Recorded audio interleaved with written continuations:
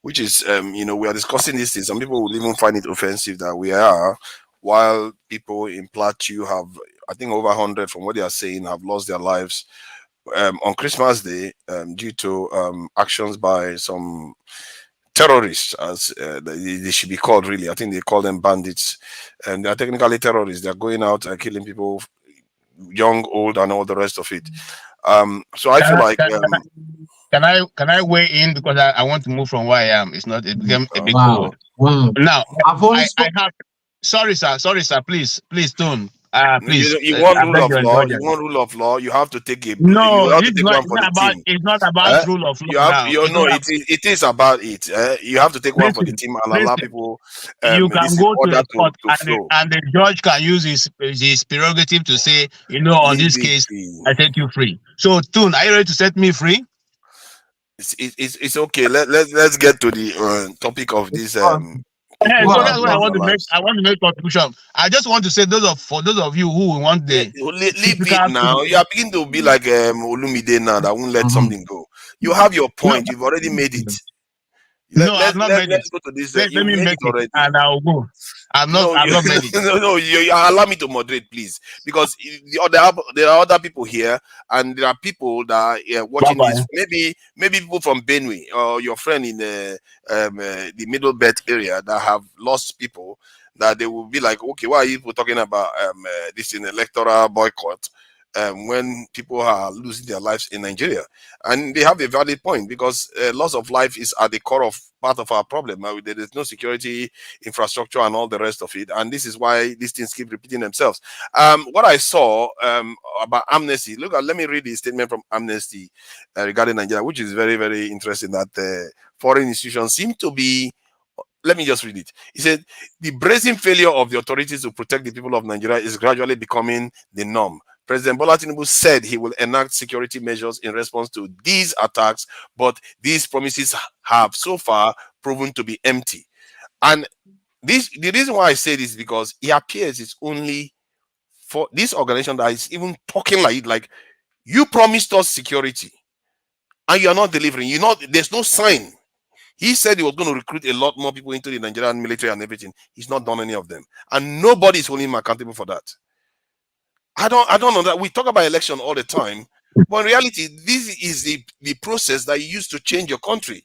If you start calling them out on all these things and pressuring them to do the right thing, it doesn't even matter who is in office if you can get your way. If Tinubu is in office, we get everything we want under P2B. What is the use of P2B then? It becomes a third rail. It's not him we are looking for. We are looking to solve the problem. So while somebody's in office, we should do everything in our power to make sure they fulfill what they promised us. That is our right to do. Why is it Amnesty that is doing it? Why is it not this is Nigerian institutions or Nigerians actually calling out for this? Somebody said about Mohbad. When Mohbad died, Nigerians came out to protest. But 100 and something dies. Nobody cares. 100 and something women and children get kidnapped. Nobody cares. I wanted to come in so that I will have helped you with the statement I'm making now. Okay? People have come out to say all kinds. People have marched and protested in the streets in Plateau State. Nothing will come out of it. I have a picture, video evidence of it fully on the same day that this happened.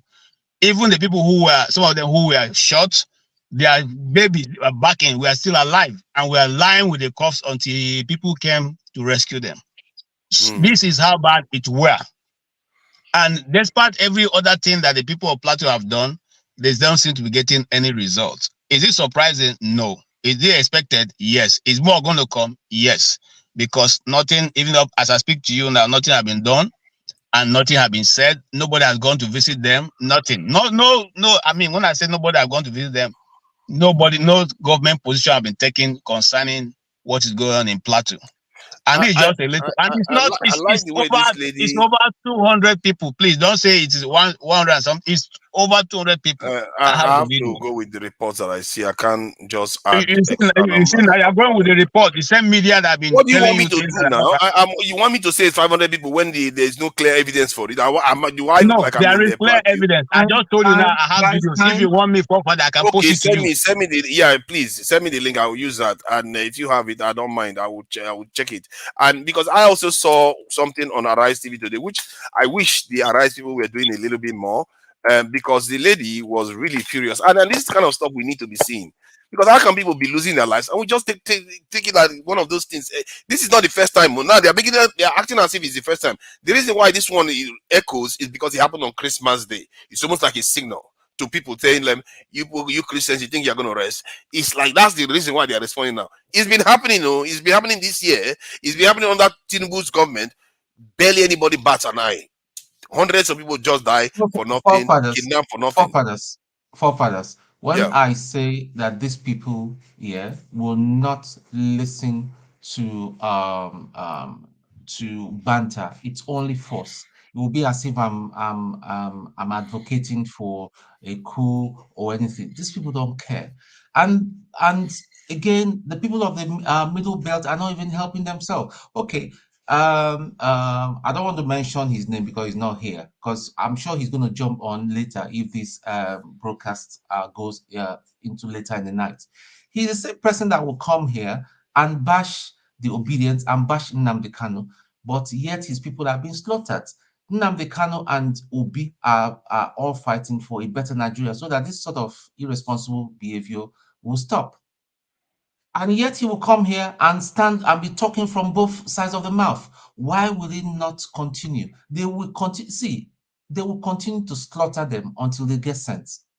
I know it sounds terrible. They will continue to slaughter them until they get sense, until people will arise and say, listen, we've got to stand up for the truth, not because of religion. When people are still coming even on this platform, they will bear Yoruba name, but whereas they are Hausa or okay, people will bear Igbo name and all that, and they're pushing about one Nigeria and all that. This is bullshit. What See, do you mean? People bearing Igbo name should not push about one Nigeria? Pushing about one Nigeria in a positive manner. I mean, telling us that Tinubu is the rightful president. That is the most wicked thing to say. Yeah, but somehow the way it came across was that you are saying an Igbo person cannot push for one Nigeria. That seemed like a kind of blanket statement. That's why I thought I should address that though. I get what you are saying, and there's an element of people getting frustrated, like you are frustrated that okay, let them suffer until when it hits them, they will. But I don't think that will like work. I said at the beginning of this broadcast, what I said simply, because we're talking about boycott, it will not work. What I said simply that so far we have tribalism. They will say, okay, I will not look at you for part. Like a lot of people are upset with you on this platform. Why? Because you refuse to disclose your state of origin. Should that be an issue? I know you're Nigerian, I know you're my brother, I know that. It should be an issue. I know where you're coming from. I know you're not any spy or anything. I know that. Should that be an issue? Yeah. So that is the problem we have. That's the core of our problem. You see, So the thing without is, if I addressing may, that, we're not moving forward. if I may, very quickly. Can I just play this so that people can respond? Let me just play. Yeah, I think yeah, it's but about very, 2 very minutes or so. quickly, if I can, forefather, He's before I just going to forget keep. He's myself. just going to put Please this don't let stuff me on the forget screen. myself. You will forget Please yourself then. If you forget yourself because of how many minutes of video, then No, I just want to come in based it's on not what probably Tone very just important. said. Don't I worry, just want to you come in will quick. get your chance. You will get your chance The to say. thing, Let me the just thing play is the there video. now. You're going to play the video. Let me play the video. Good morning, Ayo. Good morning, Uche. Yes, and we saw babies on the floor with their mothers, on their mothers' back, some on their father's hands. Horrendous. Their parents dead. All right. Well, let's begin what's trending by taking reactions to the tragic incident that occurred in Plateau State. It was Black Christmas for many, as no fewer than 100 persons were killed by terrorists in fresh attacks on several communities in Bokos and Baki local government areas of the state. The tragic incident unfolded on Saturday, extending into Christmas Eve. Casting a shadow over the festive season, the terrorists burnt down houses in no fewer than 20 different communities, sparing no one including babies, as the casualty count continues to rise, with security forces, local vigilantes, and hunters recovering more bodies. The Plateau State Governor, Khaled Mutfwang, expressed dismay, describing the attack as unprovoked. He further appealed to those perpetrating the attacks to stop, as they have nothing to gain. It is sad that within the last 2 days, we have lost innocent people as a result of incessant attacks in parts of Mangu and Bokos, local government areas. As a matter of fact, my own intelligence is putting it at not less than 50 people. Let me say enough is enough. We cannot continue this senseless, stupid, unprovoked attacks. It is totally uncalled for and it is needless. I want to appeal to the conscience of the sponsors of these attacks that the spirits of the people of Plateau State will not be broken. All right, the governor here, who you both spoke with earlier, has appealed to the conscience of those who are sponsoring the attacks. But Dr. Abati, I believe I heard you earlier say that this has been going on for years, since 2009. I was having a conversation this weekend with my colleagues, and I talked about the fact that there is war in some parts of Nigeria. And I also raised the fact that there's been killings in Plateau State. We went back and forth to describe what war means. Let me just read it out. What war means: a state of armed conflict between different countries or different groups within a country, or different groups within a country. You use the term bandits, Dr. Abati. I want to use the term terrorists because this is what has been approved. These people are not bandits, they are terrorists. Let me take some tweets. This is from Pastor Okezie. When will there be lasting peace in Plateau State, Nigeria? Image 1. During President Olusegun Obasanjo's tenure, more than 200 innocent souls were massacred in a single night. Image 2. During late President Yar'Adua's tenure, more than 150 innocent souls were killed. Image 3. During President Goodluck Ebele Jonathan's tenure, same senseless and barbaric killings in the same state. Image 4. Former President Muhammadu Buhari's tenure wasn't spared in the wanton and senseless massacre. It went further to write, Dear President Bola Ahmed Tinubu, the recent wanton killing of innocent souls shouldn't be swept under the carpet like in other presidents' tenure. The Nigerian Army, DSS, police, Nigerian Air Force, your men should be up and doing to forestall a reoccurrence. This is from a concerned and patriotic Nigerian. Then let me take another tweet here. This person wrote, the federal government cannot help Plateau State Governor Khaled Mutfwang must know this and learn from Kaduna and Katsina states.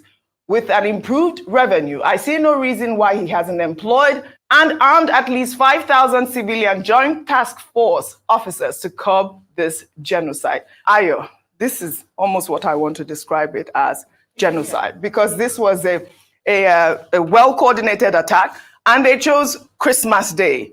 What is Christmas? What does Christmas mean?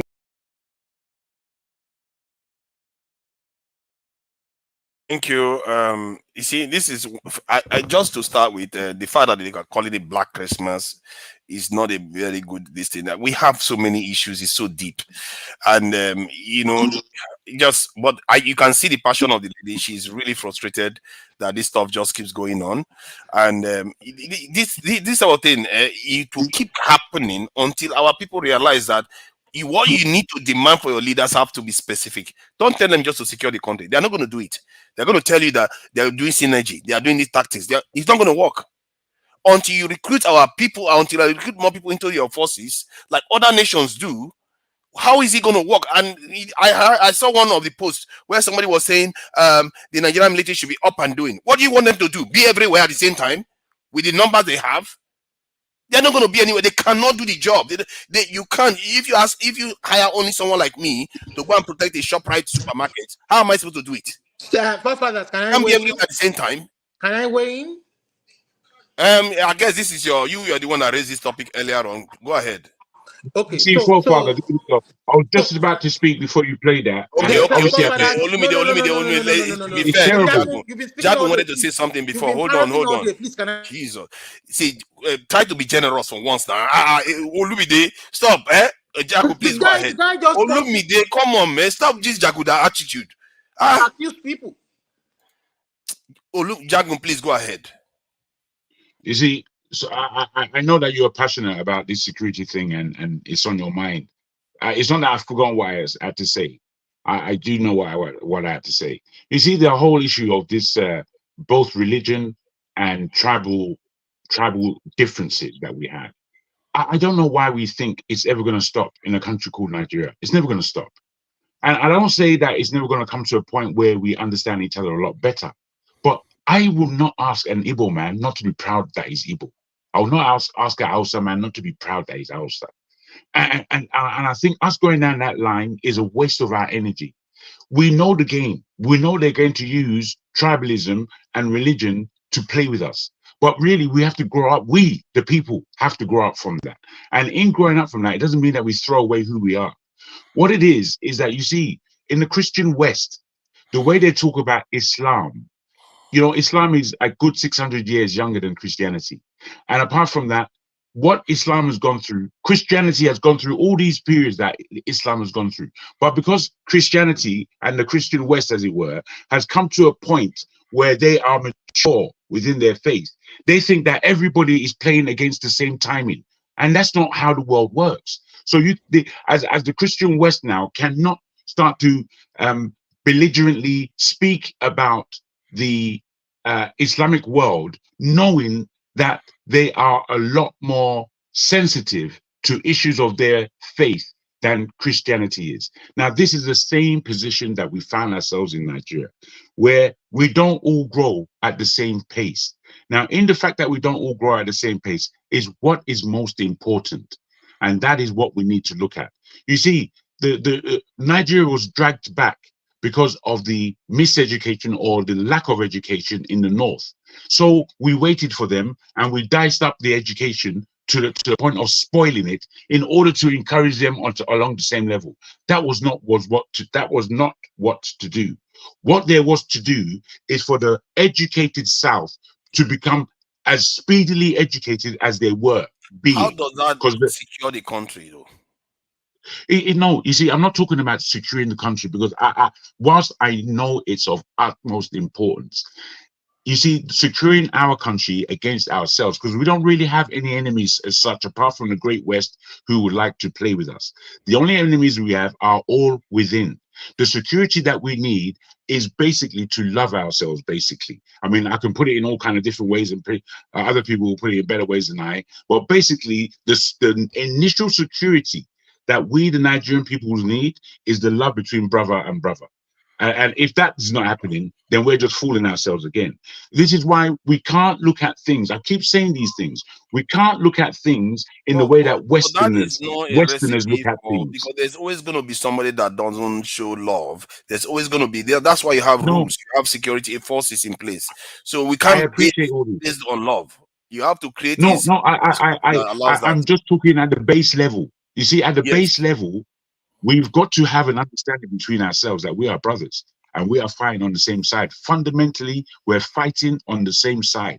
So we can't really afford to do damage to ourselves.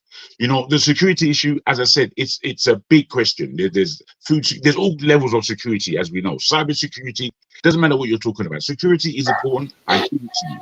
But I'm saying to you, what it is that we are warring against, we are continually failing by basically having such a Western mind.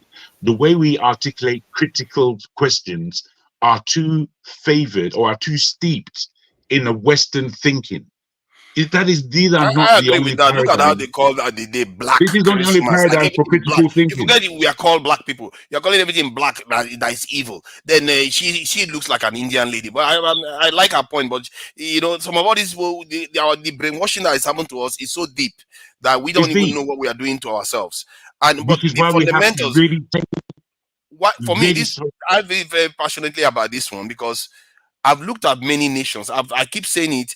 When you do your deductive reasoning of many nations at the core of it, we've not fixed one. It's really, really simple to fix when you think about it. no, it's Just true. recruit people. This Just is recruit why. them. This is why when It's we not are that hard. asking, when we are therefore answering questions that we have for the past 4 hours or so, we really have to think critically, because what it is that there's a history of this. We have a history there of it. We cannot forget yesterday. Sometimes we're speaking today, and it's like yesterday didn't take place. Yesterday took place. We know all this litany of Oh my God. aggressive things have happened upon our person. So with that, what do we do? These are critical The questions. killings in that state, I'm just looking at one What other I'm gonna killing say. in the state of 124, 25 in May, and last year in sometime in well, let me see what date was that in last year, April last year, 150 people have been killed repeatedly at that state, and nothing seems. And in a way, I'm not surprised it's still happening because the structure of our security forces have not changed. So, forefathers, Yeah, oh yeah, go ahead, can I wait now? go ahead. So, Thank you for for your giving me patience, the by floor. the way. So I want to say that you did say that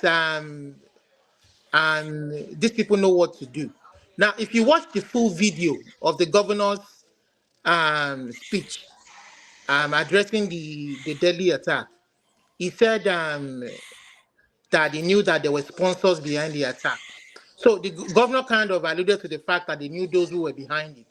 So even if they don't have the security numbers to protect the people, why doesn't he provide intelligence so that they go after the supposedly sponsors or people who are behind it and begin to investigate? So, but be that as it may, this is nothing but systematic ethnic cleansing, genocide. Because the people who are being targeted are the indigenous people of Plateau State. We have seen this time and time again, like you said.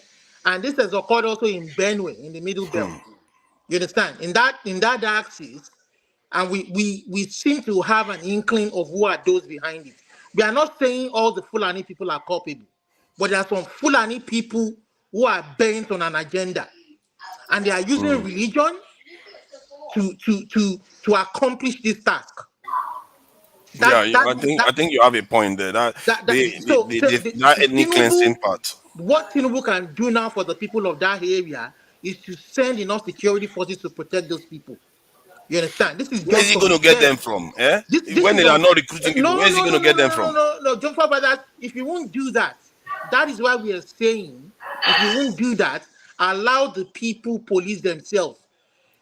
Let us have state police. If you can't do that, allow the state government to use their own resources or whatever tax they They have. have them. They have them. I think from the report they said they were there. They came later, but I'm sure they don't have enough number to protect those areas because they don't deem those areas critical because they are poor people. Allow the state governors to create their own state police. He worked with Amotekun. They did it in the southwest. We pushed back. In Nnamdi Kanu, that is why he's a hero today. He did it with ESN. He pushed back. These people have an agenda, and this can't keep going on.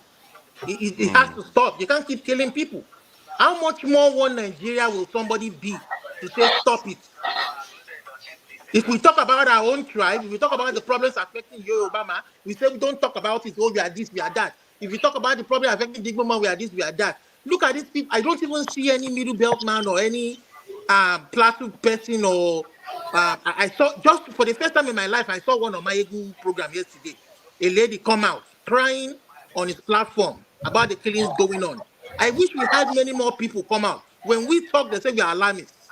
We are creating trouble. We are doing this, we are doing that. When is this going to stop? These are human beings, for God's sake. Some people have been orphans now, and you are telling them to be true Nigerians. Tinubu administration is not moving quickly enough. That's the problem. Tim, please go ahead. In terms of security, they are not moving quickly enough. Okay, so forefathers, yeah, you have a point when you say recruit more people into the armed forces and all that. Yes, in fact, it should be a no-brainer in the sense that it should be a continuous recruitment process. You know, because as people retire, as you lose soldiers in the war front, there should be a continuous replacement of to meet up. That shouldn't be a one day to ramp it up, not just meet up, to ramp it up significantly. Our military should be at least 5 times the size that it is right now. It's not going to work if we don't get it to the level that even Egypt, that is half of our population, is. Egypt has 1.3 million. We have 200,000. That is ridiculous. Yeah. So as with everything, but before we even get to the mass recruitment process, there are things the government can do to literally check these activities, and they're not doing them. Number one, I just wrote them down. See, I don't want to dwell in the realm of hearsay and in the realm of conspiracy, but like I've been saying here, if anybody has been hearing me, the Nigerian state and the Nigerian government is the biggest enabler of conspiracy, the biggest enabler. Now, it's not as if there is no intelligence reports, forefathers. I can bet you that people are reporting and saying, "Combo, we hear that some people are going to carry out an action." But what is happening is that our intelligence personnel are not acting on those informations. They're not acting on it. What are they going to do? Yeah, see, let me play it out now. Let's play it out. Let's say they tell you that somebody is trying to kill people in the village of Plateau, and they tell you, "Oh, yeah, I have 100 men. Let's go." Oh, it's about 3 to 4 hours to get there. How do you get there? No, but Papa, that's not true, because It will be over. By the time you get there, it's over. No, hold on. In Plateau State, don't forget that this is Plateau State. Oh, if you know what Plateau State means to Nigeria's military, you can't tell me there are no barracks and military formations inside. They have them, but they are protecting something at the moment. They said 80% of Nigerian security forces are protecting national assets. Do you think these assets are just remaining intact for no reason? 80% is doing that. What national asset is more important than your national human beings? Oil refinery that is going to feed those national 200 million people, Lagos economy that is going to feed those 200 million people, Kaduna. You have to protect these assets. Asorok has to be protected. All those places. By the time you finish all those, there's barely anything left for people. So that's the problem. Actually, the truth about this is that our leaders are neglecting to do their job. We're not important to them. We're not. If we're important, that is true. If we're important to them, they should have recruited a lot more people into the military. You are creating jobs. You are growing the economy. I don't know what is wrong with these people. Let me say this thing before I lose my train, and then I hand over to you. So, listen. Number one is this: they know the people who are carrying out this activity. Forefathers, nothing is. Listen, as we may criticize our government, but our government is not so bad to the extent that they don't have information of who is perpetrating these things, who is funding these things, where the money to fund it is coming, where the weapons are coming. They know these things. But we have saboteurs within the framework of government aiding and abating bad behavior. If our leader and our president or security forces are serious, they can nip this in the bud. Unfortunately, they are not going to do that. And then I end here. Yesterday, I was listening to what's his name? Ajuri Ngelele talk. And he was saying how Nigerians should be more patriotic, should not badmouth Nigeria. And he was so passionate and saying it. And I looked at this guy and said, is this guy smoking something? Nigerians are very patriotic.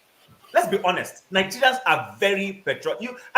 You just need to wait and see when something beautiful is happening and see the way Nigerians joyfully celebrate it. I think our leaders in political sphere are the problem. They are the ones failing Nigerians day by day.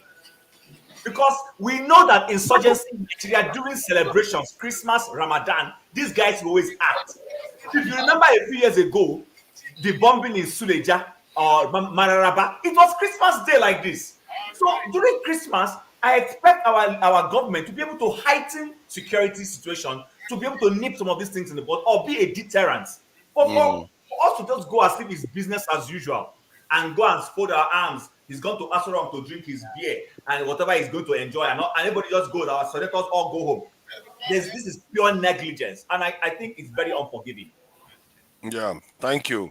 Okay, No, can I just weigh in? I Can want I to just weigh speak. in? le- I Can I want to just weigh speak in? for a So I want to minute. continue from where Chim stopped, okay, please. Can I just weigh in? is Now, it wants to say like something? what? Say KJ, Please, please, please, you've please, already said please, something about I this. wanted to Flagship, I'm not say, saying anything at please, all. Flagship please, hasn't said please. something for a KJ, while. hold on now. Yeah, Flagship and Eze should say something. Then KJ, you have the first page to say something about this. Flagship, please go ahead. thank you. Thank you very much. You know, it is amazing and alarming at the same time to see that these things happen and we seem to have the counts only of the deaths, the innocent citizens who are killed. And there is no count of any death or capture of any of these perpetrators. It is apparent that I thought the Nigerian security force was about 300,000, but based on what forefathers just said, it's about 200,000. And they all seem to be, quote unquote, sent to protect national interests or facilities when the people are there that need the protection. The government will not do it. The federal or state governments will not do it. They're not going to recruit anybody, even if they will. The remunerations for them, it's not convincing enough for anybody to go sign up and want to join and be a part of this. The best solution at this point that I think is self-defense. The people need to be taught self-defense. Every household. I believe there are citizens from Benue and Plateau where this thing seems to be occurring the most who are inclined. There are many ways to do it. I'm not going to say what I have here, but if the people arm themselves, when I say arm themselves, I'm not talking of Are weapons you serious or in guns. Nigeria?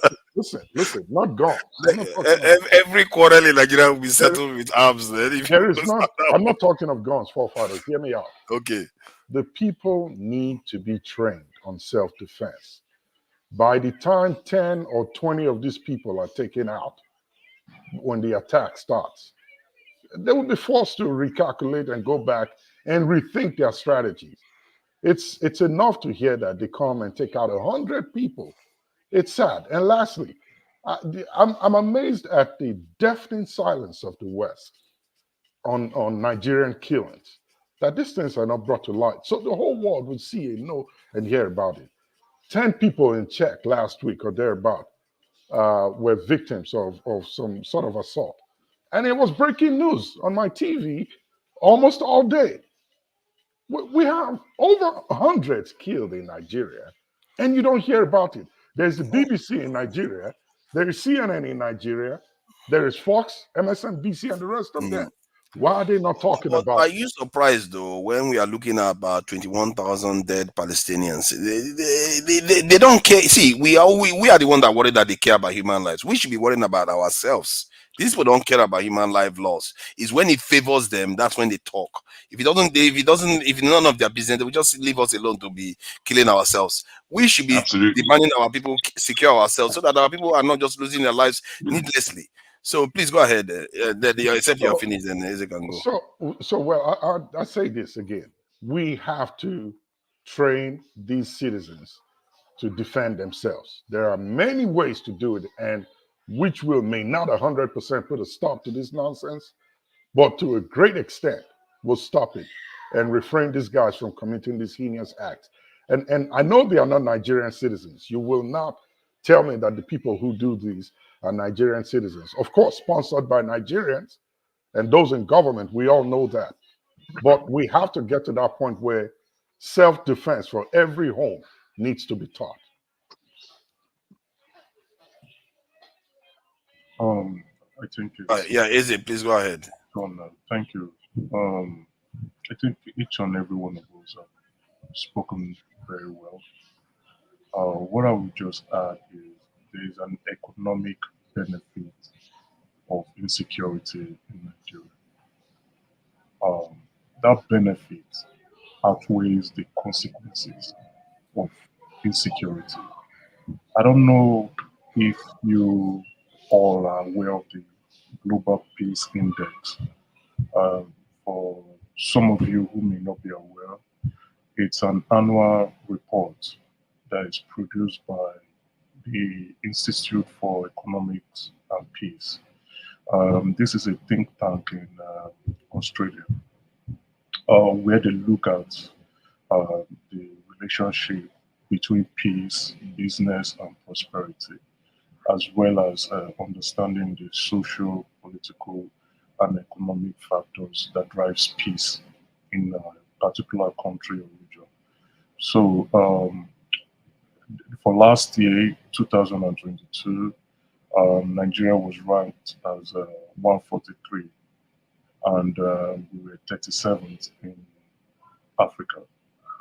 This year, we remained 37th in Africa and moved down to 144. What's really staggering here in this report is that the economic cost for violence, that's the direct and indirect cost for violence for Nigeria, was estimated at $120 billion. What it shows is when you're looking at the direct cost, the loss of lives, properties, as well as the loss of opportunities or businesses. And then the indirect cost is you fixing everything all back together again. It's a profitable business. And like I think forefathers have said, our military considers national asset more important than the lives of Nigerians. I've listened attentively, and I think the best route is for the local people to provide local remedy or solution for their local problems.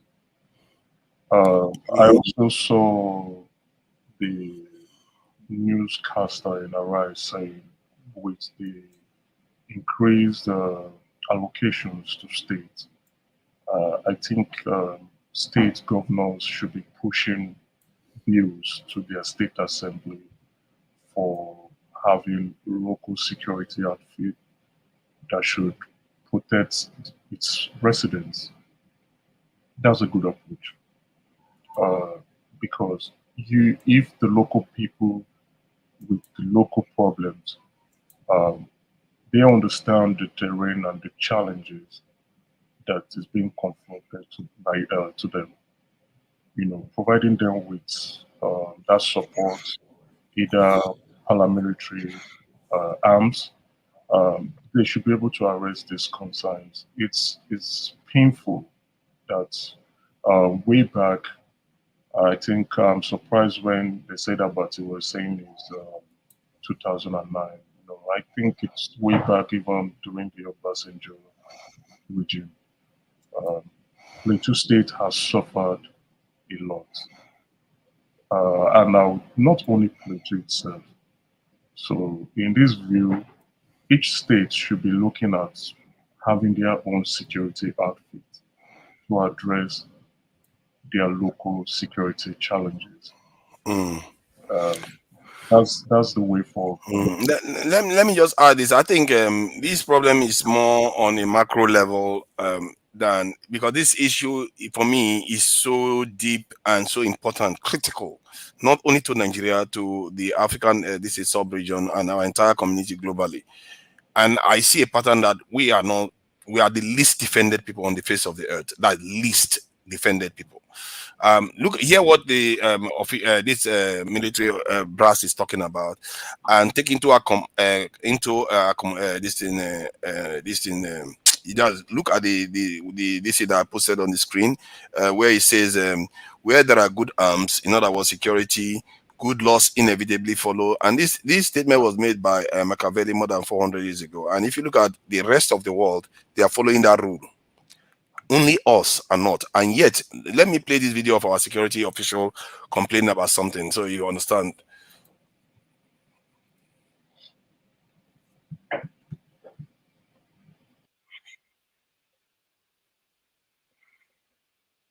Forefathers, the audio is not coming out. Sorry about that. Don't mind me. Sorry, I went and muted it when I was pulling it out. Let me just go back a bit. Sorry about that. Let me make it louder too. All right. Arrest, the person is released. We have the issue in the South. A lot of the ships we are, once you get your family members or you are at risk. So it gets to a stage where the security forces are not even willing to do it, because once you get an arrest, the person is released. We have the issue in the South. A lot of the ships we are, the other ship that was arrested 10 years ago. It was arrested, it was handed over, the ship went and changed its name, changed its color, and came back again. 10 years later, we arrested the same ship. And by the time you hand over the ship, before you know it, it's released. Inspector General of Police Kayode Ebetokun expresses concern over the paucity of funds, which he says has led to the poor manpower, training of personnel, and welfare for personnel. A police force that has been battered, a police force that has suffered serious neglect over the past few years.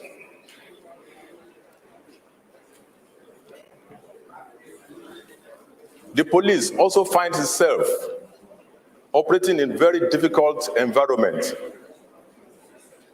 partly as a result, as a direct consequences of this neglect. The manpower in the police today is grossly inadequate. Even the criminals know that. The United Nations ratio of 1 to 400 is not attainable in Nigeria as of today, because the ratio in Nigeria is 1 to 1,000, which suggests that we have to double the manpower in the police and over. We have also realized that the magic wand to addressing security challenges, good governance. Anywhere you have good governance, security goes down, insecurity goes down. Why I allowed him to come back and say this again. He forgets, he doesn't know that he is at the tip of the spear. He's talking about good governance. He is at the tip of the spear. He should be arguing that the security, this is the chief of defense staff saying this. Is in other words, saying the politicians should be at the forefront. Look at the statement that I've just put on the screen, that maybe all the other countries are following. He forgets that himself is at the tip of the spear, that should be arguing that we need to secure this country so that our people can come and invest. Our people cannot be killed like in Plateau today. All this knowledge should not be happening. Instead of complaining that civilians should do it for you. That is what he should be addressing. And I don't know, this is why I talk about this stuff, because sometimes the way we understand things is so flawed. I don't know how that happens. I really am happy with the way the police officer, the head of police spoke, because he literally said we don't have the manpower and the criminals know that. And he read out the statistics that the UN requires, and we are not even close. Most nations are not even like that by the UN. They are even better than you. UN is minimum is 400 to 1. We are doing 1 down to 1. Most nations are not like that. Go ahead. Forefathers, see, I want to, with regards to what the Inspector General of Police said, perhaps one of the solutions is to devolve power to the states to set their own state police force. They can use their own internally generated revenue to pay their staff. This is that the type, there's no better time than for state police to start operating now. They should have more. See, whether state police or not, they should recruit more into securing the entire country. Well, the federal government, if the federal government is saying they don't have enough revenue to do that, They do. They just want to spend it on the security forces. I think allowing the states will help complement their effort too. That's one, and provide proper security, adequate security for the people. Then two, see, that is why everything circles back to the basics of our democracy. The security we are talking about circles back to what you guys have been saying all morning. How do we allow the people's vote to count? It belies every logical reasoning that all this insecurity will go on in the middle belt and some parts of the north, and APC will go on to claim victory in the elections. Where does that happen? The next election will come and they will say that APC won Jos, APC won Benue with all the killings going on. It circles back to allowing the people at least the basics of if you won't change the laws, if you won't change the constitution, allow the people choose their leader free and fair. See, So what that does it matter? If you choose among two people that are not going to do anything about security, what's the difference? Listen, Two people you choose. that's an hypothetical question. Until that happens, I won't. There's no answer for Because that. the reason why I asked that question because you can't just be waiting for that. You need to be demanding it now. You can't just be waiting for that. Let me land by saying that if Tinubu has no answer to the security situation and this thing pervades, it goes on until 2027. Please allow somebody who has a solution to come in, allow a free and fair election. For what you don't have solutions to, somebody has a better ideology. You understand? Let them come in and fix things if you can't fix it. This killing is way one too many. It's been going on since Buhari's. In fact, Buhari's tenure 8 years, there was no month that killings didn't go on in all of these communities. Before he came to the southwest, he came to southeast. We pushed back with Amotekun, we pushed back with ESN. These people are helpless. They don't even have any, we don't even see any of them online crying out. They are helpless. Sorry, can I weigh in, please? Yeah, Man, this issue drives me crazy that these people just keep allowing people to die for no reason. Yeah, please go ahead. Chim, just 1 minute, before I beg my brother. Go ahead. No you problem. see, this goes back to what we are talking about, that the standard of the military has been going down over the years, been going down. This guy that is talking, does it not look like a politician that is wearing an army uniform to you? Exactly. He's talking his body language. It's just a shame for me to know that this is the Nigerian army that I used to know. I mean, you see an officer, he is professional, the way he carries the authority behind every statement he makes. He lacks it. He's just another agent of the ruling party and all that, just talking and defending. That's what I'm going to say. Until these people are cleared, and it's not going to be nice. I'm sorry. Go on, Tim. Thank you. Okay, so Fofaras, thank you for that video. I mean, I probably need to go and look for it and watch it properly. Now, again, but in fairness to the CDS, I think that's the CDS, the Chief of Defense Staff, is that? Yes. Or that Chief of Army Staff? Chief of Defense Staff. Okay, so he's not exactly wrong. Yes, I agree with you on other things you've mentioned. I agree. But guess what? Olumide mentioned it a little bit, but he fell short of quietly saying what I want to say. When leadership is not properly constituted, all manner of things begin to happen. When he said we need leadership, it's a leadership that was going to be able to sit down and say, okay, you know what Fofaras is saying, that we need to recruit. What Fofaras is saying, that we need to upgrade our weapons. We need to upgrade our weapons. But when poor leadership is there, and poor leadership is busy focusing on carrying a crowd to Dubai, when poor leadership is there and focusing on, giving people bribes, buying vehicle for officers and not being sensitive to the plight of the people, poor leadership cannot buy equipment. Poor leadership cannot enhance the military to do their job. So yes, and that leadership is both the political and even the military, including him.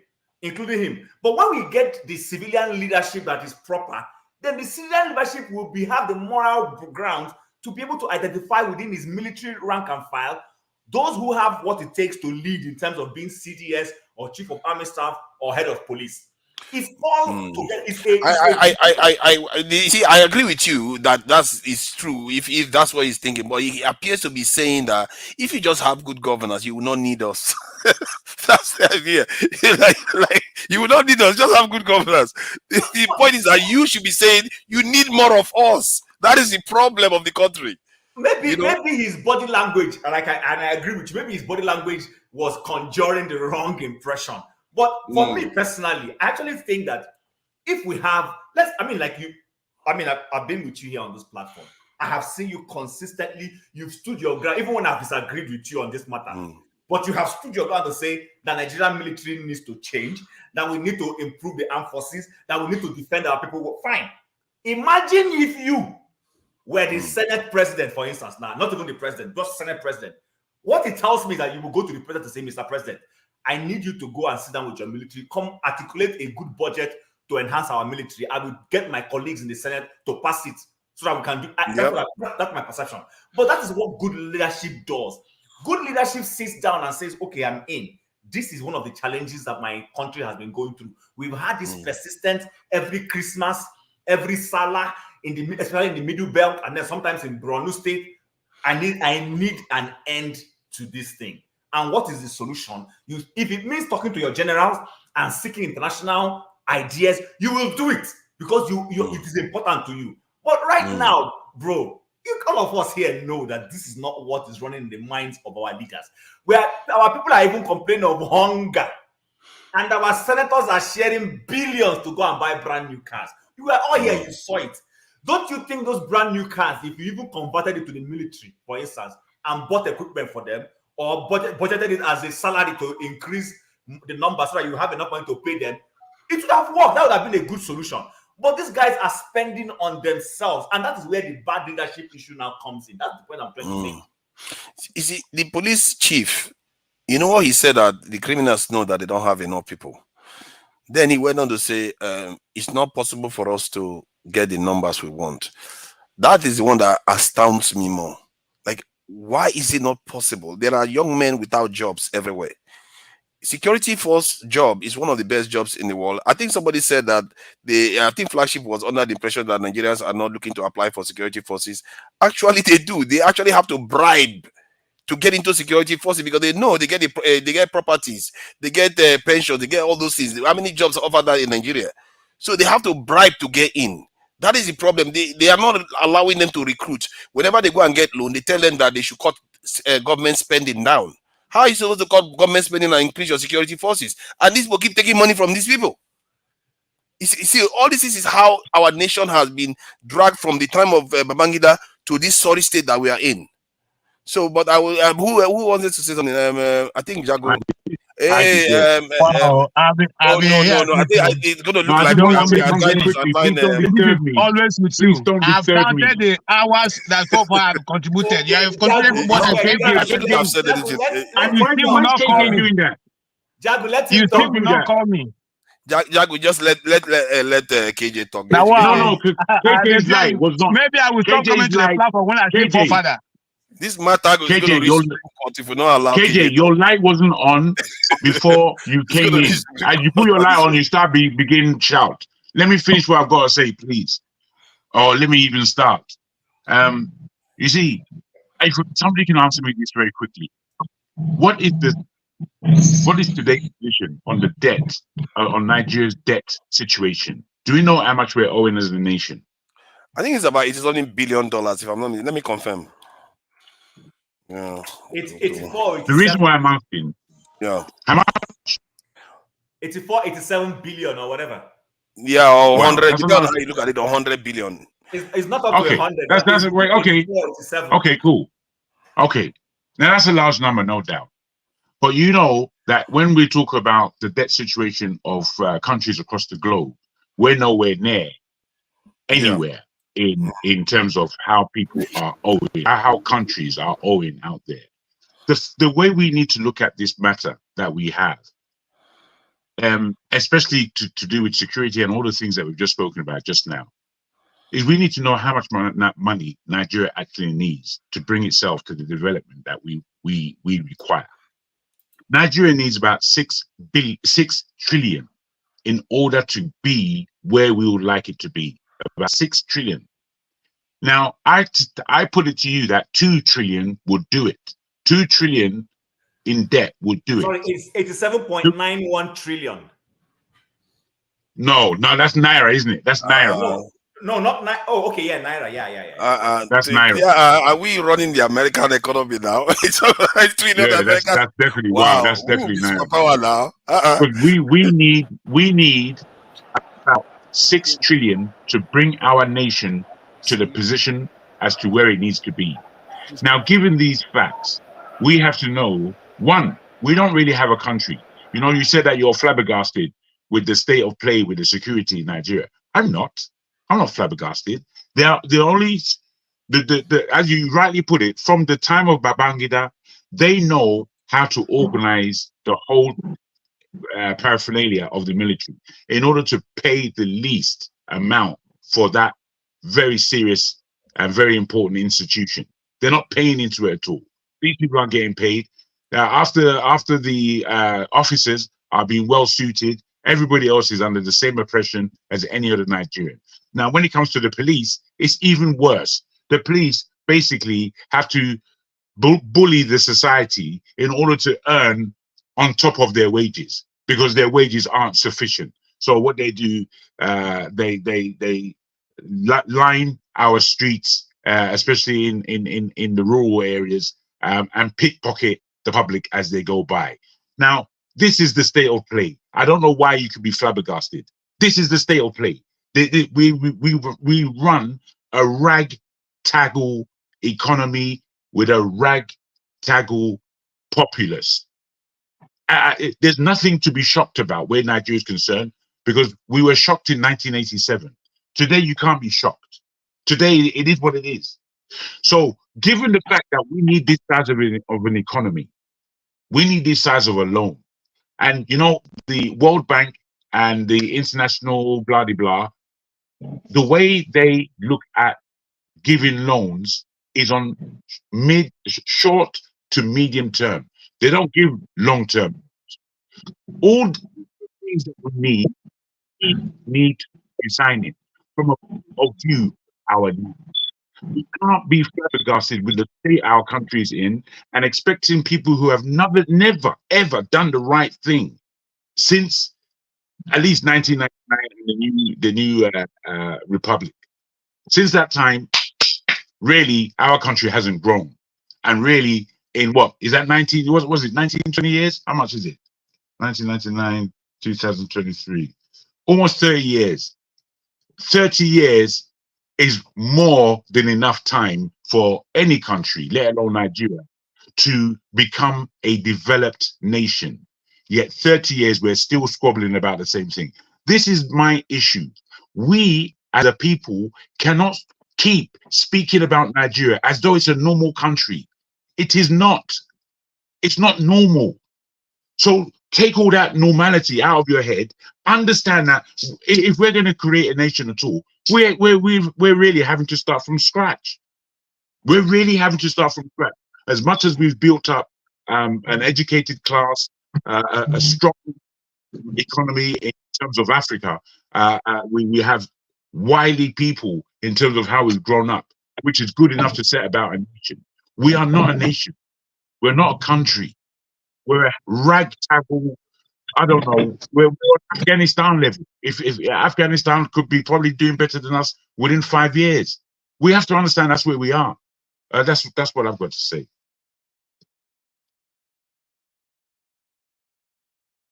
Can't hear nobody. Okay, forefather, can I speak now? Here. We want to start timing them now, since there are a lot of people here. You want to start timing them now? I stopped now. I know he's going to say that. In time. No, he didn't. You want to start timing because it's me who wants to talk now. No. Your arch enemy. Yeah, that's terrible.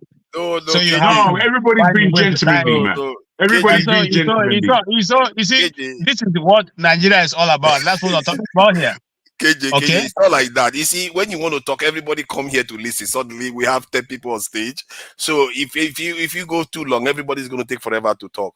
But I will allow you go on. And it's because I want to talk and everybody's on the stage now. Wow, I was very important. Yes, now. That's what I'm saying. Yeah? Because you want to talk, everybody's here. Let me make my point. Forefather, I'm not into that debate. Please allow me to make my point before you cut me off. Now, I want to go back to the beginning. By the way, I want to say this before I go ahead to say what I want to say. The Plateau State people in Nigeria are one of the best people in Nigeria, the Plateau State people. And I say this, without any holding back. The Plateau State people are some of the best people in Nigeria. Now, having said that, right from the beginning of Plateau State, especially Jos, there has been this struggle to retake Jos and make it, a caliphate, okay? Which the Jos people have vehemently refused. It didn't start now.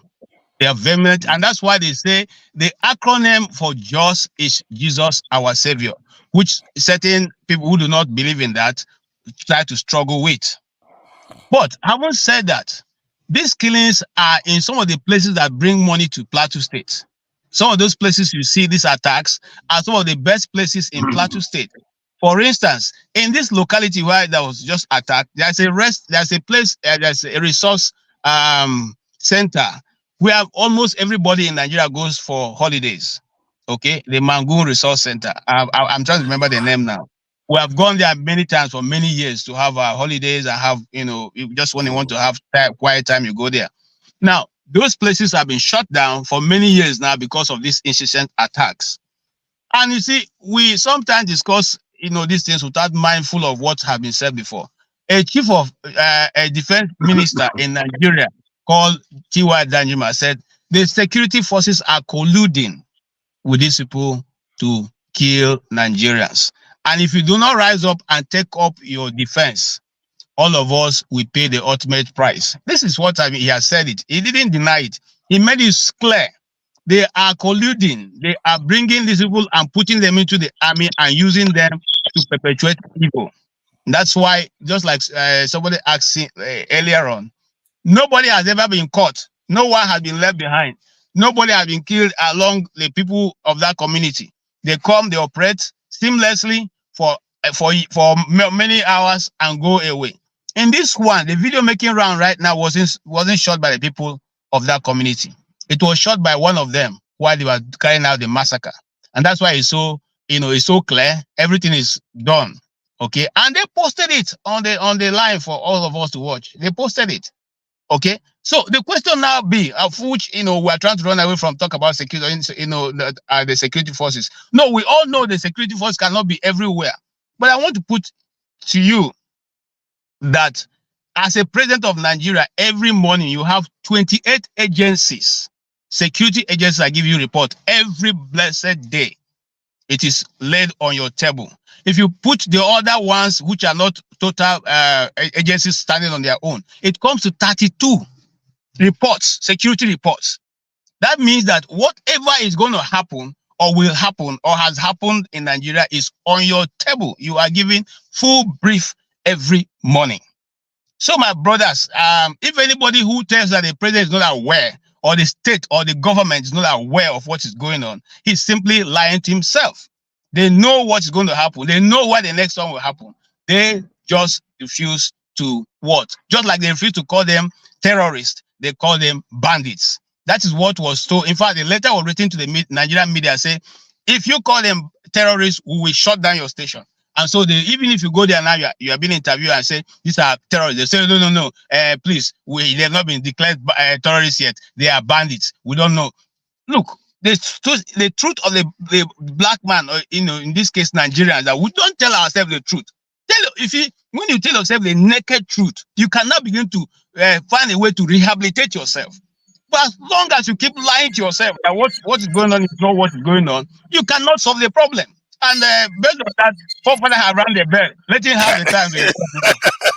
It's 4 minutes, so yeah. It was very generous. It's 4 minutes. I think we should start from Wole, because the other three up have spoken before already. So Wole go, then Eze, Amadioha, and Olumide again. So Wole, 3 minutes, please. Right, thank you. Sometimes I just wonder, where should I come in? I think the problem is just too enormous that sometimes it bothers my brain. Now, I'm beginning to think, where did our problem start? And if we don't know where we're coming from, how are we going to know where we're going?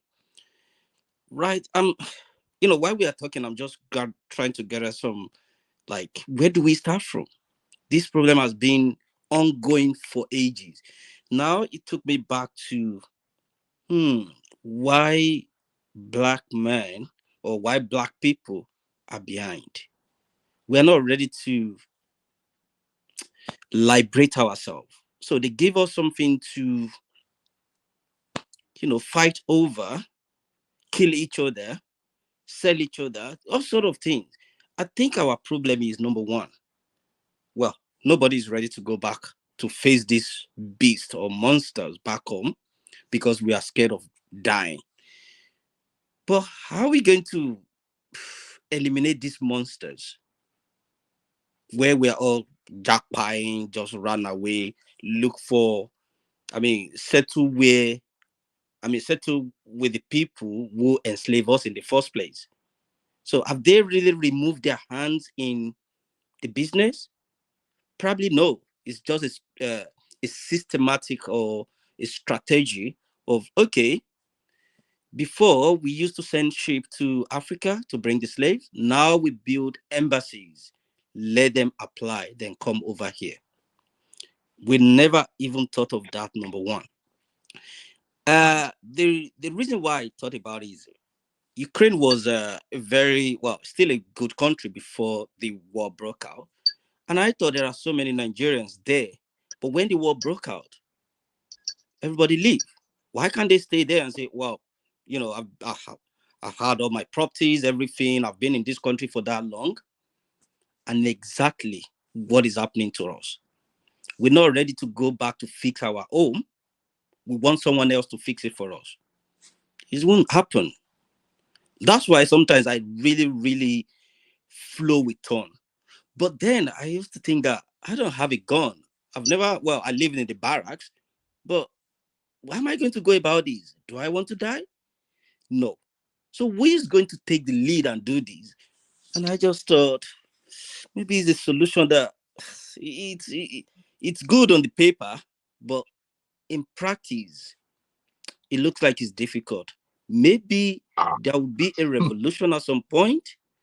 But the problem I have, when I look at the religious aspect of Nigeria, it makes me think Moses that God sent to rescue the Israelites from Egypt. Can you imagine what Moses went through in the heart of... Okay. All this clock and on their bad belly, they don't want to let people finish their comment, but it's okay. We will be back. I think what you were saying was very important. Yeah, it was important, but the time is just one of those. Can't we allow him to speak it out? Can't we allow him to speak it? That is such a Tinubu-ish statement. What do you mean, Tinubu? Why you are such a Tinubu? Tinubu is the one that is letting people die. Yeah, I'm not going to let our people die like that. No, Tinubu blamed God for the people that died. Now you are blaming the clock. It's God now. God is responsible for the death too. You want to absorb God for the mess. This is Eze. Please go ahead. I can't hear you. You are frozen or something? Eze is frozen. I still believe you should have allowed Wale to continue. I know. I feel it too. And I like what he said about the embassy thing. I've never heard anybody. Absolutely, me too. Because you see, that issue. I can tell it to you from my point of view. Being here in the UK, being Jago, here in the 60s and 70s. Jago, I'm sorry. Real quick like this. See, no matter how precious our knowledge is, let's no. You see, you know that we are here. It's 8 o'clock. We are here. There's no rush. We can have a conversation. No, Jago, you cannot come out. You just have to wait for your time, Jago. Wait, hold on for your time. That's what you said. Just hold on for your time, Jago. Oh my God, yeah. That's that troublemaker. Yes, I'm here today. I'm here, Billy Bam. Hold on for your time. My brother, you are not serious. So make you show your face. I am. Hold on for your time. Is it? Please go ahead. Sorry, guys. I was actually watching a football match. Sorry about that. We've spoken. Eze, I can see that you're a Man U supporter. You don't look too happy. We are losing. Sorry. He said he doesn't look too happy. Rubbish that gave me. That's oh dear. Anyway, you see, I'm fine, thank you. If a country is not serious about its insecurities or providing security for its people, then the country is not serious about providing good leadership. We can't keep happy. Initially, it used to be pockets of insecurities, but now it's now widespread. What's going to happen is each year we'll see these insecurity issues coming closer and affecting economic activities in the country. And I think Tinubu is not taking the security condition of the country seriously. And I would hope that, especially with the military institutions, they can put effort in ensuring that the lives and properties of Nigerians have been protected. It's painful to wake up on a Christmas morning to hear stories of those who go to bed and not wake up anymore as a result of no fault of theirs, but by individuals who probably just have hate in their heart. These are the things to protest for, if you ask me. And I think we Nigerians are not angry enough. We are not empathic enough, and we are not serious enough. That if certain part of the country is crying and others are enjoying themselves, then we are not serious people. That if it's not affecting us directly, it doesn't mean it won't impact us at some point. If we allow the government to continue to express ineptitude, I don't care attitude, immoral attitude, definitely the criminals will be emboldened and they will continue to increase in their numbers. Like I previously said, it is very beneficial to be a criminal in Nigeria. Very. Especially when nothing is being done to address the insecurity. So I think Nigerians will continue to suffer if they stay silent. And, I'm sorry, guys. You know, this your slow method of delivery, as succinct as it is, it won't let you get out enough thought, especially when we are 10 here. They just scold us again. So I'm really sorry. Man United, they are not having a good season that day. Amadioha, thank you for coming in. Is after Eze we get Amadioha. So what do you think about what you've had today with all the unnecessary loss of life? Sorry, before he goes on, forefathers, please. Somebody is typing away on the private chat, but he's not in here. Is that acceptable? Let me see. Triumph, come on, man. Triumph, you need to head out, or you want to come in. If you want to come on stage, you come on stage. Turn your camera on. Let me give him a chance to turn his camera on. Triumph, do you want to turn your camera on and come on stage, or you go out? You need to let yourself out then. Triumph, you put your camera on or you go out. One. Okay, he's gone. He's gone. He's good. He went by himself. It's all good. Okay, Amadio, go ahead, please. Tonight, just anytime you see me, you always smile. Thank you. I put yes, now you bring smile to my face now. Everybody. Only me there. They work today. Yeah, okay. If I say if you there at pharmacy shop, as they give people drugs, then they come back. We enjoy it. As Mr. Ramedi said, some people's fans are some people's names. So everybody have their own fans. All right. Even as people are crucifying forefather, he still has his own fans. Everybody had their fans. So he said that last week, and that's how it is. Coming back to what is going on, I started watching earlier on. You know, happy Christmas, happy Boxing Day. I hope Charles Okocha and what this guy Portable, they finished their boxing match. Would be very interested. I never know who won yet, you know. But as you said, coming back to Nigeria though, you are saying boycott the election. Let me start from here. We don't need to boycott the election though. As I said the other day, the big boys are already prepared for 2027. When we are here talking, they already put everything. The game is already on place. The first day they win the election, are going to OVA. That's the day they start planning for the next election. What happened in Port Harcourt is that is also they have planted all their foot soldiers there already. All right. If they can be able to get all the local government chairman, all the local government representative in every house, then what are you talking about? Who are you going? Which government are you going to win? So they're already planning on 2027. So we should not be here talking about boycotting the election. We should always like trying to like see how we're going to put ourselves together now and start find a way to counter them. Or else 8 months to go, 4 months to go, we start running around. We're not going to do anything because they already have their foot soldiers. All I hope is Odimma from my state. He planted his own the 4 years before. So that's why we're able to win all the local governments, all the whole, everything. He won everything. He left no turn or stone. He won everything. So that's number one. Number two is the killing of, by now, we're still lacking something.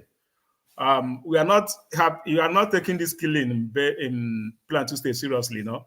We all of us are just, this is discussion. This has been going on for a very long time. Sorry, before I go to the killing, Governor Oti, did he have a lot of preparation 4 years back? Oti of Abia. Oti win because of on the influence of P2B. So you know that was it can be done. It can't even go behind third. Good. It means that there is evidence that you can come quite quickly and overtake the bonds of the establishment. Without P2B influence, Obi cannot even come behind third. It's far away. All right, we all know that. Yeah, P2B showed up for 8 months before election. So the point I'm making is that who P2B you should not. Sorry, sir. Oti had always won. He was rigged out. That's why the whole of Abia people voted for him. You can ask him. Oti had always won election in Abia State. No, was voted out. It was rigged out. So don't this say kind of win he won this time. The question is this. I'm not telling you it's not. Let's start preparing earlier. That's my submission. Let's start preparing earlier. That's what I'm trying to say. Sorry, can I quickly say something? Then you continue. I'm from Abia State. Oti has contested about 3 or 4 times. And he won in all of those times, but they rigged it clearly. In fact, the last one was so painful that they got to the Supreme Court, and the Supreme Court, of course, did the jugnu, and they gave it to the guy who was there. So actually, Oti, when it comes to contesting for election, has always been prepared. The only thing is, like I keep saying, the ground was right for him this time. I think that's a valid argument because I was thinking that he just came from nowhere and won. No, it didn't come from nowhere. So, what am I saying that we have to prepare earlier than coming? So, on the killing though, I know I was in Jos one time. All right, I arrived Jos. This killing started. It was heavy. All right, he was heavy that even the military are trying to use a full scarcity to stop the killing. It was like 2 weeks, 3 weeks, continual burning of houses. People are dying. You see corpses. All right. So this thing has been going on, and the other people don't take it seriously. It's all about what's going on in Benue State. They will tell you it's a headers farmers clash, and people will buy to that and support that and make it a headline. I ask myself, why is it headers farmers clash? You only see the farmers die, the header doesn't die. All right. You only see the dead body of the villagers. You don't see the dead body of the people that comes there. I will still let it go headers and farmers class. In Jos, the same thing. They still say it's headers and farmers class. When people are dying, villages are burning down, people are dying, we say it's headers and farmers class. And we are not like making like ash. So I say ash is killing Jos. Everybody turn their Facebook to red. Ash is killing. Everybody, if we start doing that, start talking. We'll start passing message. If I go to my Facebook now and put Ash killing in Jos, everybody here, that everywhere, will make it. See, people will start looking to that. But we'll just keep on talking. After today, it will go.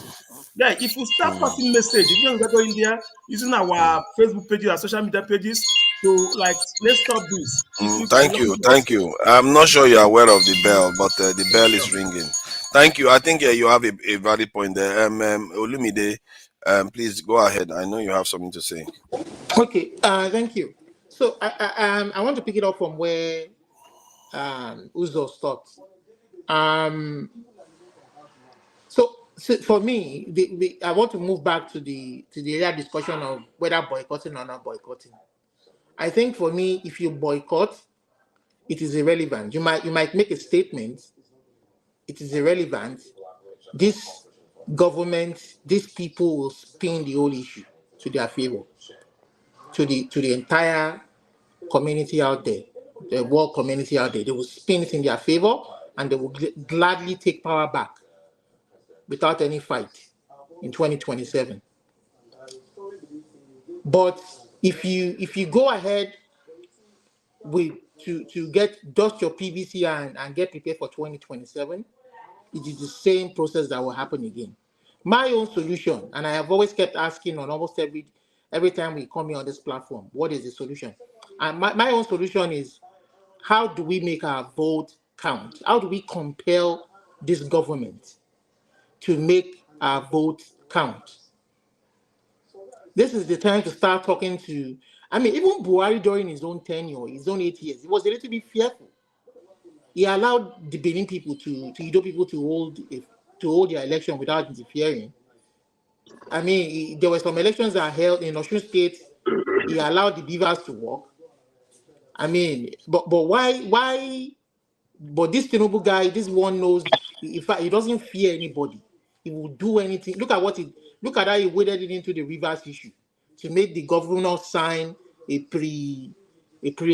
resignation letter ahead of time. Part of the settlements he settled. I mean, this guy is unconventional. This guy, Tinubu guy, I'm telling you guys, this guy, when you say somebody is a mafia, it's not necessarily Tinubu himself. It is the ox that's around him. I'm telling you, majorly southwestern ox that's around him. And I'm a Yoruba guy. I know what I'm telling you guys. This guy will spin. He will spin things in his favor. You understand? So you look at the way he was able to manipulate the Chicago State University, not necessarily the US judicial system. The judge that sat in his case was, I mean, tried to be as fair as possible. But at the end of the day, it was left to the Chicago State to come out clean. But look at the way this guy influenced them, and they weren't able to come out. I'm telling you, this guy he has it, especially those southwestern ops that surround him, and some of these Fulani oligarchs that are bent on using him as their tool. See, that is the key. If Nigeria wants to remain as it is without the constitution changing there has to be a way for this election to be free and fair. That is the only solution. If there's no way this election can be free and fair, Thank you. forget it. He will spend another 4 years. I think if you were listening to Eze, he did mention that there is always a reappraisal process that goes on after every election, and they look into changes that are due to be made. And from what Eze said, that they are not, even Labour Party is not currently pushing for IREV to be included as part of the coalition mechanism. So these are the kind of things we should be aware of and how demand. Do we know that, as Labour Party come out with a statement to that effect? How do we know that? I guess we can hear from Eze regarding it. Until Labour Party comes out, I don't believe that. It's not about. I'm sorry, I don't believe that. It's not about coming out to speak. You watch them. What is their move? But I'm saying nobody in that party of note has spoken. Not just Labour Party. How about PDP? You changed your statement though. Not just Labour Party. They let him talk. He just said, "How about PDP?" They changed your statement. You mentioned about having Nigerians electorate vote count. Now, the grievance was, some said the beavers was not working. Others said the results were not uploaded on a real-time basis. Now, and I said previously that which I borrowed from Ogachim. I said, learn the games of your opposition, or learn. It's like if you're in a boxing match, if you're a Tyson fan, what he says is, I try to study my opposition, how he moves his head, how he throws his jabs. So you must study your opposition effectively and see how to devise some strategies to beat them. Now, your vote don't count. Why? You just don't stop at that. IREF was not working. What do? We have to ensure that IREFs work during elections. How do you do that? We must ensure that in the law or in the Electoral Act, INEC will not come up with excuses of not turning on the IREF. Electoral results must be uploaded on a real-time basis. Concerns of we don't have data from the beavers to upload the results to the IREF server should not be an acceptable excuse. How do you address this? Codify it through legislative acts. And that review would come with INEC doing post-election reviews, sit down and discuss on what to do. So when INEC is doing their post-election reviews, they invite political parties. They also invite the public. That is when they want the opinions of the public to be factored in to the new electoral act that will be amended. Now, once that push is there, and if APC-led administration is not going tilting towards that view, then you can shout foul. But when you say you want your vote to count and you don't know the hows, then you don't know what you are doing. That is why I said the opposition parties are not ready. Probably they are still in defeative mode, still probably nursing their wounds. It's acceptable. But like I would say, Nigeria has just 2 years, or I would say political party has 2 years to an election. They will say over 100 people, over 200 people. So they Hi. Oh my Who's God! that? This time I just rigged it for him. It's okay. Tony, you want to say Concerning your something so we proposal, can a go to very funny Jim? proposal. I don't know if you're advocating for APC or it's Okay. a very, very funny proposal. So Right. are you saying that Olumide, Jesus. Olumide, wait. So before I forget what I want to say, I won't do that. Thank you. What did I want to say? It just got me off my balance. Yeah, about the election. What did I want? Okay, let the next person go when I remember. Chim, Thank go. you, Olumide, for your good work of taking this top. Chim, please go ahead. Chim, go.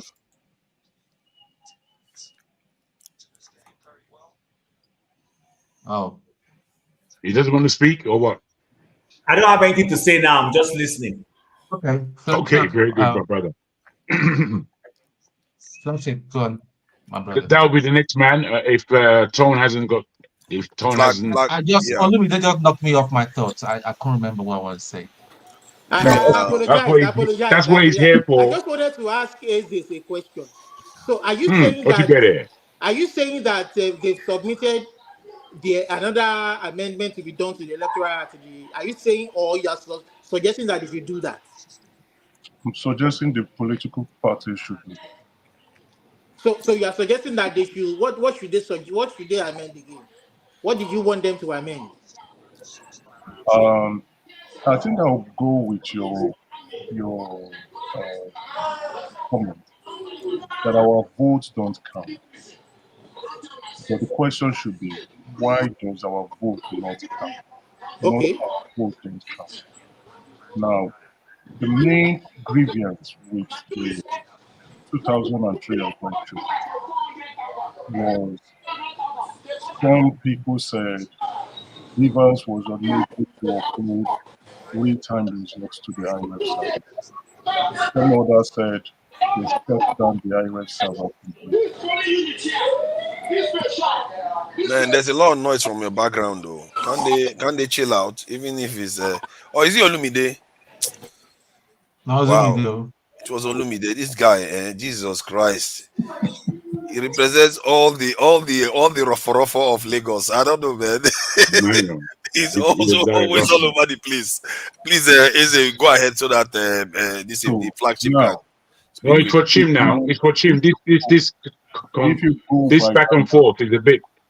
I shouldn't have allowed Olumide to ask the question, but just answer it quick. Try to round off Eze so that the top panel can start speaking. If you go by that narrative, then you must go with the remedy.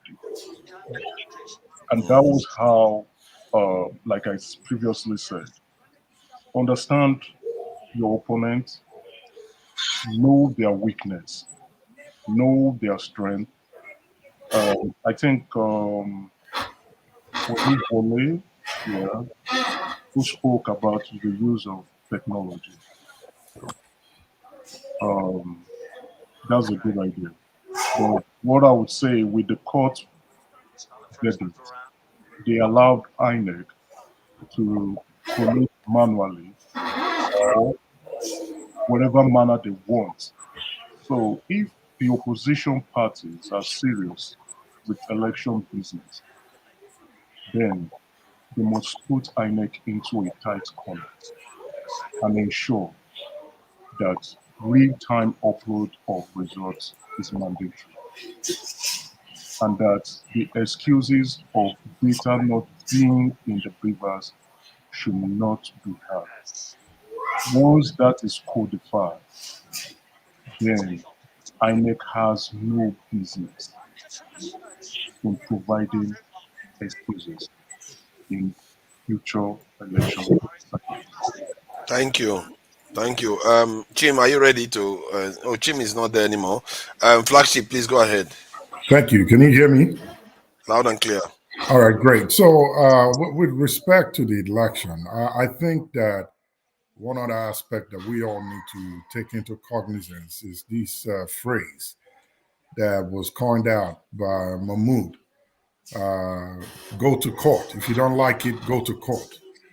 We seem to forget the role of the judicial system, that even with the voice of the people and the votes that they voted, if the party that thinks that they ought to have it decides to contest it and go to challenge the election results in court, the judicial might swing it in the way of whoever their favorite is or whoever the highest bidder is, which in 2023 we saw when they blatantly disregarded what the Electoral Act says, what the law says in every way, and in spite of challenging the opposition in court with all the evidence that they had, they still went ahead to declare the result as is. So that's an intricate part of the whole system. And like Ferreira was saying, that's one part that I agreed with him. The system needs to be revamped. If we leave it as it is, whether we include technology and everything else we put, these people have the folks at the top that can change it and swing it their way. So there's a lot that needs to be done. I think that we really need to think about good strategies that will work and overturn this whole rascality that's going on within the electoral system and the judicial system in Nigeria. I yield the floor. Thank you. Jagun, it's come to you. Finally. And you know what I wanted to do earlier was just to because of what I think it was Wole who was talking, and he was speaking about I didn't really want to take it as a turn. I wanted him to expand because he said a couple of things that were of interest to me, especially regarding the diaspora and what the diaspora's responsibilities are to changes that need to be made in Nigeria.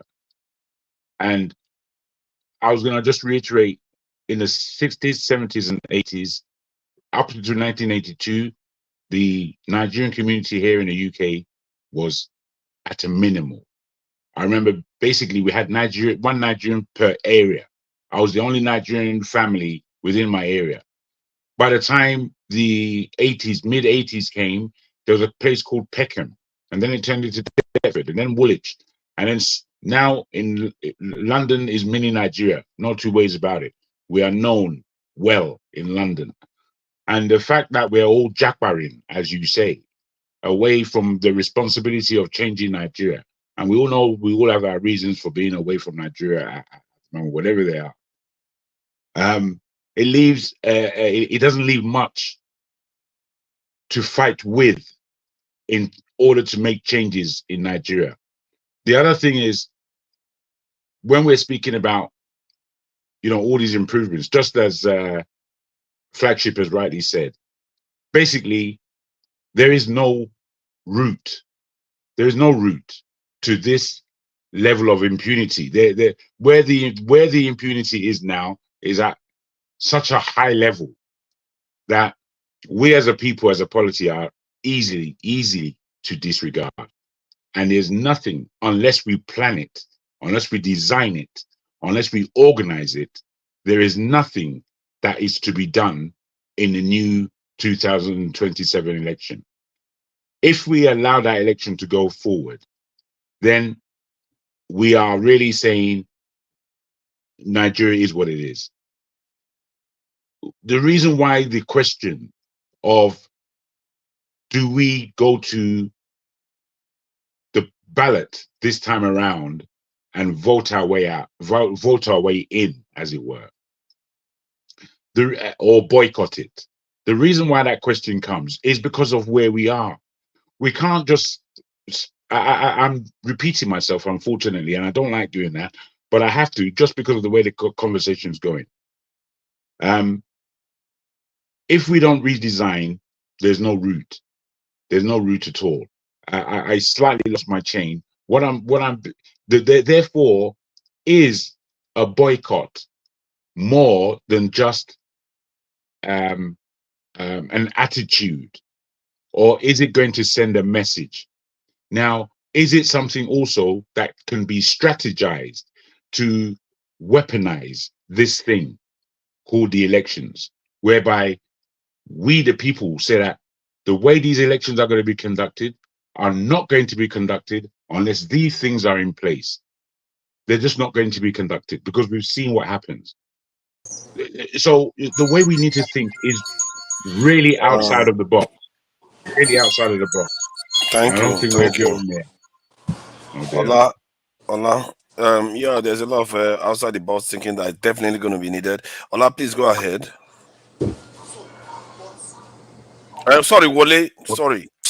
Forgive me, Wole. Please go ahead, Wole. No worry. Thank God. We're going to continue to learn from each other.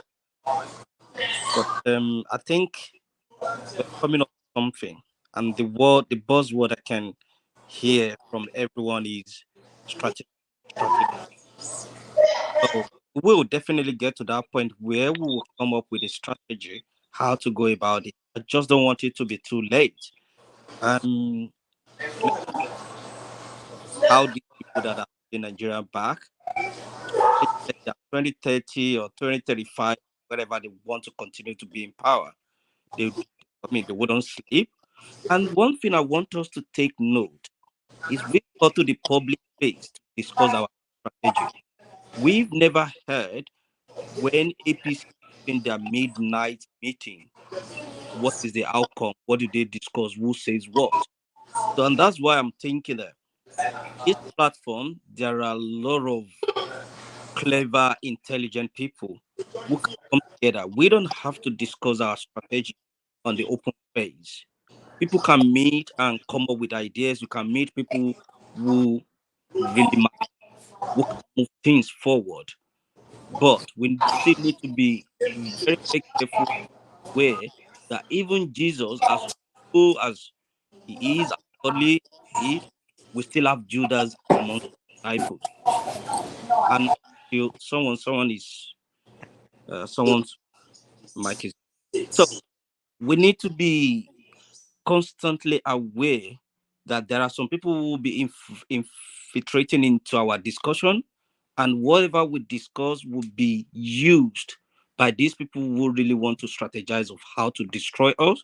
So let us have that at the back of our mind, but at the same time, we should know where we're coming from. And like I said in my chart, that until we have someone like Martin Luther King who can lead us, and even if we have Martin Luther King, how many people are ready to follow? Like someone like all these activists, how many of us are ready to follow them? By the time they say, oh, this person is going to lead, maybe we reason that what the person is fighting for, someone like Shugure, when he wanted to do whatever he wants to do, how many people actually follow him to believe that he can do it? And someone like Peter Obi, who wants to do this, yes, the youth rise and he has enough votes, but then it looks like it didn't walk up to a certain point. But we don't have to give up. And that's why I could come here every now and then to hear my own voice, to learn from people who are intelligent, to listen to other people. And I think that's the way. I think you raised some points that needs to be talked about.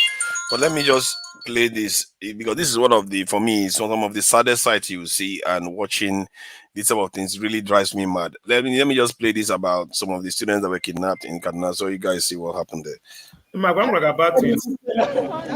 What will I do? Attacks on schools are now becoming common in Kaduna State. Many families sleeping less at night, worried about the next target. God, this is me. No. God, I have to tell you, I am. Forefathers, when did this happen? Now they raise their voices in prayers, individually and collectively, seeking divine intervention for the safe return of their children.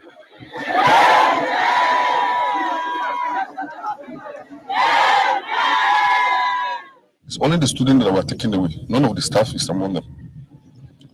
So for me to meet the house master, who's in charge of them here, he too was able to escape with his whole family. He managed to send his wife there on the other wall there and cross to call for rescue. And that thing happened, as you were saying, is about 15 minutes after 1. That was then. And the whole operation starts in 15 minutes time, so it's on due. Not knowing that they have placed all over. According to eyewitness reports, the attackers stormed the school early Monday morning and began shooting to cause panic before abducting the students. 4 were lucky to escape, but it's not clear how many were taken away. Here people, they drag, they do. I just wake up, I say who I thought that my student won't see me. So as they say, hey, open that door, if not, I will shoot you. Then I tell them, say, me, I know well, the hand know well. So I say, I cannot open the door. So he forced the door and pushed the door open. He said, bring all your answers and money. We say, see the money when we have. We go open our box, remove the money when they pay us. Then we pay yesterday, then we give them. They say, okay, no any money again. I say, no, we are two. So they said, oh, let's go. I say, oh God, see my leg, I know where. Wait, come on, let's go. So I begin to follow them. As we reached there, they said I should come back. Then they carry my second go.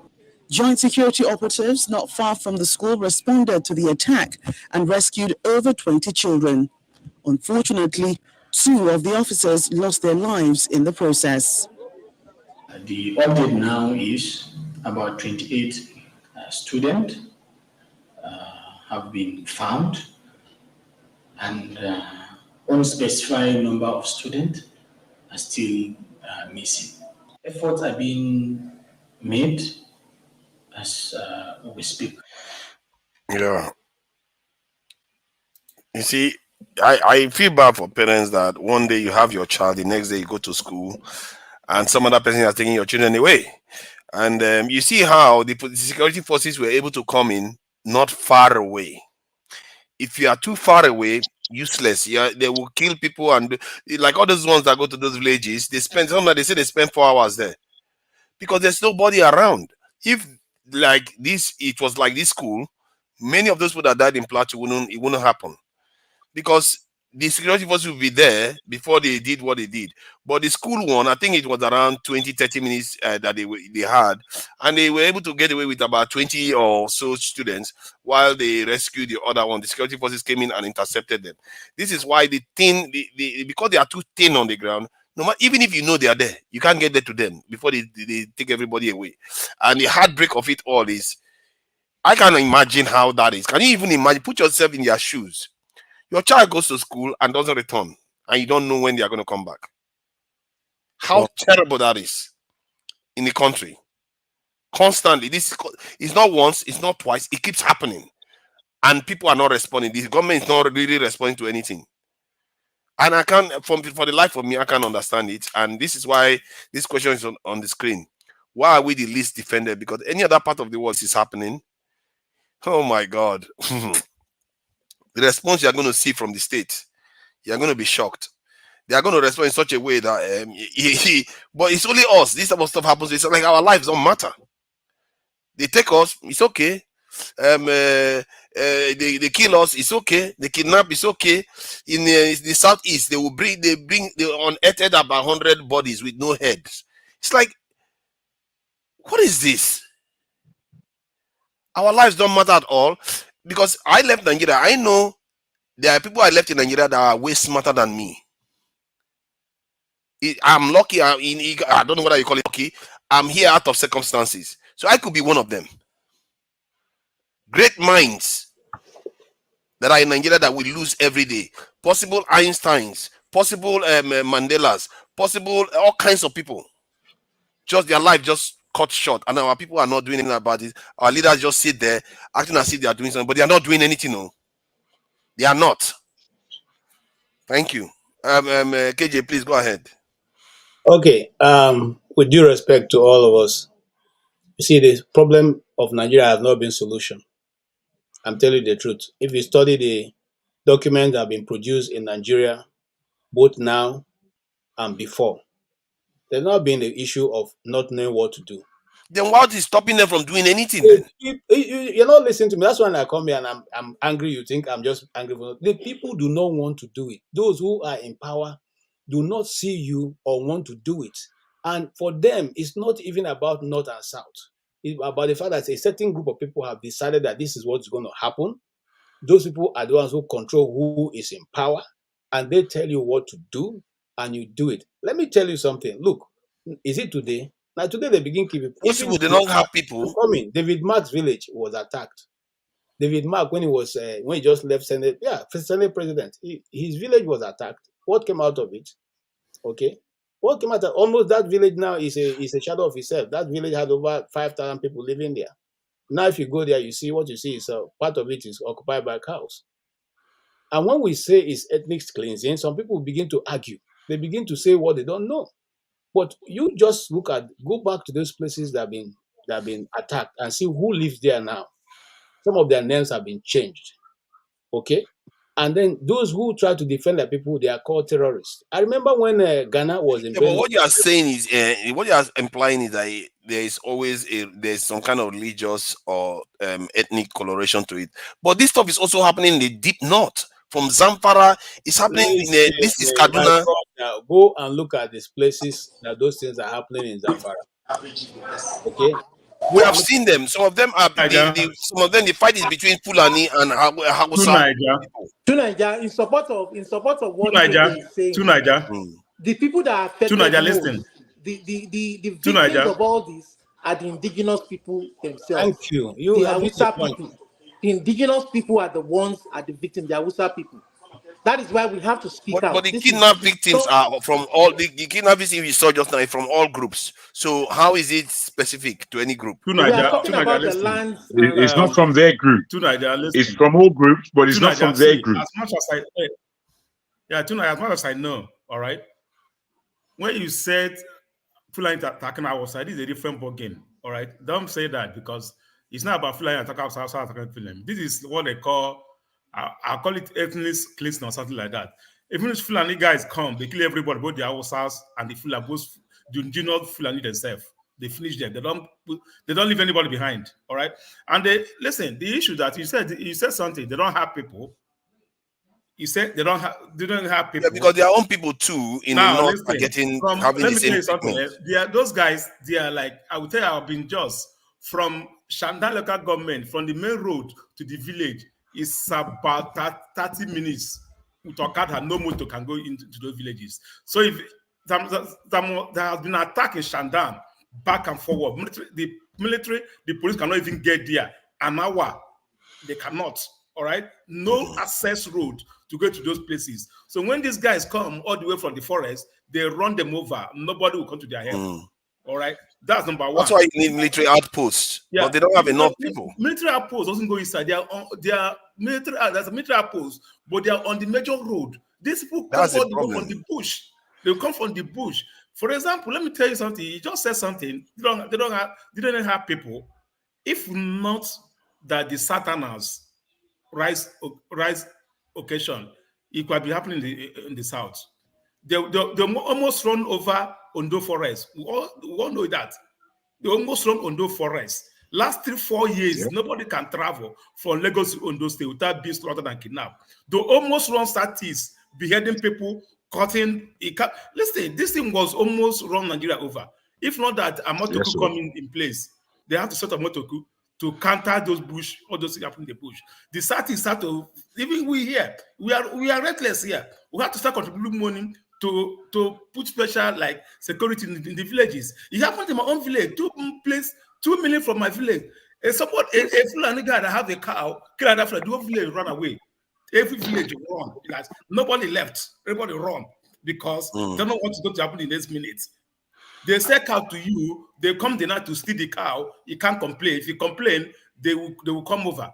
So if not the Satanás, we are able to like put ourselves together and start countering this thing. By now, those people from the Sahel, what they call them, all right, follow the map of the what they call it, grazing map, all the way from Mali, Benue. They are also attacking their own peoples too. Even in the Sahel, they are fighting. Even in the Sahel, so who are those people they are fighting in the Sahel?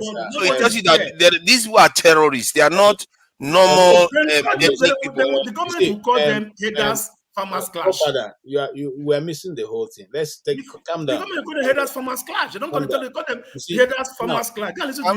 They have to be called terrorists because let us take the issue. They're just killing people. This is not clash. They're just killing innocent people. They're just killing people. They're just killing people. The issue of Plateau State now. The issue of Plateau State now.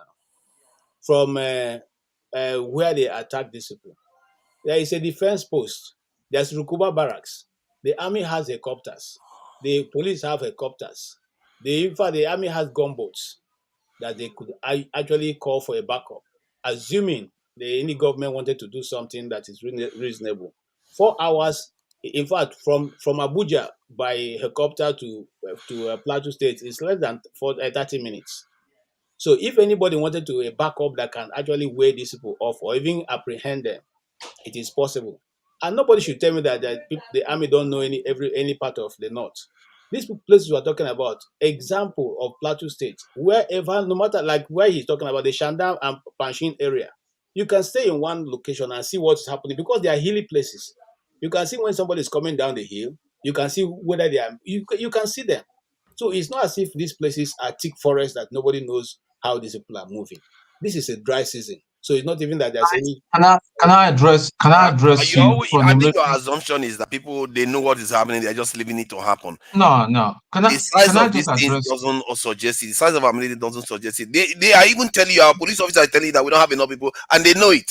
Excuse me, if you don't have enough military intelligence, hello, let me talk now. Let me talk. You have your turn. Let me talk. No. You said something which I want to correct. You made a statement which let me know when I finish talking. You correct me. Then keep your correction. You correct me when I finish. Now, these people you could actually call for a backup if you wanted to do a good job, both for the police and the army. That is one. Two, how come if they finish the operation and they go, nobody goes after them? Nobody never goes after them. It is always done and they go scot-free until the next one happens. Then we all come together in the media and shout about it. All I'm trying to say is that even if the present government is not in collusion with them, somebody at the hierarchy of authority is in collusion. I don't think the Nigerian army is that weak not to be able to comb a savannah forest to get some criminals out of it. I don't think that they've come to that point, but they don't want to do it. That's the truth. It's going to happen again, like I said earlier, and it will happen again and again. Tony, wanted to say something? Yeah. KJ, you're right to some extent. The Nigerian army is not as equipped as they want us to believe. Now, I'll tell you an example. Remember, when the chat thing was going on, we're told that an helicopter crashed, but apparently it was the terrorists or bandits or whatever you want to call them that brought it down. These people are even probably more equipped when they are moving. Okay, they can bring down an helicopter. Go and look at the kind of helicopters we have and all that are just old school helicopters that cannot even withstand light rifles. Even light rifles. Even light rifles. What else? Catapult is going to bring them down. What else is remaining exactly. there? That's what I'm trying to say. So the thing is, nobody right now, the morale in the army is low. The people that unfortunately are generals and commanders, they don't have a clue because they are political commanders. They're not meant to be there, you know. And if you remember that interview with Buhari, he was being asked why he was northerners. He was saying, well, someone that's been there, that started as a sergeant and all that they've got more experience and all that. It's not about experience, it's about capability. That was the military I knew. So when you're a commander and all that, by the time you're hanging a lieutenant colonel or colonel and all that, you're respected by your men. Men, you don't hide behind. You lead. But today, the caliber of commanders we have now had gone down. But that is not to say that everybody in the Nigerian army is useless. No. But the thing is, it's like it's been Obasanjo. What he did was that in order to safeguard himself there, so that a coup will not happen, he disorganized the administration of arms and all that to make a coup to be very, very difficult. And that is what is even, I believe that is what is even delaying people, some people to strike. I know there are some group of people that may want to strike, but it's difficult. But is it going to happen? Is it impossible? My answer is no. It may take time, but it can happen. So the thing with Nigeria is we can talk from now till tomorrow. As these people needs to be gotten out from with this force. Unfortunately, it's just force. And again, that was what did I want to say before Olumide? It went off again my head now. Peter Obi has got real problems. And why I say he's got real problems is that even the Labour Party itself is divided. You cannot go and fight other people when your house is divided. They are not addressing it. It's divided. It's full. I thought they should have been able to sort it out by now. How is this? I thought. They're not even talking about it. So Labour Party is infiltrated by people that are loyal to APC. So you're taking us out to our main topic. You see Amadioha. Let's talk about P2B and no P2B. No, fair point. So who wanted to say something? I think I will change one. The thing Tone said I wanted to add to actually. KJ, some of these bandits have been known to wipe out military outposts, like with Boko Haram. They've been known to, so they are not like a pushover where our military just sees them like, let's go and attack them. It's not like that. If you go, when you come in, they set trap for you. Then they've been known wipe out military people that came to rescue the kidnapped victims. They will set trap for them and wipe them out. Then the military will go and start organizing burial for the families. These people, they're not Boko Haram. Before Boko Haram start operating, these guys have one at a time now. Yeah, how are we supposed to hear? He called my name. Let me answer now. No. Every time they call, I go answer. Let me say something sensitive. Okay. Let. I think Eze wants to say something sensitive. I think you know, we need to be careful on public platform. Eze, add the military before you finish your statement. Please go ahead, Eze. I'm not trying to say some, but my reason is, I think, was it Mr. Trump? He mentioned. Eze, no disrespect. He mentioned that he knows people who wants to strike. I would probably say maybe that's a slip of tongue. You know, we should be very, very mindful. Okay. Yeah. I think regarding force and all that stuff. Yeah, that is true. Actually, that is not the view of Dr. Damages and all the moderators. No. I'm also telling him he should be, because once you make that statement, right, there are more people who wants to strike. That's yeah, it's quite sensitive. It's a sensitive statement to say. It could get you, even if somebody go and do something now, they'll say you are associated with them. You don't know who is who, so you have to be careful to protect yourself. That's true, actually. Fair point. Just like he pointed out. Our military needs to consult ESN. ESN took care of them professionally. Olumi, did I say? This is on the work again. Pastor Samuel on the work. Don't mind him now. He's taking one too many of those that medicine he sells. Who is next now? Who is next? Okay, is it you? Okay. Let me say something. What I want to say is this: these people killing people on the way on the middle belt, where the Benway. Before the Boko Haram, they have been killing. So the killing, they're not Boko Harams. They are not Fulani Hesman. People call them. What are they? Government have not called them names. They always come out and raid a whole village. Not today. They come out, they roll a whole village. Terrorists.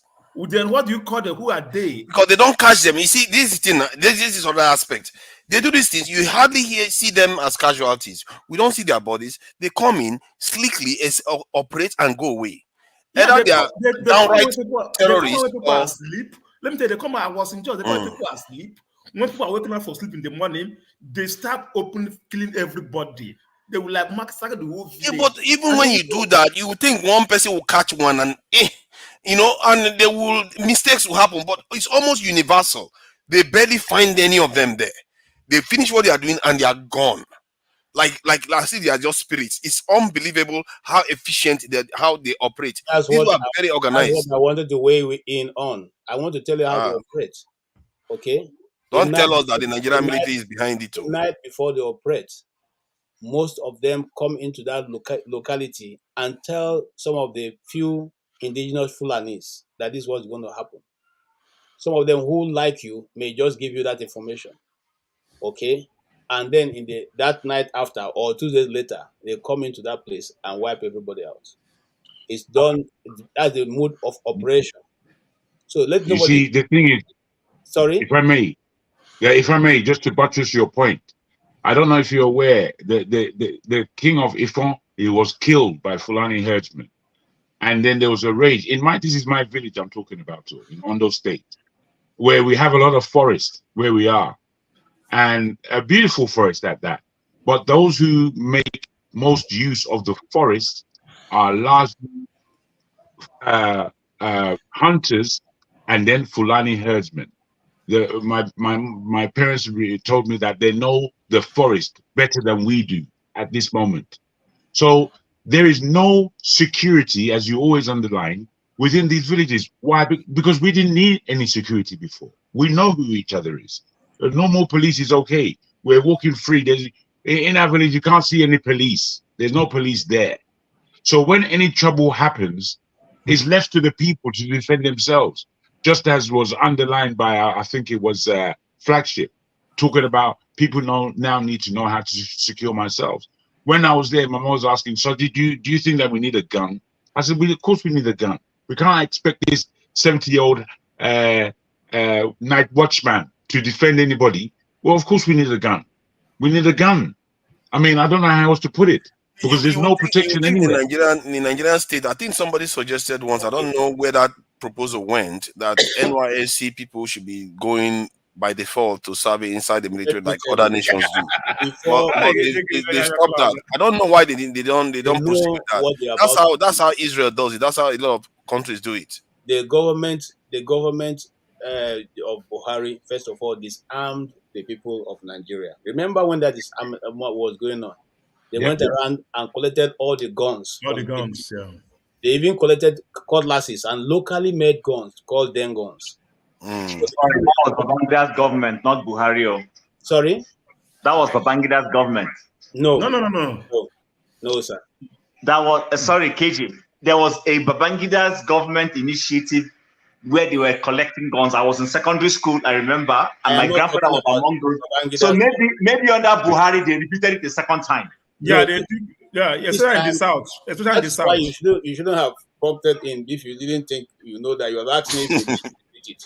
Now they repeated it. They collected everything that has to do with gun from the communities and handed it. In fact, some of them were brought and burnt in their village squares. So the people were now left vulnerable. Now, if they hadn't done that, people like Benue people would have totally retaliated at a very large scale.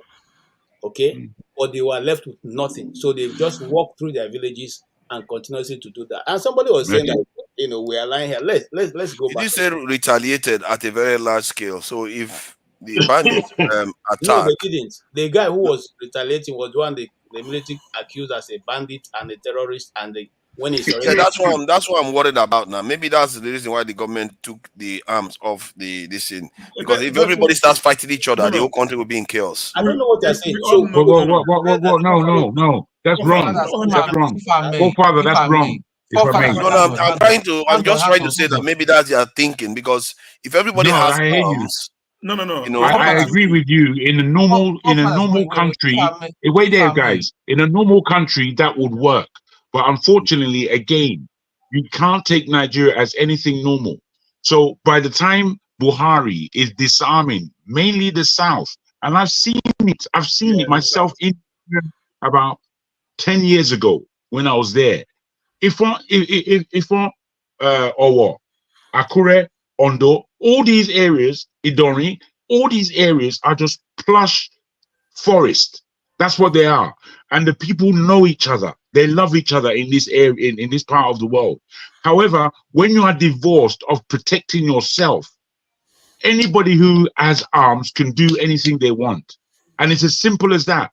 That is the scenario that we're in. You understand? Where we live in our village, we are the only ones who have that thing. We are the only ones who have it. And that's because of me. Because I told them that we need this thing, and this is how we need to protect this place. From where my village is, you go straight into Benin. Benin is about 2-3 hours away from where we are. So that whole zone is unprotected. Totally. Yeah. No, I agree with you that Nigerians are doing their best to protect themselves with Amotekun, Hiago, and different stuff that they're trying. Even in the north, they have vigilante groups doing a lot of this work. Can I just say inadequate because it's not coordinated. Yeah, go ahead, please. Okay, so let me not keep sounding like a broken record. I said the Nigerian state always fuels conspiracy. Now, remember that if I ask anybody here, what part of Nigeria's borders are the most porous? Everybody's going to say the northern axis of our country. I would say Cameroon border is very porous too. I saw one video today. I was shocked. It's just it's like a drive-through. Okay. McDonald's drive-through is more secure than the Cameroonian border. Okay. Please go ahead. All right, but the point I'm trying to make is this: somebody was on this show a while ago saying why the ports in the south and southeastern area are not at full capacity is because if you make it a full-fledged port, whatever, people will bring in arms. I remember somebody said it here. Yeah, But see I how think that was Bello. Okay, but see how porous those northern borders are. This is where people easily walk through. They bring in illegal arms. They bring in when they bring in goods and services without tariffs and everything into this country. But nobody is saying anything. And so that is why when you go and say maybe the government's decision in trying to disarm people of arms and ammunition may have been in good intention, but you can't do it in one part of the country and leave it undone in other parts of the country. Now you say people shouldn't go and defend themselves, and then these same people who come in and kill people in the middle of the night, they have access to arms. So these are the things we're talking about. I see. My concern is that when we try to say that there is disparity between the north and the south, in reality, more people are losing their lives in the north. A lot of the problems that in terms of violence is actually happening mostly in the north, to the northerners too. So I can agree with that. think it's not south thing really. But let me say this to you, forefather. Well, you see, because you always talk about security, do you know what is the worst security that we have in that nation? Do you know what it is? What is it? It's the Navy. It's the Navy and our coastline. Our seas from the whole of West Africa are containing some of the most fish in the world. Do you know what's happening? China, Korea, Japan, they're just coming into our waters and taking what they want and going home. That's the southern economy. That's part of our economy. That's our money, our bread and butter, our What do feed. you expect now when you decide to down tool and say security is not important? Our people, everybody else that has it will take everything from us. That's what is happening. No. I know that security is important. I hear what you are I'm saying. just saying Let me add something. That you know the taxis they use. They said one lady informed me that the way they do it when they come into our water, they will just turn their transponders off, so you can't be able to detect them, because normally you're supposed to be able to track ships. You can't detect them. They'll come into our waters, take our fishes, and nobody can stop them. Even if our Navy see them, they'll just bribe them. They will go for free. So that's the problem we are facing. Ewole, please go ahead. You want to say something? Yeah, just I'm about to go to sleep. Just want to say this. If I may ask every single one of us, why are we interested in fighting for Nigeria? Because it's our land. It's our land, but Nigerians, I mean, maybe apart from people who are here on this platform and some other platform, how many Nigerians are actually fighting for Nigeria? We might think Tinubu and all those who are holding Nigeria jugular are worst. There are millions waiting for their own turn to even sabotage the country. That I agree with you. So, you know, as much as I might be thinking that I want Nigeria to be safe, do I even know if my immediate brother is just waiting for his own opportunity to be a local government chairman or commissioner before he would just do his own thing? So sometimes I used to think that, okay, maybe people like us, we want the country to be better, but what about people who don't even want it to be better? And if you go home now, you go with money or you want to change people's life, it's the same people that you are fighting for that are ready to rip you into pieces. And then you'll be But you see the term you use there. Sorry, I just wanted to add something to what you said. You use the term that some people that don't want things to be better for the country, I think in their minds, they don't think they are spoiling the country. That's the problem. They just think they are doing their own thing. They don't see that they are really ruining the entire, what the effect they're having is for the entire country. They just see, okay, I'm just moving a little bit later, a little bit for myself. The next person does it. Before you know it, you have the cumulative effect. And that's why they can sleep at night. Honestly, I don't know how Fofana thinks. Honestly, I mean, are you saying that a judge who sits behind his table and makes a wrong decision, a wrong call, doesn't know he's doing that? He doesn't know he's destroying the country. Are you saying that? No, you don't have to bring it. You don't have to know what forefather is saying. You don't have to always bring it to that level. My man is speaking about your next door brother.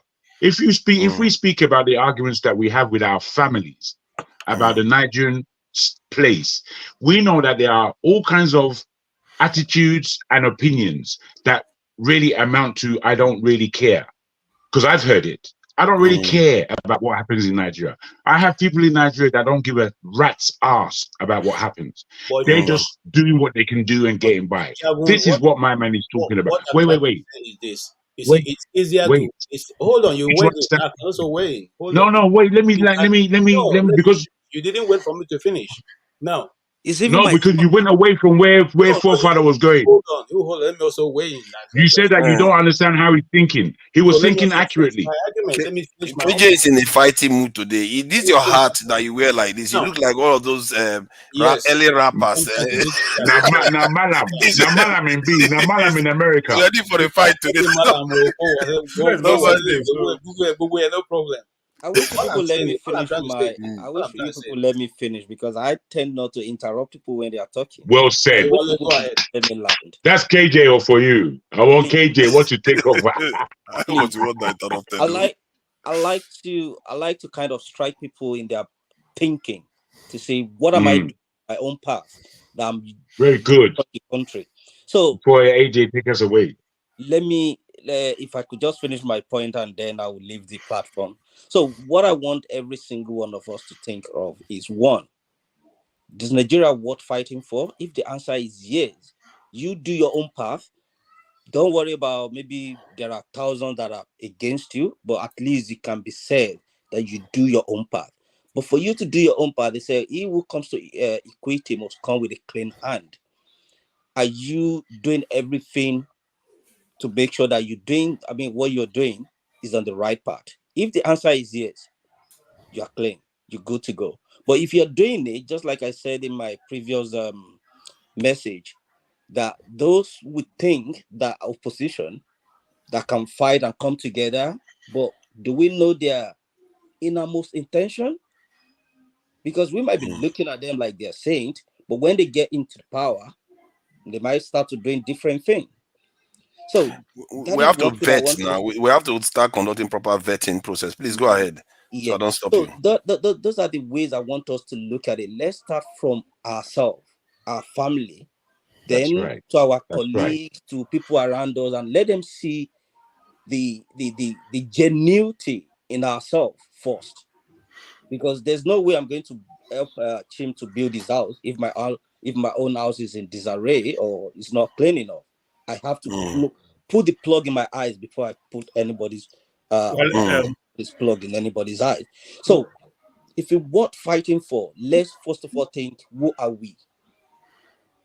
If we know who we are and we can fight the slavery, our forefathers fight for the slavery and everything, then what strategy did they use to fight in those white supremacy? Why can't we not use the same strategy to fight the people? Because these people are not, maybe there's Esau's hand and Jacob's, whatever. But if we're going to fight the people who are ruining our country, they are people. They are Yoruba, Igbos, Hausas, Muslim, Christian. They are there. Who are they? They are my uncles. They are your brothers. They are your sisters. What do we do to them? So let me leave it that way, and we'll continue to push and push and push. And I believe maybe one day, it might not be my generation, but maybe one day we'll get there. Well, let me just support in what you just said. Among us, we are 10 here. 1, 2, 4, 6, 8, 10. All right. If I tell you that the same thing you are saying, all right, each one of us have a position in Nigeria will be worse than those there. We have seen them here. That's right. 90% of people that left here. I can't even be sure that won't be worse. If you know what is going on with Nigeria community here in the United States, group of people. That's right, bro. Talk it, brother. Will you stop? Due to the law in court, the Yoruba community, Igbo community, they are in court. Sometimes they go to court. The legislature will walk them away. Go back and settle. Why are you bringing yourself down to this place? If you know what is going on, and these same people, I don't know, will come and start blaming the government. All right. So listen, all this we are doing, we are actually give a poor man money. He will know his real intention. All right. You give him money, you know the real intention. What's going on in Nigeria community here in America? All right, it's not something I'm talking about. What they're doing is not it. So that just all of us, 10 of us here. If some of our power here, you will not even know. What we are talking? Give him power. You will find out who he is. Can I wait a little bit? You will speak for yourself. We are 10 people here, minus me. If you give me power, I'm not going to do what the whoever.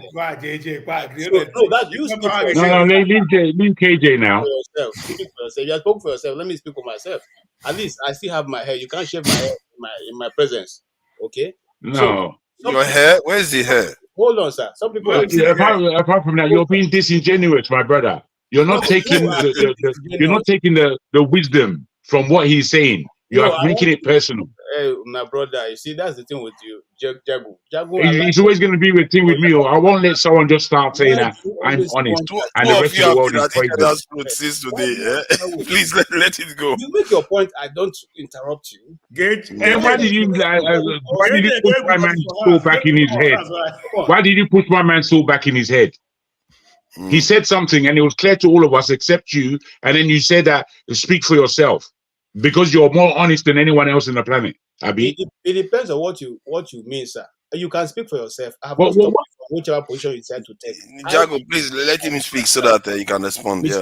And Eze, whenever you want to, anybody wants to interject I or you can answer for myself. I'm of age, except you want me to not be of age, so you're speaking for me. Please. Okay, what are you going to do? Are you going to partition Nigeria to 3 regions? What I'm simply saying is this: every man have the right to defend whatever he feels is good. If I didn't think I can change my situation, and I won't be in this platform, if I know that I will be the same people who are there, I won't waste my time. This is valuable time. All of you know what time means to anybody who living outside Nigeria. So if you don't think what your contribution will make will be a change, or if you now give the opportunity of being there, you do the same thing. Then I'm not like that. I'm not looking for. It's not because it's not because of anything that we left. Some of us left because we were tired of trying to make input that was not working, not because we didn't have government positions. So let's not even get to that point. What we are simply saying is, if you are there, okay, and we are some of us who are even saying that the military should take over. Are we saying that because the militaries are not corrupt? No, but the simple humanity that is in us will allow you to put certain amenities on ground that will help the people to find a way of finding their daily bread. No Nigerian citizen will tell that he's looking for the government to liberate him. He is simply saying, can I have electricity so that my barbering salon can work? He is simply saying, can the road be good so I can transfer my produce from the village to where I can sell it for money? He's simply saying, can I have some housing that is affordable for me and my family? He's simply saying, can my children have good education so that they can go to school? Nobody is telling you to bring government money to them. They are simply saying, put amenities on the ground. Whether they are northerners, they are southerners, they are Igbos, they are all asking for the same thing. Simply make amenities available. This was what happened in the 80s. When some of us went to I want to follow KJ, please. Not because they are not corrupt leaders at that time. Not because the government money was not being used as largesse for those who are in positions. But Nigerians could find 3 square meals and mind their business and train their children. That is all we are asking after. Please. Very good. Father, may I go ahead? May I go ahead? Yes, please. Thank you very much. Now, you see, for me, what Wale has underlined just now is deep. And I don't want us to miss out on deep nuggets of thinking, because it's these deep nuggets of thinking that are going to make changes for us. He is saying honestly, and this is the way I think. I think quite differently from KJ about this matter, because these things are grassroots. Do we understand the psyche of a Nigerian? Do we appreciate that those of us on the ground, they will repeat or do worse than the people who are in power right now? Do we understand that the majority of us are in a state of apathy while hell is taking place all around us? Do we ourselves know, if we were there, what we would do and how easy it would be for us to slip away from our level of dignity, our level of truth and honesty? Do we really feel strongly enough that we ourselves would not be corrupted? Now, I'm afraid that these are the most serious questions in the world. Because unless we're answering this, unless we're able to look in the mirror and see how ugly we are before we point the finger and say how ugly somebody else is, it's a real matter. So when we hear people speaking on this way, and then we just want to object, it's like, do you understand what's just been said? Have you understood what's just been said? We are speaking about a nation that is going away from itself. That is leaving all levels of dignity and common ways of practice behind. They are going for the lowest hanging fruit. They are becoming extremely corrupt within the soul. This is happening to us right across the board, from grandfather to our youngest child. The children that I meet in Nigeria now, they're too sharp than the children that I was, or the children that my people were. There is going down and down and down. When are we going to putting a stop to it? Is not about really changing Tinubu. Putting a stop to it is being able to look after yourself, look after your family, and maintain the dignity it is to be a Nigerian. Because the Nigerian of the 1970s is not the Nigerian of today. Let me tell you that for nothing. This is why we have to listen to these points of view and these understandings. Thank you. Thank you. Izzy wanted to say something. Yes. You see, if we all try to listen to our own voice, we always sound good to ourselves. But I'm telling you, as someone who was born in that time era they're talking about, Nigeria was not free of corruption at that time. So no, I'm not saying it was free of corruption. I'm just saying it's getting worse. I allowed you to talk. You see, you're not taking my point. It's unfortunate that you're not taking a point. You just want to argue. I'm not trying to argue. You are the one trying to argue because you're not understanding what I'm saying. Okay? At the time that you're referring to, there were still corrupt people in Nigeria.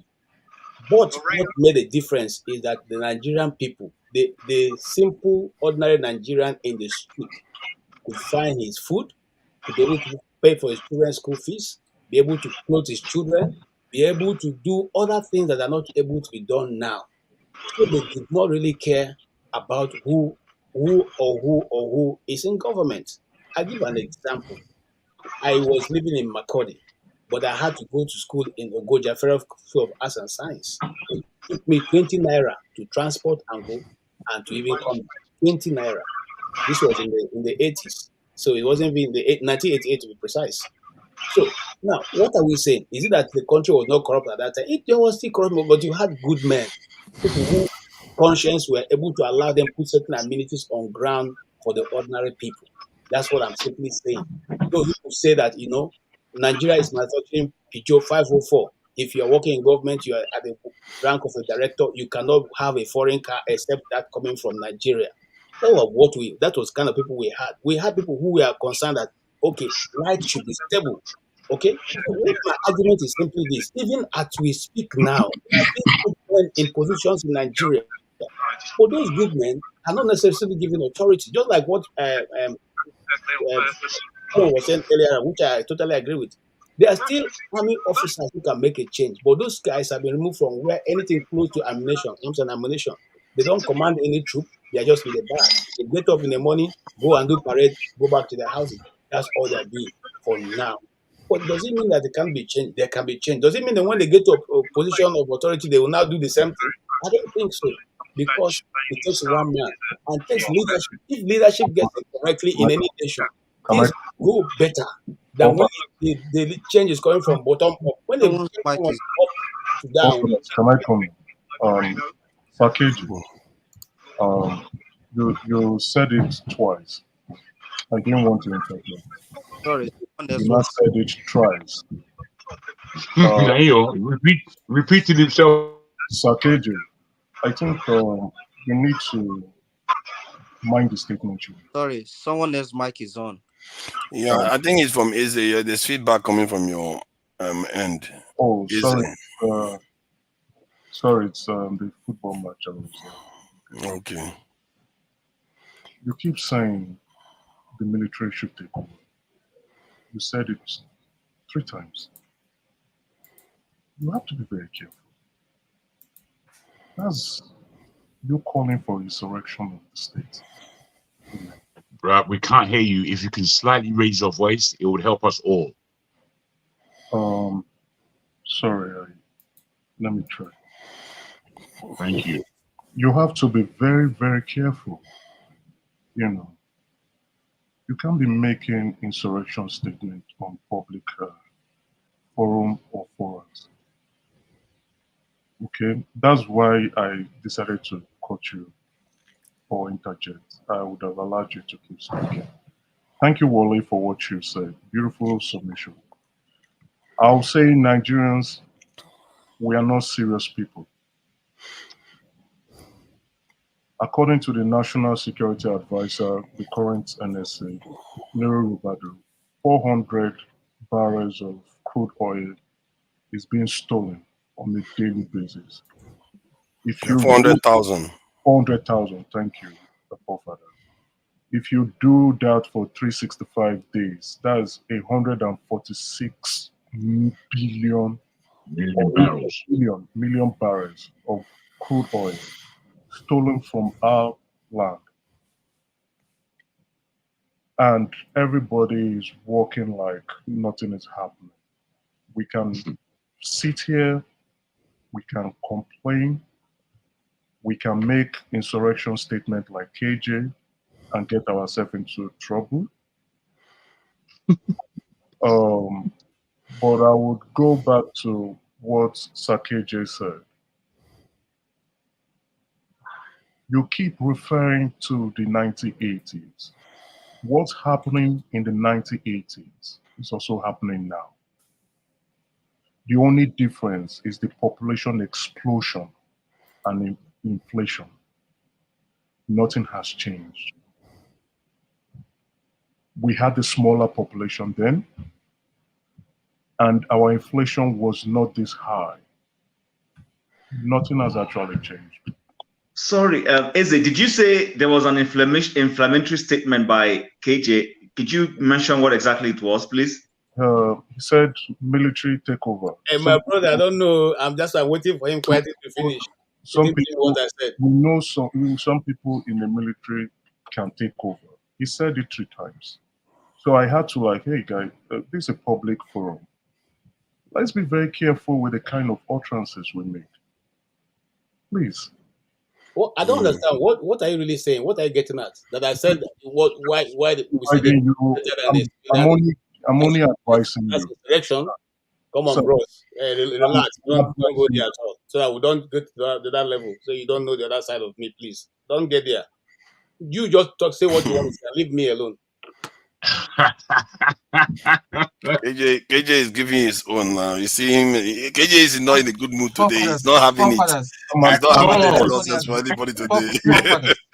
Yes. Can I just say something here? And I'm responding again to Eze. Eze, see me.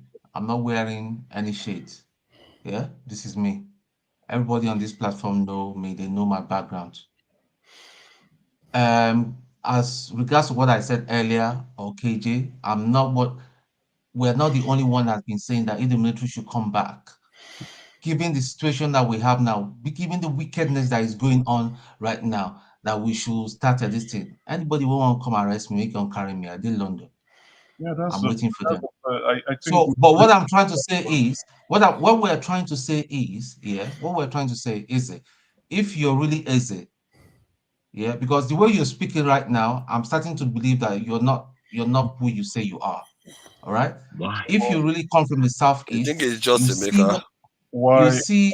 Why? No, wait now, my Yeah. brother. Wait, my brother. Listen, wait, hang on. Let's try and understand each other. If you're really who you say you are, you see all the things that is going on in the southeast where you and I come from.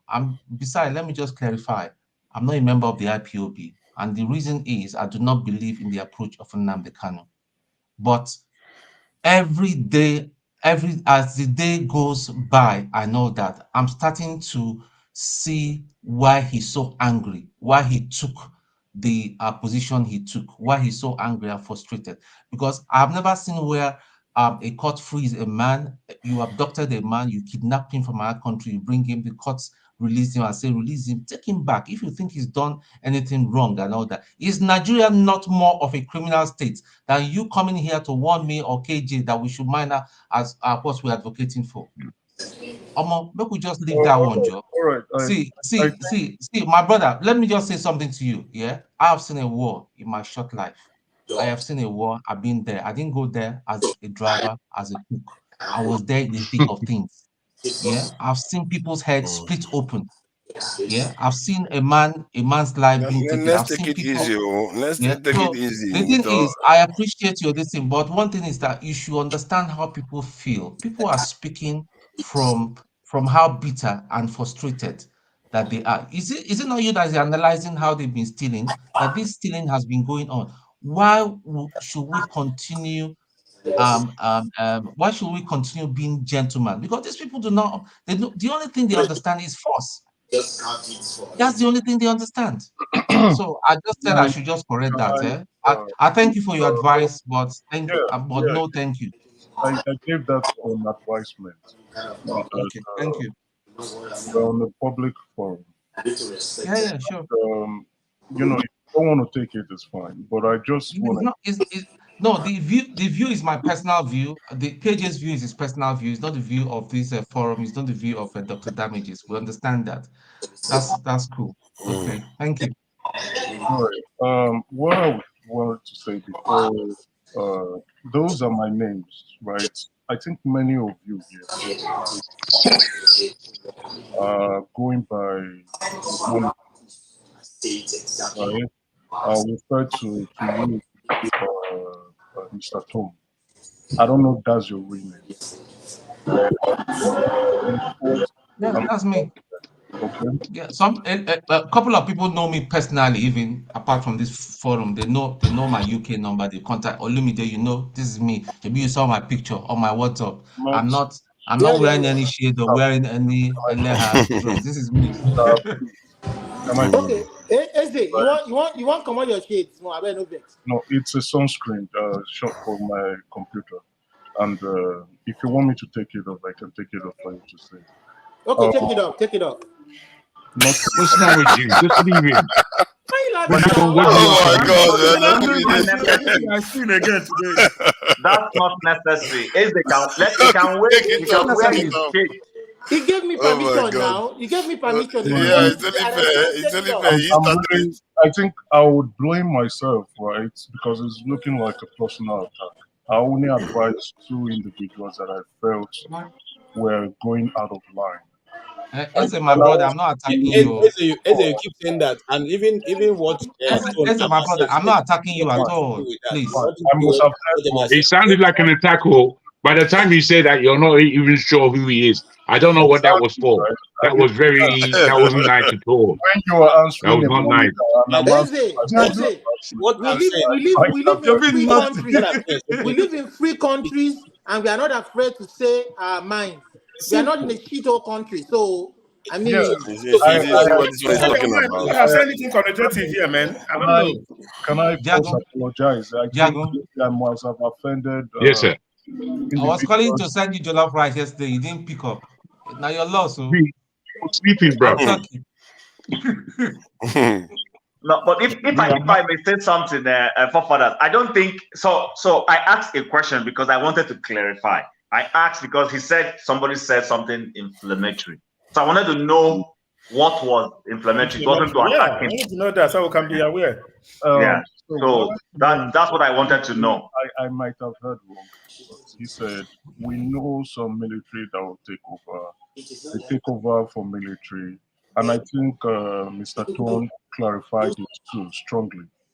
And I feel this kind of, not inflammatory, insurrection, that was what I was saying, not inflammatory. So we have to be careful with this kind of statements, right?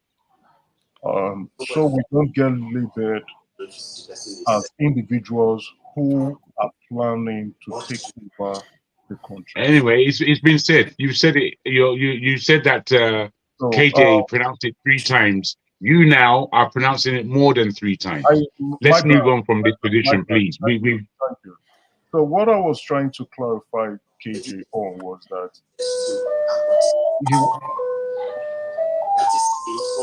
What is going on? I think there is a whole thing going on between you and Olumide. Yeah, this Olumide. It has to be now. So It's okay. just to clarify. Wait, congratulations, you guys won. Yeah, we're winning now. Thank you. The 80s has never been any better. We only had a lower population count and a lower inflation number. Our problem in Nigeria started from the 80s after the Buhari coup and the recession, and then the implementation of the structural adjustment program. I don't know if you're aware, Sakechi.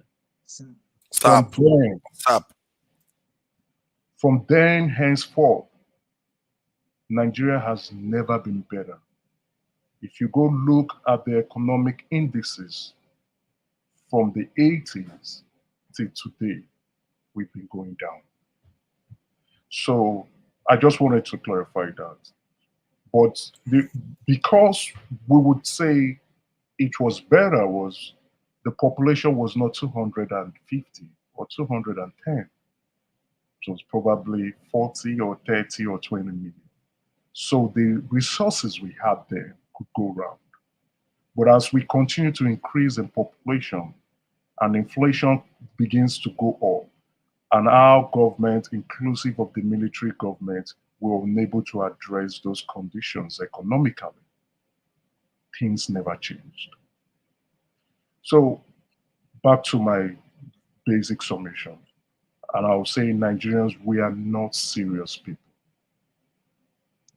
Things are going wrong. If 400,000 barrels of crude oil can be stolen from our country daily, and Nigerians are insensitive to that, then why should Nigerians be sensitive to the insecurities going on around the country?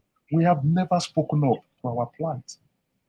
Well, this is it, bro. This is where Eze, my brother, this is where I believe you have to understand quite a lot. In that, when you say from the 80s, you're quite right. When you say from the 80s, it has never gotten any better. I agree with you. And I agree with you for the reasons why.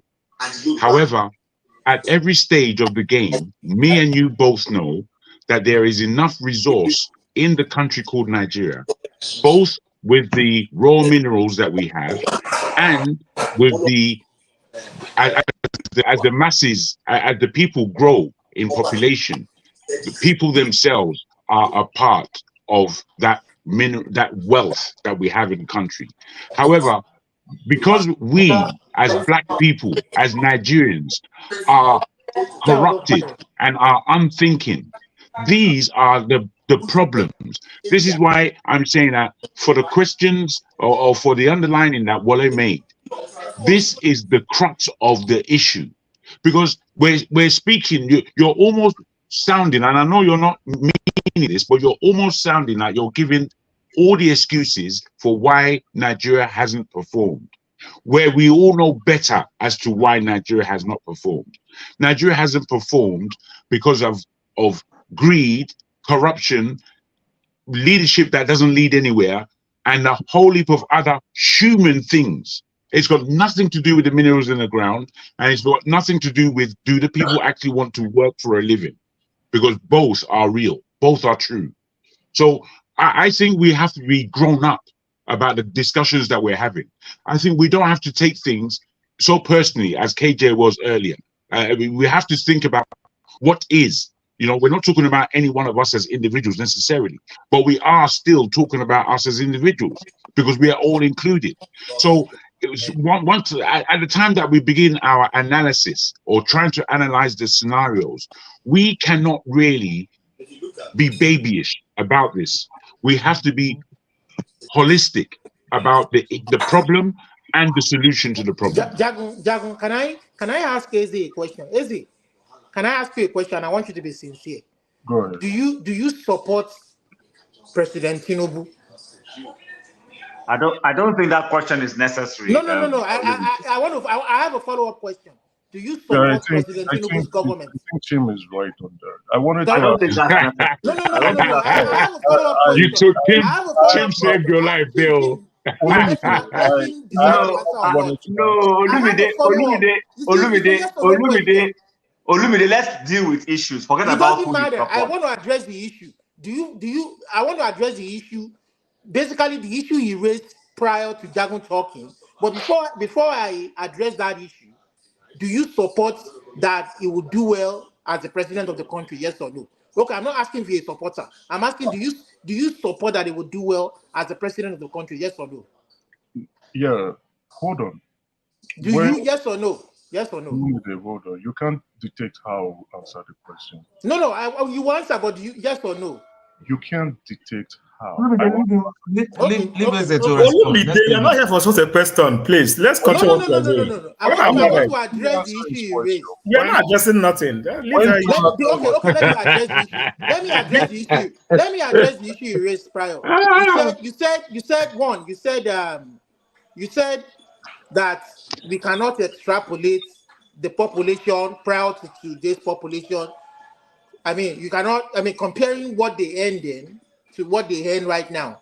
So perhaps what we should address is that, knowing fully well that what the population has grown so much, perhaps we should be addressing the people who are stealing the people's money, taxpayers' money. We should address that issue. I mean, it's like you're giving excuses for the government for doing what they're doing. And again, when you say people are... I've just said that now, Olumide. I've just said that. Allow the guy to talk. No, when he said people are stealing... Can you guys hear me? When he said they're stealing 400,000 barrels, they're stealing 400,000 barrels. Can you guys hear me? How often? Is it per month? Yes. Or daily? You can hear me. Good. When they're stealing 400,000 barrels... Olumide, hold on now. Olumide, hold on. It behoves on the government. Would you allow me to answer the question? The people cannot address that. Do you want people to carry arms? Olumide, let him talk. Government... Olumide, wait now. Let him talk, please. Thank you. Thank you very much. Now, when Goodluck Jonathan was president, I was hopeful. Did he perform? No. Buhari took over. I was hopeful. Did Buhari perform? No. President Tinubu is there. I am still hopeful. And I'm hoping he will perform. But to be pessimistic means to die. And to, like our first topic, to boycott election means that we are irresponsible for our electoral process. Now, I will expect the president who, in his own statement, has said he is ready for the job. So I take your answer to be yes, that you do support it. Okay. Go sorry, on. I'd like to weigh in. Stop. I'd like to weigh in. Chim, wait. Chim. They have the rights for himself. Of course. I'm not. Wait. Olumide, wait. Eze. One man have just confirmed that you're just Emeka. So what do you tell us? No, please. Can we forget that? One man has just said that you're just Emeka. Look at it. See. So why are you telling us you're not just Emeka? See, that's the problem. The problem with you. No, that's tone. Stop being childish. Take control. Forefathers. I don't have problem. Stop being childish, man. Okay. Hold on, please. Let's take it easy. See, the thing is, some people may have issues with him. I want a Tinubu supporter to wear this badge of honor. See, some people may not want to use the name they use on the chat on this thing, but it should, to be fair, Eze reserves the right to say, okay, he has the right to say he's not just Emeka, but it would have been better if he told people that he was Emeka. Isn't no, the thing is, you see, those people who are not using their name or a title at all, they are not. There's no complication there. So why is there a complication with a man using any part of the name he wants? I don't think anybody is stopping him from doing that. I'm just saying, like me now, if I'm too Niger on the chart, and let me just add, ideas all day. But what I'm saying here is, what I'm just saying here is, people like one man and whatever comes here and draws bigotry. I hate bigotry. Yeah, Yeah, but why it's then are not you going to get quoting us him? out of all Why are this you rubbish. quoting him, therefore? Why are you quoting him against somebody that you do not know? It's a waste of time. You're gonna diss one man who gave you the information that this man has a name, and then you're gonna diss the guy because one man told you. Bro, makes sense. No, you You're got to missing the stop all that point. childishness. We're all too Jackie, you're old. missing the Honestly, point. we're all too old for our 21-year-old games. Let's try to be a little. I think I think Tone has a right to say that maybe Eze should have disclosed that he was just a maker, because there's no reason. He doesn't have anything to be ashamed of from Because that point of view. But you whoever also is Tone, just a maker Tone, has hold been on having now. issues with me, has gone out of his way to Tone, insult me. So right now, maybe Tone, hold on now. it's Tone, a hold good on. opportunity for us to Tone, settle our differences. Forefathers, you must good, Like good, understand grown good, that men, the not elections are abusing each over. other. good. That's We have a thing. president. Oh my God, If you are going to come and Olumide, you defend it, just compound everything. You never help. Is there any that this guy comes to settle anything other than just to Now compound it? one man, I fish everything. Call him Mekus. You know, so they go push. Not my one man and his making antics. He come here to come. Okay, let's leave that one aside. I think back to the point about the 80s and this Yeah, issue. if I'm allowed to, Let me remove this thing. Hold on. Something is going on here. if I I'm think allowed I to should take the other conclude, one Sorry, that out. was Jim is me. there twice. I Oh, want to, yeah, I've closed the other one. can I conclude what I'm I was saying? having problems, so I closed the Now, other one. what I was saying, that I wasn't saying that in the 80s there was no corruption. Remember, in the 80s, that was when we had the 2.8 million naira or 28 suitcases that Buhari came in with as a minister of petroleum that was missing. Okay, so there were all kinds of issues in the 80s, but the leadership at that time were at least civil. They were at least, they have some human kindness. So you find out that schools were operating, especially federal schools, were operating at a level that you can get in with the small money you have and be able to stay in that school. Okay, at the 80s, and I went to the university in the 90s.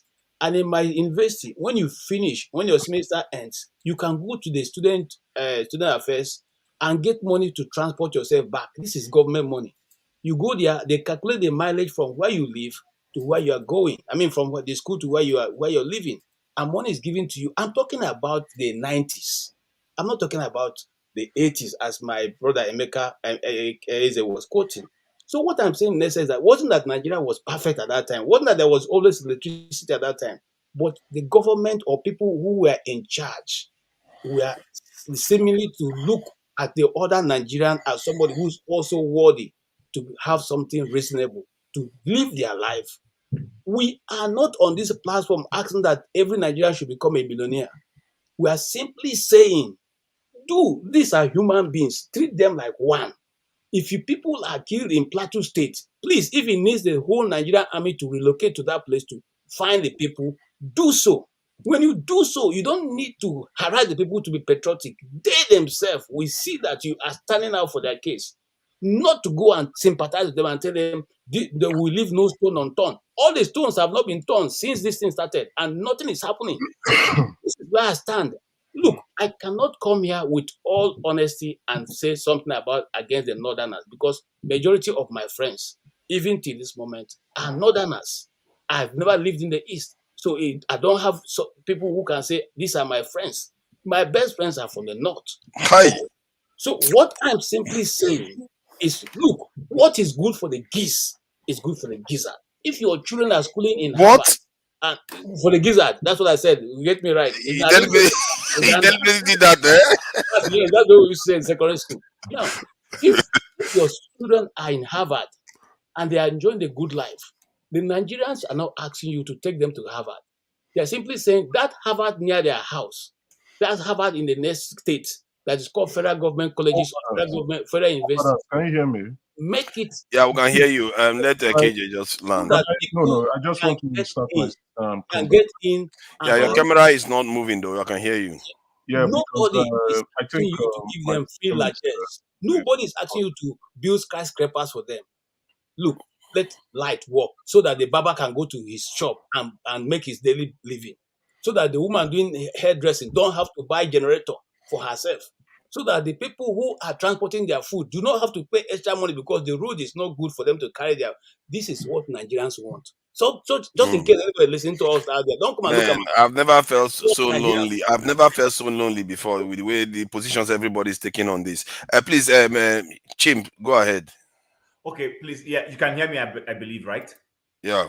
Of course, Okay, come so on. what I wanted to address, everything KJ said about what the everyday Nigerian wants, I won't add too much to it. That's just proper thing. Now, what I want to address is what Eze was saying. Now, Eze, please, is allowed to express his views. If Eze wants to wear his sunshade, it's okay for him to wear his sunshade. I'm comfortable with Eze because his full name is there. I don't. If anybody thinks that's not his full name, that's fine. But at least he has Eze Umunakwe. That's an Igbo name. I can pronounce it. I'm okay with that. Now, but what I want to address is what he said about the problems of Nigeria and how it's slided. He's not exactly wrong, but the only place I differ with him is this. I have been in forums where people keep saying, when they're defending government and they say Nigeria's population has outstripped the resources. I always disagree. Listen, there was a time when the Nigerian population was at par. That same population that we have with Saudi Arabia and co that they have now. And yet, this same Saudi Arabia and co use that same type of resource, which we have and they have. They use it to take care of their people. Saudi Arabia, up until recently, people were not paying taxes in Saudi Arabia because the oil was enough. But they have spoiled their people, and the government is beginning to say, okay, you know what? Let's begin to let our people understand that it's not just free lunch, that they need to work and then they pay. So if you go to Saudi Arabia today, people are paying taxes. What is my point? My point is a society where when we had abundance, the leadership, the government did not see the need to use those resources for the benefit of the people. That same government is not going to use taxes when they start taxing people to take care of people. Because people keep telling me that we have overstretched our oil and our citizens are not paying taxes. The people that are stealing the oil, going to central bank and taking the money that the oil brought and using it for their private benefits will not suddenly start using tax nets. When they expand this tax net, as this parent government is saying, they will still use the same resources. So my thinking is this. Our problem, the way I see it, anybody may have a different view, is that our leadership is not using our resources purposefully for the people. Whether it is in terms of the way forefathers goes about it in saying to invest in our defense, invest in making sure our military is well equipped and all that. Whether it's from that angle or it's from the angle of social intervention and benefits for the people, the government is not doing that. This whole, better Edu, Minister of Humanitarian Affairs, and telling us she's giving money to people. Those things are a scam. They are a scam. All it takes is by the time this set of people are not in government and a new government comes in, we'll start seeing the same thing we're seeing with Emefiele. We just need human beings who are going to get in there. They are not angels. They will make mistakes. Some of them might even steal one kobo. But we don't want people who are going there to go and steal billions that they don't need, and they will leave the people. Do you think the leaders in UK and US and co, they don't do shady deals? Come on, we'll be living in a fool's paradise. They do that all the time. The point is that they use the resources. People tar roads, they tar that road, but they give those contracts to their friends, even here in the Western world. But the job gets done. Our problem in Nigeria is that the job never gets done. So, that's the only area I disagree with Eze when he was trying to make that. Let me chime in. I feel a bit lonely on this one because most people thought Nigeria was good. I never thought Nigeria was good, even from the beginning, from 1960, because we were always in decline. And look at this song from Fela, Suffering and Smiley, was in 1977. So the decline was already there. It just wasn't perceived by us because we were colonized and we thought, that's the way to be. How do we know how to be? Because from 1900 until 1960, we were colonized. And we thought that is the way to be, what we saw after they left. But that is not the way to be. And I'm not even sure Nigeria has ever lived the way a nation is meant to exist. We haven't really expressed ourselves as a sovereign nation. We've never really, and that's why I don't think that, and I'm of the view that since the colonial wars, when that we lost, we've never really restored ourselves to a sovereign people. and that's why I think their problem still remains. It's not from the 80s, it's not from the 60s, it is from 1900 when we lost control of our lands. Forefathers, when KJ and a few other people say that the leaders, the political leaders in the 60s and co were slightly better, it's not as if they didn't have their faults. But if you do a thorough comparative analysis, you would see that, for instance, take the Southwest and take Awo. You can see a definitive plan from Awo.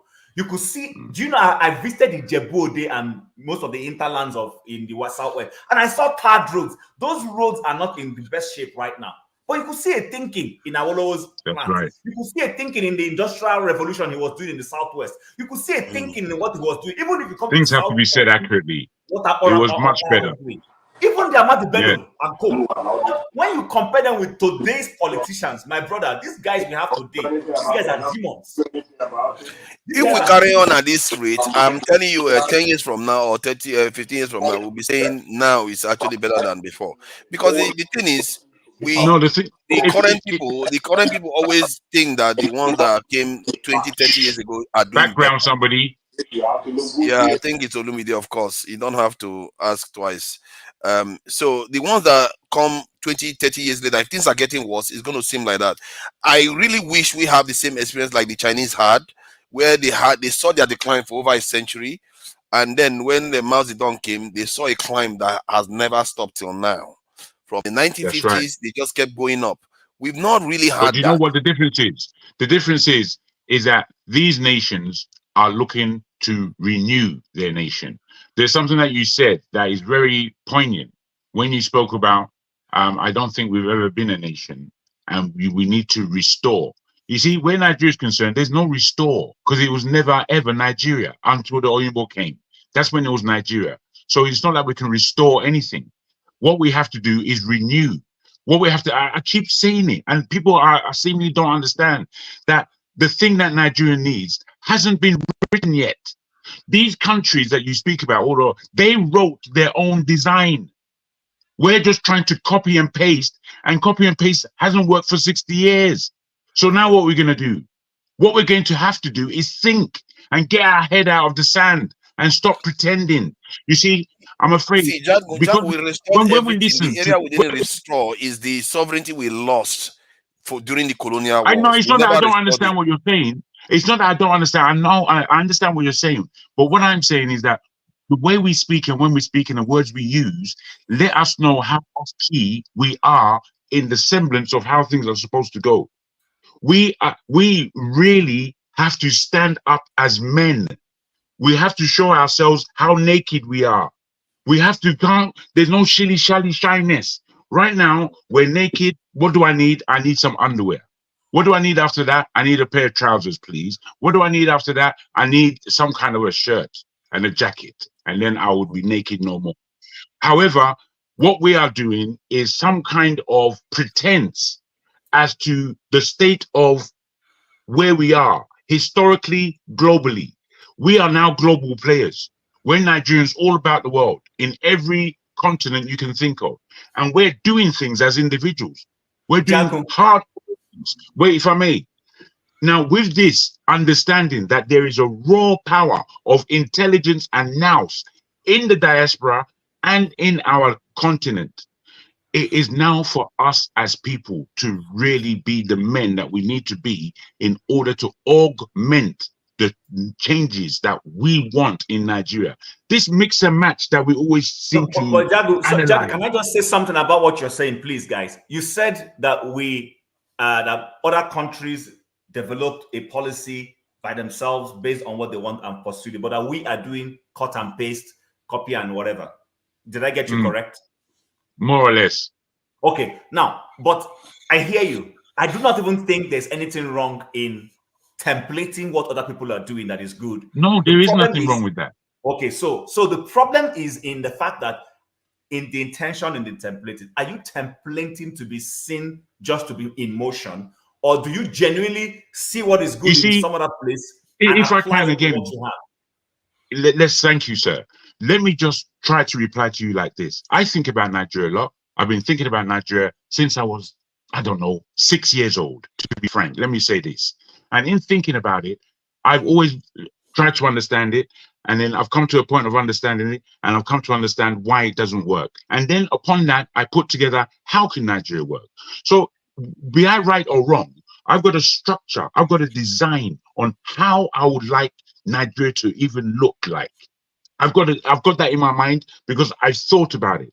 So for me, if I'm the leader of Nigeria, or anyone who wants to be a leader of Nigeria, if you haven't designed a picture in your mind of what Nigeria needs to be, then you've failed already. You've already failed. You're not going there to do anything. So, you have to have a design. Don't you think the Nigeria you're seeing is a picture of those people? This is exactly what they want. You're quite right. But these are not people with plans, as you rightly said. Because in my travels across Nigeria, the West, that Lagos that I detest, I don't like Lagos for a second. But the whole of the West of Nigeria, compared to nearly anywhere else, you can see that there is total depreciation in all other areas, to the point of this doesn't make sense. This doesn't make sense. When you go to any Yoruba town, village, or city, you can see what you're looking at, as ugly as it may look. You understand? As you said, more or less, it's worn down rather than just mishmash. When you start traveling around the rest of Nigeria, apart from the beautiful foliage that we have laid down by our father, there is no infrastructure, and it's almost like there was never infrastructure. There are enclaves where people have spent money, and they have this nice enclave by themselves, but the general people are living in mud, not mud houses. They're living in mud. So this is the state that they've designed.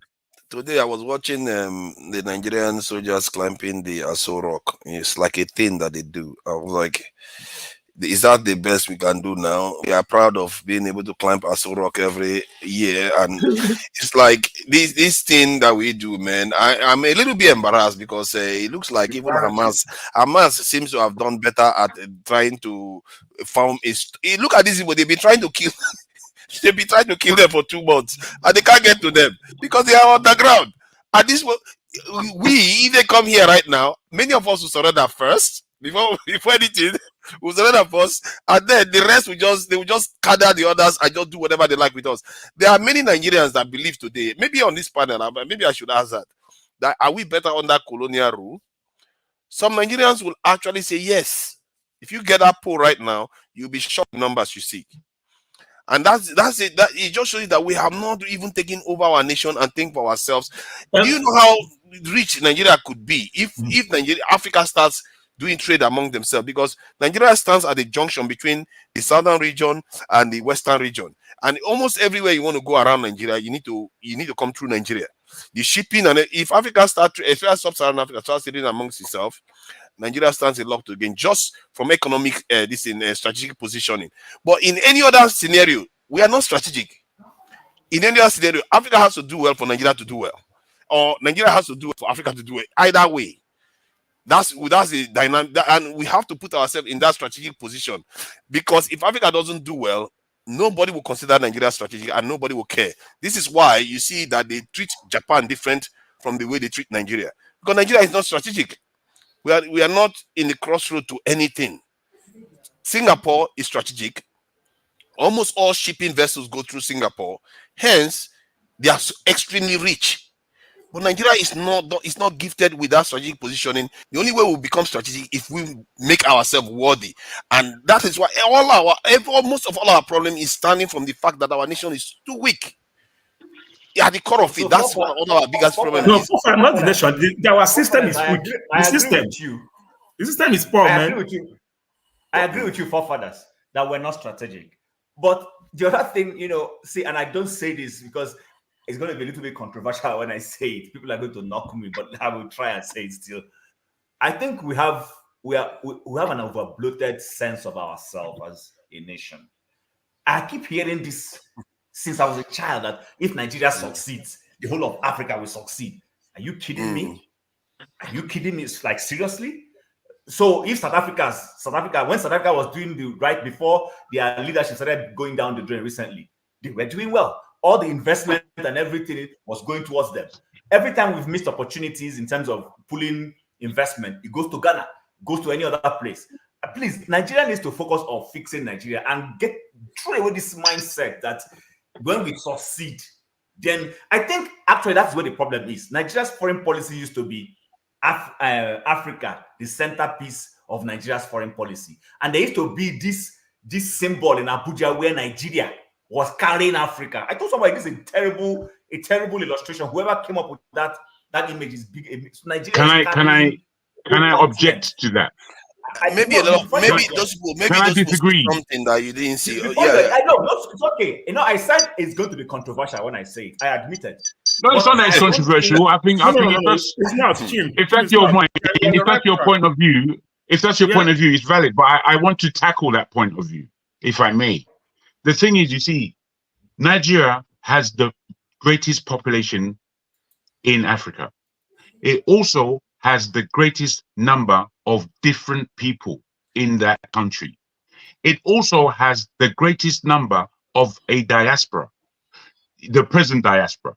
It also has the greatest number of the original diaspora that was sent out during slavery. This country, I'm afraid, has a lot of responsibility. I don't think you understand. If Nigeria works within itself, the fact that if Nigeria works, it means it has solved so many problems that the entire Africa and the entire diaspora is going through. This is what it means. It means that we would have collected. It means. No, let me just land like this. You're going to come back. No. Then you continue. Sorry, John, then you continue. So if America works, which region does it help? If UK works, which region does it help? No, it's not. You're making a wrong comparison, I'm afraid. Okay, you said that, but it's a wrong comparison. Yeah. What I'm talking about Africa and Nigeria and the problem that we are in. You may not accept it, fair enough. But I'm telling you the reason why. I, like you, disagree with the term the giant of Africa when we're not the giant of anything. But the fact still remains. Whether we like it or not, we are the giant of Africa. If you go to any other Africa, Nigeria. Please, listen, I hear what you're saying. Listen. When you do, it's quite shocking. Why are you shocked? It's okay. Because when I'm talking to someone, when I'm talking to my man, I'm actually looking at him, and then all of a sudden he disappeared. Yeah, so, sorry about that. I should be warning you next time. If I could just continue that, Nigeria is the giant of Africa. It has a great responsibility. This does not mean that we don't focus on ourselves and on organizing ourselves. If we organize Nigeria, really, Nigeria can't be organized without almost organizing the whole of West Africa. If we've done such a job, do you know what kind of example that is to the rest of Africa? You're asking about America. America has influenced the whole world, my friend. Don't think it stands alone. England has influenced the whole world. It never stood alone.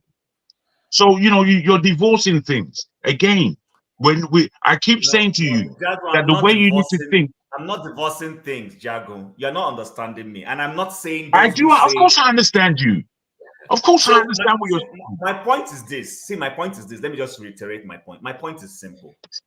If Nigeria succeeds, Nigeria should focus on succeeding. And if Nigeria succeeds, and the rubrics and the effects of Nigeria, if it impacts Africa, well and good. Because when I look at this map that Forefathers has just put in here, Nigeria in terms of in terms of size is not bigger than Congo, it's not bigger than Mali, it's not bigger than Algeria. It's not about the size of the geography.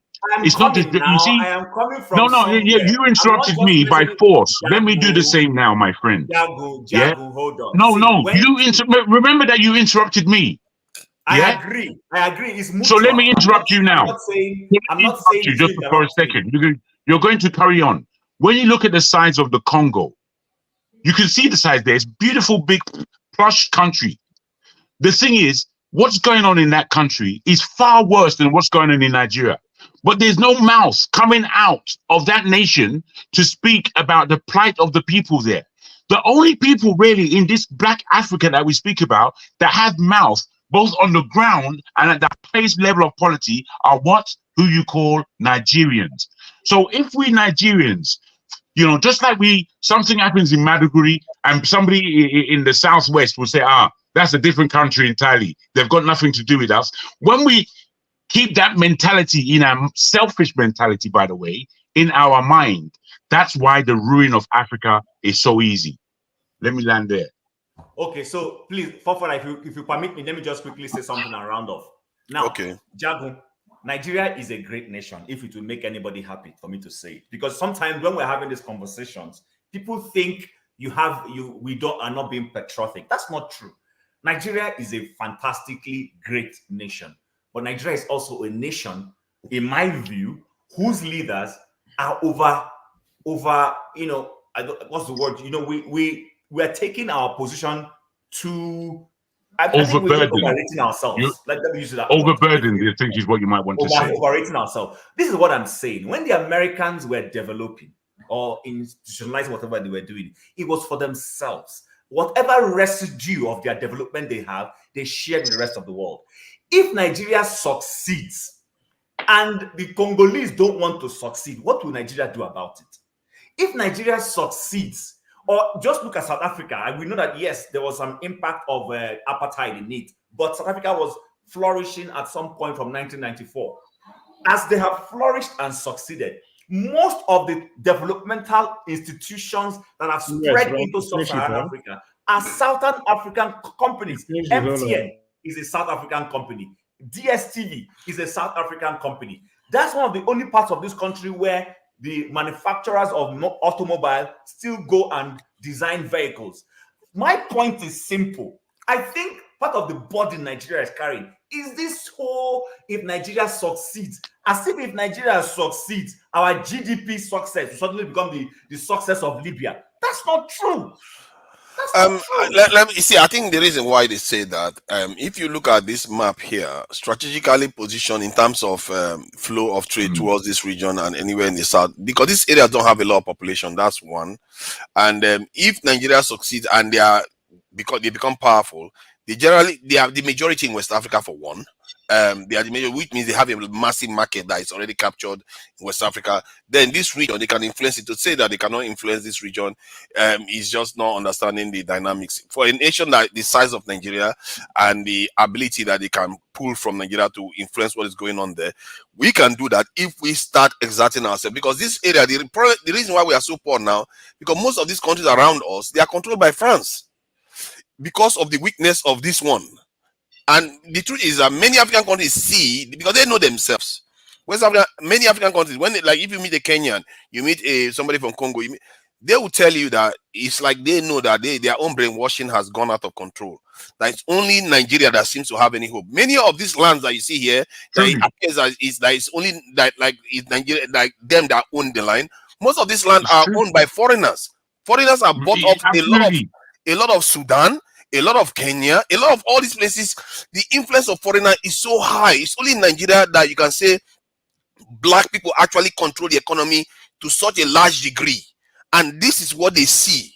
That's why they always say Nigeria is the country that they are their last hope on the continent. Thank you. I agree with you to an extent. No. Can I before you come in? Can I quickly back forefathers' How point? many of us has visited other African countries? How many? Let me put this to you. Let me put this to you.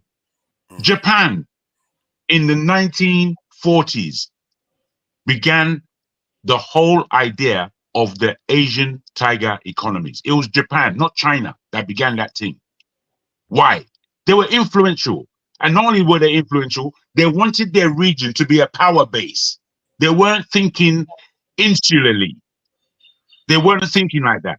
Nigeria is a country that actually does think insularly as much as we do as a people. Because if Nigeria thought, because the nation itself should be able to take care of itself because of how we've been blessed. But because we're only doing mucking about there, we haven't got the time for the tangible things, the real things, the things that bring our economy to that $1 trillion economy that we need. We're mucking around in the billions. The billions doesn't satisfy us. We don't seem to really grasp what it is to have a nation like Nigeria. We're massive. We should be within the top 5 nations in this planet, and we are Okay, far from that.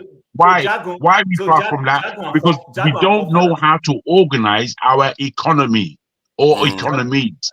Jago and forefathers. Let me I just have add a question. 1.15 seconds.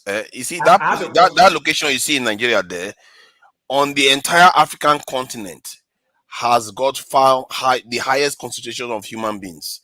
Imagine. Historically, there is something about this location Thank you, naturally forefather. that houses Because a people lot. don't There's seem to no understand. place on the continent like Nigeria. And Nigeria, None. the population of Nigeria that you see right now is not the population though. Many of them are in Cameroon, many of them are here. Nigeria is spreading. And if you look at the Bantu expansion, it actually started from this region. This Bantu That's expansion right. started all the way We're to South too Africa. we're too This we're region too important. this region is highly strategic for us because of the rivers that come from one direction and the other direction, and it concentrates so much diversity and so much population in one small area. Okay, so forefathers and Jago, I hear you. I want to repeat again. Nigeria is a great nation. Nigeria has the potential to be No. an exceedingly Don't great reiterate. Let's go forward. Push this argument forward now. Sorry, bro. Sorry. I beg your pardon. But we've heard this before. Oh We don't need to goodness, hear the same thing 5 times. Jago, hold on. But Jago, when you know, Chief talks like he's in a kind of elder meeting. He has to restate the fact that before he moves forward. Elders meeting. That's how you tend to talk. Okay, I take that as a compliment. So, but see, here's the point I'm making. Please, guys. Like I said, and let me not repeat it before Jago will get offended that I repeated myself again. Nigeria is a great nation. It's not in doubt. What I am saying is this. Like I asked a hypothetical question. You don't need to answer me now. How many of us have really visited all these other African nations? That's one. Two, do we really follow? Okay, do we really follow the dynamics of our regional politics? You know, when you go to OAU and they are talking about the great men that influenced things in Africa, up until recently, and a lady visited Anambra State, the former president of Malawi, and she said it. And I told somebody, but I've been telling Nigerians this. Do you know that when they're talking about the men in Africa, politicians and ex-presidents who have impacted Nigeria, impacted Africa, do you know that Nigerian politicians are not mentioned? Do you guys know that at all? They mention Nkrumah, they mention the guy from Mali, they mention Sekou Touré. They'll go back to Southern Africa and mention the Southern Africa. They never seem to always mention Nigerians. We don't pay attention to this. No, because Nigeria doesn't create Pan-Africanism. If I can, forefather, we pay attention. The woman that you mentioned who came to Anambra State, she herself was the one who underlined to the UN that Zeke, his name is supposed to be here. Exactly. She was the one who mentioned Awolowo. It's the way we do our things that don't push our people. But that is exactly the point I'm making. You're not listening to. I'm saying. No, I am listening, and I understand what you're saying. Don't get me wrong. What we must understand, however, both Zeke and Awolowo, they only became important in Nigeria. Unfortunately, they weren't given necessarily the opportunity, like maybe Zeke because he was the premier, but they weren't given the right structure to become a global name.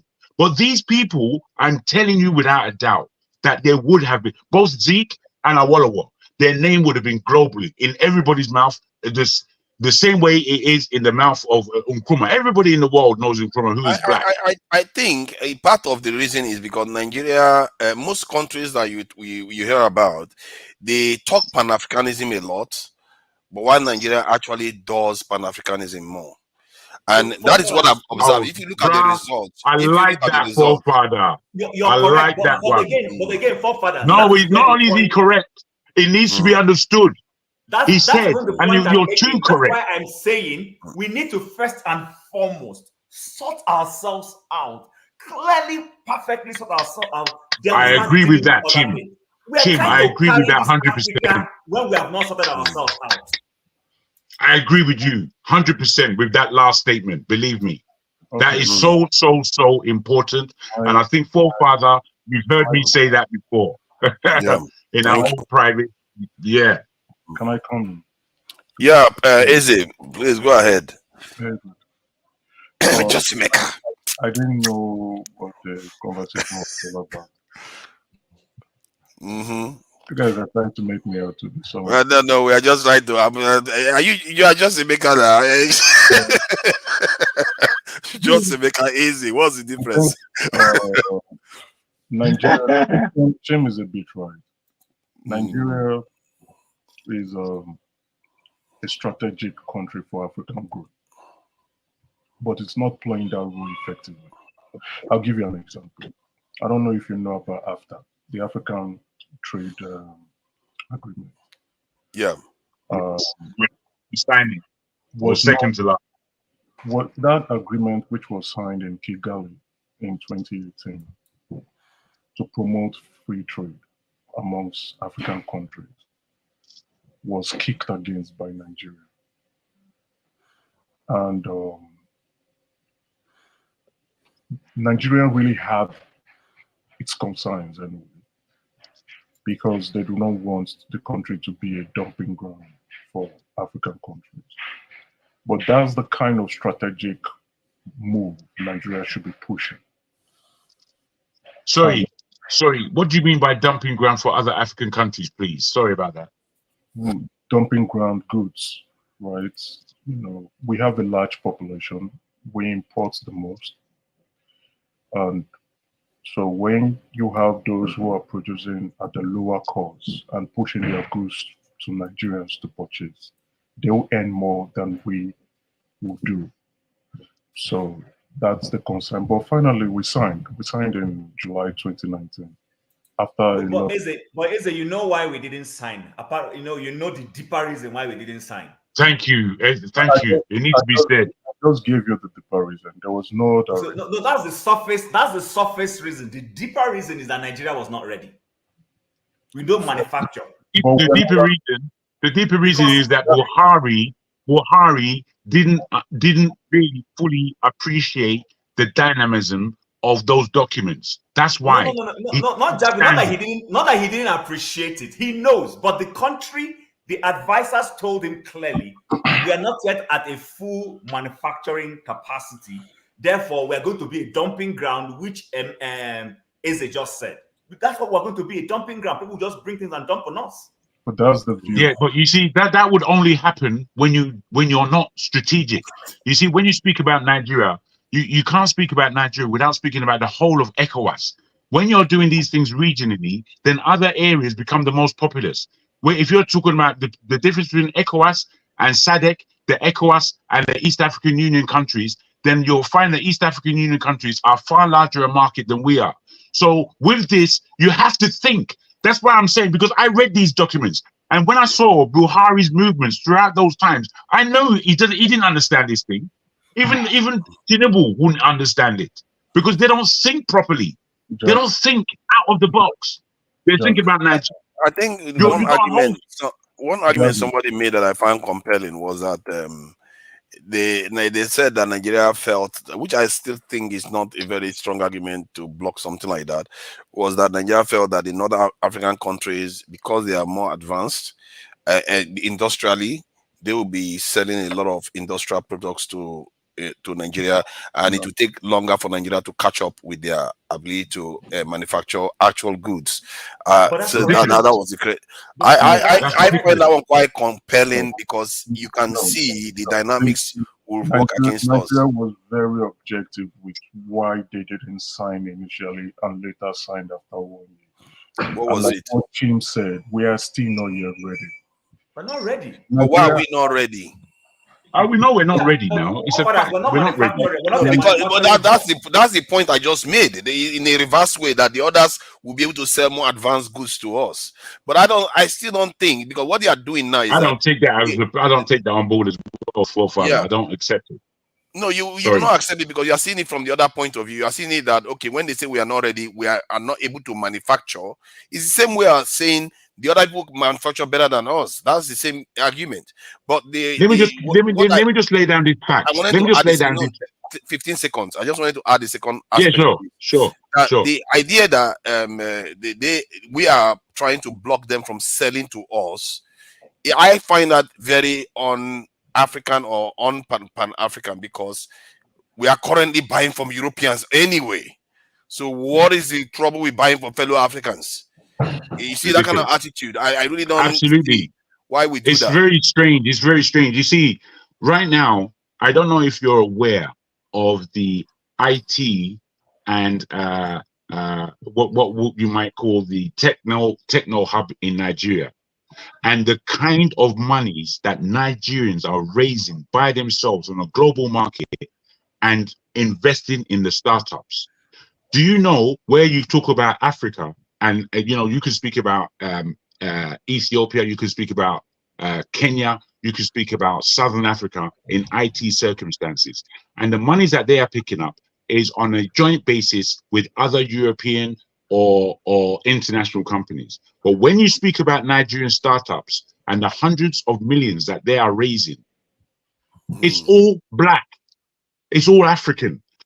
People who are raising that 100 million is not all soft tech from America. A lot of it is entrepreneurs in Nigeria on the ground raising $100 million over and over and over again, and they're building companies. But we don't see these things because we're not looking for them. But they are there. The examples of us from zero to hero, the examples are too plentiful. What do you mean that we don't manufacture? We're not a manufacturing nation. For us to turn on a manufacturer, it will only take 5 years for us to get there. But there's already a manufacturing base in Nigeria. For when you look at the intelligence of people in the South, and I won't say most particularly in the East, but I would say particularly in the East. If you look at the kind of minds that are there, that will turn things around within a week. They don't need 10 years. They don't need that long. They'll turn it around in a week. Yeah, that's the problem. Now, then why are we not moving forward? We make all these excuses. Right. Like We're not moving forward because we have disbelief in ourselves. We don't believe in ourselves. We're extremely afraid of everything. We backbite. We talk too much. We trip each other up so that we can fall down and everyone can have a laugh. This is the way we behave. We behave awfully to each other. But if we just took a day off and looked at where the grass is actually growing in that thing called Nigeria, we would see that the potential is ever there. It's ever there, no matter how depressing I must say, a lot of East African countries have begun to make moves already. Like Kenya decided to make it visa free for all African countries. Rwanda did the same. But Nigeria is just looking at them like, why should I do that? Why? It's like everybody. I don't know why. What is Nigeria waiting for to do that kind of stuff? But well, you see, already, you see, this is my, if I can, so sorry, Jim, very quickly, and I'll shut up. This is my headache where Nigeria is and where East ECOWAS. No, where ECOWAS. You know, we spoke earlier about porous borders. But you know, with the whole idea of ECOWAS is that you can walk anywhere you want to go in the whole of West Africa. That's what it means. You can enter into it, and yet we have so many foreigners in our country that are committing crimes, and we can't get them out, or it's some kind of cross-referencing of policies that don't really make sense for our nation. Because I like the fact that Nigeria doesn't spring to every issue that's going on, because we don't have to. We don't, as you said, we're actually doing Pan-Africanism and not necessarily talking about it. We do need to talk about it, but doing it is more. Doing it is much more, because all these countries that are talking about it, they're not doing nothing really much. They don't do anything. There's not one African country. There's not one African country who has come across Nigeria, and apart from the initial finding them a problem, next minute they are mesmerized by the kind of thinking that we have, because we don't think like any other African. We think completely different from them. We're go-getters. We're not here to muck about. So forefathers, you know, there was a time at the early stage when I joined the conversations where we were talking about between defense, electricity, and some other things, which one was more critical for our government to invest in. If you can remember that conversation a little bit. So I think personally for me, Nigeria at some stage, you know, the whole concept of ECOWAS, starting with ECOWAS, is a good concept. And Nigeria would have been the biggest beneficiary of that ECOWAS initiative, in the sense that imagine if we were developed, if our manufacturing hubs in Aba, Kano, Kaduna, Ibadan were fully unleashed. beneficiary from ECOWAS. 70%. Okay, so but hold on, don't worry. You can, but you can rephrase later on. But right now, in my own perspective, I would say Nigeria would have been the biggest beneficiary. I have a reason why I'm saying it. We're not fully maximizing that benefit yet because number one, we have self-inflicted ourselves. We don't have functional electricity that is capable of unleashing the industrial capacity Nigeria has. Our smaller and small-scale enterprises are bedeviled with unnecessary, structural issues, are not letting them develop things that they can take to the sub-regional level.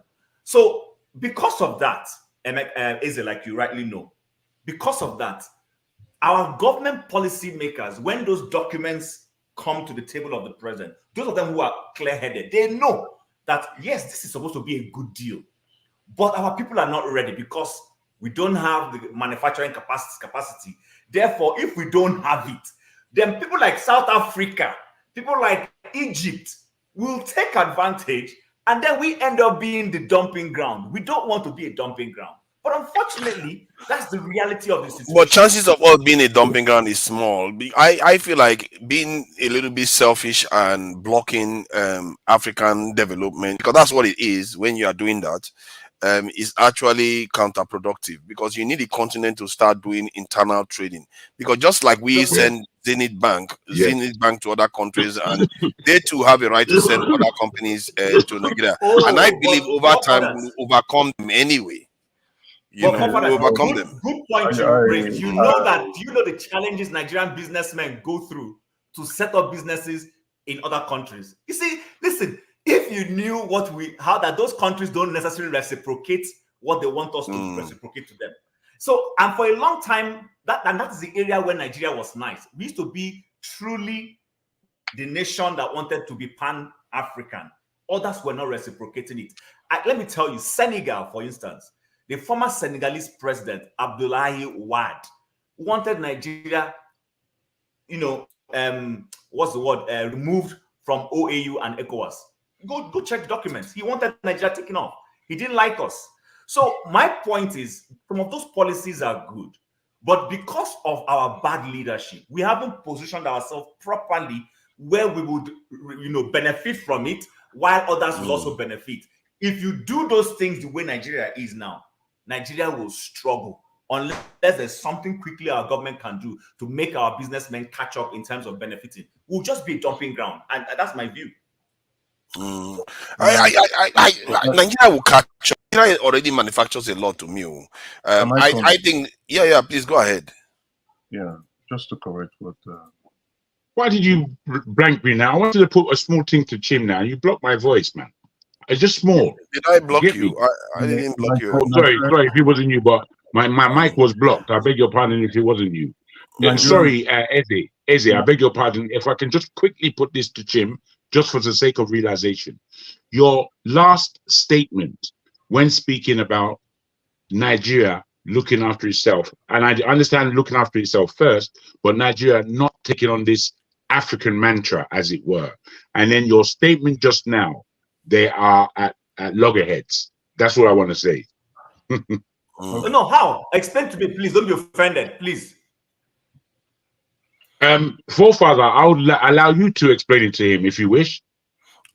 Because when you said that we should be internal, we should be inward looking, at the same time saying that, did you say that we should support trading? Because I'm not sure of your position in terms of. So here's my position. Let me clarify myself. Maybe the way I said it, you didn't understand it. Let me quickly put it to you, since his forefather doesn't fully remember.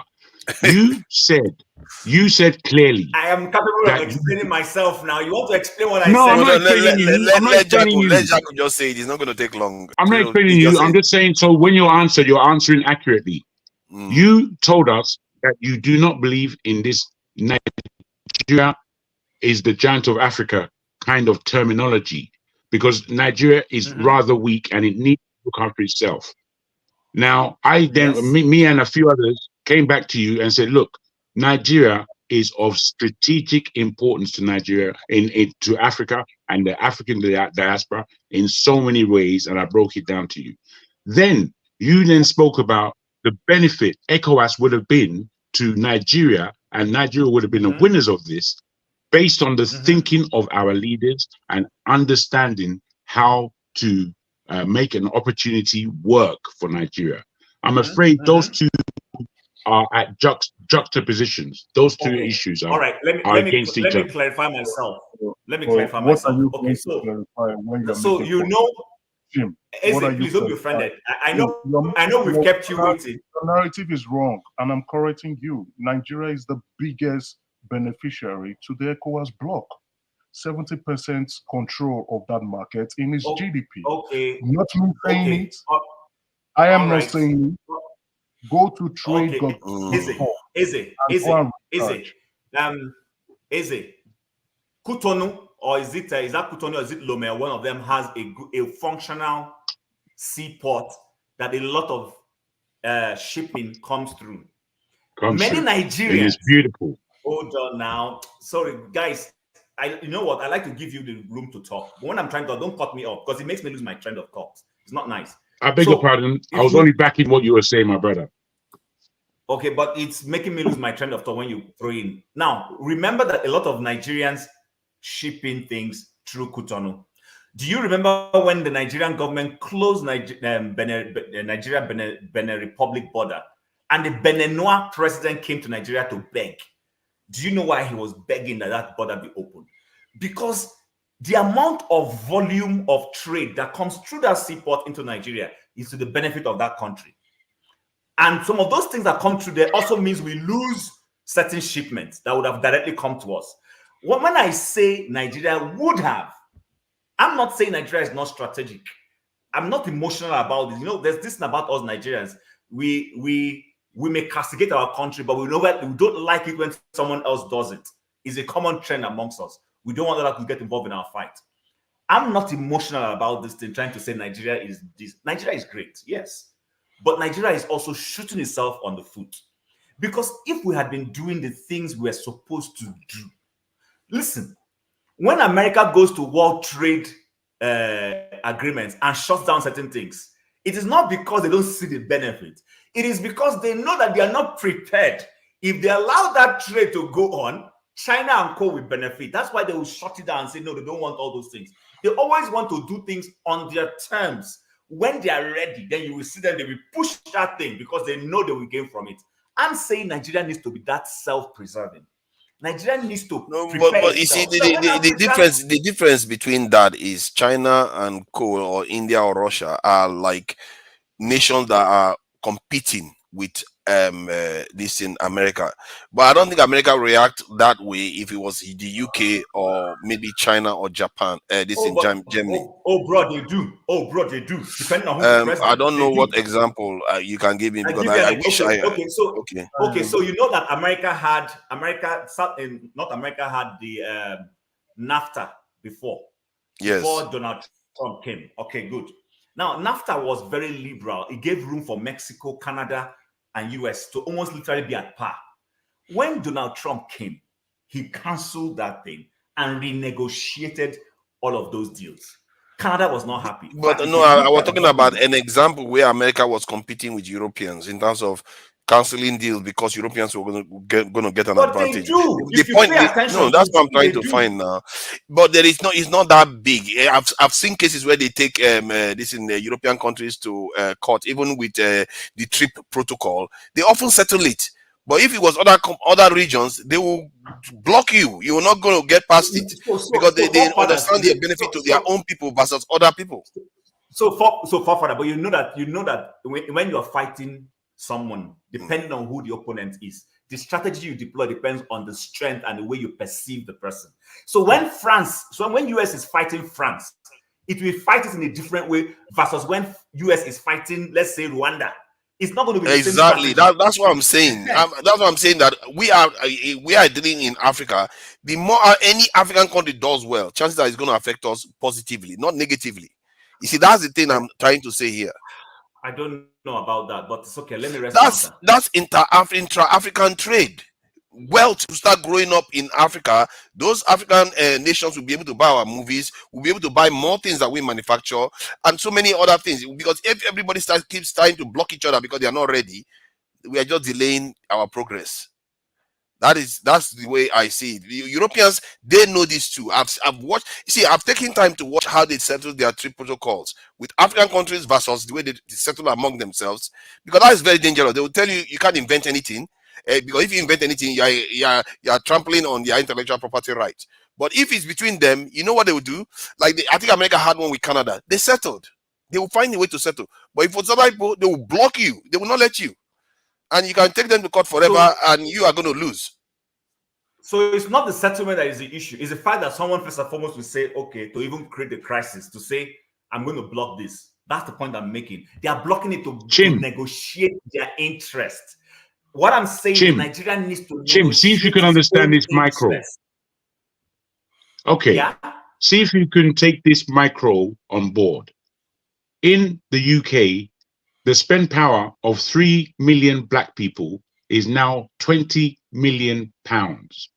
In America, 45 million black people's economy is 1.5 trillion, which would make it the 16th biggest economy in the world. Now, the reason why, unfortunately, we are not able to maximize on our manipulation of our economy is because we give the money outside. We spend the money into the white community, into the Indian community, into the Chinese community, into every other community apart from our own. Now, that means we are. So in the same macro sense, when you talk about the size of Africa, we are doing the same thing, which is spending our money with everybody else except ourselves. It's cheaper for me to fly from London to China than it is for me to go from Nigeria to South Africa. Much cheaper. Why? There's a problem of the way we have our infrastructure. In fact, it is clear we don't have an infrastructure. And there are so many things that come into building an infrastructure that would work for the people of that nation. There is almost no reason why any individual African on that continent should be poor. But we are the poorest. We're the poorest. I agree with you guys. I'm not disagreeing with you guys, but I just feel you're not hearing me. See, we are. Honestly, we are hearing you. I understand we should put Nigeria first on some issues, but when it comes to continental trade, I think that we should start seeing it on a strategic level that African countries need to up their trade level without necessarily blocking it because of our own specific interests. I agree with you, but you see, let's take the airline industry, for instance. I know we don't have a national carrier. We don't. What we have is a private national carrier. I mean, albeit maybe Air Peace. Now, how many flights does Air Peace conduct from Nigeria into Addis Ababa? How many flights does Air Peace conduct from Nigeria into Cairo? How many flights does Air Peace conduct from Nigeria to Johannesburg? Now, compare the amount of latitude we give those South Africans, Ethiopians, and Egyptian airlines. Go check it and see. But that's the point I am making. The Nigerian government needs to, when it's negotiating these deals, to say, listen, South African Airways, we allow you to do 2 flights into Nigeria every day. You must reciprocate that flight concession to Air Peace, even though Air Peace may not be a national carrier per se, but at least Air Peace is a Nigerian airline. And do the same thing with Egypt, and do the same thing with Ethiopia. But we don't do this. We had a minister of aviation who was giving concessions to Ethiopian airline into Nigeria to the disadvantage of Nigerian airlines. That's the point I'm trying to make. We can't be doing I agree with you on that kind of level. That I see that in Nigerian, and Nigerians are quite unpatriotic on that front quite a lot. Forefathers, it goes back to what I said at the very beginning, even before you came in, that if Air Peace was from the core north, he will be pushed. Look at the way they supported Dangote, borrowed him money for the refinery. So the thing is that, see, But it's not As long fair to as we say have. that though. You also No, have no, I would say that this is Zenith my own Bank. opinion. You also have Zenith Bank and other things spreading all over Africa. It's not always Yeah, about but tribe. yeah, but how can even us as Niger? I mean, I do remember. I'm not that young, but I do remember when Nigerian Airways was still running. We've taken it a couple of times as a family to Europe and America, and it was good. But right now, we don't have an airline. Why? Is it because there's no money? And yet, our president, our so-called president, is flying all over the place, looking for investment. Yeah, At but my least point is that it's not let's tribe start with. based. It's just people that are unpatriotic. They refuse to even buy Nigerian made cars. They I, refuse to do I, anything Nigerian. No, I think it's beyond patriotism. I just still feel that it's beyond patriotism. There's some element of tribalism, and that's one of the problems we see disagreeing with ourselves with Tinubu or Obi or what. See, listen, what people don't understand here, if Tinubu succeeds as a Nigerian president, it's all to our advantage as Nigerians. We can hold our heads high and say, look at my country, look at what our president, even though, yeah, there was issues with how we got there and all that, it's still to our advantage. But the thing is that the bigotry and the tribalism we have, and even till now, I don't people can see. see very There's no clearly that this evidence thing is of not it working. because see in the like But there is. in the southwest there is Proforce. Proforce manufactures armored vehicles that they sell to the UN, and they actually sold some to Belarus just recently. But do the Nigerian government patronize them as much? Why are they not using Proforce to make their vehicles armored vehicles? But they still go to foreign countries to go and do it. That is a southwestern company. So there's a not that sells electric vehicles, and Nigerian government will be very very happy to still go and buy electric vehicles from overseas to bring to the Nigerian streets. Even it was on this channel that I got to know about Proof. I didn't know about Proof. The only people I know that make cars. This one in Nnewi. Tone, just a quick one on this whole patriotism thing. I don't know how many of us remember Ambassador Ashiru, who used to be Nigeria's foreign affairs minister. I don't know if any of us were conversant with him. That name sounds familiar. Okay, fine. I'm not sure, I might be wrong, but in recent times, that man has been one of the most patriotic and fantastic foreign affairs minister Nigeria has had. Before he's late now. When that man was a minister of foreign affairs, I remember, the way they used to treat Nigerians when we're traveling to South Africa. You needed to see the treatment. And this man decided it was enough. One time, there was something happened in South Africa. He gave an order to Nigeria's immigration. A South African airline landed in Lagos, and immigration officers walked in and said, anybody carrying Nigerian passport, say, come down. Anybody, just mentioned all the other passports, they all came back, and it says, every other person carrying South African passport, they say, this is a true life story. He told the aircraft to carry them and send them back to South Africa. The South African embassy had to come and sit down and start negotiating. And he told them, you can't keep sending my people back home and expect me to welcome your people. So the point I've never heard of this case. So, do you have any link for it? I would like to share it. Is there any link for it? I'll go look for it. Don't worry. Look for Ashiru. During Obasanjo's time, yeah, it happened. Yes, the guy. What happened though? People like that. I remember it. In the country. And he said that his foreign policy was Nigerian citizens first. That's the point of course, it has to be. No. See, if they are treating us badly, of course we have to be Nigerian first. And in short, even if they are not treating us badly, it's still Nigerian first. But in some areas where like trade and all the other stuff that we also have influence, we are already in many African countries. So we shouldn't necessarily just say until we completely control everything before we allow it to go through. Like free movement now, I don't see the consequence against Nigeria. If people come to Nigeria, it's actually a good thing so that we can get more business. But Nigeria is not even thinking like that. You wanted to say something? Who wanted to say something? I think Jago had his hand up. Yeah, finish what I was saying. What I'm trying to say is that, see, tribalism, whether we like it or not, let's just start in it. I want to see a time that I don't want to see Chim as an Igbo man. I want to see, or people who have to change their name or become a Muslim so that they can identify with certain people in power and all that. Yeah. We want to start seeing ourselves as Nigerians. which is the most important thing. You and I live in the UK, forefathers. Have you seen even a Scottish man that has a very deep Scottish accent and all that? You can't just start. You can't just start. Classifying me. So see, you're British first. You're English, and then you're British first, and that's all that matters. That's all. That's all that matters. Let me say this. Even my guys Somebody here. asked. Somebody asked. Hold on, Jack. Even my guys here. I tell them from nursery school. I said, listen. Tell them you be Niger. Your dad comes from Onitsha. I tell them who their grandfather is, what he has achieved in Nigeria. So you need to start putting. It's all about mindset, and that was what we were talking about earlier. What Flagship was talking about. Us going back to the grassroots and start changing how people think. Because come 2027, a lot of people are still ignorant. They're going to go and sell them another dot, and they will be enslaved again for another 4 years. How long will it continue? Let me just say this, if I may. Whilst I take on board what you're saying, Tom, somebody asked a pertinent question in the comments.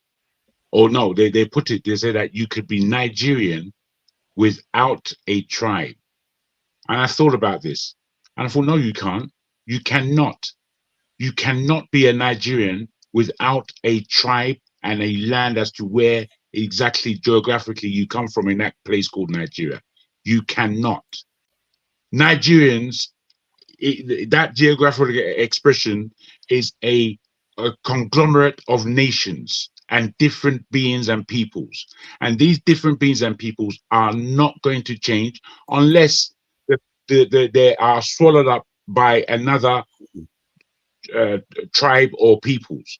Now, if an Igbo man, a Yoruba man, and a Hausa man, and all in between of us, we collectively constitute Nigerians, but we come from somewhere. And that somewhere where you come from has a history. It's the lack of history that gives us these divorced minds as to who we are as a people. Because the Europeans have come in and messed with that. They've messed with it. Now, it's not to say... You're misunderstanding what I'm trying to say. I'm not misunderstanding. I know what you're saying. And it's no, honestly, wait. Don't think, wait. Tone Jagun, can I say something to kind of see? I want to say that currently, if we look at the present state of things and situation, especially based on the last election, I will be fair to say to you that a large majority of Nigerians are not bigots. They are not tribalistic. They are not. Right. They are not. I want Yoruba nation, not because I'm a bigot. You understand? I'm telling you that as somebody who wants Yoruba nation, but because I believe Nigeria is a very complex state. But if I look at the last election, I will be fair to say that a large majority of Nigerians are not bigots. When people say go back to the grassroots, educate them, I just look at these people. They're just trying to make things too complex. Because number one, during Abiola's time and Tofa, Abiola won majority of the election in the north and south. Obi, a Christian, won the election free and fair, but they didn't let it count. That shows you that Nigerians they're enlightened, they're educated. You understand? We want the people, those elites, those cabals that are bent on keeping us where we are. They should let go of the stranglehold and let Nigerians live the kind of lives they want to live. They are the ones we should face. A large majority of Nigerians are not bigots. They are not that. Look at all of us on this platform. You understand?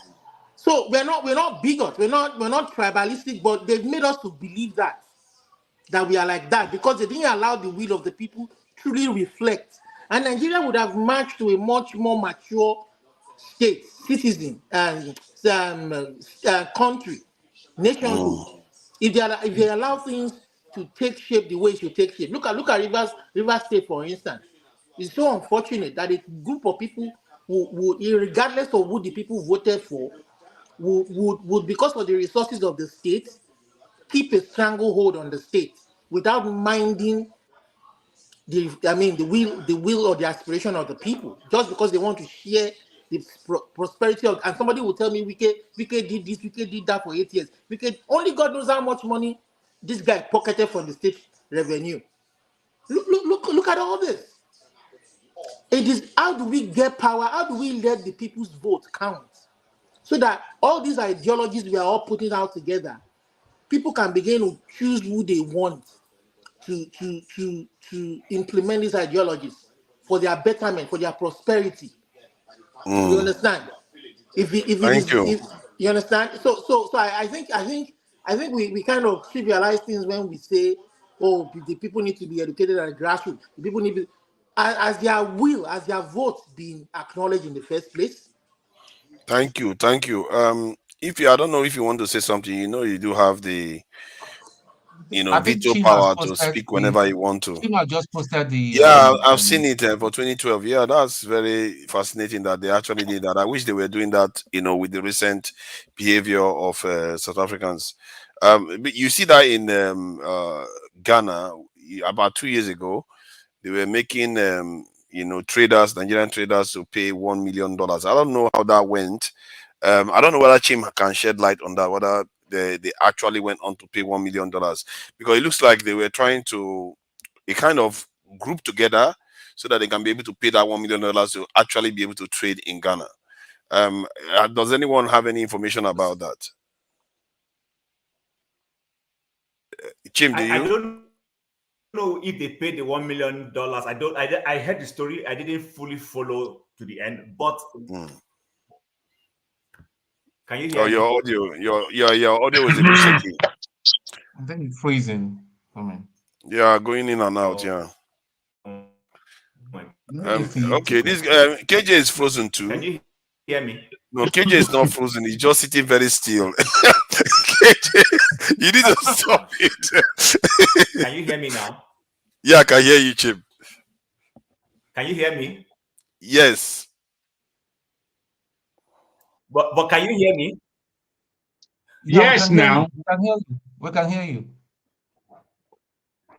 Oh. He can't hear us, but we can hear him. He can't hear us. Yeah. If you take over when he comes, yeah. Okay. We can hear you, but you cannot hear us. The money that traders in Nigeria was supposed to pay in Ghana. I can hear you guys. Can you hear me? The money, the Buhari administration, yeah, we can hear you. Committee that tried to follow up, and they had several meetings. I think the money was later reduced, but I don't know whether even that reduction was paid. But I lost interest when the federal government was not coming boldly to take an action, in that regard. So I didn't follow to the end. But that's at the time I left it, they were supposed to be reducing the money to a particular number, because the argument was that if a Nigerian trader has $1 million to pay, why will he go to Ghana to go and trade in the first place? He can as well set up in Nigeria. Exactly, and it's supposed to be live on. But then it looks like then the argument is correct. Then that it looks like towards an election they used Nigeria as a whipping boy to say that we are tough on Nigerians, and that is a very, very unhealthy dynamic that you see in Ghana. When they do that, then after the election, then everything just dies down again. Yeah, that's but why we don't hear black anything. people are always tough on other black people. That's what we have seen. They're always tough on other black people. Black nations are always tough on other black nations. They're not tough to the other people. In fact, if you are a white-skinned Filipino, you have more right in Nigeria than Nigerian people. So I saw this. I don't know. Some people have heard of this lady Ichi Boots in Nigeria, going around in Nigeria, and she was talk about it, bro. Talk about it. She was crossing the border. I don't think they bother even checking her papers because I don't know whether she caught the video. But you know, they just flagged that through. I became very hooked on that lady. I became hooked, man. Yeah, I'm a bit concerned that they can just race through Nigeria. She's been coming from Senegal all the way across West Africa on that bike, and largely it's been easy until she got to Nigeria. Coming from Algeria. There you go. Now, when I caught her, she was in Ivory Coast before coming into Ghana. Now, when she came into Nigeria, bro, the change in the policing. I think the term hit her hard. He hit her hard. No, there are checkpoints all over. There are checkpoints all over. No, there are wait, guys, Ejo, please. In Senegal. She got it hard in Senegal.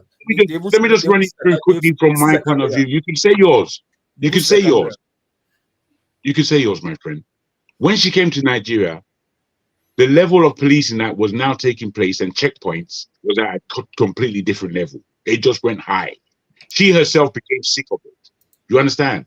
But what you did see is the people of Nigeria are beautiful, because the way she's been assisted and helped and liked and loved, a woman on her own on a bike crossing Nigeria or crossing West Africa, fantastic.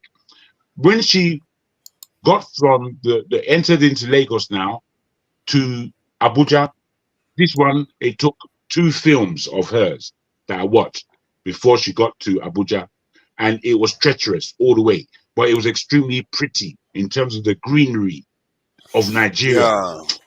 When she got now to Abuja, she left Abuja in order to cross at Cameroon border.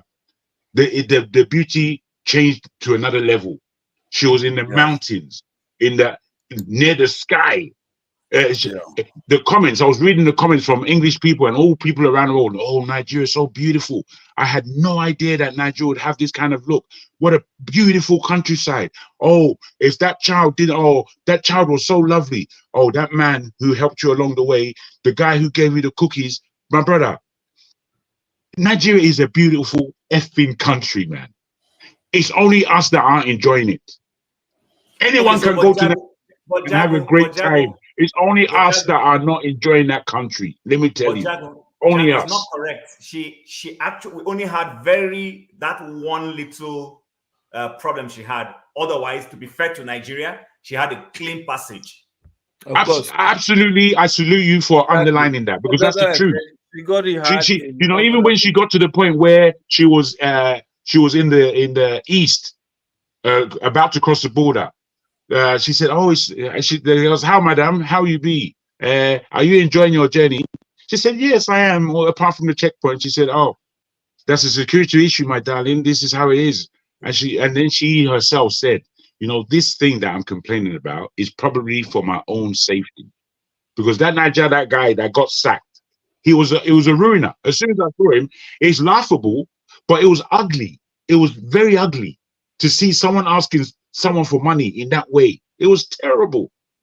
The poor guy is back now. He didn't know that he outed himself. I'm not sure we should be happy that foreigners come into our country and move from one end to the other without being stopped properly. No, it's not. You see, that's what we must be happy, because we were representing ourselves. You know, I'm watching it without being able to touch or control anything. So all you can see is what anyone in the world is seeing about who we are.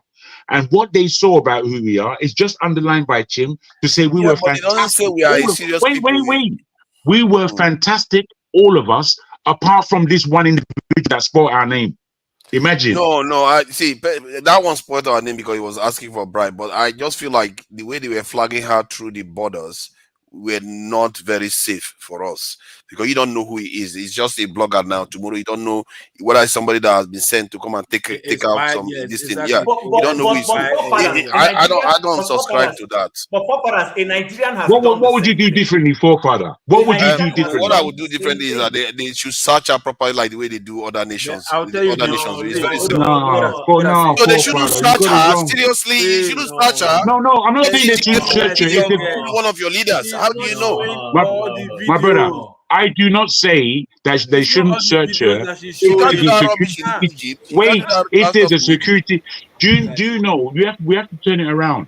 Me walking around in this whole planet, and I've walked around this whole planet. I don't want nobody standing in front of me talking rubbish. I don't. So why should I want it for anybody else?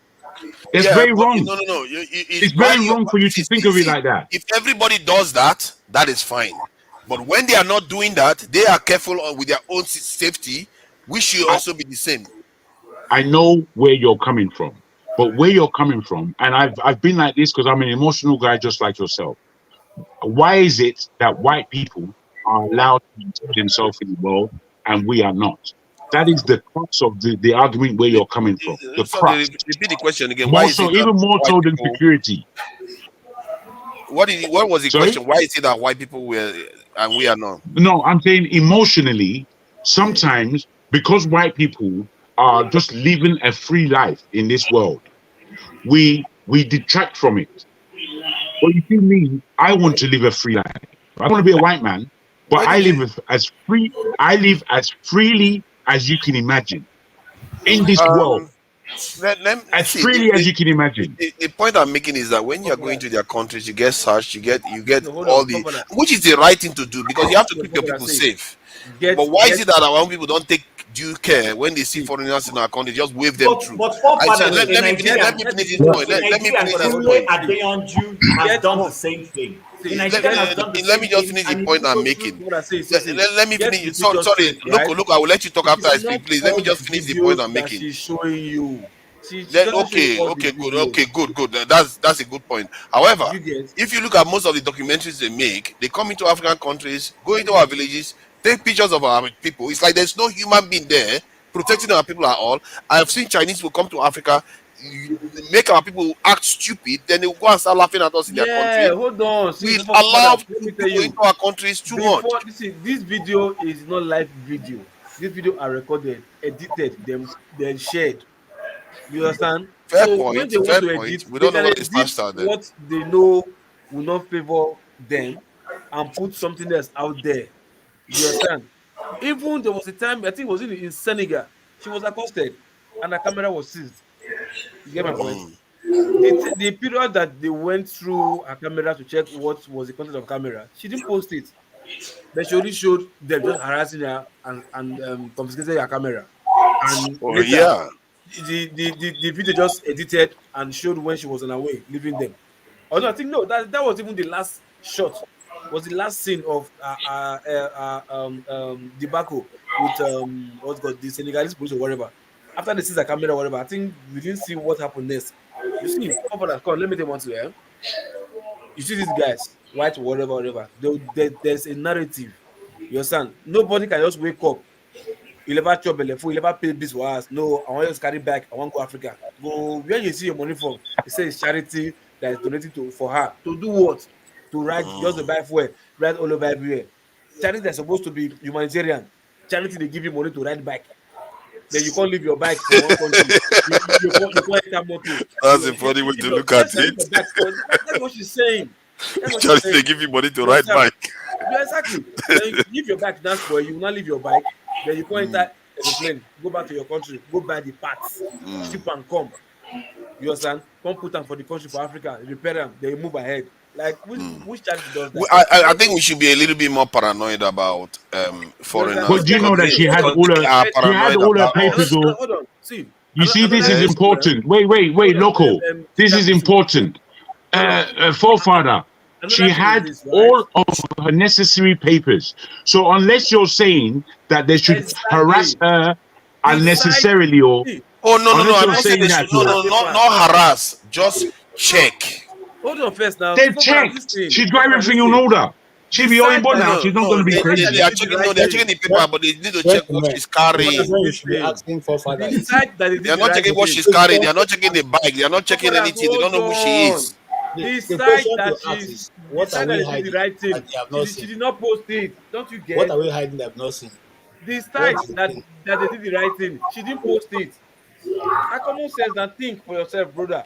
Okay, she didn't Decide post when they were that they did searching the her. right Then thing. She didn't post it.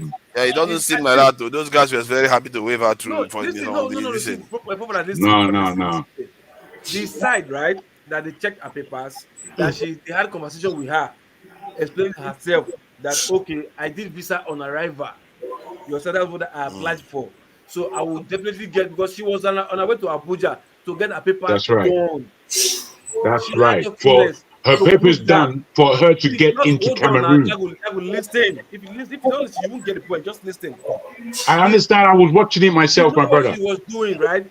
She already had papers showing that she will get her papers done correctly when she gets to Abuja.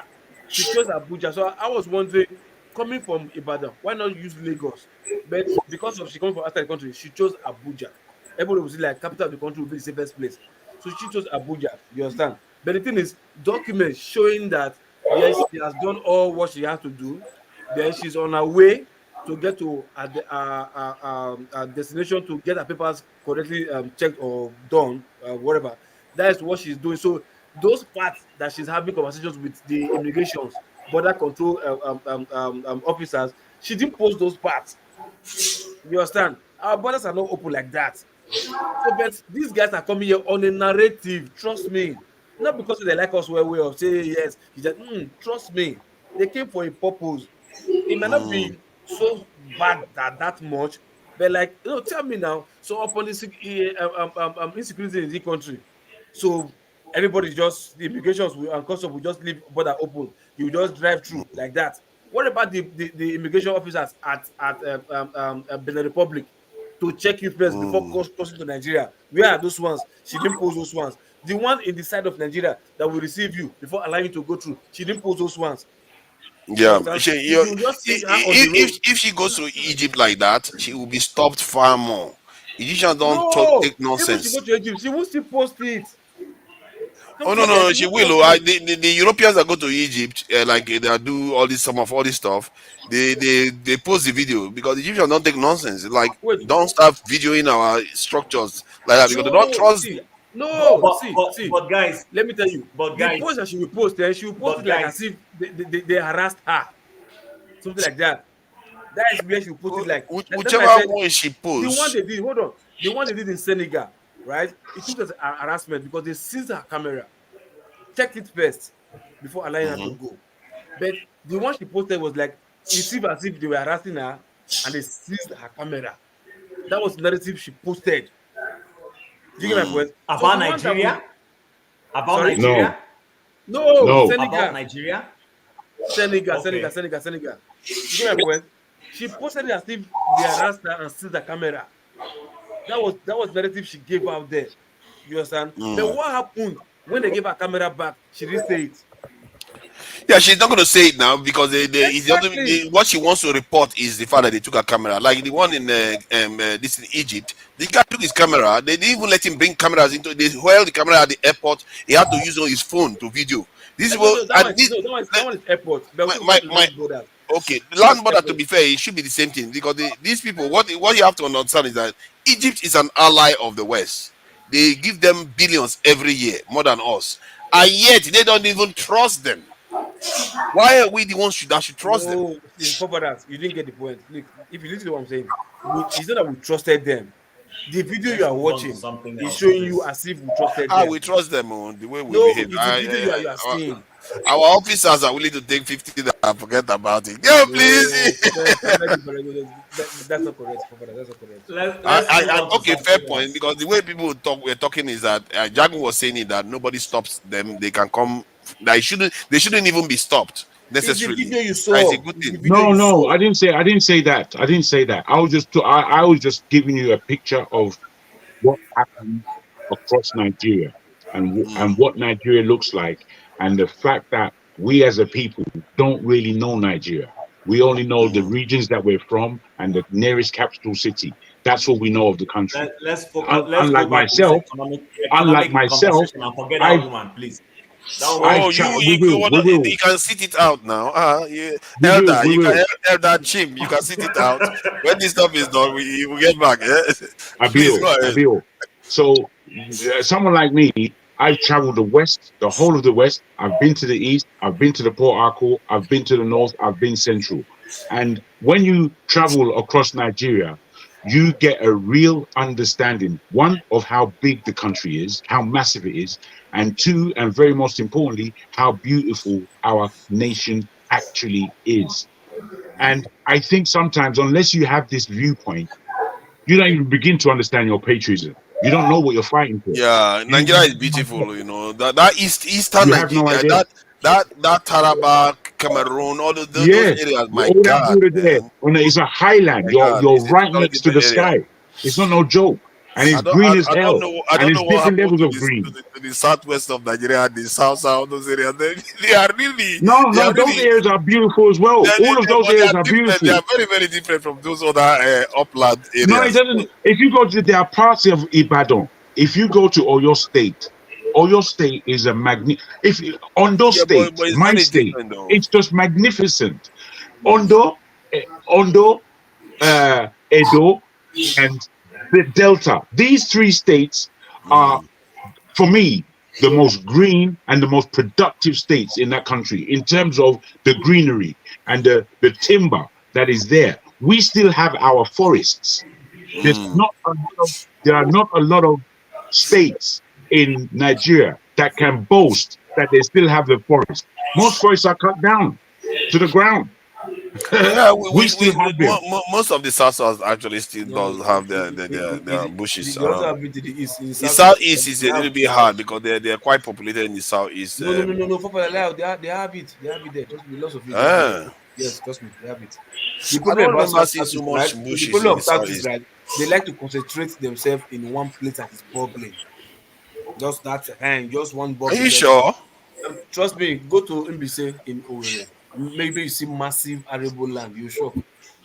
You have Just to have go it. to Mbise in Owerri. Just I didn't know that because no. if you look at their population itself and look No, at they the are much. area, that's a But lot of population. I mean, they mostly concentrated in one place, a spot. Like not like okay, we are much, okay, let's spread. No.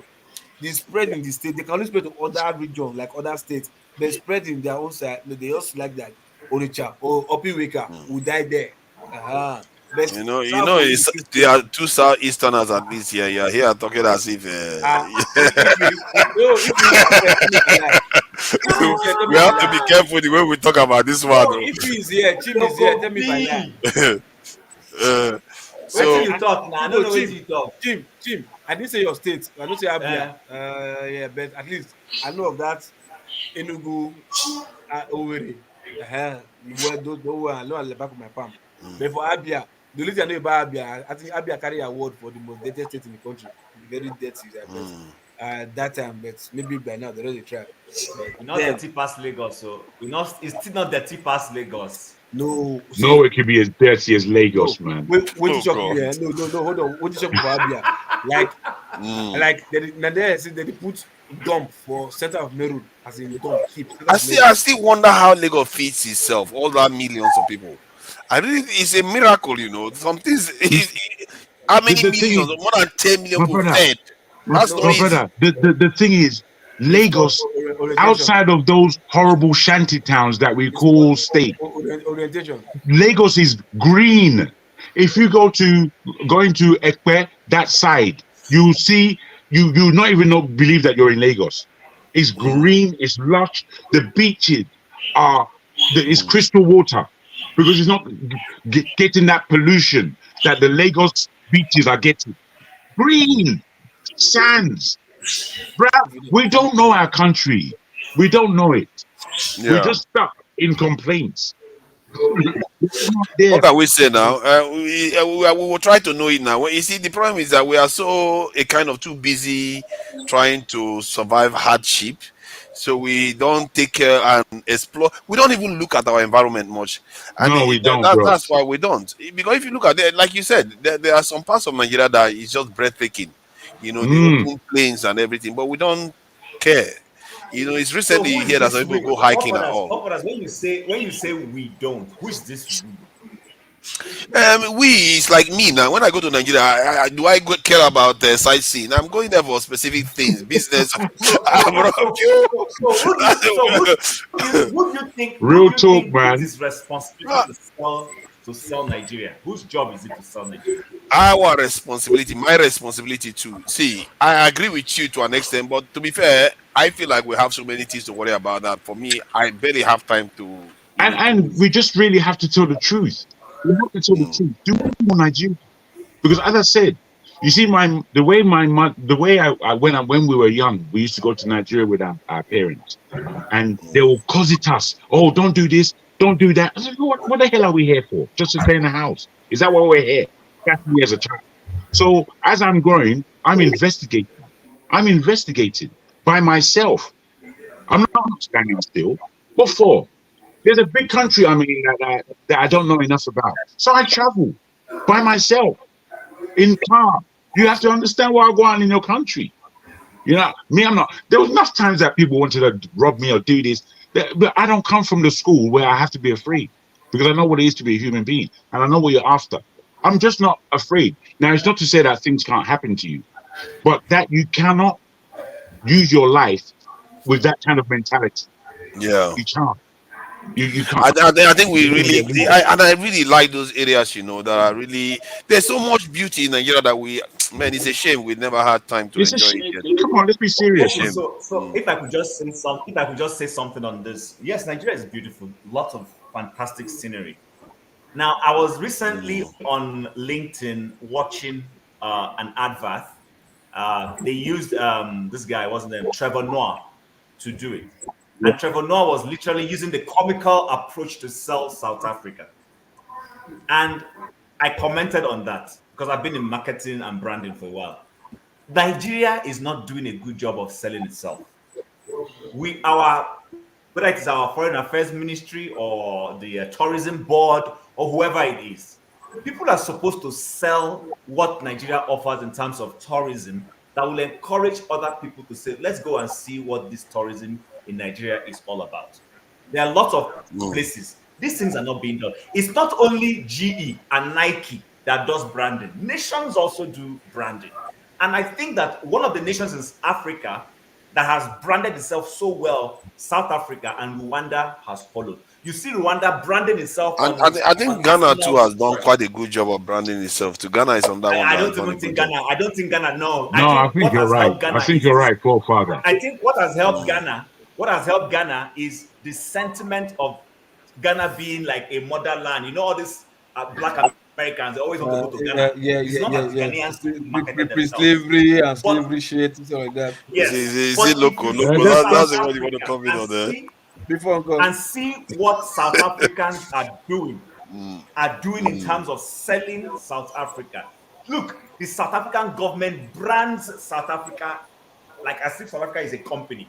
They brand South Africa. The Nigerian government doesn't do that. The last time we probably did anything close to this was when Jerry Ghana used to be the Director General of MAMSA. Since after that time, I don't think any government has painstakingly taken an interest in projecting Nigeria. the thing about tourism, the thing about tourism is that it's almost like if tourism was like oil industry, it would be a downstream in the part. It's like almost a lot of other things have to be taken care of before you can go for tourism, because you have to have security, you have to have good infrastructure, you have to have a lot of other things in place. Then tourism comes in. This is why Nigeria, because the other base ones haven't been done, it's very hard to go tourism in the You are context of quite Nigeria. right. You are quite right, forefather. But I must say this: during Ebele Jonathan's time, he had a minister of tourism. I think he was first the minister of ports. I can't remember his name. He was from the east, and this guy and his assistant that was with him, they and you can still search it online. They had a campaign called "Fascinating Nigeria," and it was the right term. Now, if you looked at how they were selling Nigeria, I'm telling you, all of us would be proud. You know, sometimes Nigeria does something that should be done, but they do it in such a shoddy way that you can't respect it. These guys put together a campaign, and I was involved in this at some level, that actually did sell Nigeria extremely well. But unfortunately, he was out of office as soon as Abele Jonathan lost the election to Buhari, and that was the end of that. But I must underline that when it comes to tourism, after whatever your natural resources are and your economy, it can add anywhere up to 50% onto your economy. It is that powerful, and the level of tourism that we can be associated with in a country called Nigeria is phenomenal, really, really phenomenal. But we're not doing it because we're not at that point. It's such a shame. Maybe Nigeria. Maybe Nigeria. Do you think that maybe Nigeria is not may never be a tourist-heavy economy in terms of like the UK now? I don't know how big tourism is compared to the UK economy, yeah, or even America. America has a lot of tourism, but compared to the size of its economy, is tourism very massive? You see what I mean? Tourism is massive in the States. Tourism is massive. The city that gets the most tourism in the whole planet is Paris, France. You see, The it's most disproportionately high. the Yeah. most common, and then it breaks down around Europe, Far East, and the Caribbean, and all these kinds of destinations. On African terms, it's Southern and Eastern Africa, and then Egypt. You understand? And Morocco. Whereas Nigeria has as much as any of these nations to boast about. Yeah. But Oh yeah, definitely. we're just not ready. But we are not going to be a Bahamas though. I'm not sure we will be a Bahamas or like Zanzibar or stuff like that. But the reason why I say this is because some nations have other reputation, like Germany. Now you can't expect Germany to compete with Zanzibar. You see what I mean? Is that our fate It that depends we are what for. never It depends what you're selling. You see, in terms of tourism? no, in terms of the type of tourism, on the whole coast of West Africa of Nigeria, ecotourism would be the greatest tourism that enters initially into Nigeria. And because the Delta regions, What would you call ecotourism? What is ecotourism? ecotourism is when people are coming to look at the ecology of the area or nation, and they Like are maybe the participating. environmental, the greenery, the whatever, just natural. Yes, they are now participating in setting up small infrastructures, schools, and things like that. Because ecotourism accounts for 52 billion in just ecotourism alone, not the whole tourism. Would that include something like safari and stuff like that? Is that that safari is a different level still? But if you go to the Kenyans Maldives have got or that lockdown. Kenya, Tanzania, South Africa, they've locked those. yeah, but they down. didn't do it, did they? It's not the. You see, when we look at Kenya or East Africa, and we look at South Africa, we must understand that these were settler nations. So infrastructures were put in there because the Oyinbo was staying there for real. The Lagos was known as the white man's grave because they used to just come to Nigeria and die like flies because of tsetse and mosquito. Used to be killing them anyhow. You understand? Until medicines were developed, they then were able to stay. So when you speak about the infrastructure of a country like South Africa and them selling it, it's easy for them to sell something that the white man has already built for them. They built all this infrastructure years ago. You understand? Whereas Nigeria is strictly us. There's no complication. About that mosquito thing, recently I went and actually checked why. What is the purpose of sickle cell? I went out because I know that sickle cell is very bad when you have it in double and you become ill. But it turns out that sickle cell is very good at killing mosquito that gives us malaria. So it means that there are parts of our population that are almost technically immune to malaria because it doesn't kill the mosquito. What it is, the mosquito. It kills this thing. What they call it is the No. stuff that What the mosquito does? Mosquito doesn't swallow bad blood. Mosquitoes only swallow blood of a healthy host.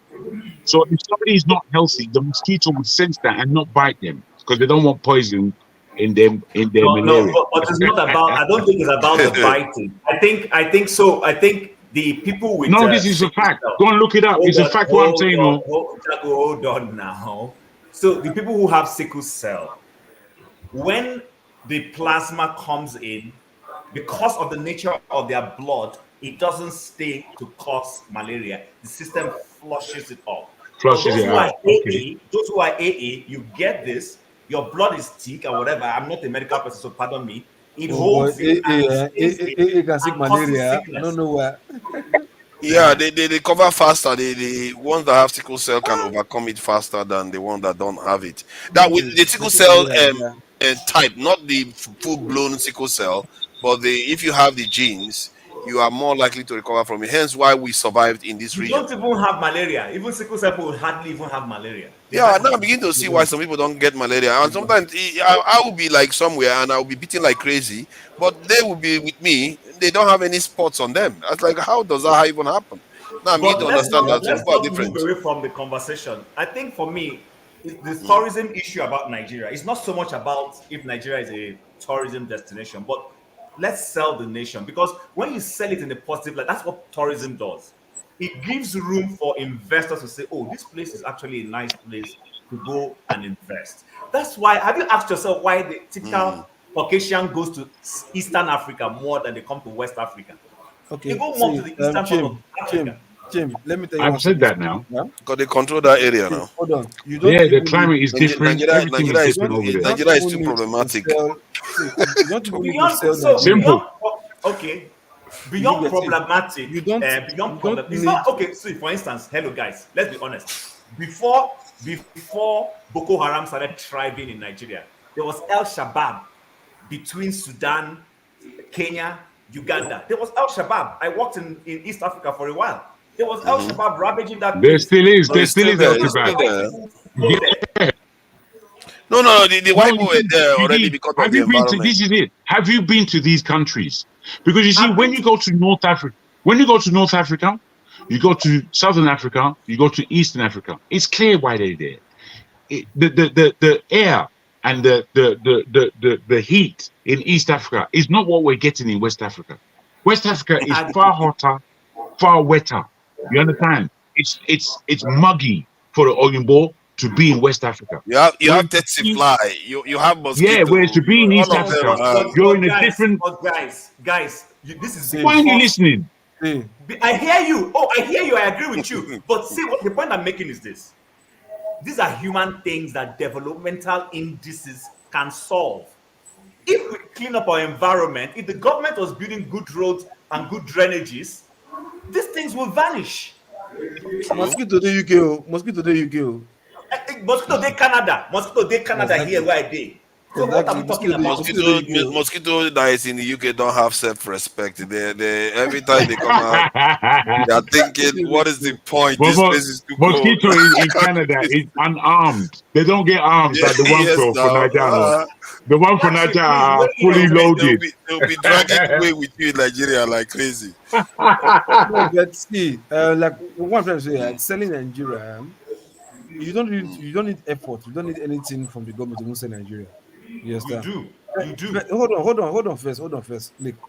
Like you taking the okay, maybe you see social media, they like, or maybe like Turkey, they sell their destination, do adverts with like, yeah, nice place, beach scene, good air, Turkish Airways. The same thing with Qatar Airways, this and that, Saudi Arabia, whatever. In Nigeria, no need. We don't even need that. Just first No, give us like I two. don't Hold agree, on, hold on Loco. first. Hold on first. Just give us like 247 first, right? And still the investment it will attract. People start doing things, manufacturing things, producing things, right? And be selling. People will come. Not in the country right now, right? But people are still going. You understand? The population is even the investment they're even banking on. You understand? They're not doing anything manufactured. They're only doing anything like they're only going there for consumable investment. Like there's a population there in Nigeria, so let's go there and sell consumable stuff. Then the population will Can give us I ask a question then? oh, hold on first. For that, come hold on. You understand? I'm talking about people, white people that flew into Nigeria right now. Pharmaceutical company are living right now, right? But people are not going there for to sell goods that are consumables, not like drugs, like anything entertainment now, food, drinks, and whatever, what have you. That tends goes towards social life. You understand? But saying that we should come and start doing maybe adverts, you'll be seeing destination, go to Budukacho rant, this No, and no, that. no. We We just need it. We need the whole thing, bro. Don't no, hold give on. us You're still not getting don't my give. point. You see the Please, level where they talk. see, The level. No, I'm no. explaining right now. Local, Just hold local on. P. The level where they give us now. The level where go take us to Bushman level with that. See, We you're still want not to getting my do the point. correct You're still not one. getting my We don't want point. to do that sheep shab one way they talk. I just want to My say point also is that flagship. It's okay, you great don't to allow see me you to talk. here at this See, midnight tour. I don't know when watching your wife allow you to stay up late tonight. No, hold on.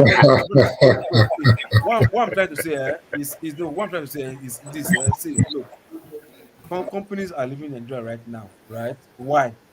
Because man, the power generation right now is dwindling, and is getting into their pockets. You understand me?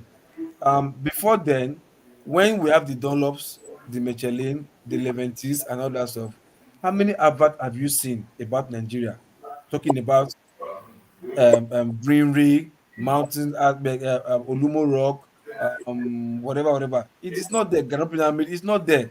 But It's local, the so but economy. local. The No, economy itself, can because the economy was I booming, say something? Let me because the speak economy up. was booming, people were coming. Loco, let me say, I apologize. I didn't mean to interrupt you. Come through, bro. Come through. Nigeria, tourism in Nigeria was very, very big at a certain point. But you hadn't seen any adverts. There were adverts. No. There were adverts. I know what I'm talking about. There were lots of adverts, and that's why they flocked the areas. From Obudukado Ranch, Yankari Game Reserve, Lomo Rock, and recently they started Yankari. Right, Yankari Game Reserve. Yankari Game Reserve in the north, Yeah. All of these places were deserted once insecurity started creeping in, and largely due to poor management, which is Nigeria's biggest problem. Exactly, poor management. We are very bad at management. You could set it up for us, keep it running good. The moment you hand it over to us to manage, it goes down, it dies. Yeah. That's right. You know, and that's where we need help in. If we can have people with the right mindset of good management. Exactly. That's I said, sorry, flagship. As I said, not the adverts, like you see, whatever. It's the management. Look at Obudukato Ranch. What ran it aground? The people there, people were coming to lodge in the place. They were taking the money, give to the government. The government were even owing the workers in that place. They didn't do adverts. I'm talking about Obudukato Ranch. No adverts. You understand? What about this other place in Calabar? Not Obudu. Oh, is it Obudukato Ranch? Obudu. You understand her? So like they complained. They were making money, giving to the government. The government were even owing them salary, using the money for something else. But they were not doing adverts. So like I said, when maintenance is going good, we are going well, people are coming, it will sell itself. That's what they say. They'll tell you good stuff sell itself. But you must understand. You must understand the issues. Sorry, flagship. I do beg your pardon. You haven't spoken a lot, and we need to hear your voice. I beg your pardon for interrupting. Sit down and listen to you guys after this. Just let him finish, please. Jack, let him finish. Do you know that we have resorts in Nigeria? Have you heard about them? Resorts? I have, and I know where you're going because that's where I was going to go. Too many resort centers. Oh yeah, we don't hear about them because nobody talks about them. There is one in my state, Abraka. There is a beautiful resort there that you can walk up. Abraka Beach. I grew van there. Don't worry. You see what I'm saying? The Etiop River is there. Has a lot of history. The few people that I've known and heard about these places, when they come, they are wild when they see it, but they can't stay due to the insecurity. And now individuals, I have a friend here in Atlanta where I live, is from my place. He has a resort there in Abraka, and I know how hard he works to keep his resort going, the hotel, trying to expand it, get the beach and everything going, but it needs publicity. And he was just talking about going on social media, publicizing the entire place. But the biggest concern, again, is security and being able to enjoy your time there. You see, 10, 15, maybe 20 years ago, it was great. It was good. But right now, it's not. I mean, you can't. Let me ask you one question. It was never great. It was never great, and neither was it even good. 90s. But it was there. If I can talk about this Abudu, because I just leading on from where flagship landed. Let me just local. Let me just quickly. No. There's no international. Let me quickly say this. It was the maintenance that took us there. Where's of the But month? can you imagine what it would look like when you put it out there? Sorry? Can you imagine what it would look like if you advertise it? No, but with our population at that time, it was still booming.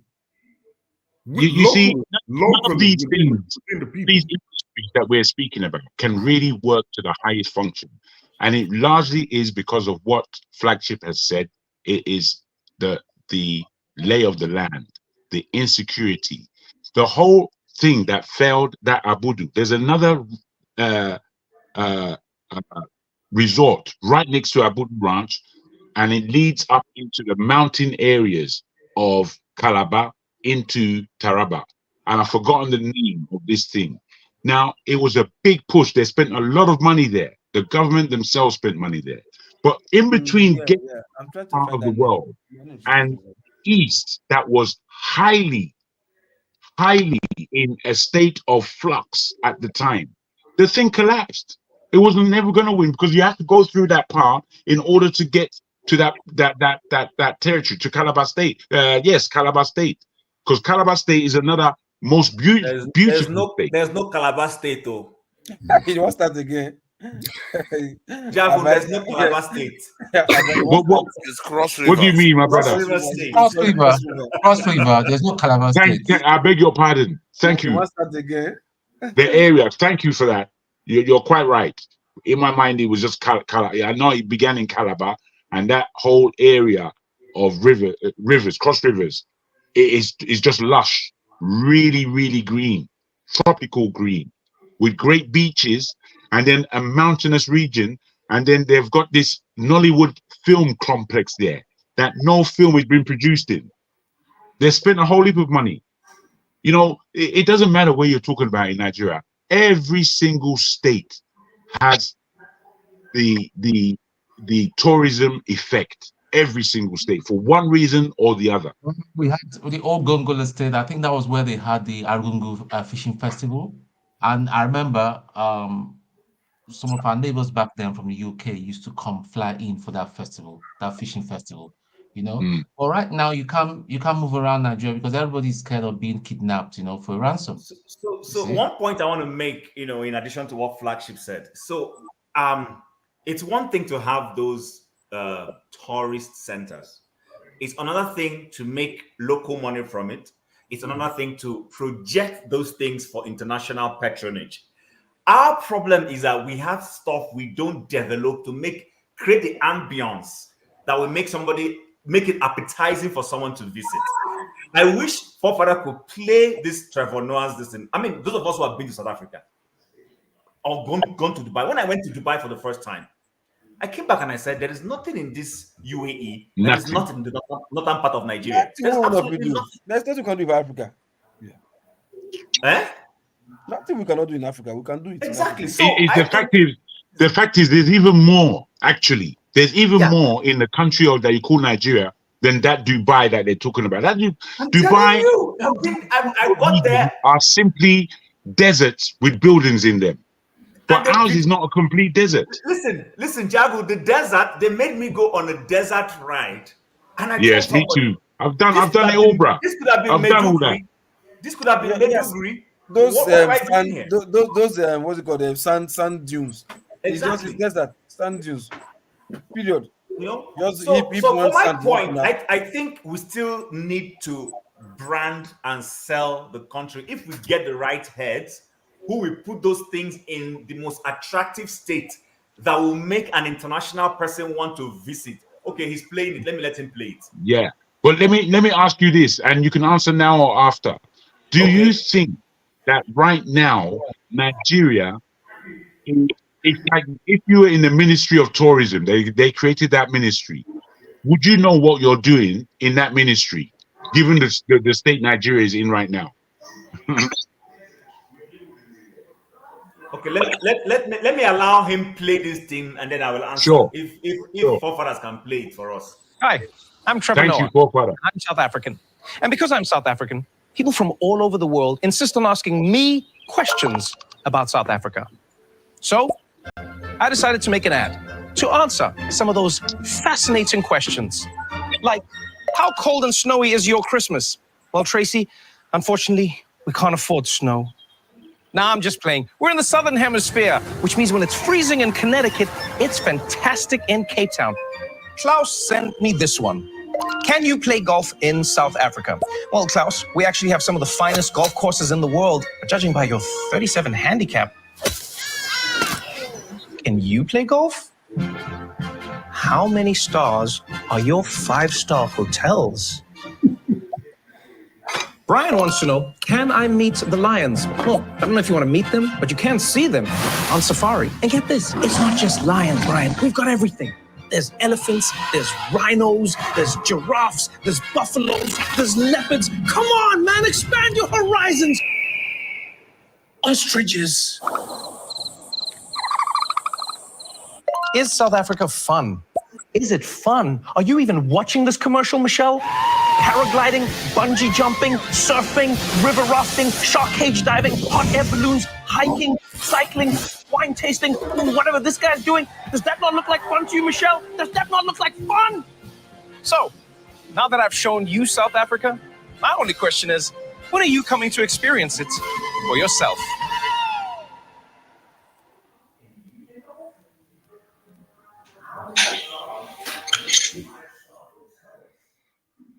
Where's Jago? Jago's gone. I'm here, bro. I'm here. Okay, so what was the question again, so that I don't assume I heard you properly? Okay, well done. Well done. I just wanted to ascertain from you, given the state that Nigeria is in, if a ministry of tourism was created and you were to head that ministry up in this time period that we're in, under Tinubu's government, how would you construct your ministry? Do you think you'll be able to? That's my question. Okay, so number one question, my number one answer is there is a ministry of tourism.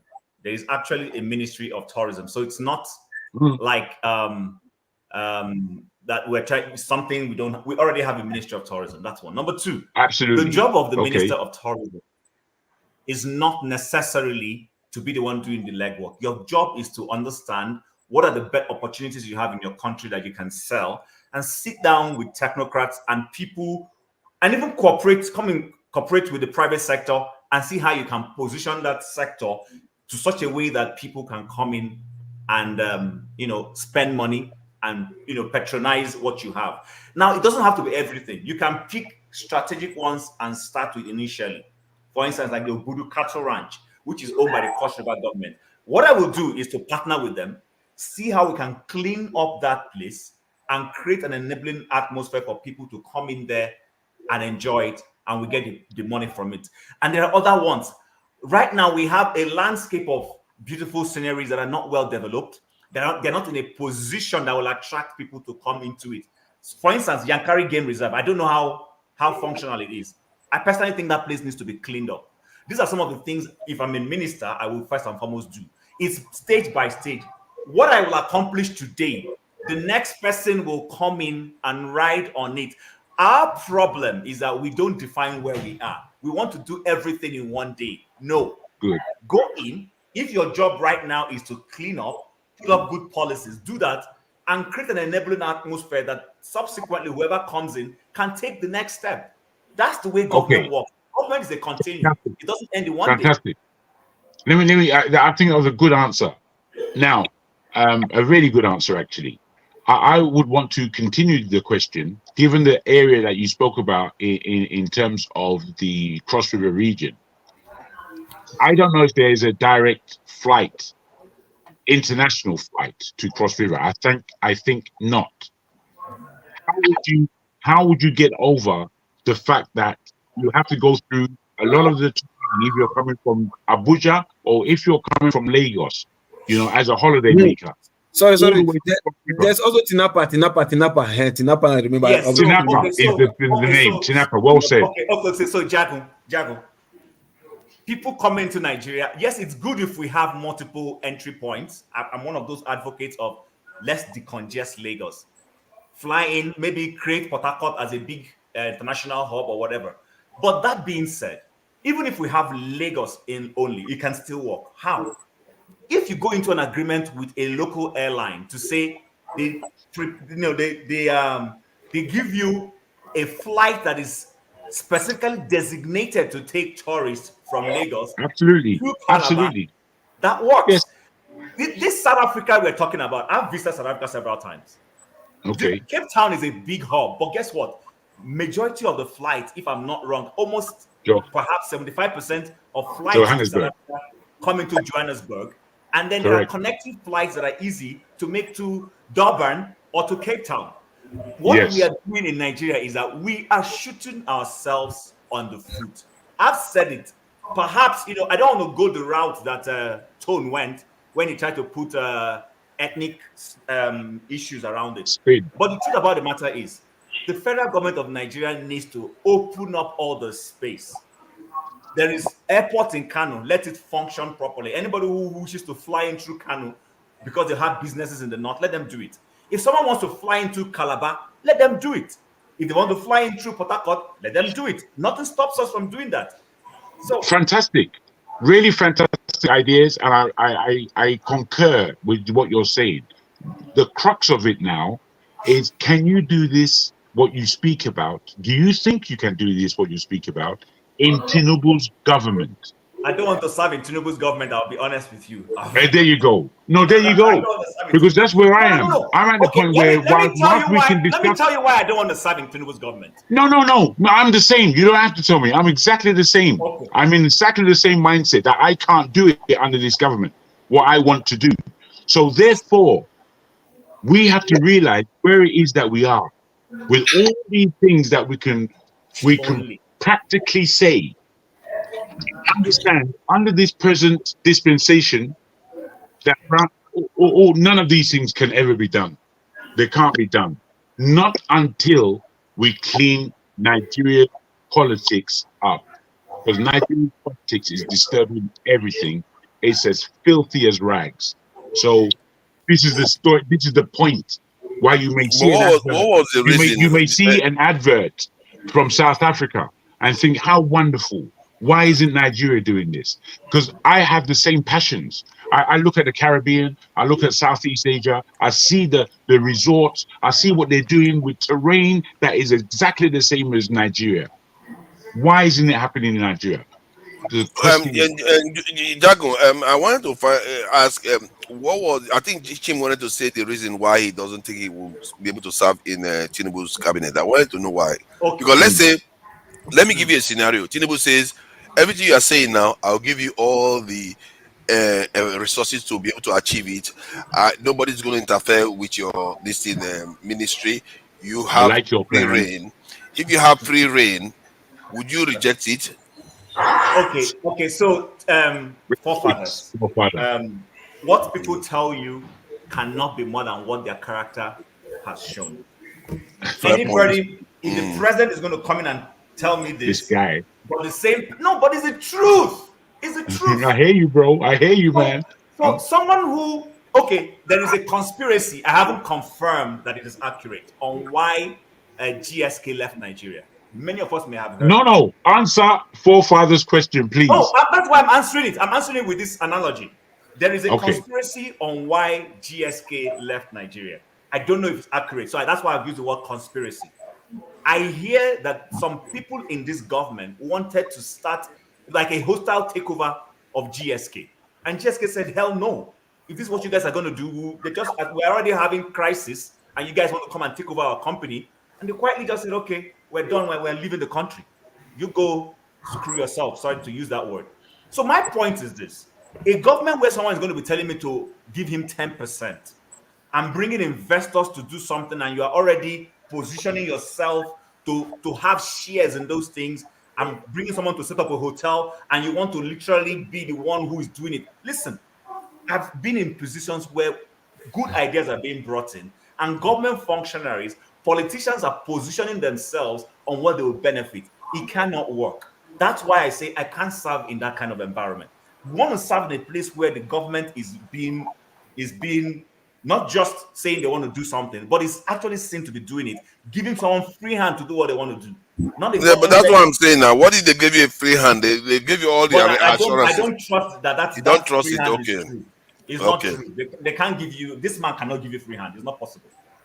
Okay. The thing is, in trying to answer that question, and I do like the way you answered it as well, even though you were pretty skillful in answering it, especially at the beginning.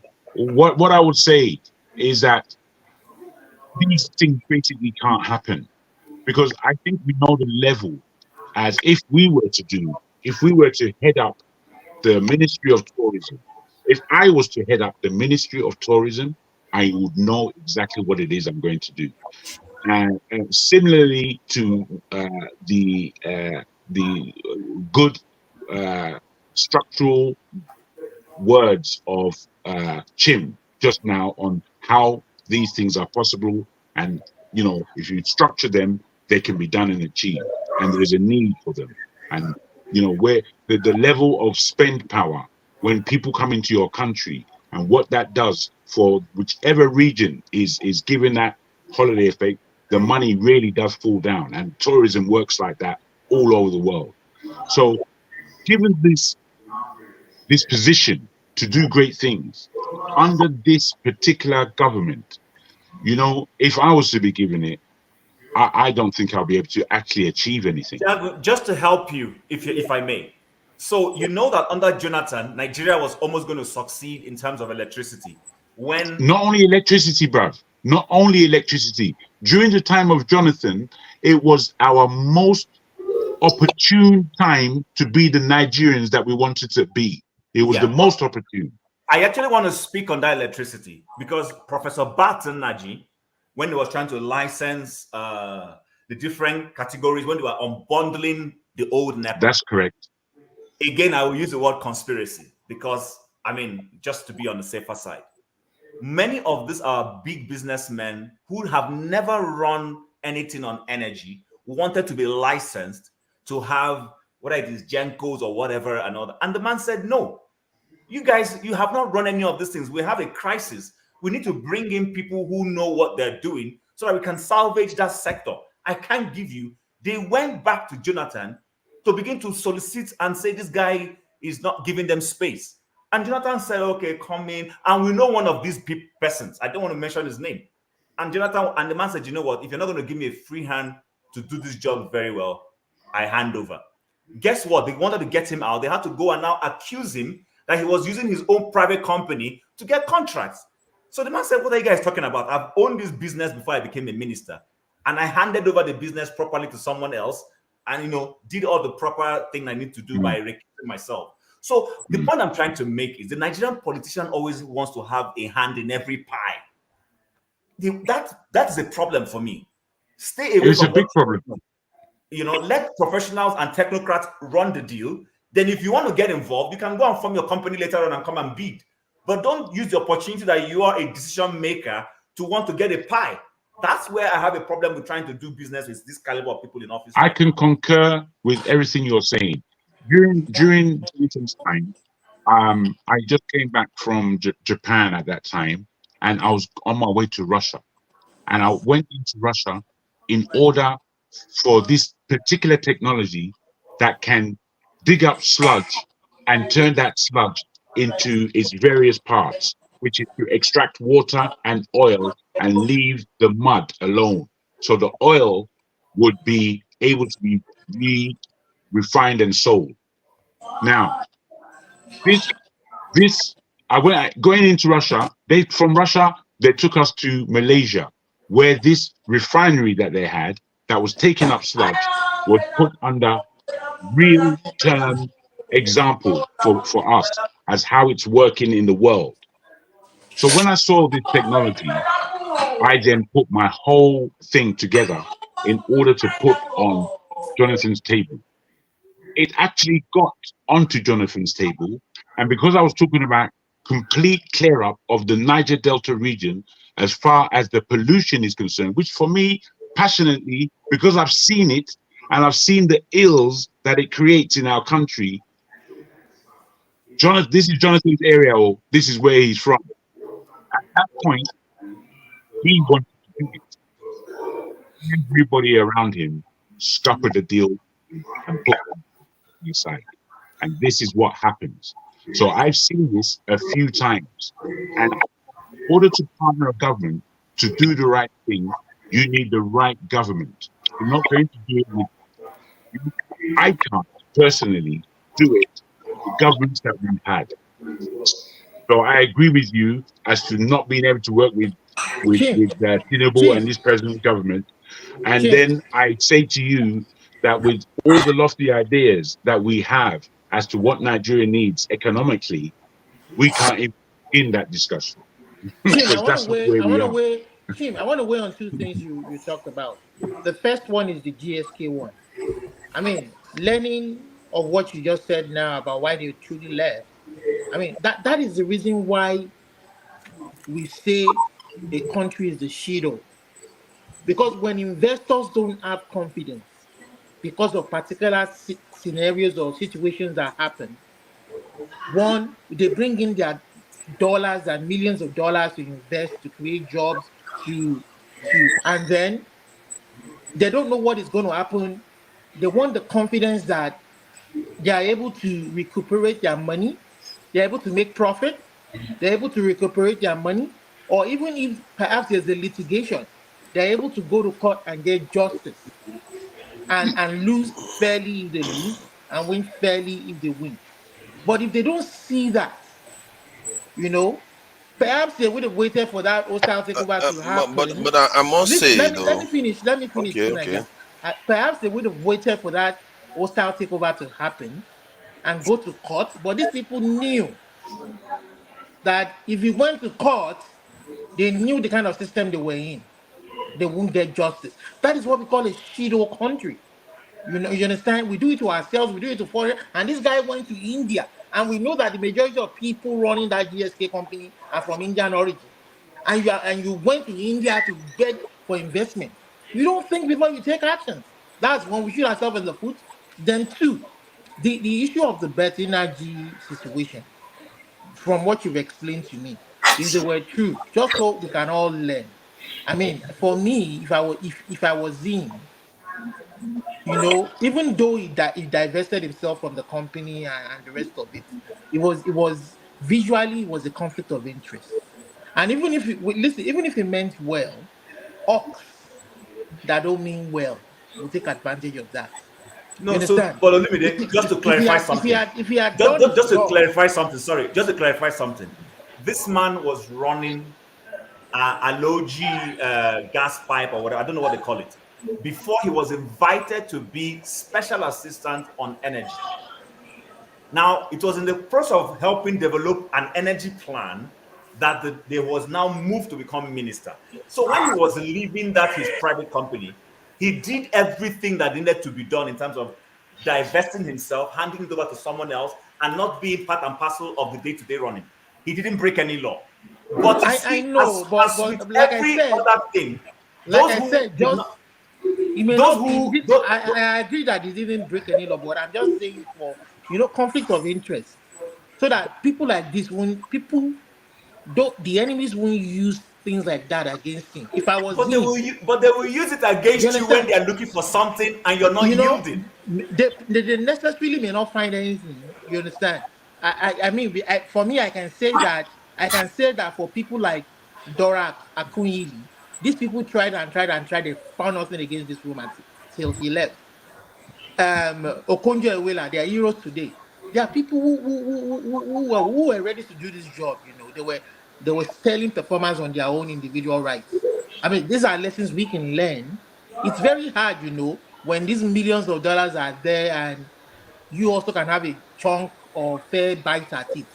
But while you are at the job, people are still going to, even if you get it fairly, people are still going to think, you know what?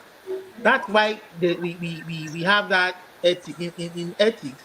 We No, have no, that but don't conflict. worry, let's not belabor that. In his own case, it became messy, and the man just said, "You know what? I Yeah, just yeah, have to walk away. yeah, yeah. Of I course, need to you know, walk away people from this thing." people will do anything to even when they know you are doing good, they will do anything to rope you to slur your name, and you understand.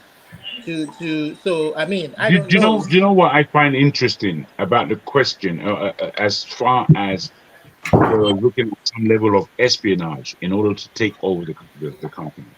For me, you see, given again the level of Nigerians we have out there who are very professional, across a wide range of professions. They have a great understanding of administration. I do look at the question of takeover, aggressive takeover of companies. And I don't even want to know if to say this on this platform, because these are some of my deeper thoughts. The takeover of a company like Shell from Nigerians, and for Nigerians actually to own Shell 100% worldwide. These are the strategic moves that Nigerians need to be making, because we need serious access, and we need to be in control of some level of global conglomerate that has tanks of money to assist what we're doing. Because the money that leaves Nigeria is more than the money that is managing Nigeria. And I sometimes I'm balked at what it is that we're thinking, because we are under serious attack. We are in a war, and it's not a ballistic war, so to speak. It's a war of influence and power in this world. And as powerful as we are, we don't have nearly enough power. We don't control any real industry or industries as we should, that commands respect in the world. We have no seat on the UN. We cannot be, as Nigeria, we cannot be permanent in that institution. Whereas really and truly, there needs to be some kind of Nigeria having a permanent seat. So the way we are thinking corporately is always very strange to me, because I can't see the corporate thinking that we have in Nigeria to even begin to sell the country. I put it to you: is this something? How do you see? Yeah, I wanted to say something about that GSK one, because Chim just said it in passing, but he didn't know how significant that comment was. I think that the GSK part of it, I think it wasn't a bad idea that Nigeria should own such a vital company. I think, if I'm not mistaken, they are into medicine, isn't it? So if they're into medicine, that's something we want to start controlling strategic industries. And Nigeria is now going into a period where they will start processing petrochemicals, basically, because of the refineries in the country. So you can see why it will be a good idea to own such a company, because we are now having access to petrochemicals that we can actually be able to start using to manufacture our own drugs. Remember, when Nigeria takes over the company, it doesn't mean that they will fire all the Igbo people and all the Indians and all the rest. They'll still be in place. But forefathers, come on, for the sake of what is decent in 2023, you don't go and take a man's business from him like that. You can't do that. But that's what they do everywhere in the world. Of hostile takeover. Hedge funds do that all the time. They do that all the time. But as my man said, not in that way. Not in that way. There are ways and ways of doing these things. There are ways, yeah. This is why I'm speaking about. Could it be that the way the reason why they don't want to hand this in concede to Nigeria is because black people will take over our company? How dare you?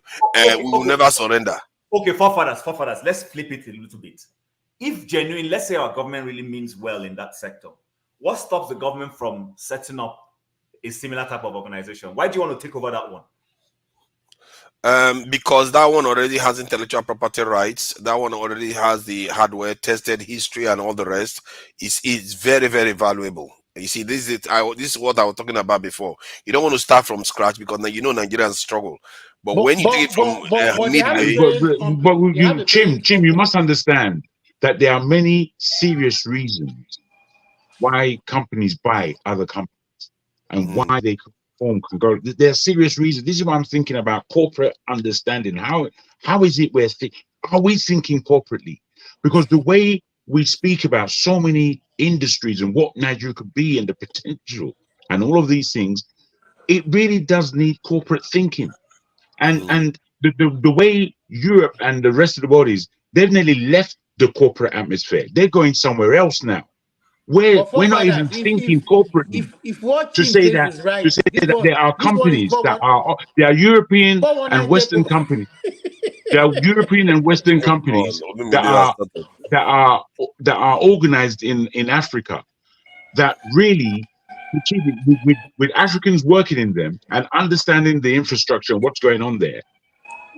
Are we thinking corporately as to how the buying of shares, the kind of corporate thinking that we're ascertaining in order to have ourselves as the head of this international conglomerate enough to manipulate, no, it's the wrong word to use, but to manipulate shares to our advantage? This is what I'm talking about. So for me personally, I think maybe even if the government's intentions are good, there's always a factor of timing. You don't, in an institution where the economy is already sliding, you now create more chaos to create more problems within that economy. People need to be more strategic. That's my perception. Now, the other thing is this. If you guys take note of most of these multinationals in Nigeria, you notice that we no longer have Nigerians heading those organizations. If you've taken note, like the Nigerian breweries, the Guinnesses, that's Diageo, and all those things. Go ask yourself why. Why all of a sudden we only have foreigners heading those things? There was a time when it looked like power was moving from Europeans or North Americans into the hands of Nigerians to run those places as CEO, as CFO, as chief technical officers, and all those things. All of a sudden, those gains were reversed. Do you know why those things were reversed? Okay. Do you know? Oh, yeah, tell us. No, tell us. We are waiting for you to tell us now. Yeah, tell us, man. I don't know. This one is smiling as if he's got something. Go ahead, tell us. It's not rocket gonna science. bring a rabbit out of the we hat all have an soon. idea what's going on. Listen, see, a lot of Nigerians have been handed those institutions and they've run them aground. Corruption becomes the order of the day. Yes, and as a result of that, the parent companies, wherever they announce it, we don't want our brands to go into that, then they just pull the thing back from Nigerians. There was MTN, for instance, had a Nigerian CEO at some point, but there were problems with share these kinds of things, in-house trading and all those things, and they pulled it away because they didn't want the companies to be run aground. So there is some. We're not necessarily bad people. Don't make me. I don't want to make it look like Nigerians can't run institutions. No. But What you say is obvious. Our We thought you were corporate something different. corporate governance is poor. We need to correct our corporate governance if we are going to be taken serious. And this attitude of our corporate governance, it manifests itself when we get into political sphere. Those who become governors, become commissioners, we go there and go treating those institutions. I couldn't agree less with you, Chi. So those are some of the things we need to clean up. Yeah, I see. My issue is that I believe part of the reasons why Nigerians are not owning stuff right now as much is part one, we are having a lot of people leave the country. The environment is very, very hostile to Nigerians. Actually, even Nigeria, the best minds in Nigeria cannot even operate in the country. And that's part of it. And also our government don't necessarily support enough of them to do that. They barely even support the car companies and other companies in Nigeria. They don't think strategically. Personally, if I was in Nigerian government, I would have done everything in my power to ensure that the Nigerian takes over that GSK, because we need to be own strategic company. Like that's one of the reasons why we are struggling to manufacture this in vaccines, because we don't have the intellectual property rights. Some of these companies do. And if you want to, because if you try to apply for the patent, they will block you as an African country. Most of the time, they find a way to block you. So what is the shortcut to getting all those things and getting history, hardware, and all the stuff that they've already had years of doing, is to buy the companies outright. And this is some of the areas the Chinese did when they started becoming more and more advanced. They didn't just only copy; they started buying out companies, and they're funding. They started even funding Chinese people in the West to buy companies in the West. You see how very strategic, very that is. Yeah. You know, it's a bad idea that for Nigeria to purchase any company. It's not good. Like I mentioned previously, management is our biggest problem. If we buy it, it dies in 2 years. We can't manage it. There is no I'm way. not so I sure. agree with you, The idea is to buy it and keep it I as didn't it think is. you would say that, No, flagship. no, I didn't think I would ever hear that coming from you, actually. Because Yeah, Why I may not? be surprised. serious, The because idea is to buy it and keep Why it, not? not to buy it and Nigeria change has it. what? the reason why not is because I When see you flagship as a quite a strategic thinker. Yeah, I'm And surprised he's because, saying that we are not capable of no, this. we're not. yes, He's that's being what it honest. sounded I like. just mentioned the That's what it corporate sounded like. governance issues. Hold on We now, are bad hold with on. corporate governance, and that's what he's saying. Hold on now. It's the bitter truth, but it has to be told. No. The reason is Nigeria has a history of companies that are dying. It didn't start 10 years ago. Yeah. You hand it over to Nigeria, it dies. I mean, Yeah, no, that's not necessarily No, accurate. leave A lot him. of No, other I think companies he's fail. got a point. He's got a point. Again, listen, Why? I don't subscribe to that. The reasons why it dies is not because they are Nigerians. Hold on now. This is why I'm asking I why. don't buy that. I don't buy that. Hold on now. GSK is not in Nigeria only. It's in other countries. It's a Yes. brand. If you buy it, Yes. you're buying the name. If Yes. that thing is poorly managed and dies, it's going to affect the brand in other places. See, Right? Zenith Bank has been running internationally. What are you? Come on, man. No. Let's not do this. He has a point. You have a point. But let It's me a put this brand. to you. I can't sell my name, my brand name. No. To you You have a when clear you point. cannot But let me put this manage to it. you. What about the It's not other work. Nigerians in the world who are the CEO, the heads of large conglomerates, and they're doing extremely well? What about those? Environment. No. The environment is the Exactly. difference. Regulations, right? I take that on board. What I was pointing to is that we are capable of this. But When you- both environment and regulations, as you both underline, is real talk. Real talk. Listen, let's go back for a minute. Nigerian Airways, where is it today? Oh my God. Hold on. Just work with No, me. it's important. Hold on, work with me. Nigerian Airways, where is it today? Nigerian breweries, Chin rightly mentioned, it was transitioned at a point. And when he was about to die, they had to come back and take over to keep it alive. All right. There are many of those that if Nigeria handles it today, I'm sorry to say it will not work. It's not. The USC group was run down. At some point, my dad was one of the directors.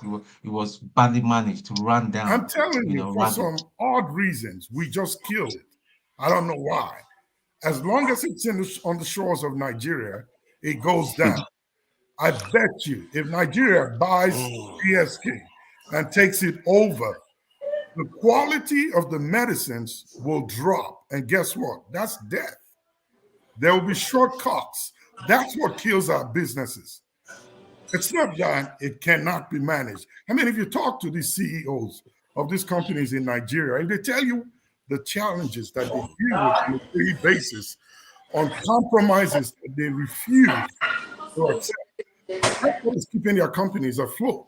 So if you're going to buy GSK and you want to own it, when you don't have a strategic plan on how you're going to run it and manage it, they will not sell it to you. They want to take their baby and go away. So, Okay. Can I just add something to And it? again, you know Can I what? just ask on your limit? Hold on now, one at a time.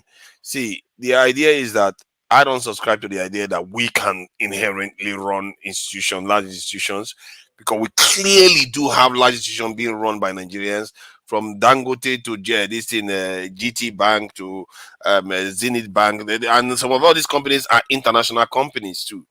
And the idea that Nigerians cannot run it is just, for me, that smacks of. I don't think that's what he was saying. I don't think that's what they were saying. Then what are they saying? Tell me what they are saying then. They're not saying that. They're not saying that. You see, the idea of environment is real where Nigeria is concerned. And we don't just mean environment in the lack of infrastructure. We mean environment in the business culture in itself in Nigeria. The business culture in itself in Nigeria is unfortunately unyieldingly poor. It's been poor. I know it's poor. And then to speak about regulations and the law that would need to uphold business. This is why foreign investment is not coming in at this time, because they've seen the way the law works in Nigeria as regards business, as regards polity. They've seen how it can be swayed here or there. Who's going to bring their billions to be toyed with in some claptrap court? Nobody. So I think we really, the reason why I speak is to really investigate. And within that short investigation, 2 clear answers came that really we have to adhere to, we have to appreciate. Because if I may, Jago, if I may, yes, sorry, please. Forefathers, nobody is saying, and I'm sure listening to Flagship, he's not saying that Nigerians don't have the capacity, intelligence, and the know-how. We have it. We have. Our problem is governance issues in terms of procedures, processes, and then let's be honest. This Zenith Bank and Dangote that you keep using, these are typical Nigerian companies. If you really go in there to see what they're doing, you will be shocked. Those institutions don't follow good governance. They don't. They don't follow good governance. They do not. So he's building the Dangote this in the refinery because he doesn't follow good governance. See, can I just say something, please? I'm avoiding because you all seem to just believe this stuff for some reason. I don't get it. Forefathers. See, forefathers. I'm avoiding saying a lot. I worked in the corporate world in Nigeria for many years. Mm-hmm. I'm not kidding you. I worked in a lot of these companies, and I know a lot of things that happen there. Listen, the typical Nigerian company, Dangote, Zenith Bank, Glow, these are typical Nigerian companies. They don't have very good. You've just repeated yourself. Can you stop this, please? Now that the other one goes in, it's like I can't talk. It's like you believe this so strongly. I'm not stopping you from talking now. We're having a conversation. I'm not stopping but I'm not able to talk now because every time I talk, I just open my mouth, somebody jumps in. See, okay, my apologies. I simply refuse to believe that just because of our. See, if you want to say, okay, maybe the company, if it's situated in Nigeria, maybe there's chances that it's not going to be able to be run well. But the company doesn't have to be headquartered in Nigeria. It's an international company. GSK is an international company. It can be based anywhere. Nigerians can own it. Nigerians actually do own some companies in there. If I'm not mistaken, Gatwick or one of those Stansted. Nigerians do fantastic. Have that individual is fantastic. But again, environmentally, because you know that he came to Nigeria in order to run the Nigerian airport. The company doesn't have to be situated in Nigeria as a headquarter. It's an international company that is in various countries. If we keep internalizing the idea that we as Nigerians, one of the foremost races of the black people, cannot run international companies, that's scary to believe. Nobody said that. Forefather, that's what you are saying. You just said that and you say you're not saying it. The thing is, forefather. Tim, let me just have another go, if I may. A little bit of sense. Nigerians have the intelligence, the brain capacity to run any business. Thank you. Long as it's not based in Nigeria. Okay, now you see, now you have now qualified it. If it is in Nigeria, which GSK can be too. Yes, GSK can and be that's outside why Nigeria. they spoke about environment and regulation. So I got it from that point. What I must tell you, what I must tell you, though, forefather. Don't. Okay, bros. What I must tell you, forefather, is that when we speak about the typical companies in Nigeria, they are not run well. Don't think that they are. The environment is horrible. Wait. I've been in touch with Dangote, and I know exactly how they work in their office in this London. I know I've put deals in front of them, hardcore deals, and Dangote doesn't get to see half of the deals that he wants to look at because there are sycophants around him who are looking for their own money all around him, which you will not get in a corporate company in the UK. Because corporate companies in the UK, I go straight to the managing director, the CEO's office, and we sit down and have conversations. So what has what this CEO has in front of him. He is the first really to understand that this is on the table, as opposed to all others knowing before him. And there is a serious thing about this, because there's a way business works in the West that's not how it's working in Nigeria. The big man, the head man, he will stand aloof as though his shit doesn't stink. I'm sorry to put it in that way, but he will stand so aloof that you're now meeting all kinds of minions that are just wasting your time and life.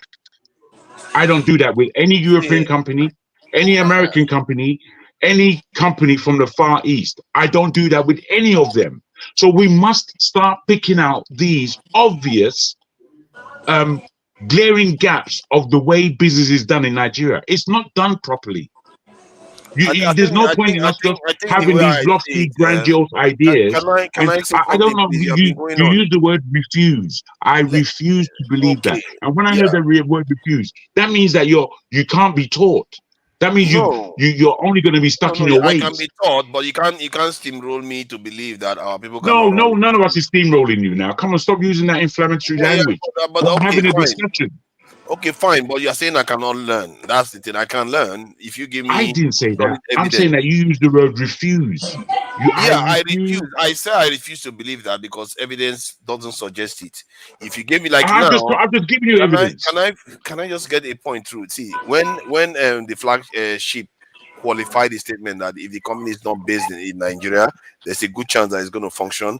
He came to the argument that I was already making, that the company doesn't have to be based in Nigeria. I can understand why people say if the company is headquartered in Nigeria, there's a chance that things could go wrong because the environment is not very conducive to such practices. That said, many of the companies you refer to that you can walk into and talk to, the people that run those companies tend to be CEOs that are appointed CEOs, not necessarily the owners of the company that is worth billions upon billions. You are not likely to meet Microsoft anytime soon. That's Bill Gates, but you meet the CEO that is appointed. So and that's all I need. That's the only person I need. Yeah, but I know how companies work. Dangote is not the same. That's my point. Dangote, the owner, the CEO is Dangote, and he's the owner too. There's a difference. So that's why.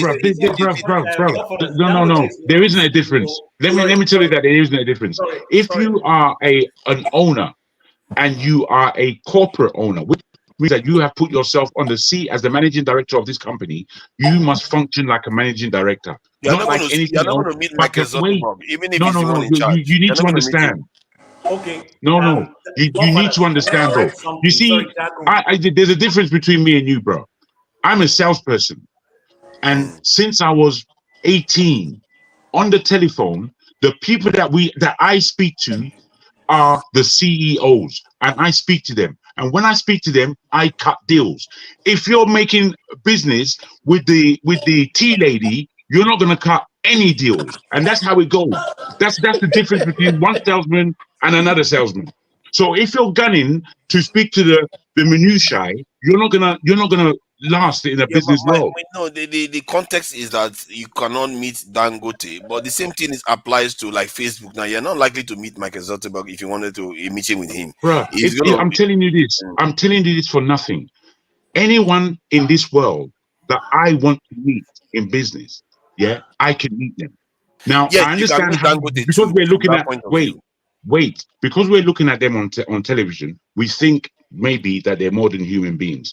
But you see these people, these billionaires, they know what's what. They know what's what better than anyone. I know what you are talking about. But I'm just saying that at the difficulty you're going to have to meet Michael Zuckerberg, you're going to meet similar difficulty. Not going to be any much more. No, I don't say it's easy. That's why the job of a salesman is difficult. You see, this is how it goes. It goes salesman in terms of training on a corporate level. Salesman, sales manager, sales director, CEO of that company. From there, it goes into political sphere, where now you enter into politics, and the greatest salesperson of the country is the prime minister or the president. That's how it goes. Now, the structure of the way these people think And what they do in their day-to-day is what they're meeting people. All day they are meeting people, and they are meeting people that are furthering their consciousness in terms of the ideals that they have. So what comes in front of their table is based on their agenda. So what we do as a salesman, as a lowly salesman, what you do is study the X company that you are now going to begin to do business with. In studying this company, you get to find out so much about them and so much about what their processes are. Once you have that understanding, you go in. And where do you go into? You go into the CEO. If the CEO cannot speak to you, you go into his next man. Power, power, power. And you speak to them on the phone.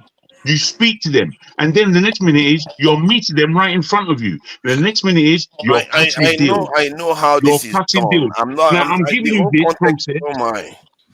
You're not Sorry. letting people to add to the conversation. See, my own context is that when we say our people cannot do it, yes. Now, if you want to argue that in the context of the Nigerian environment, it cannot be done properly, fine. But in the end, we need to start taking over such companies, big companies, especially ones with intellectual property rights. Very, very important. This idea that we just invent banks and cement, cement it doesn't have a lot of intellectual property rights there. You really want to have things that only you control, strategic stuff that only you control. That if the world wants to use it, you are one of the few that can provide it around the world. That's But what makes forefathers, Taiwan so unique you right don't now. have to take over. You don't have to take over existing ones. Why what don't you benefit? enable the environment so that your people That's creatively right. can set up their own? You can That's do right. both. You can do both. See, the reason why invention it takes longer to invent stuff than to just buy it off the shelf. You see what I mean? If it's already available, I would recommend we need more control over strategic stuff. If we have the cash, we should buy at least 3 to 4 That's a 50 bad companies. business. That's a what bad you call business jam that approach. take over. Why is it a bad business? It's a bad business approach for Why? many reasons. Okay, give You just open the the door. reason. If a company is doing well Mm. and it's owned by a foreign entity, is in your country, and it's paying its taxes and everything that you require that it does, and you walk in the door and say, I want to buy it, I want to own it, when it's not up for sale, when it's not in distress, and nothing is happening to it, and you just want to take it over because you want to own it, you just open the door for the company to walk out and find But somebody that else. is not the context I'm talking from. I'm talking about that we need to be able to acquire this type of company. It doesn't matter whether they're distressed or not. No, Wherever you see you them cannot buy an wherever you see them existing being company. distressed, you You can buy can't companies buy. around the world that are distressed. My point. See, like there was a time the UK company that manufactures steel was distressed. Nigerian government should be incentivizing Nigerians to own those companies. If it's in distress. I agree with If it's the in two of distress. you. I Yes, agree because with you are going to get I it. agree with Doing well. I agree with forefather Even in if what it's he's doing, saying. what do you have? What is the issue you have with buying a company that is doing well? It's No, not. let me It's say doing this, well. Why forefather. would I want to sell it to you? No, let me say this, both forefather and flagship. I agree Because they with think they are both going of to you. get a price that is worthy. No. I agree with both of you in this instant because Chim mentioned it is best to give an environment that allows business to take place, to flourish, in fact, because that way you do bring out the entrepreneurs in this world who can really bring action to the table in the African business world. Now, when you look at China, there are so many companies, yes, that they've bought out, but there's so much more companies that have sprung up organically, and they've gone through all of the levels of business until they're big. Me and you don't know the names of some of these companies, but they're bigger than most of the companies that we know in the Western world today. Much bigger in terms of their finances and in terms of what they're doing in business world, mainly in the Far East. So that's why we don't know about them, because they're not even operating in the West. They're operating over there. So given this, you see, it's not always sometimes this or that. I started this questioning based on what I deeply think about Shell of Nigeria. And the Shell in Nigeria, I know that Nigerians don't think corporately, because realistically, the way to clear up that whole Niger Delta situation, which is where our bread and butter is of that country, is to really take that company over worldwide. So I back what, wait, let me just land real quick. I back what you're saying, Forefather, in terms of you can take over corporate entities that are happening in Nigeria, especially to satisfy us. But it is so much more. They don't have to be in Nigeria. We can acquire them from overseas. Like, you can go overseas, like China owns some companies that are actually in the West. You can acquire them. They can be making foreign profits for you while you transfer intellectual property rights and move branches to Africa. And this has to be done. Like, it's almost an essential. We can't start from zero. If we start from zero, it's going to take ages for us to catch up. That is part of it. For me, that's part of the kind of strategy that I have for Africa's development includes what Forefather just said. So I don't throw that away. However, again, it's simply most important that there is a business environment laid that is conducive to growth. And if we don't have that, we have nothing. That's right. We don't have the environment to support growth. And then, see, the Forefathers, you were that example you were giving is what the country tried to do the other way around. They were trying to take over GSK from Nigeria, not GSK from abroad. They should have gone abroad to Ghana. No. The idea is that if you are operating in Nigeria, they want to take the advantage that they have to take over the country. It doesn't mean that the country may not still leave Nigeria. You see, just because they take over the company in Nigeria doesn't mean they might still make a corporate decision to leave the country. Forefathers, but you know there is nothing wrong. There's nothing wrong. Oh God! If you do that again, I'm going to send you back. Or stop disrupting people. There's nothing wrong in a takeover. What is wrong in fact, even the hostile takeover in a certain environment, probably nothing wrong. But it's the manner in which you're going about it. If you're buying shares, you're encouraging your people to buy shares, to own the shareholding, that's a different thing altogether. But when you want to just flip the carpet off people's feet, they will resist you. People do hostile takeovers. Even Dangote Otedola has done hostile takeover in First Bank. We're all here when he bought all the shares in First Bank, and before you know it, we all saw the war between Elumelu and the same Otedola when it came to, was that Transcorp or something? There are ways of doing these things, but it is not for the government to be fueling that takeover. When your government is fueling it, you frighten the investor. You frighten the investor and he's going to run. No, I see. If the investor is running, it's not like it's free. I get your point. If they are trying to cheat the investor in any way, that is not good. But I suspect that maybe I'm really cutting Nigerian authorities a lot of slack here. Maybe they are beginning to understand the strategic nature of these things, and they want to start taking over some of all these type of companies, because this is very, very important that we on the continent start thinking about. It's scary that we don't own anything. We don't control in this world. And we are one point. It's crazy. That drives me mad. When we say our people own it, because everyone say no, we shouldn't do it. We are not incapable of doing that. What is that? Nigeria has no leverage. Nigeria has no leverage. No. Do you know how scary it is? A child grows up in this world, and they look at all the big companies.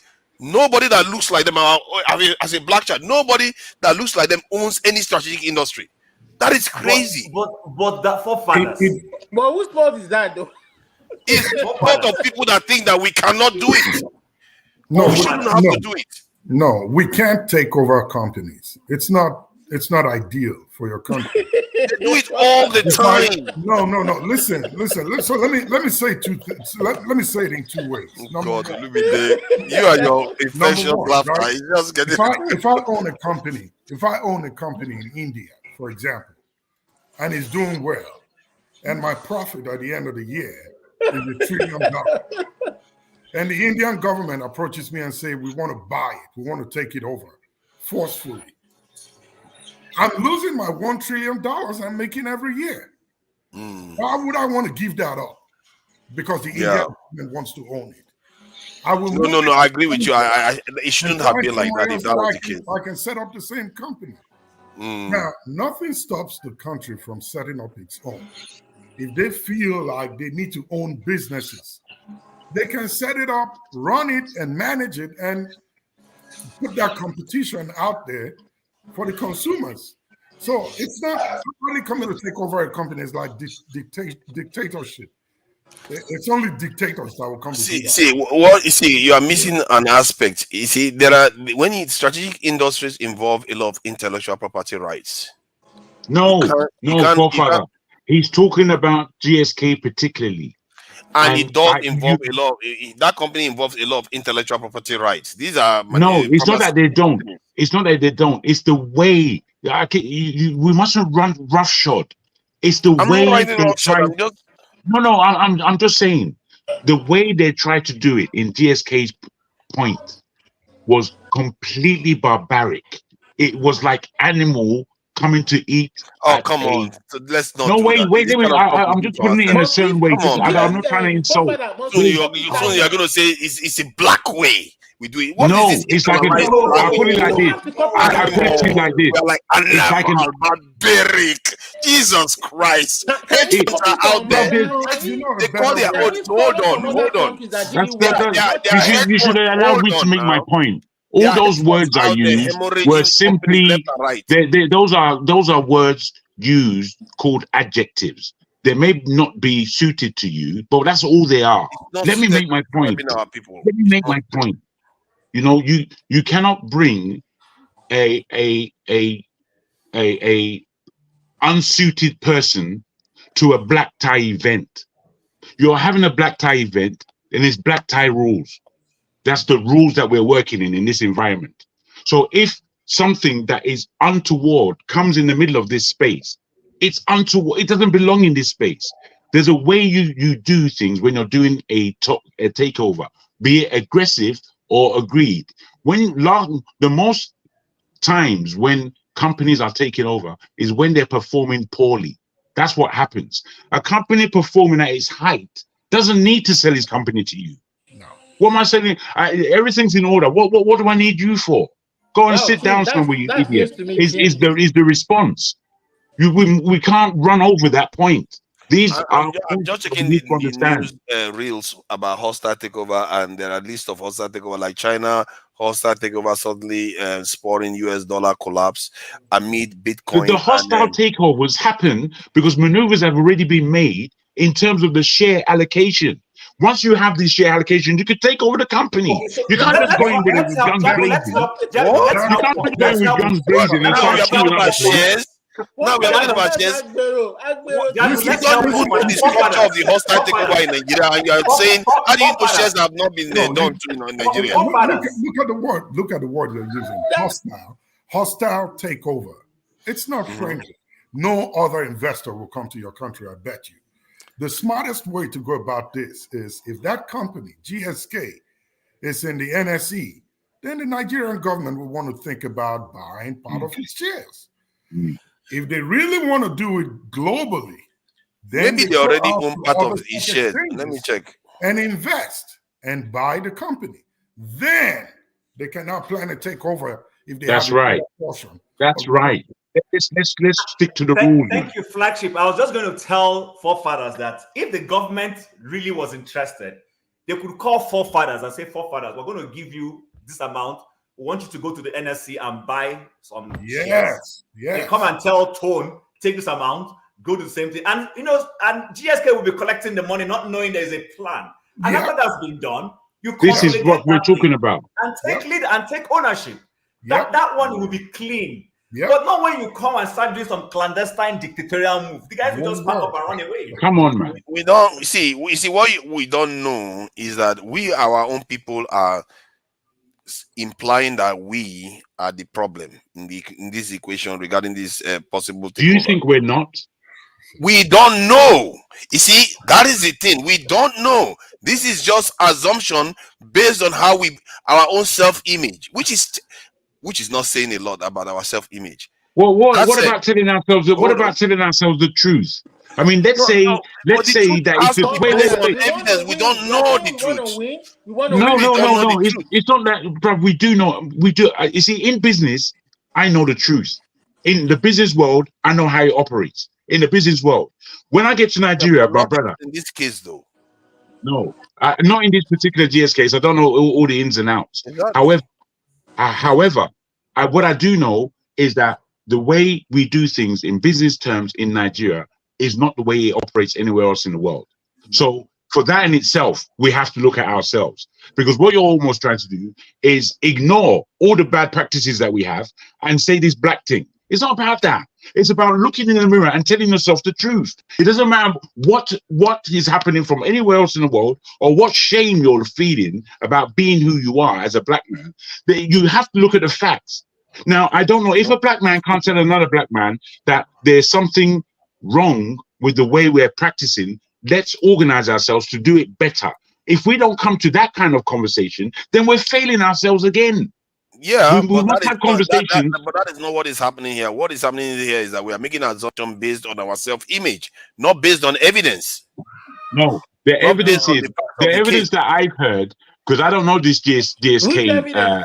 I don't know this GSK situation, but the evidence that I've heard is that there was they were looking to take them over in a way that it's not done in the world. So when you look at that, that was my first thing that I saw. Then they spoke about these people. If you're listening, forefather, then they spoke about the way they entered into doing this takeover was in having no shares in actual fact, but in trying to be belligerent about how they go about taking over somebody's company. You don't do it like that, I'm afraid. Nowhere in the world. So in terms of evidence, how do you know how belligerent it is? Other Nigerians, you just measured it. I don't know how you just believe other people before us. See, we have to afford ourselves a little bit of leeway. And this is the scary bit. Hold on, please. Let me just say this. It's scary. Hold on. Let me just say this. It's scary how Europeans are on code. They call it being on code. Like when something happens between a black person and a white person, they don't even have to think about it. It's so weird. For me, I literally, when I see that, I say, you people are devils. Like they will not see the side of the black guy at all. They will just see it from their own point of view. It's scary how they do it. But us, do is the black guy is faulty already from the beginning. No, but them they don't see it. They always excuse their side. They'll say, oh, if a white person and a black person is carrying out fraud, they'll say the black guy is the one doing the fraud, while the white person is just trying to. It's unfortunate. It's unfortunate. Know how to sanitize their own side, but we totally rubbish our own side like crazy. Whilst you have a point, I'm afraid you're still coming from an immature position. Because we have to be adults. We really have to get to the bottom of certain things. Now, I'm not making a comparison necessarily between black and white. That's not what I'm doing. I'm speaking particularly about Nigeria and the fact that we have such magnificence. Why are we failing? Because we know we have such magnificence. Now, if we're not trying to put the reasons as to why we are failing together and just look for an excuse to look at how the white man has done this, or what the white man thinks, or how the white man does his thing, then I'm afraid we're not going to get to the nub of solving any of our issues. We as brothers have to be able to discuss in a way where we because sometimes I think you look for, but not when you afford other people. Sometimes, forefather, I think you look for such benefit of that. That's not accurate. But sometimes, wait, forefather. Sometimes I believe, if I can finish, I believe you look for such accuracy that can't really be found. So most people work within averages, and within the averages of how business is done globally in the Western world, corporate business that leads to a nation as we need it in Nigeria. The corporate thinking, there are already rules laid down. If you are not complying to those rules, then you are not doing business. And looking for excuses as to the white man, it really does derail where it is that we're going. It's not really thinking strategically about how business is conducted and how business needs to be conducted in order to perform growth. Because you could be going to your business for the next 10 years. If you're not growing, you're wasting your time in business. You have to be growing. You're wasting your time otherwise. I mean, I shouldn't really solve things for no reason. We should only solve things when it's taking us forward. Because what you're talking about is all these, oh, this, oh. No, bruv. There are rules. There are rules. Please, we have to comply. Of course, I subscribe to that. We have to live up to the highest standard, maybe even surpass it. I agree with that part. I'm just saying that we should be looking at things from the point of view that we are capable of taking over companies that are overseas, capable of running strategic companies, and for me, it's actually essential. We have to start doing it. For me, it's shocking that we have not. Why are you shaking your head? No, flashing. I will not let you near any office if that's how you think. Let me tell you. I will not let you near any office because it looks like your attitude is that we should go into the wilderness and come back after 50 years before we progress. No, listen. When you replace competence for nepotism, you go nowhere. It's not nepotism. Hold on. You asked why Nigerian businesses fail.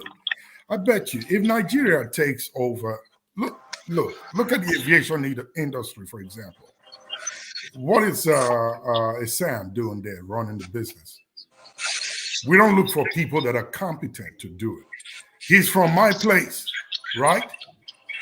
He went to the same high school with me, right? And now I'm beginning to hear that the people around him are people that are known to him, who have basically no idea of how aviation operates. You tell me, I'm just waiting to see what the next 3 years will look like with the Nigerian aviation industry. That is what we do. GSK that is trying to be bought over by the Nigerian government, they already have people in line that will take it over, not because they are competent. It's a reward-based system. So I can get a guy who's a vulcanizer down the street because he's loyal to me. I can set him up to run a branch of Zenith Bank if I own it or if I'm able to take it over. He has no idea of how it works. I challenge you with this, forefather. So Zenith Bank is not functioning like a proper bank. Hold on. Zenith Bank is in South Africa, it's in many African countries. So he's going to put something to you, forefather. I'm just giving an example. I'm giving an example. Hey, listen, if you look into these banks, they're really not run by people who are known to the owners. They are ran by competent people. They went to school for it.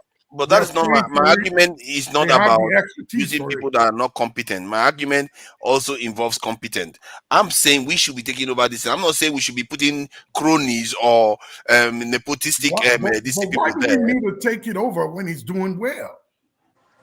If it's a strategic company, we need to control it because we want to play a role in things in the world. Like when COVID-19 happened, which is very recent memory, we didn't control companies that can manufacture vaccines. Because that is life and death issue. We do not have the capacity to do it, my friend. And I say we should get the capacity by buying the companies and you are putting back against it. Can I ask a question that can help us? Let me say this. Can I ask a question, please? Who runs EMSO? Who owns EMSO? I don't know. This it's a Nigerian. It's a Nigerian. Okay. This EMSO. Fantastic. So, forefathers, here's where I'm going with that question. You say we need to be in those spaces because of the strategic benefits involved there. Agreed with you. Now, GSK is a German company, is it, please, or UK? GSK, it's a British. All right. Now we have EMSO. If the Nigerian government says, okay, you know what, taking the lessons from COVID-19, when we struggle to get a vaccine, let's go into EMSO. We want to give you, what do you need to be able to build that capacity for you to be able to get to the level of getting a vaccine patent or whatever? And then this is a Nigerian company, you fund them and help them to get to that level. Do you think that Microsoft is what it is today just because of what's his name, Bill Gates' intellectual capacity and everything? Of course, the American government supported him and helped him get to a level. No, I agree on that part. I've never disputed that part. I've always said that we should patronize our own products and encourage our companies to go. If we have but it's the same thing. It's the same thing. What you are arguing now It's just different ways of doing the same thing. I'm That's saying, what I'm saying. the I'm process agreeing with you. I'm agreeing with you. I'm saying to accomplish that your idea, if we already have a Nigerian manufacturer that has the capacity, just help them get over the line. Oh yeah, Don't no. take over a UK one. No, if you see, that's the calculation you have to do. If you want to make a calculation, you want to go into pharmaceutical space, and you see a company that in Nigeria that can do that stuff, and you find that the other this one is going to take forever, and based on the nature of that industry, where you have a lot of processes that can hold you down, or even sabotage, then maybe the route to go, maybe you go two-prong route. You go to acquire one company that does it already, and you promote the one. You can't have only one of those companies. You have to have 2 or 3 of them. And so let me put this. Guys, can I quickly just put this to forefather? Only one approach. Can I quickly put this to forefather? No, I didn't move the goalpost because I never said we should sponsor our companies. I never said that. Okay. I said if you want to speed it up, you want to acquire the ones that are already there. Let me put this to you, forefather, in my observation on what you are defending, because it's not to say that you're not wrong on some of the points that you're trying to push, but more, I think you're pushing the ideals not of business, but the ideals of participation. And the thing is, when you are those who are participating, they own that space. Now we have to own any space. You see, I'll give you this example.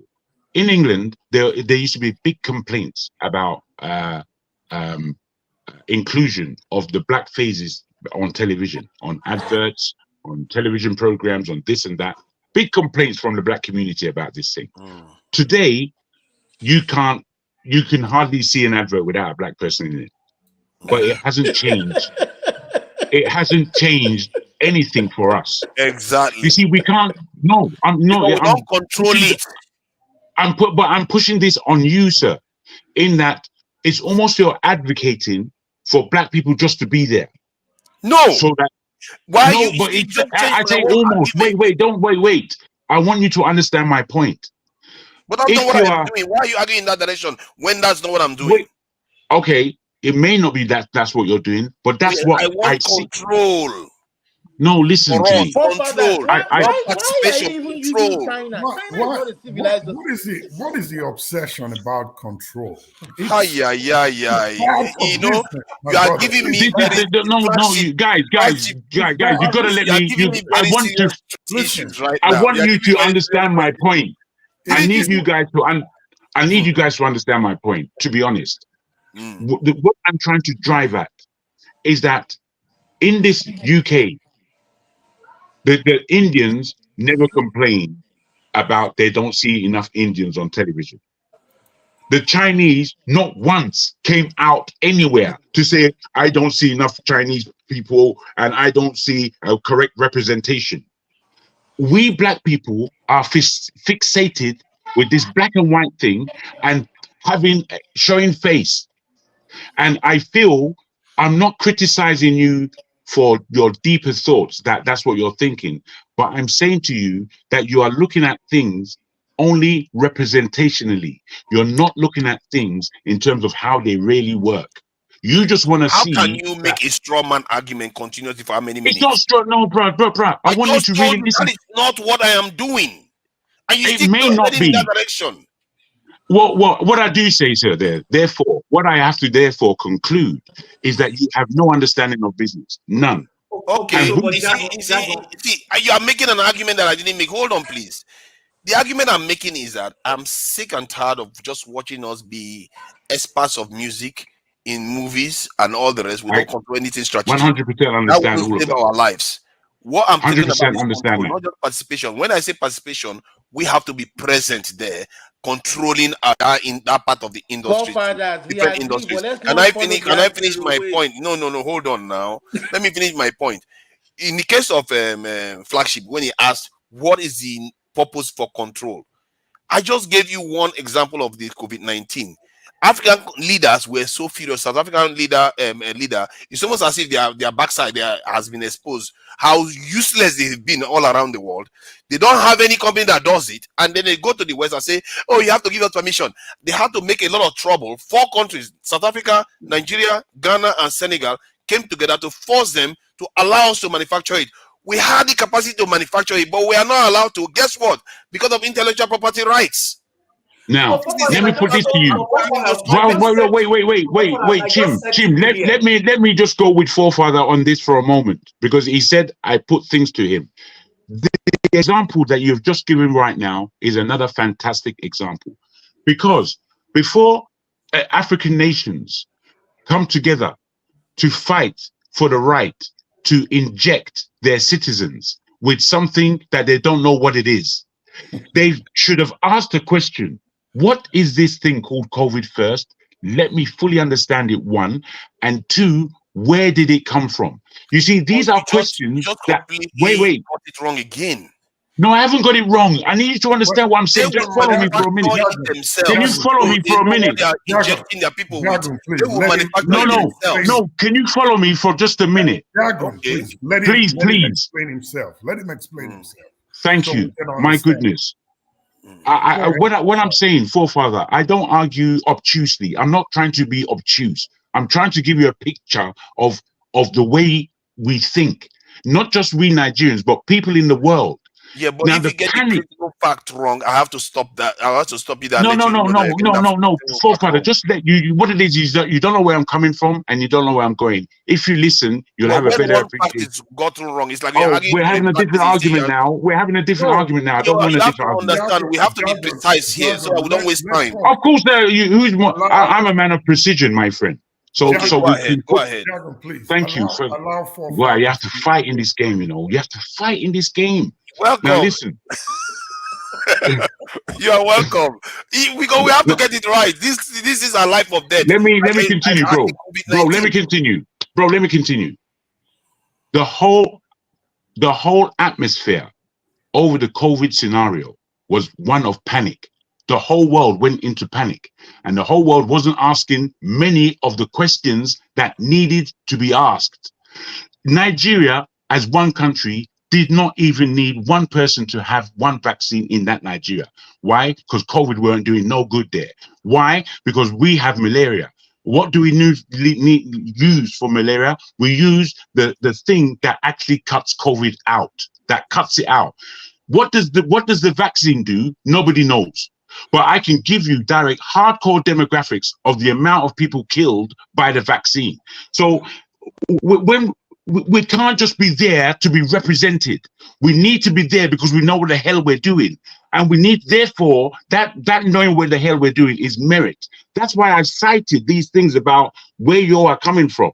It seemed to me that where you are coming from was simply to be represented, which is why I used the advert thing. I use that as an example of where I believe you're coming from. You said that's not the case. I said, okay, I accept. Therefore, you know nothing about business. Now, I didn't mean to be rude about that. I'm saying that in order to earn your space in business, it is earned.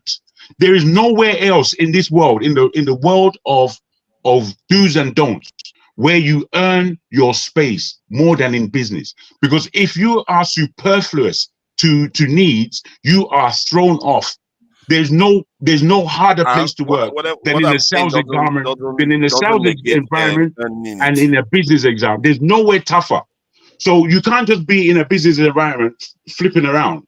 You can't. Well, I agree with you on that, but but now with this includes earning it. I'm not saying they should give it to us for free.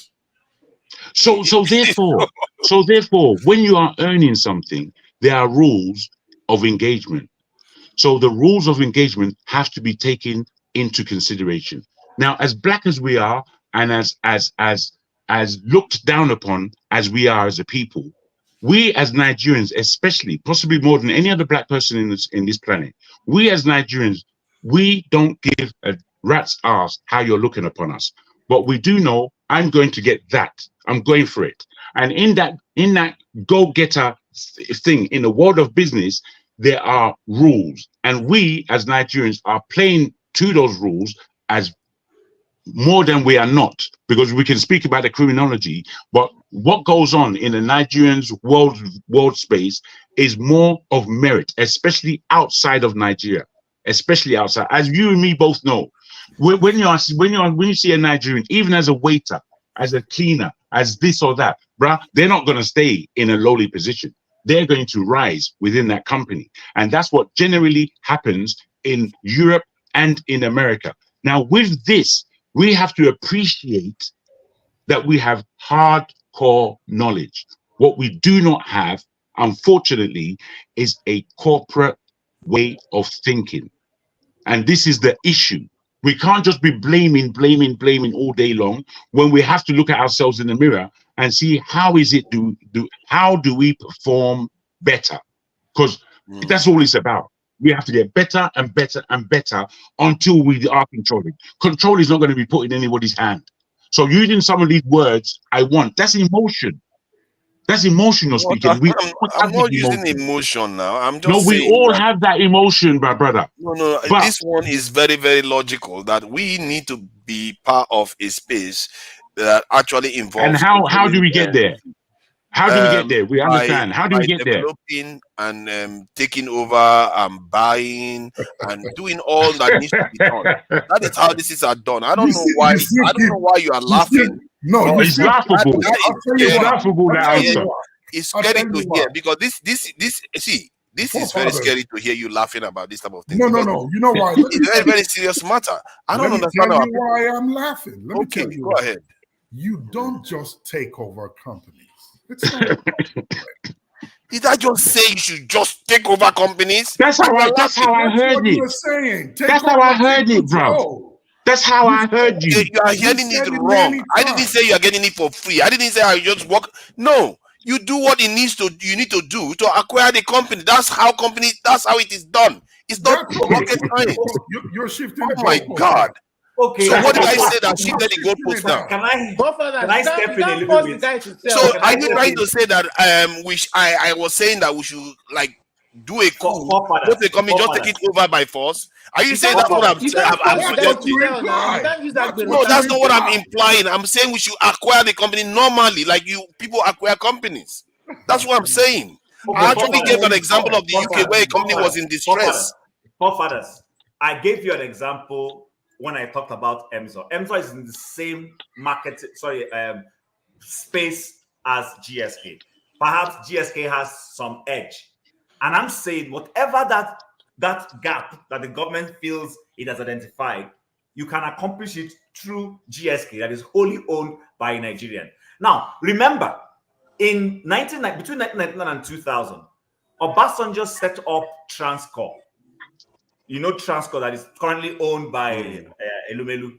And the whole idea of a Transcorp was to be able to replicate what the Asians did with Samsung and all those companies in Asia. Unfortunately, at the end of the day, it boils down to this governance issue I was screaming is what has made Transcorp to be where it is and not accomplish the objectives that was set for it. So the government can still use local Nigerian companies if it means well, plan properly, and accomplish that scientific goal you're talking about. I don't understand why we must be fixated on certain companies must go and take over. Because the reason why I said this is to short circuit the process. I don't know whether people have been in companies. Let me finish my point because that will take longer. My apologies. That would take longer for one. That would take longer. If you have been involved in industries that are involved in innovating and going through patent process and intellectual property rights, if you have been involved in those areas, you find that there's no shortcut to it. It takes a long time, and we may not have that time to start getting into some of all these spaces. I'm not saying you shouldn't innovate. I'm 100% in support of our own local innovation. But as a matter of fact, you can use that to speed up local innovation, because why should you start from this is zero when you can start from halfway and get advanced? That's what the Chinese did. The Chinese copied halfway most of the time. Sometimes they even copied full intellect. Why are you saying no? It's a fact. You want me to bring? You know what? I'm going to be. You know what? Flagship. When you say one of all this is that, I'm just going to be bringing evidence all the time because it's getting ridiculous now. Every time you just say no. No. You mustn't take umbrage like that, forefather. Everything I say, you're like no. That's not how it's supposed to be. No. You mustn't. You say we're having the discussion. We're having a discussion. Wait. No, I'm not being rude. I'm saying I have to be bringing evidence to support it. No, I hear that, but don't take umbrage because you see. Shortcuts lead you nowhere. Okay, good. Shortcuts takes you nowhere. Okay, good. If there is a procedure from step 1 to 10, you can't jump 1 to 6 because you already know 1 to 5. You have to follow it if you want to succeed. Okay. You cannot shortcut away. If I can just add this, That's what if I I was can just going add to this, say. That's why we fail. We Nigerians believe in shortcuts. That's Yeah. why we Well, fail.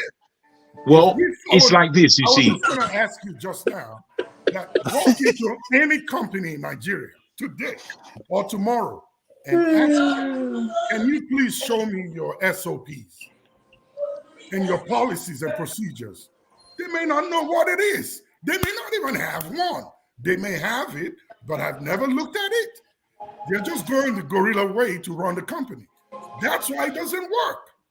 You've got to have a standard operational procedures in place. And if it says, the checklist says, do this first, before this step, before that step, before the next step, you've got to follow it.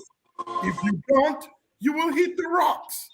So why is this Chinese firm not taking taking the long route again? Tell me. No, the wait. reason Let me say this. Guys, if I can, because I wanted to speak. Because it's not black, they are allowed to, but we are not. So willingly. They so willingly. What do you mean? Where do you get the idea that I'm saying we should go and waylay people and take their business? Guys that I didn't say we should go and waylay them. I don't know what is this thing. They save Nigerian taxpayers money. Because this is one. You want me to start sharing more how Chinese companies are acquiring Western companies? No. Let me say this to you, forefather. Let me say this to you, forefather, based on what you've just said. Based on what, let me just tell forefather this, if I may. You see, guys, I need to go. I'll see you guys tomorrow. No, before you run, I need you to stay around for 5 seconds more, please, if you can. Especially, Ambra, please give me a shout. You have my details. I need a quick strategic word. You see, the way businesses work is with teams and organizations.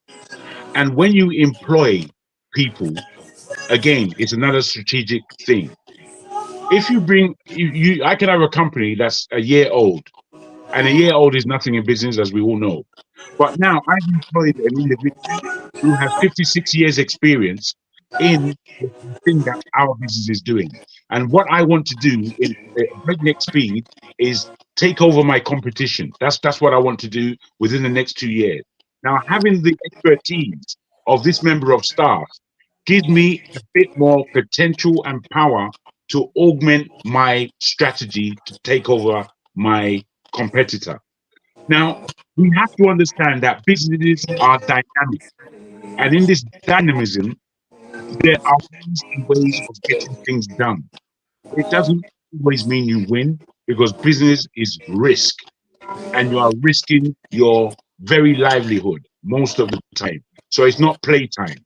It's the most cutthroat, hardcore, efficient level of organizing, one, how you earn money, and two, how you deliver services. So, or products, services or products. So within this dynamism, we have to really think how these things operate. See how someone will just be playing music when Don't I'm mind talking. him. Who else is it's Olumide again? You know, that guy just doesn't care. Yeah, so he just doesn't care. So the flagship, see, the way you analyze it is scary sometimes to me, because you are quite smart. You didn't listen to what I just said, bro. You didn't listen to what I just said. I completely missed it. I'm sorry. I was busy trying to find more evidence to knock flagship with. Well, you see, that's what you see. What we must always search for the realities as they lie on the ground, not basically based on, not based on having a sword fence. I can't help saying it other way. It's not a sword fence. They say iron sharpens iron. That's how it's supposed to be. Look at this Chinese firm. Hold on, please. Let me just say this, because I have to use the term. This is more like waylaying. I'm not saying we should waylay them. China targeting German tech through back door with licenses. You see what I mean? Licenses. This when I keep saying this thing, and I don't understand it. I like, why are you laughing? It's a serious matter. You're getting it wrong. Listen. I work with the Chinese. I work with a lot of nationalities, right? Mm-hmm. Before the Chinese ever takes over anything, they have studied it from the bottom to the top. I've explained all this. Wow. They've gotten the ground. I really have explained information. it. So I should say that we should not. So we don't study it. We just want to take over. You are saying take it over. No, but the study. Take it over. You have to have the expertise to know what you need to do with it. That's why I know that you guys aren't listening to me. And that's why this conversation is stuck in this space for so much time. And you, forefather, are being extremely stuck in your ways. This point. Because I'm correct on this one. That's why. Honestly, bro. Honestly. Because I'm showing you evidence. Show me evidence. Wait. You see, the evidence I have is the evidence of the experience that I bring to the table as a businessman. And I'm telling you, you're wrong in so many ways. And it's quite unfortunate because a lot of what you are trying to put across is right. But how it happens is not in the way you are explaining. And those who have an idea of how it happens, you are objecting to everything they're saying. That's what's happening here. No. Because they are making, you know what tends to happen? They start making an argument that I didn't make. They start making argument against. We're searching for the reasons why. We're searching for the reasons why you're thinking the way you're thinking. Finish your thought process, then you allow me to finish mine. We're just going back and forward a little bit. That's all. See, the idea is that if I make an argument, I want you to deal with the argument and change the direction of the argument and say, oh, the process is like now. The last point he was making was that we don't know exactly how to run this thing. So you have to take your time to know all these things. But that wasn't my argument. The premise of the argument was that we should be heading in this direction anyway to acquire this company because it's going to take us longer to do it if we have to do it in a natural way. We have heard everything you've said. Wait, flagship. Sorry, I'm not going to because we need to bring this to a real point because we're going like this and it's not good. Let me say this. I'll be very quick. It's 2 sentences. Forefathers. Go for it. Forefathers, take out time, rewind this tape, and listen to yourself. Oh my God! I don't know why people always do this. No, you see, what we don't want is unnecessary argument. They don't deal with the argument. They just say go back. I'm going to deal with the argument. I'm dealing with the argument. I'm going to deal with the argument so we don't go back and forward. I have your number. I'll contact you, Jago. Thank you very much, Chim. Thank you for staying around. Thank you, my brother. Always a pleasure. Thank you for spending so much time with us here today. See, if I can, Father, because I really need to put this to you. Steph, your device is not on, Steph. Steph is backstage. Go ahead. So that we come to a point of agreement or disagreement. It means that we're not going to get anywhere. All I'm trying to say is businesses are dynamic. The dynamism within businesses include nearly everything from employment and who you employ and strategically who you can employ, from your ideals in this business and what you want to deliver in terms of goods and services. Now, once you have this and you begin to grow within your business, in order to either knock out competition or expand your business, you look to either different departments being built and having these mushroom from within, or you look strategically at what's in the marketplace in terms of other businesses that you can buy or take over. Now, within that, there are a lot of processes that go on. There's a lot of hard work. There's a lot of intelligence. I gave you the breakdown from a salesman to a politician in terms of all these people are salespeople. And there's a level of salesmanship at every level. The CEO is the top salesman within his company. And when I say top salesman, he didn't even have to come from the sales department. But as far as you're the CEO, you are the face of that company, and you are showing that company as the marketing best, at his marketing best.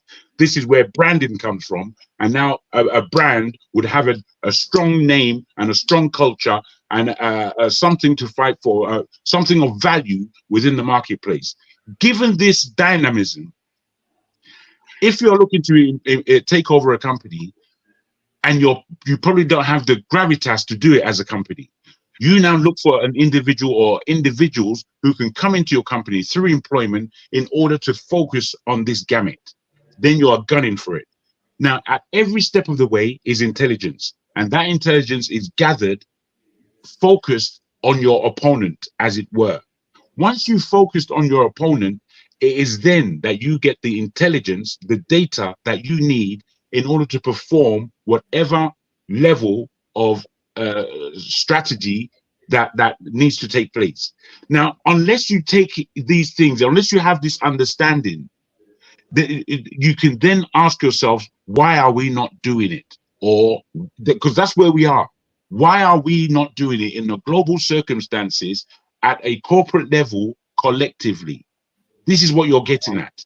And I have the same passions as you as to why we're not doing it, and we should be doing it. The actual fact is, this is where we are. Now, we can say it's for this reason or for that reason. But the bottom line in anybody's business, the businesses that I've run, some of them have failed. And as they have failed, do you know who's to blame? No one else but me. I can tell you that the white man didn't do this for me, and I didn't get the that I needed. And I can bleed and cry, or no one gives a damn. No one gives a rat's ass why you can't do it. But what we both can agree upon is that there are people doing it in this world. So that's where we actually are. That's where we actually are. We shouldn't. So, but do you agree that if you can achieve something at a shorter time frame? Yes, I do agree. Doing it I naturally, agree that is possible. You should take the shorter route if you can acquire it. No, faster. it's not that you should take the short route. You see, there are decisions to be made. You don't do things just because. You know, you may want to take over another company, but your actual present state of your company is nowhere, is in no position to take over anybody. You could be there. That is not part of the question. The question is about, let's say everything was okay. The scenario, you have the capacity to take another company, or you have the capacity to buy up for another company. Companies get bought all the time. I don't know why this is weird for us. So if you have the capacity to do it, and let's say Nigeria needed a company that manufactures, motors, DC motors, and Nigeria has the capacity to be able to buy this company up versus inventing their way to it. Knowing full well, let's say to invent their way to it is going to take them, their estimation is 6 years. But if they buy a company, it's going to take them 2 years. So they have to factor in that extra 4 years. Would we be using it to be making money instead of trying to develop our own? So if they find that, so if you factor in that, if that 4 years you're going to be losing money because you are busy trying to develop your own, it makes sense to buy it outright. Now, good scenario. I think on this particular point quite a lot to do with motors. In Yoruba land, there have been many prototypes that they have created. And when I say created, the design, the engine, the mechanics in it, the electronics within this motor. And I've seen them design some fantastic cars. But again, like you, strategically, because I'm grown up in the UK manufacturing of motor cars has a fantastic history. There are so many cars that UK have that are more or less obsolete. They don't make them anymore. Now, these companies and their designs and their rights can actually be bought out. And as a Nigerian Yoruba man, I would think of buying out those kinds of companies, maybe 3 or 4 of them, and bring them to be manufactured into Nigeria. But it will never take away from me wanting to create my own Nigerian car, let's say, or vehicles, or stable of cars, because that would be the ideal, that we are producers of cars from design to manufacturing point. And we have done that. I think that's a feat. However, because there are companies out there, as you rightly put it, that already exist or have existed, and you can buy the copyright completely from these companies, and you set up manufacturing. Let's say something like, you see the car Peugeot or the old Citroen. I really love those cars. They're so Nigerian as far as I'm concerned. And I would like to buy those rights. Maybe not those two, because I prefer the British names. But these are cars that worked very well in Nigeria. Both the Citroen with hydraulic lift, the the V6 or something like that, I think it was called, and 504 Peugeot. These cars, they actually look beautiful when you look at them kind of brand new, real made, and you just look at the magnificence of the car alone without being beaten up. These cars can be manufactured. I just give this as an example, but brought to a different level, up to date, to 2003 spec. Yeah. These are things that you could do with motor cars. So I'm not saying that you can't take over, but to everything, there must be strategy. That's why it always has to be based on strategy. I'm not saying we just walk in blindly and visit the CEO at night and say, you know what, you better give it to us or you get one. That is not what I'm saying here. I'm saying that we have to plan it and say, okay, these are the strategic things we need in our country. We have this expertise. As a matter of fact, I will even encourage if I was the one advising, I will encourage the Nigerian government to bring back some great entrepreneurs or industrialists that are Nigerian based in the West, sponsor them to come back here so that they can strategize and acquire specific in the companies that are actually going to benefit the Nigerian economy. And the truth is, this is this kind of stuff the Taiwanese did. The Taiwanese, they were in the diaspora and they returned home, and strategically they used the knowledge they gained from the West to start developing their chip industry. They stole, copied whatever they needed to do to get to where they need to get to. And that's the same thing the Chinese did. That's the same thing the Israelis did. And in some strategic cases where government to government, like in the case of China was literally given the heads up, the leg up to develop their own nuclear technology. They didn't start from ground. Soviet Union gave it to them to start. Because if they had said, oh, let me start from ground zero, it would have taken China a lot longer to do that. So why would they start from ground zero on technology? You don't do that with technology. But isn't that what we are saying about ourselves? No, it's not. No, it's not. No, it's not. You're again getting what the are wrong we end of the saying? stick. Okay, what are we saying Well, about you our see, own then? when you have technology, there's a technology that's brought on board in the world, be it software or hardware. And as you have this technology, there's no point in going backwards. What you do is build upon that technology as it is. You build from that point. It's quite a different aspect you speak about. You see, you don't do that. If you're trying to originate something, it doesn't matter where you are in the world, you can originate that thing. There are so many things that we can originate there's so many things that we do originate in Nigeria. Now, if we're originating a brand new technology that nobody has ever seen, then that will be the platform that everybody copies from in order to investigate this new technology. So as you have brought the original, wherever it is you're from, you now begin to build and capitalize. But business is a vehicle in order for products and services to come through. That's what we must understand. That's its initial purpose. When you grow in your business and you become somewhat of a conglomerate, a heavyweight, then you begin to spy around and see what other things you might be able to get yourselves involved with. Largely, from an entrepreneurial mind, it will be because of money. It will be based on a good return of money. But that's not what drives any. Wait. That's not what drives any business person. What drives business people is the idea and ideals, and this has to be understood. I feel bad because I feel so lonely at this position where I am, because it's scary how people see things. Oh, bro, you are going to be lonely there. I'm like Mr. Lonely at this place, because the truth is that in this scenario, I don't see business as just business. I don't know why we just buy the business is not just business. Even in the West, they know that.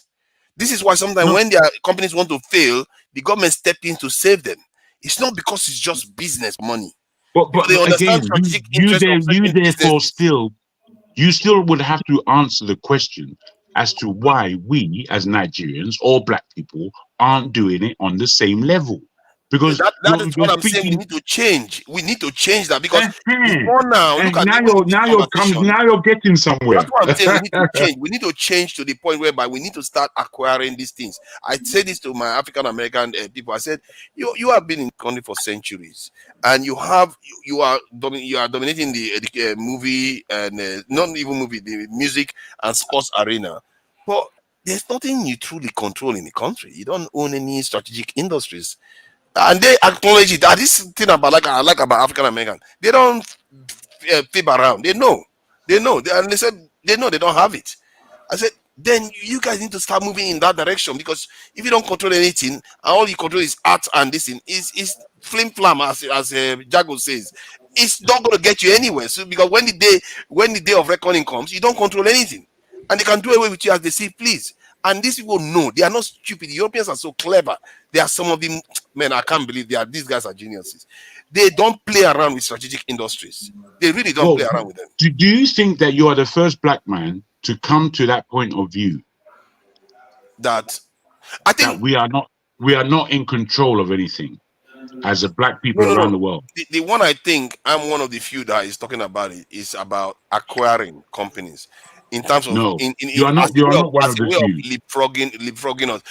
My claim is that most of us always talk about innovating, but not necessarily acquiring to leapfrog us. We talk about leapfrogging, but we don't talk about acquiring companies to leapfrog us. Whilst it may be me almost looking like I'm giving an excuse to black people to have understanding. When we talk about America, the most inventions that have actually been made that suits the mankind have been from black America and not white America. And you know that's the truth. And I can tell you for why. You see, because we were slaves, apart from the skills that we brought from Africa initially, right? They brought the best rice, the best people that knew how to cultivate rice. They brought the strongest Africans. They knew who they were bringing over in order to make America's growth work. Now, because they were slaves, things like the iron, the washing machine, the heater, the fridge, that, do you know that all these things were invented by slaves? All of them. You'll be shocked at what we've done in this world. I know that slaves invented a lot, but if you count the number of inventions that have happened, I don't think. Now, what we have to understand is in terms of Black America, apart from the mentality that was beaten out of them as to who they are and had to win back their dignity, which they have tried to do in so many ways, they have been manipulated in the business world to the point of every level, to the point of, you know, as soon as a black man gets money, he's out of the area and he's not looking back because he doesn't want to be seen as black or he doesn't want to see him as ghetto or whatever connotation, identity that they have, identity crisis that they have. But they have been through all these things. But I am saying the animal of Nigeria and Nigerians, especially of our generation, we are a global, we are a force of, as individuals, we are a force to be reckoned with globally. There's nowhere you can't go. The issue is the environment in that country called Nigeria and what is learned there. We are learning more and more wrong things. It's only that there are strong individuals that are making things stand up. If there were no strong individuals in Nigeria, that country, we couldn't even look at it. It's so, unfortunately, it's not corporate that's taking it to a stage. It's individuals. That one good teacher, that one good lecturer that I had, that one good person that was able to do this for me, that one good man who was able to bring his money and have a farm, that one good individual that set this company up, that was able to now provide us with the product that we need. One. No corporatization. This lady is saying that it looks like you are talking more than your fair share of turn. Let's And allow let her Flagship shut to up and talk. go to hell, man. Flagship, Flagship, don't start another fight. What she has to do is ask if I'm speaking rubbish. If she don't want to listen, let her fuck off. Simple. Hey, let's keep the language a bit clean. We don't No, know. why do I have to? I don't necessarily. I don't trust. I don't really look at the comment section. But when the comment section is looking at me, I've given them back what they're Oh giving no, me. no, It's they very gave it straight. to me now. They insulted me. The other one called And me. when they're ready to come with their rubbish, me, I'll come with my McKennelly, rubbish. where's McKennelly? He said I'm a little bit It's sick. face to face that we I do don't know hell. why they do these things. You know, they just insult you. Now But it's face okay. to face. The flagship. You If see, she's not learning, let her go to hell. Jargon, Straight. please now let us talk to now. Thank you. The flagship, don't start another one. No, don't do sideways argument here. So I'm not saying we should go and waylay them at night and take over companies. Okay. I'm saying that if you can get it faster, if you can get to from A to B faster by acquiring companies, don't you think we should do that? Well, if we go the right way, which we talked about initially, Yeah, the right way. Yes, the right way. By investing in the company, buy the shares, buy into but never to own it. company. That's the best way to go. Never to own it.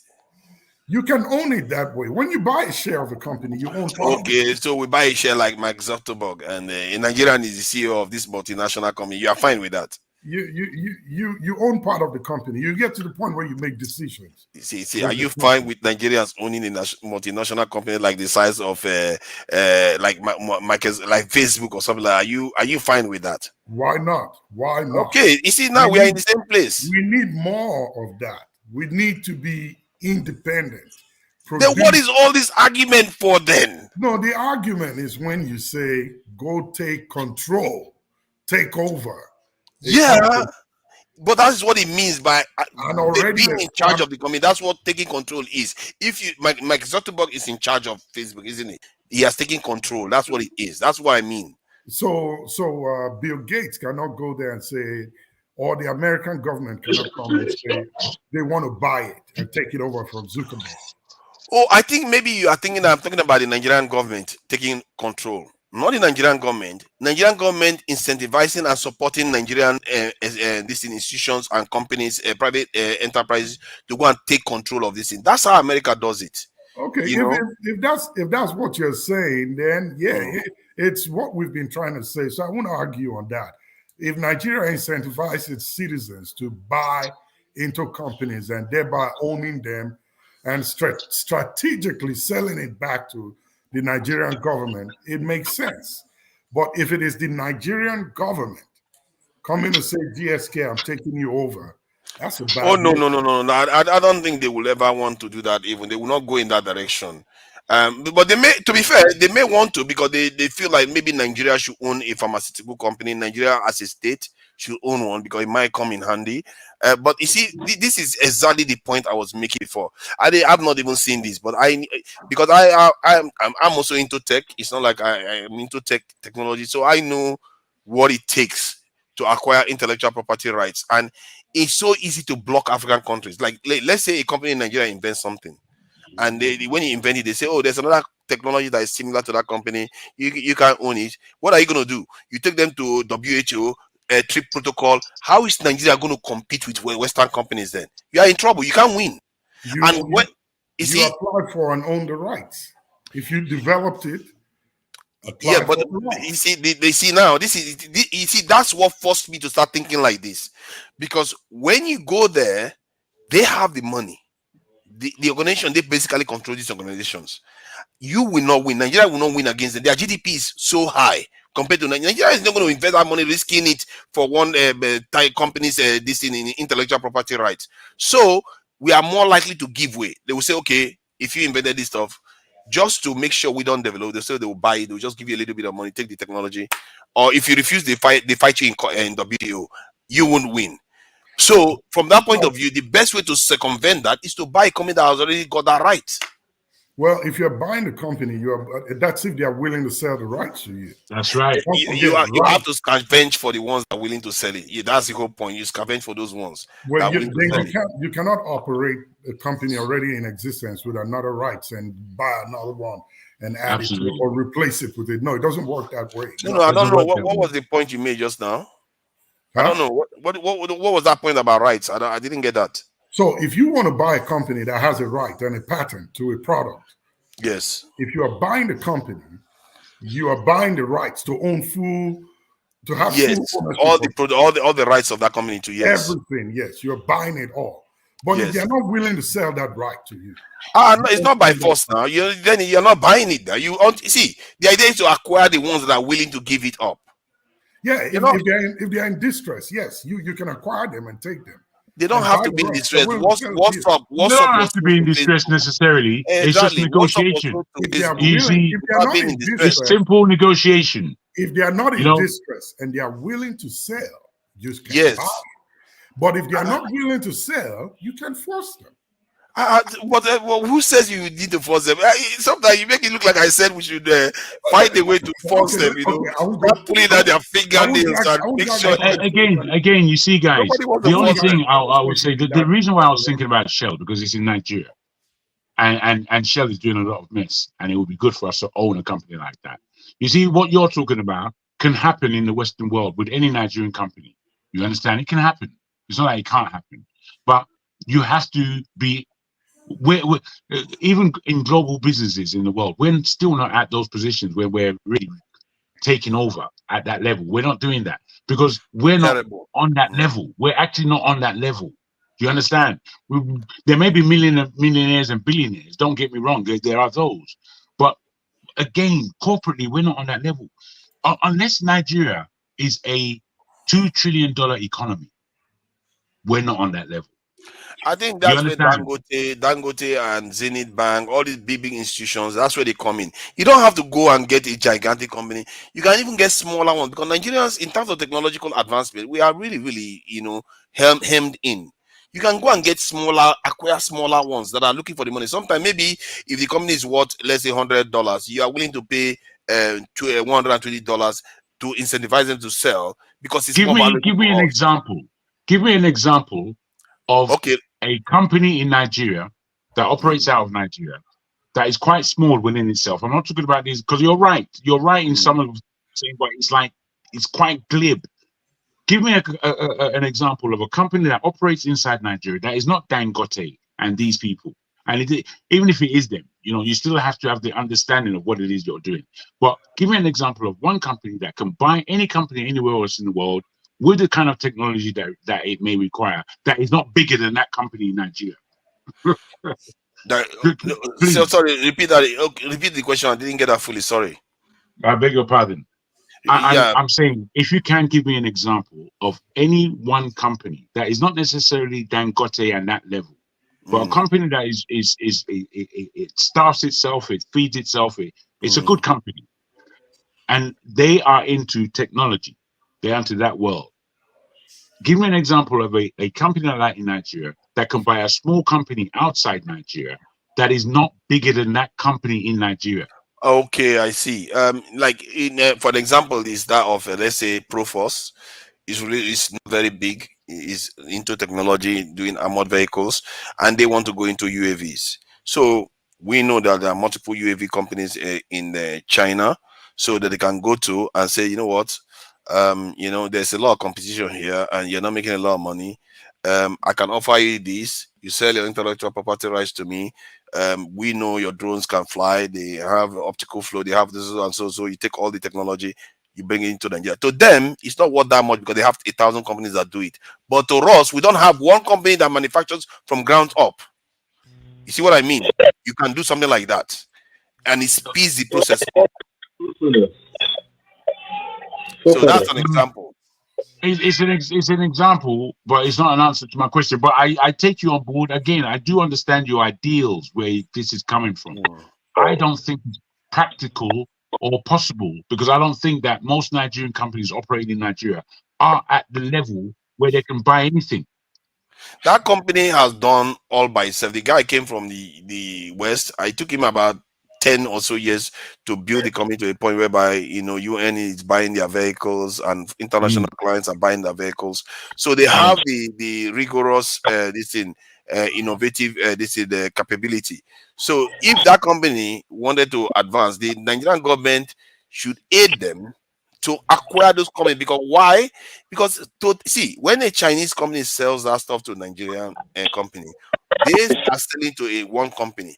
But what they don't fully grasp is that for the point of view of Nigeria, it's far more valuable, because if Nigeria starts manufacturing those things, Nigeria can sell it not only to Nigeria, to the sub-region of Nigeria, which can be as large as 1 billion in population. We are not talking about North Africa. So that is the potential. And that, hence, when you are doing that trade, that's what you have to keep in mind, that we have a bigger market that the Chinese don't have. We have a cheaper workforce that the Chinese don't have. You see what I mean? So that is the kind of stuff. And in terms of many people who want to patronize a Nigerian product just because it's African compared to this in a Western this product. Obviously, it has to be good. You can't just patronize it for the sake of it. It has to be relatively good. So that is my argument. And you can replicate this in so many areas. If, believe me, if I was the one advertising someone like Tinubu, there are companies in the West that they are advertising for sale online. They're like eBay. They're advertising company for sale. That's a good thought. Well, could anybody on this platform actually be in a position or want to be in a position where they are advising Tinubu? Can someone take that position? Please, anyone. He's not offering a job that we should advise him. That's if this thing. I'm just wanting to know if anyone can, or feels that they can. I can deliver. Jesus Christ! I can. If the defense chief listens to my advice, within 2 years, Nigerians will be free to walk the streets freely. We will just be wrapped with guns. The whole place will become Afghanistan. They will be. You don't wrap. You don't pour guns into the country with that. They will be free to walk the streets of Nigeria in the middle of the night and feel safe. Every part of Nigeria has to be safe. That would be my motto. And see, that's one. And in terms of leapfrogging, this is a way of leapfrogging. In other words, we can technically become a export economy within 4 years if you know how to do it. And I think the reason why they don't do it is because they don't know these things. They're not used to it. That's not why they don't do it, boss. They don't do it because it's too much hard work and they don't give a damn. That's why they don't do it. Let's not get confused. I'm telling you. See, many of them, when they come to the West, they don't start companies here. The kind of companies they start is like, real estate or some. They don't start tech companies here. They don't necessarily get involved in the tech industry in the West to truly understand how those things work. If they did, they will be thinking like this. They'll be thinking, okay, clearly we saw what the other people are doing, and we know that you can. They will understand the nuances of intellectual property rights and all those things, how to get around it, and they will be looking to leapfrog Nigeria. That is one of these things. Sometimes I talk as if I'm just an idealist, but I do know these things. I've been in these industries. Have you? You said you work in the tech industry. Have you started one, forefather? Hey, Steph. Yeah, Steph. Thank you for coming in, unboxing the. I'm sure you've been partying a lot. He was here earlier. He was here earlier. He had visitors. His in-laws came to see him to check what's going on. I don't know forefathers why he liked to float the kind of arguments he floats sometimes. I didn't start it. Somebody, I think it was somebody else started this GSK talk. Don't blame me now. Oh, father. Come on, bro. I think it's like just a therapy to us.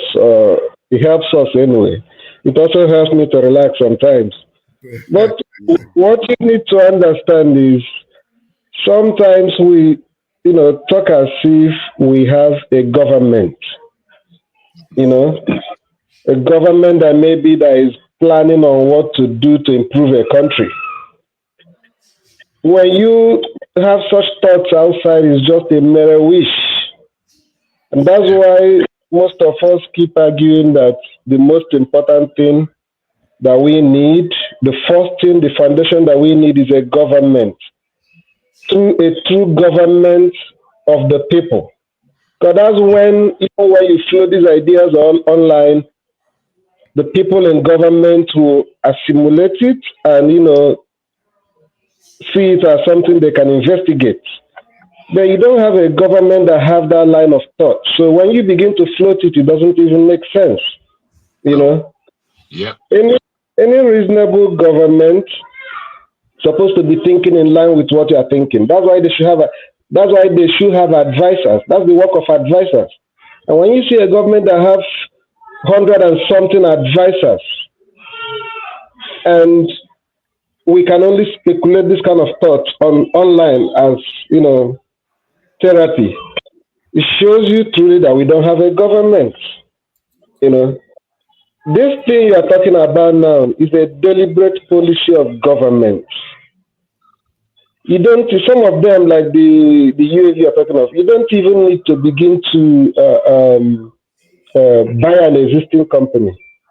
A serious government, how they do it, maybe where you are and even where I am. They map out like maybe $5 billion or $7 billion or $10 billion research in that area. It will attract even students or professionals from outside the country that want to partner in that area. They will come in. And before you know it, within a year or 2 years, something will come up. And the government will not have the rights and look for companies, individuals that are from their own country as first preference, or others that are going to bring the capital with certain conditions to take that right or take that technology to develop it in their country. Remember how America brought out billions of dollars to research on this DC battery. Yeah. And the condition, when the research was ready, the condition is any company that have to benefit from it has to come and save the industry in America. Hold on, Steph. You see, the problem with doing what you just said, I did flag it with the flagship. Flag it with the flagship. I flagged it with the flagship. I wanted to add something now. That if you go, the point I'm trying to make is that these are the signs, because Jebu said important thing, environment. Those are the signs that when a government is going through that direction in any particular area, that's what informs that there is an environment for that kind of thing in that country. That's when your people will begin to think of, okay, how can we even venture into a different kind of technology? But not to talk of a country like you mentioned, UAV. Don't be surprised that if you have money today and begin to establish that kind of industry, the government may want to award a contract to acquire maybe hundreds or thousands of UAVs in the country. They will go outside and buy it. Yeah, but that's what I'm saying. It's what I'm encouraging, that we need to change, because we can't find our own. The way you say we, as if it's an individual thing.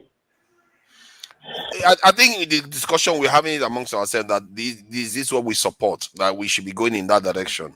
I think that's the conversation. Yeah.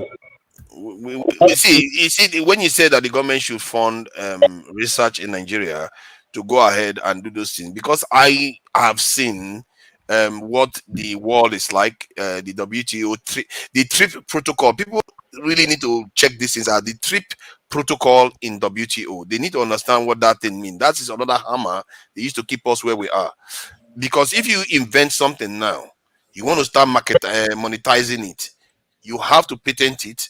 And then if he clashes with some other person's patent, or maybe remotely clashes, then they go and apply and challenge it. You could have a big problem on your hand. Then they will start telling you that you're not allowed to make it. You're not allowed to do this. Then you go take them to the WTO court. Who is going to win? Nigeria GDP is like the money that they use to fix tires in the UK. So you're not going to be able to compete with them. I mean, the Nigerian national budget. So they would defeat you on that front. So the way to circumvent this, and I think that's what the Chinese did. The Chinese never bothered fighting them with WTO. They just copied it, stole it, or bought the companies out. That is the way you go about these things. But not necessarily in your country. If you come up with an idea and you develop it and patent it for production in your country, it is within your country. If it clashes with anybody's design out there, you have the room to modify it and make it your own. No, they won't let you. They won't let you. They will come at you. And You can. Forefathers. Remember, America it has to be different enough. So, let me give you my own personal experience. Accusing Chinese of intellectual property, intellectual theft, or intellectual property right theft. You understand? Did you stop Chinese from manufacturing? No, he won't stop. Well, the Chinese stole it now, and that's why. Remember, China is stronger. It's not like us. China was a nuclear power. The economy was all billions. This in trillions. So you can't come and just start. Stealing their intellectual property. It did not change nothing. Oh no, they stole it, but Nigeria can't even steal. They can't even steal people's intellectual property right. And then, even when they steal it, they will tell the government, if you dare to use it, we'll run for you. And then the government will be like, take it. This is the problem. We can't hold on to anything we own. The only way to own on to it is when we buy it. They can't take it from you then. Let me ask you, do you think if we're not in a position to buy it, man? You are talking of some of them, you can't go to those countries and buy it without the approval. Whose approval? The country. Oh yeah, you have to have your people in that country. Nigeria is everywhere. You have to use your people to buy it. The country company that buys those things. Pardon? Most of this technology you're talking about, the country has an interest in which company buys those rights. Oh yeah. The company, they are not stupid now. They are very, very strategic too. Yeah. They don't just sell even if you're selling your house and somebody came to your house and you didn't want to sell it to them, they don't get the house. It's very, very simple. You see, all what we're talking about, we're a bit stuck on it, and it's a labored point, but it doesn't need to be, because whether you take forefathers' point of view or anyone else's, it doesn't matter to me, because we're just not in the position to do these things. You see, I've been watching China. I think we're in a position though. No, wait. I've been watching China since the 80s properly, and I remember what the Financial Times newspaper said about Chinese businesses and what they have changed in terms of their attitude towards Chinese businesses. And what they said is that Chinese businesses are going to take at least 80 years to perform the kind of corporate institutions that we have in the West. But right now, they have small to medium-sized businesses as they were, but they didn't, between anything between 50 and 100 million at a time, it changed.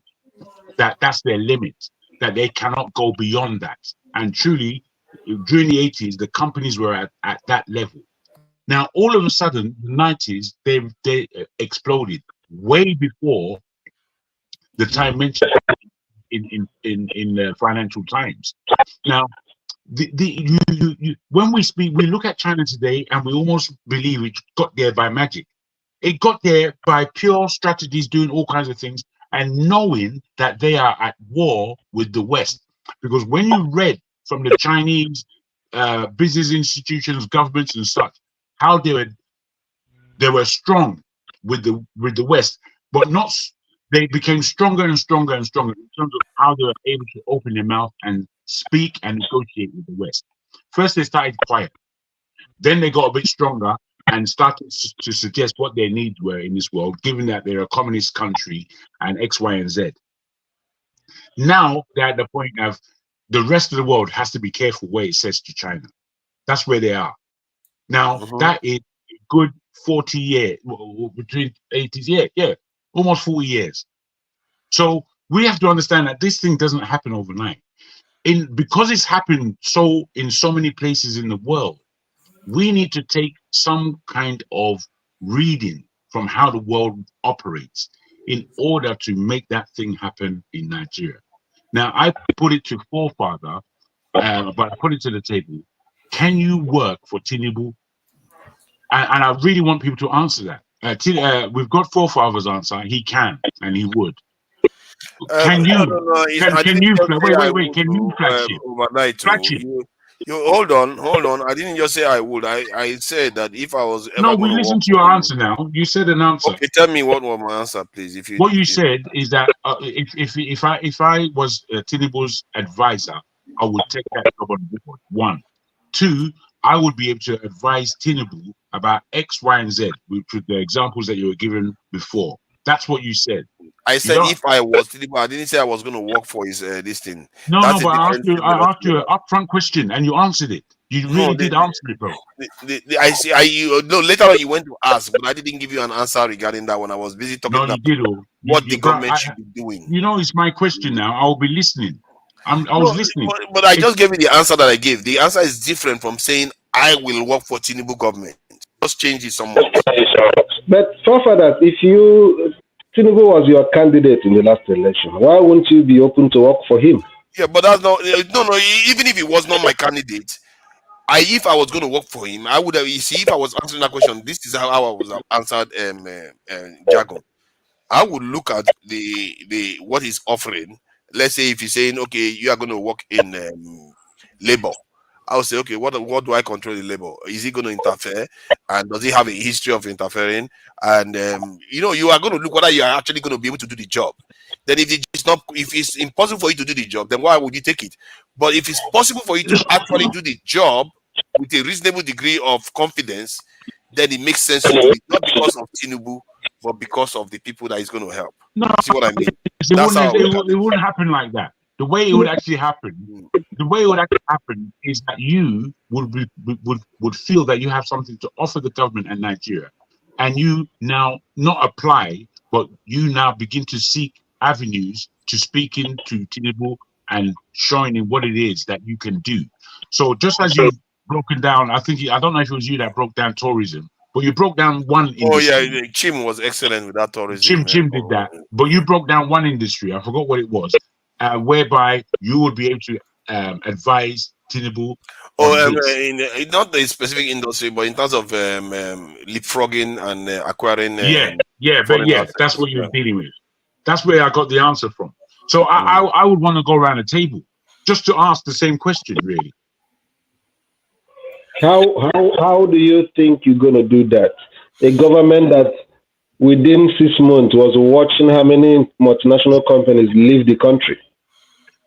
A government I'm just asking, bro. I'm just asking because I think it was. You are talking I don't about care if they are leaving. Let them leave. They are making more space for Nigerians. See, point is that if you take care of this. We're talking about leapfrogging. What about the companies that are in Nigeria already now? Why can't they select like 3, 4, 5 companies to use as a launching pad to start? That's what I'm saying. We are going to, not the government is going to do it. They will sponsor companies to become a multinational. That you have already in Nigeria, that are Nigerian owned, that have good prospects for international or continental competition. Why is government not investing in them? Like I said, I am against them for that. Like Proforce, Innocent, Chinese involve themselves directly when it comes to funding.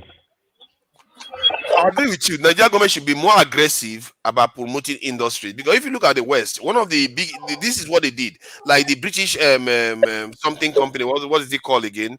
The British something company. They were the ones that were in charge of most of the slave trade, and they were doing all those things.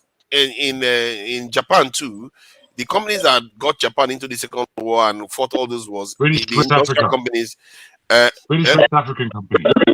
British West African company, is that what it's called? Yeah, I'm not sure. at the time.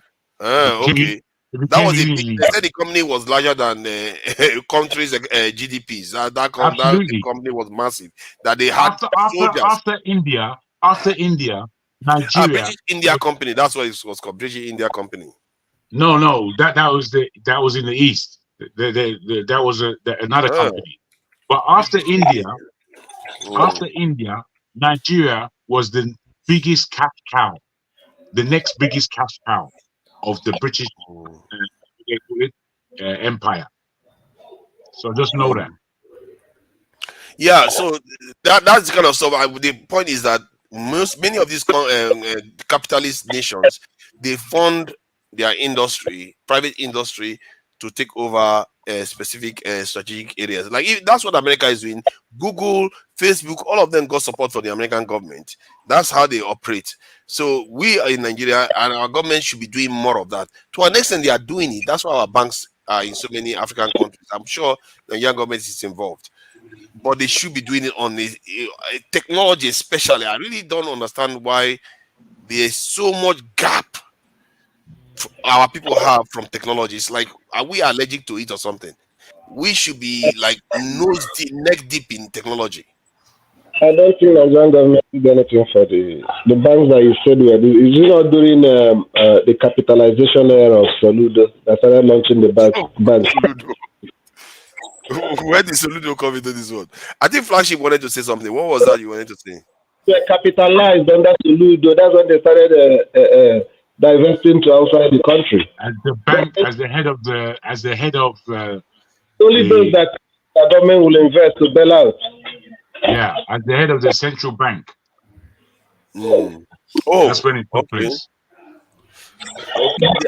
You know, in terms of technology, go ahead, forefathers. I think. No. You wanted to say something. Sorry, I didn't want to. I don't have much to say anyway. Oh, okay. No, I was saying that you asked the question why Nigeria is not so much vested in technology. The truth is, they do not have an idea of what it's involved. We are still in the storm, if you allow me to use that word. It's Nigeria started developing technology many years ago. I remember when I go to school back in the day, the university, there's this toll gate that was constructed just right as you're entering Benin. And this express road that was made, there was this kid from Ogara, it's a town just right outside of Sapele, that designed an airplane and put, only God knows what and how he did it. He was able to make it move on a wheelbarrow, right? Design a plane with wings. And it made the news. I remember NTA then, Benin, carried it, interviewed the child. You would expect that the government haven't seen that, or someone haven't seen that, will pull that child and want to develop that inquisitiveness and that technology that child had without going to school.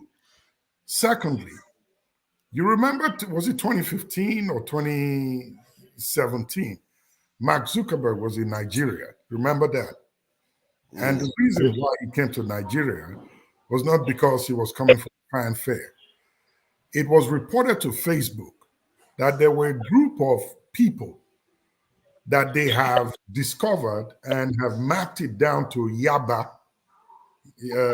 just outside of Yaba Tech, that were causing Facebook problems. And it was posing a big challenge to Facebook. So Zuckerberg wanted to see who these people were.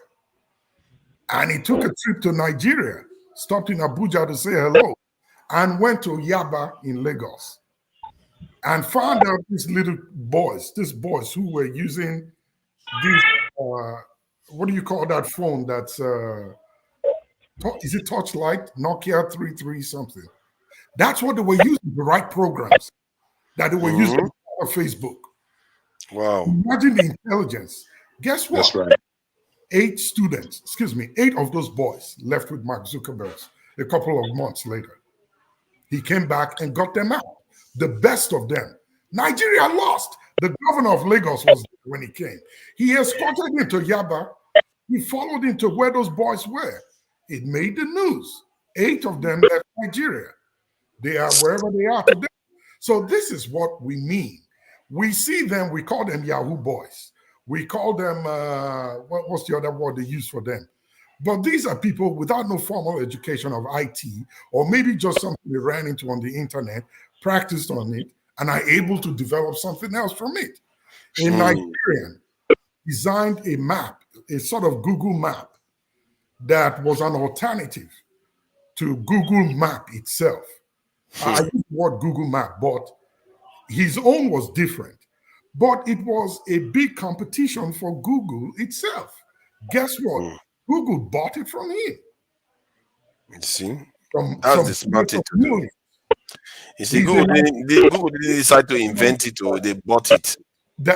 What he invented it, they bought it from him. That's the name of the game. That is a smart thing to do. It's the name of the game when you got the money, bruv. We have enough money. Keep it over that See, we have enough money to have a big market in Africa. That's what we forget. We are not like other okay, people. let me just follow on from Flagship then. And I'm going to send this link to you so you can see it for yourself. In Nigeria, I'll repeat it because I've said it before.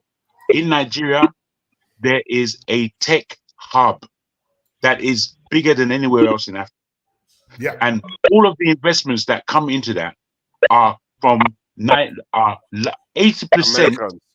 No, 80% from other Nigerian entrepreneurs. That's what's happening. To the tune of $100 million raised as startup. It's not playtime. They're out there. We are out there. I have to send you a thing. I watched it 2 days ago. Marvelous. Let me explain what is going on with the the startup we are talking about is generally tech, which involves just basically software and apps, which is not the key of where we need to be heading. We need to be making hardware. In terms of those tech that you are referring to, what tends to happen is that yes, they will make profit and they will create those companies, just like Facebook bought off the Google kind of map that the young man made. That's how they come. They will come into this in Nigeria, and when they see a promising company, they just buy them off, and that is the name of the game. And we are developing stuff to a certain point. Then they do the value-added manufacture, and then we start consuming it later on. What is the difference between that and what we are doing with our natural resources? You see, the name of the game still remains the same. We need to change the equation and start producing stuff to actually start acquiring this thing. They have to be buying from us. Then you know that work, not the other way around. Let me pull you back a little bit. Sorry to interrupt you. No, it's okay, of course. You understand what Silicon Valley is, right? That's right. Do you understand it? To an extent, to an extent. Silicon Valley runs the world software-wise. They don't manufacture hardware. The US has its own. China has its own. India has its own. Nigeria has its own. But the Nigerian Silicon Valley is being counted by DSS, the Nigerian police, every day by referring to these boys as Yahoo boys and criminals. But maybe because they are seeing traffic. Listen to me. Let me give you a little history. You see, Uber and Lyft, right? Uber used to be a company called Gypsy Ride. It wasn't owned by the people who own it now. It has been in existence long ago. Gypsy Ride is what they call it. A couple of Jamaicans were running it. They use their private cars to run taxis outside what Yellow Cab does here in America. But when the rich man's son got in and they have money, they're able to sell the software part of it to the government. They designed the app, and today it's global, it's worldwide. Software is where the world is going to today. It's not just on manufacturing hardware. Hardware is just a little component of it. But if you can write the software that operates those hardwares, you sit at the top of the game. We don't even software is almost becoming it's almost obsolete from the point of view of AI becoming available now, and that software development itself is trouble. It's only advanced. It's not obsolete. AI that you're talking about today are programs that are written. No, I get your point, but made to control and make stuff happen. See, that tells you that, you see, what the Chinese did recently was they had a lot of software companies like Alibaba and all of them. But what they realized was that they were relying too much on software. Then I think more than 5 years ago, they started clamping down on software companies and started encouraging them to actually go hardware, because they realize that sooner or later you have to start actually building hardware that people actually can do stuff with the software. So, and hardware is hard. It's really hard. It's not the same as software. Software can just buy a computer and you're good to go. But hardware, it takes research, testing, failures, testing, patenting, and all that hard stuff that you have to do. And hence why you need to get in there the earliest time possible, so that you start making stuff that other people can actually, they will need. They don't have a choice. They will have to buy from you. To differ in that one. Everything today is changing to being, what do you call it? Easy access. I see it in my own home here as we've been talking. I've sat down here and ordered food. I did it with my software, and somebody dropped it off at the door there. I can do just about anything with software. I'm talking to you by virtue of the application of softwares. I can see you, I can hear you, real time. Yeah, but the hardware that makes this possible, which is the microchip that makes it possible, it's almost impossible to manufacture in many regions of the world. It's only specific areas that can do that. Hence, hardware, software is sitting on hardware. Hardware is harder.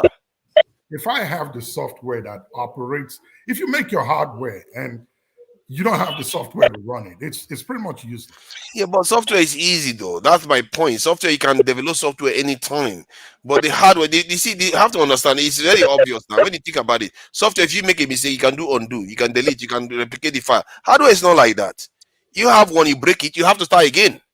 It's hard. And the hardware today, hardware is simply design. And from hardware, there's almost a roof on the level of profit you can get. If you're in IT, you know the whole travel from in IT's beginning, hardware was first. Hardware was most important. But because they developed and they have a pattern, they know what hardware is, software became more important because it was bringing in more money, obviously because of how it can be transported all over the world and the different levels of software you can prepare. So software became king. Hardware is old. When you're talking about chips and microchips, then you're talking about those who are able to develop it in the world. Now, if we began to develop microchips, that would be strategic indeed, because as you rightly say, there's only a few countries that can develop it. But we have to, again, be accurate in what we're trying to put across, because it's not hardware for hardware's sake. As my man said, hardware has its limits. Software doesn't. And that's why it's profitable. He's looking at it from the point of view of business. I think people look like, okay, software is going to make more money. Clearly, software does make a lot of money in terms of, if you take all the software that has been created in the world, it does make a lot of money. And hardware does make a lot of money too. Let's face it, all the softwares run on hardware. But the difference is that you can have multiple softwares on one hardware. But one hardware is one hardware. Like if you have a computer, though the computer has a lot of multiple parts. I'm not even sure the numbers, how much profit is made from hardware. I've not really done the numbers, but it may be just as significant as that of software. It's just that we don't know enough about that industry. No, we do know. You just have to look into the industry. Okay, let me search for it then. It's good. When the industry began, bruh, hardware was king. It was all about hardware. But then software took over for obvious economic reasons. It's obvious. Game changer is software, forefathers. Pardon? The game changer is software. In automobile, it was all hardware before, right? Yes, exactly. When software came into automobile, then you begin to see the changes. No, I know it's a game changer, but it still needs the hardware to function.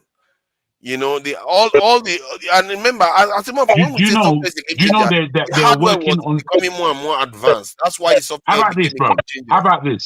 Do you know that they're working on more and more technology, that have imagery without any hardware at all? What would you need the hardware for then? You see what we're doing now is through the phone, the software on the phone. Now imagine that we don't have a software, but through some kind of AI level, we are standing in the same space having the conversation. That's where things are going. You're not going to even need hardware soon. Okay, let me read it. It says the global. Let me read it. It says that the global mobile application market size was estimated to be 206 billion. But that's mobile app.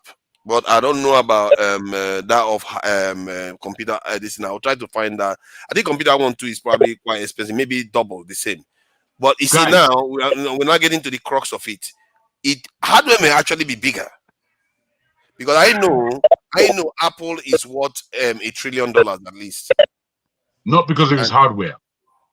but if software is or 200 something billion, where is the rest coming from? No. The rest coming from it is I mean, basically they're a brand in itself. So you must understand that in terms of business. Yeah, and let me And find more information. the hardware that we speak of that they use it's designed. It's already designed. Once you've designed that hardware, all you have to do is manufacture it. Whereas the software, you can grow the software over ages. You have 2.0, 2.1, 2.110. They just continue. It's money. It's always coming in. Whereas opposed to hardware is every year, every 10 years, whatever it is that they're producing new hardware. So we have to understand the economics of these things. Yeah, I searched for total market size of computer software industry, and I'm seeing 60 something billion. What's this one? 60,000 million. So that's about 60 billion US dollars. It's not. I'm not sure this is as big as we think it is. So I'm okay. I'm seeing another one that says something about projected by 2030 to be worth 474 billion US dollars. So even in that number, you still see that $1 trillion company, that is not it. The hardware is at the core of it. I'm not making it up. I don't get that from what you read. I don't get what you said. I don't get your Okay, conclusion. let me get the page out so that we can all see it. I don't know what we're comparing. If you pieces a computer today, most of the parts in the computer is just generic. Anybody can manufacture it. That's right. What? Did you just say that? It's generic true. parts. That's what I'm talking about. Did you just say? Hold on. Did you say the parts in the computer can easily be No, hold on. No, I'm just trying to clarify. Maybe I'm getting it wrong. Did you just say the parts in the computer can easily be manufactured? Bro, who produces Apple? Who produces? Do you know who produces Apple hardware at the moment? Do you know who does that?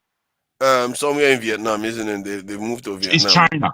China have been doing it for ages. They produce the Apple hardware for them. So all because they can be produced cheaper and they have the skills to do it, they've just put a contract out to some hardcore manufacturing hub in Guangzhou, and those people are producing it worldwide. Jaguar, I'm sharing the thing now. I'm sharing the page now, so you don't. I know that you don't like me just going like that. And that should Because it means you're not listening. No, I'm listening. No, I know. I know. I was listening. So HP laptop, Toshiba laptop, Samsung laptop. It's the software. So I'm searching this. I don't know what else I should search. Let me see if I can get another tab up so I can because we're kind of changing. I put on the comments on the background. It's actually 1 hour or so, and it's about the Nigerian software. It's a fantastic watch. Please watch it if you have time. It really is a good watch. Okay, so now let me put the size of global computer market size industry or something like that. Size of market computer and mobile phone. I think it's hardware now, all of them. Mobile phone industry. So this one is showing valued global mobile computing devices market was valued at 4 point something billion. That's very low. Doesn't make sense. Okay, 6 point something billion. That seems very low. That's not going to make Apple any money at all. That doesn't seem right. Let's see. Smartphone market size growth. They are looking at 400 something billion in terms of smartphone market size 2022 to 700 something. Okay, let's go there and see. By 2022, I think it increased. Oh my God, this is too convoluted though. I can't see the information. No, I'm not seeing anything. I don't know how the one is supposed to read this. You have to go into it, mate. Yeah, you have to really go deep. But I guess the summary is there. When you go to the summary, if you look at this Me, summary, I know this already because okay. I don't know how much older than I am than you guys. I don't think I'm that much older, but I remember the beginnings.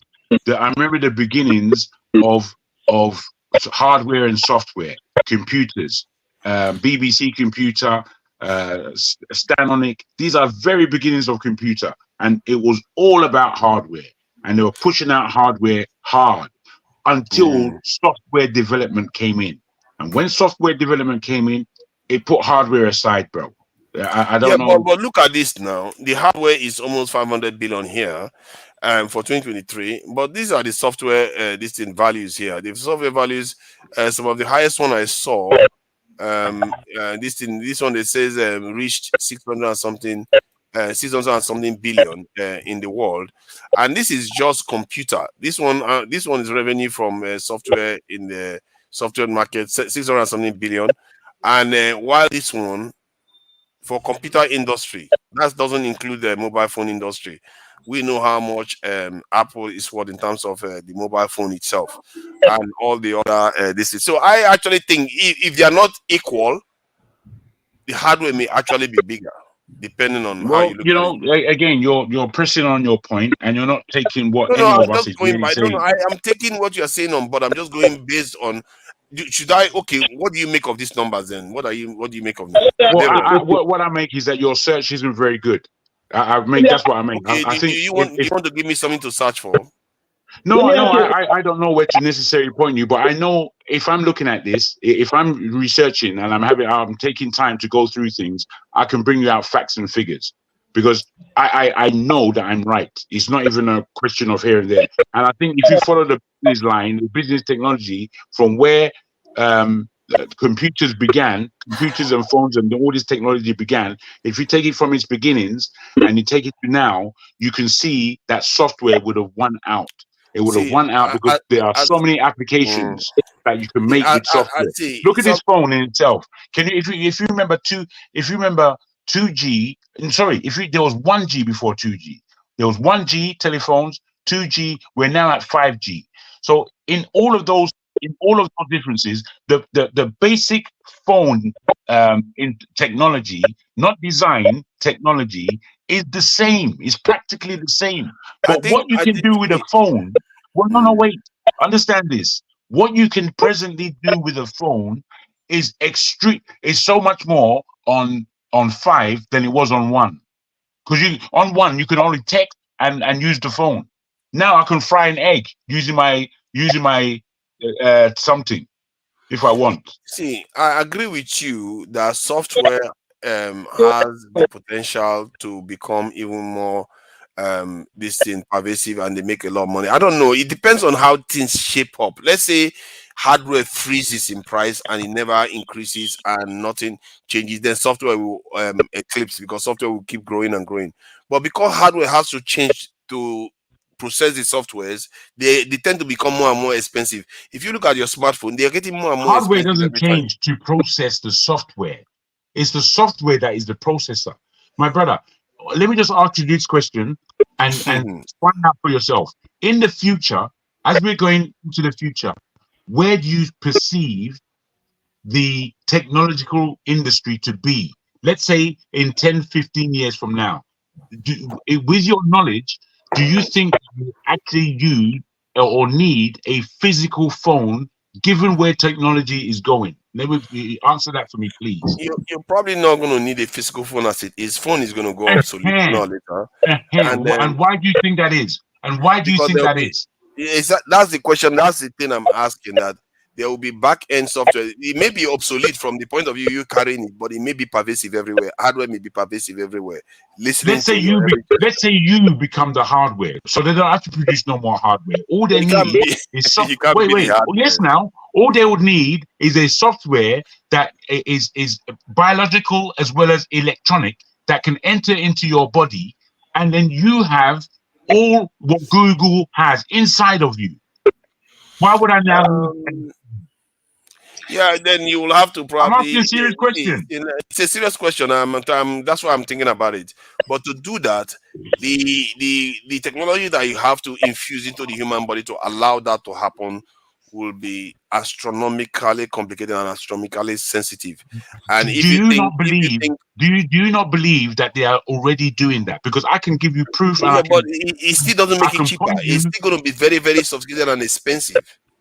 No, That's my I can point. point you in the direction where this research can be seen, where we are going with technology, and soon a human being would become a computer because of the chip that a human being receives, and that chip, which is electronic, is also biological, so it can fit in with your very what can I call it, DNA, in order for you to transmit information.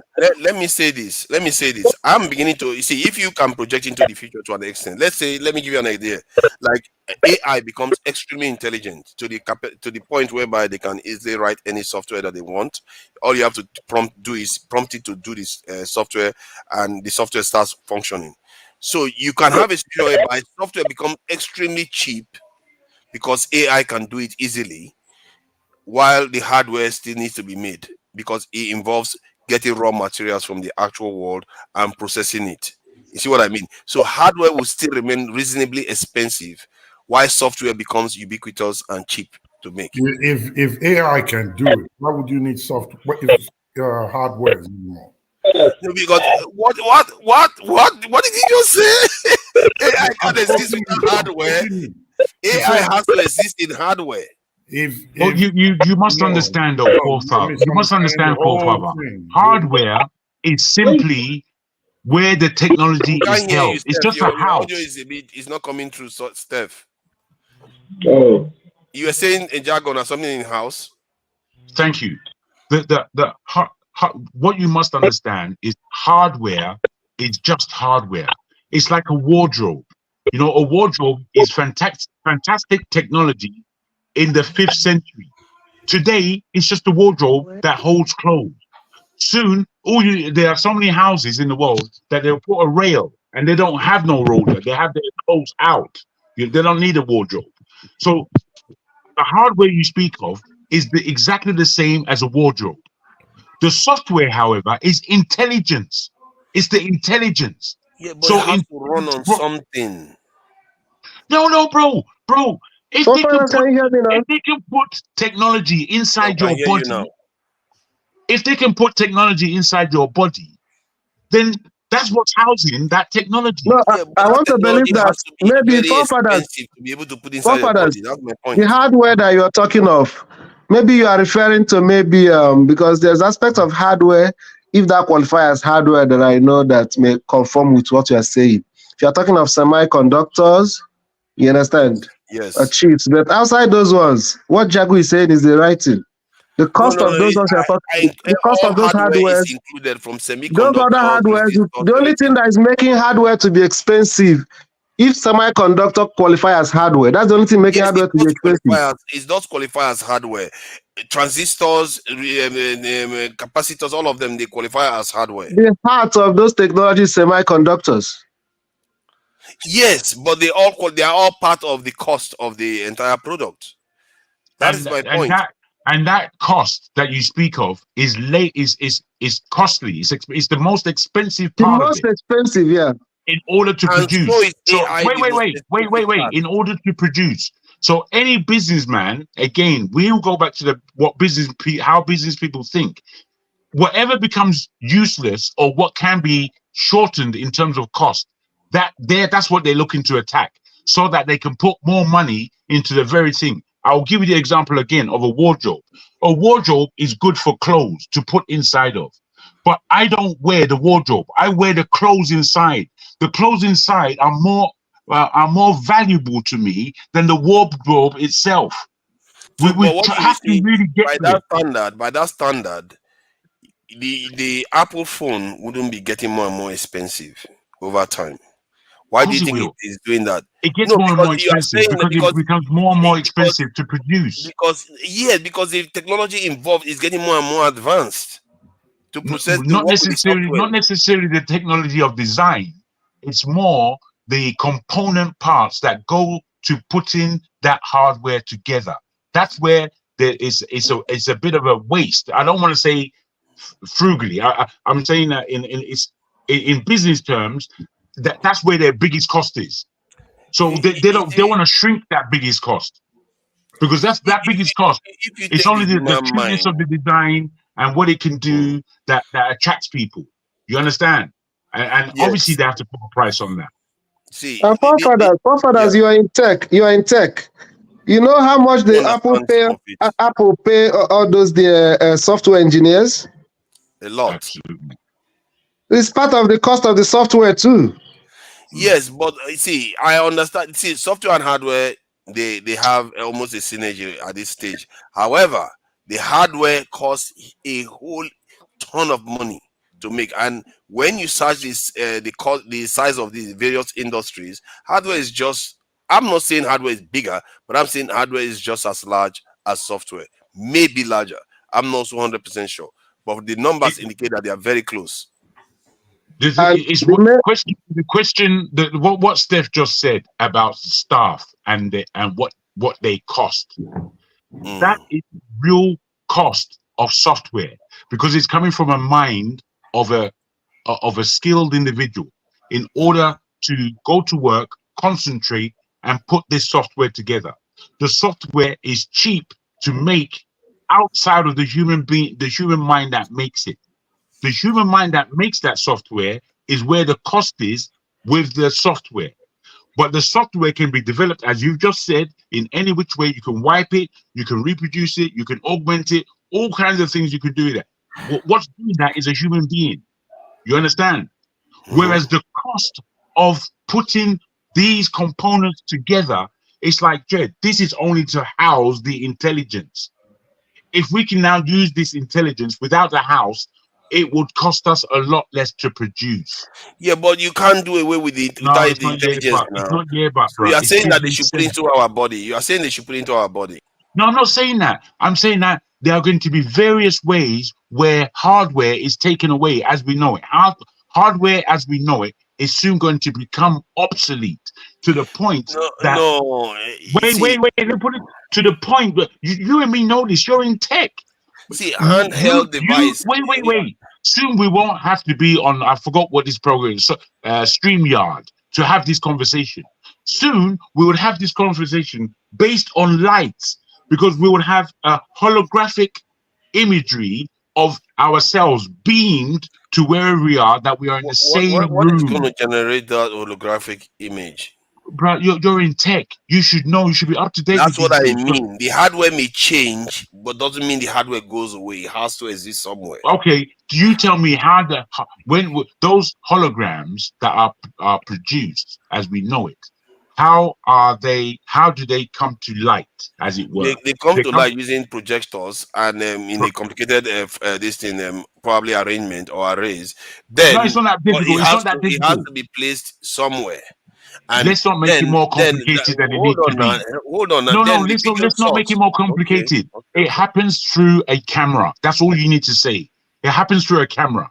And this camera, we've developed cameras since before Kodak. You understand? So that is all they need. That and the software is all they need, as opposed to this brick that we carry around called a phone. Cameras project, absorb light. No, they don't give out light. I think no, the cameras do both. Projector. Cameras do both, because you can project light from a camera. That's why you have a cine camera. It's a projector. It's a projector, not a camera. Projector. But projected, even though we call it a projector, when you go to the cinema and you're looking at a projector, that film, me and you say is coming through a camera. That's what we say. When they're pointing a camera at you and they're sending live pictures to the studio before it goes all around the world, that is a camera. So cameras work in this both ways. We really like arguing. I've come to the point that we're not arguing. What do you mean? The camera generates images. Camera takes light and uses it to generate images. That's what it does. It doesn't project light out. Projectors do that. That is the opposite of a camera. So if you want to generate an image of somebody, so go ahead, Steph. What I'm saying is that this our argument is not really necessary. The way technology have been evolving today, like I told you, most of those hardwares in some areas that you're talking about, over the years, companies have started producing generic parts of those hardwares. That the game changer is now a little bit of those hardware that is the semiconductor, and you to get a good programmer that's going to program what you want those hardwares to do for you. You understand? So the major area where companies are investing these days is in the software aspect, programming aspect. It's a mistake. It was a mistake that they made, and many of the Western companies are regretting it now. And I see what they will often say is that hardware is hard. They don't want to invest in hardware because it eats a lot of money, and it may not amount to anything in the end, especially when China is doing it so well. So they either go to China to do the manufacturing, or they will just fund a software development. Like in the West now, most of the drone or tech industry, they are into software because it's easy. You get a computer, you just get it done. But they are regretting it now. That's why they are decoupling now. They are even saying that they will not send this in AI like NVIDIA graphics card to China anymore and all the rest of it. They design stuff in But the that's West. the secret of their software.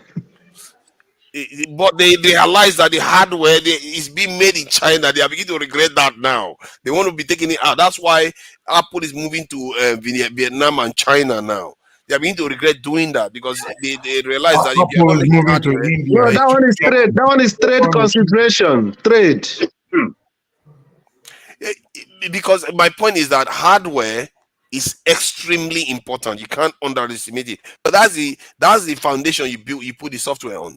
Without it, there's no software. I like what you said. Now, forefather, I want you to read what I just sent on the messages. It's a very short paragraph, and I'm hoping this Okay, would let me read it. have you right. Okay. That's a good one. Majority of venture investment have been directed towards software, which has led to a significant underinvestment in hardware. The disparity in investment is not because hardware is less important than software. In fact, hardware is the foundation upon man, you can't make it up. I just said it. And when I say these things No, but before do I you read understand them, what you people no disagree with no. me. I just said it. Well, you have You can't make you it have up. to take the whole You thing. can't make it up. You guys, you know what you need to do now? It's not Bow all. It's not before me. all. Bow before me. Bow No, before me. I don't think, Bow. but you might need to read it I again. just said it. Okay, let me the read whole it again. thing. Let me read it And again. take your time, and don't only look for the part that underlines what you said. Look for the ethics I just said and the everything that he wisdom. said. Wait. Look for the ethics and the wisdom in the whole paragraph, please. Don't Okay, just celebrate. I will take it Thank you. slowly. I will take it slowly. Thank you. Majority of venture investments have been directed towards software. I just said that too, which has led to a significant underinvestment in hardware. I just said that. The disparity in investment is not because hardware is less important than software. I just said that. In fact, hardware is the foundation upon which software is built. 23rd April 2023. Ouch. Yes. It's And I not like make sure I put I every. just read You see what you're missing, what you seem to be missing, and you did say it. I heard you say it. What That you're is because scary. I just put what I did when you were talking. I went to Google and did a random search and said the importance of between, and it's answered in 2023. It's not that one is more important than the other necessarily. However, there's more investment going into software. These are where me and you and everyone. See what these people are saying. Why do people do this? I just said something that Jagun lifted from the YouTube and put it in the backstage, and it's almost word for word. You can't make it up. You really can't make it up. I literally said that just now. I explained why. I talked about how in the West, I saw it in the West where they were like, why hardware is hard. They use the term hardware is hard. That's why they don't. It's not because they don't know it's important. They just say it's hard. And I talked about how they go to China to do these things and that they are regretting it. Why they are moving to Vietnam and all the rest. Then I also said software is important, but hardware is very important because it's the foundation of where that software sits on. Exactly what they said too. And this kind of stuff that scares me sometimes. When I say there are some of these things, because it looks like I say like I know a lot. I don't know a lot, but I say what I know. That is the difference. I don't know a lot, but I just say what I know. I'm trying to get in the world where you are, but it's hard for me to do it. You seem to be in the world of your own Oh God. forefathers, because I think the argument is software is the game changer. That's all we're saying, and there is more investment, and the world is shifting more to software than hardware. We're not saying hardware is not being made. The reason why software is the game changer is every company is looking for efficiency, and hardware seems to do it. You see, this phone that I've got does just about everything. But back in the day, the hardware, which is what I'm holding, of what a phone is. I don't have the dial phone, thing. Yeah, the dialing phone, yeah. It's different, So the hardware, old stuff, is obsolete. This is the hardware now. They spend less money producing this one versus that old one that you dial and actually they spend far more producing this one. The game changer for this one is the software. You can't just be making stuff up. They actually spend more to make this one. Without the operating system, this thing is useless. Absolutely. Oh boy. You see what I'm saying? This is why I feel like I'm lonely. I'm lonely here. This is you just said. Did you just say that making a dial-up phone is less expensive than making a smartphone? Yes, if you do it today. Oh boy. If you do it today, in today's market. This thing costs less. That's why it's being manufactured. This one is far more expensive than a dial-up phone. Do you know that if I go to trade this 14 now, and I want to get value for the hardware itself, it's like $300. Yeah, $300. A dial-up phone is cheaper. Today it's even cheaper. It's like $300. But if I want to buy the 15, it's like $1,000. You know why the difference? A dial-up phone? No, I'm talking of this phone. Yes. You know what? The shape, the size, everything is the same, right? But the difference is the operating system in it. I'm paying for a higher product, software-wise.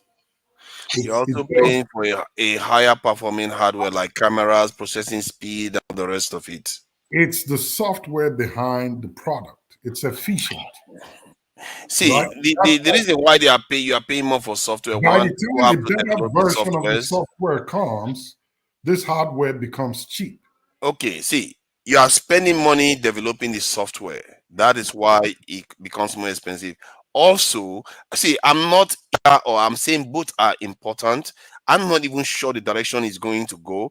But if AI becomes extremely capable of writing software, AI cannot be extremely capable of creating hardware. Hardware will always be required, and it's going to get more and more sophisticated. So it's going to get more and more expensive to make. But AI could stagnate. It will be very capable of doing what it does, but it's not going to go beyond certain points. But do you agree with me that you need less hardware these days to do anything and more software? Okay, from that point of view, you say like the smartphone. Yes, you need one smartphone to do a lot with the software. Software is, you see, I think maybe that's where you're coming from, and that's where most of the argument is getting a little bit mixed up. Like one hardware now will just install so many softwares, like the smartphone, like you showed us just now. That smartphone can help you do your banking, can help you do so many things that normally one hardware shouldn't have a right to do before. From that point of view, software is revolutionary. You see my point? But the value of the software itself, from that point of view, the value of the software itself doesn't necessarily mean it's more expensive than the hardware. That is my only argument. But it does mean that they do a different thing. And whilst hardware can be fantastic looking, it is just hardware. You know, you guys were talking about phones before. You know those old big dial-up phones that you analog used to have them in your house. Yeah. Now that in itself, in design and in its technology, is now obsolete. It's not worth anything anymore. You understand? But the matter of the phone is still of high value. The matter that you have a line that allows you to speak to somebody else in another part of the world, that is where the value is. Now, if I don't need a telephone at all in order to make a phone call, but I've got a chip inside me that allows me to speak telepathically almost to somebody in China, I'm not using any hardware. I'm not using what I am though. Go ahead. What I am using, however, is the intelligence of the service that I need from this software. And that is what is valuable. Because we as human beings, we are a throwaway society. And anything that we don't need, we will throw it away. As human beings, as business people, or at any level of life. There are things that become obsolete. And I'm saying to you that hardware would become obsolete before software.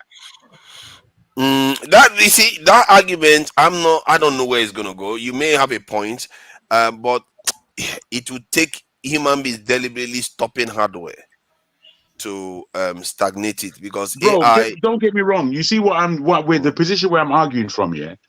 I'm not a futurist, but I've gone into different levels of endeavor in terms of where this planet is going. And truly, by the time we lose hardware and we start putting alien bodies into our being, we are possibly not going to be human beings anymore. So these are quite serious things that we're speaking about. However, I'm quite aware of where technology is going. And I believe you need to be more aware of where technology is going in order to answer some of the questions that you have. Because again, I'm afraid some of your arguments come from a argumentative sword fencing point of view rather than a point of view of intellectualizing value and how things happen. I will appreciate that you say what I the way I'm arguing instead of describing it, because that way you don't help me. By just saying I'm intellectualizing, it's not going to help. But if you tell me where you think I am going wrong, that it ties to what I'm showing you, I hear then you, I will and I follow don't your mean argument. it. I don't mean it as an insult, but I do mean it as an observation. There's a I'm way that arguing people. honestly. I don't want to be told that something I don't believe is the way to go, and I just believe it blindly. That's not how it works. No, I don't. And You I have to understand that convince you me. do that a lot. Also, I understand that you do that a lot, whereby you do want proof and you do want an argument to be settled. But a lot Yeah, of the exactly. time, You want to convince me because I no, have I to be hear that, convinced. I hear that. I really do. I only say that there are some things that we should argue about, and there are some things that are quite small, as in my estimation, that doesn't need such a thorough argument, such a thorough investigation. If we ask ourselves certain questions, we will receive the answer, because we can just have an argument based on arguing, and we spend 2 hours doing it, as opposed to be having a See, productive. to be fair to me, you know, I said something here. I made an argument that during the very same conversation, you pulled a paragraph from the internet that literally said word for word what I said. That is, for Do you me, know I when you find were that saying it? even Do you by my know? own standard, that's scary. No. You know when you were saying it, I had finished reading it. I just read it, but it said something different to Or me. maybe I was getting it. Maybe you were transmitting it to me, then I said it too at the same Who time. knows? Who Maybe knows? who I mean, knows? I understand Really, because because it's weird. it was almost verbatim. What you said That's is some what I scary said. stuff. But for me, the valuable thing there, and even though it's a paragraph that we can take verbatim, we still need to think. And the valuable thing that was said is that where the money is going is software and not hardware. So we must be able to extrapolate what that actually means. And this is where that's where I was. That's why when you got to the end of it and said, look, he said everything I said, I'm thinking, do you understand the meaning of the whole paragraph? Because it's saying where the value is in software. That's what it's actually saying, because that's where the investment money they're is not going. saying that's where the value No, they is. didn't say, they said the opposite, but that's where they didn't argue with, that's where the investment money is going. Because it's easier. I gave the reason why. I gave the examples because it's easier to go hardware and software, because hardware is hard. No, it's because it has more value. There's a greater return from the software than the hardware. There's a greater return. Can you explain to me what hardware means based on how you understand it? They literally said hardware is anything that is hard, that you can touch physically with your hand. That it's material. Technology. Yeah. Anything hardware. And that's right. From the microchip to the camera to anything strong that you can feel. If you can grab it, if you can kick it, if you throw it, it hits somebody. It's material. It's material. The software is something that you immaterial. Immaterial in terms of, but it has value itself. But you can see that it's running. Software is your mind, the ability to operate, but your body is your hardware. Your body is your hardware. While the software is your ability to think, your mind, the way your mind works. And so that's how softwares control machines. Yes, software has revolutionized the world. I think if the hardware remained the same, let's say the first iPhone was released and they couldn't release any more advanced one, software will still have revolutionized the world.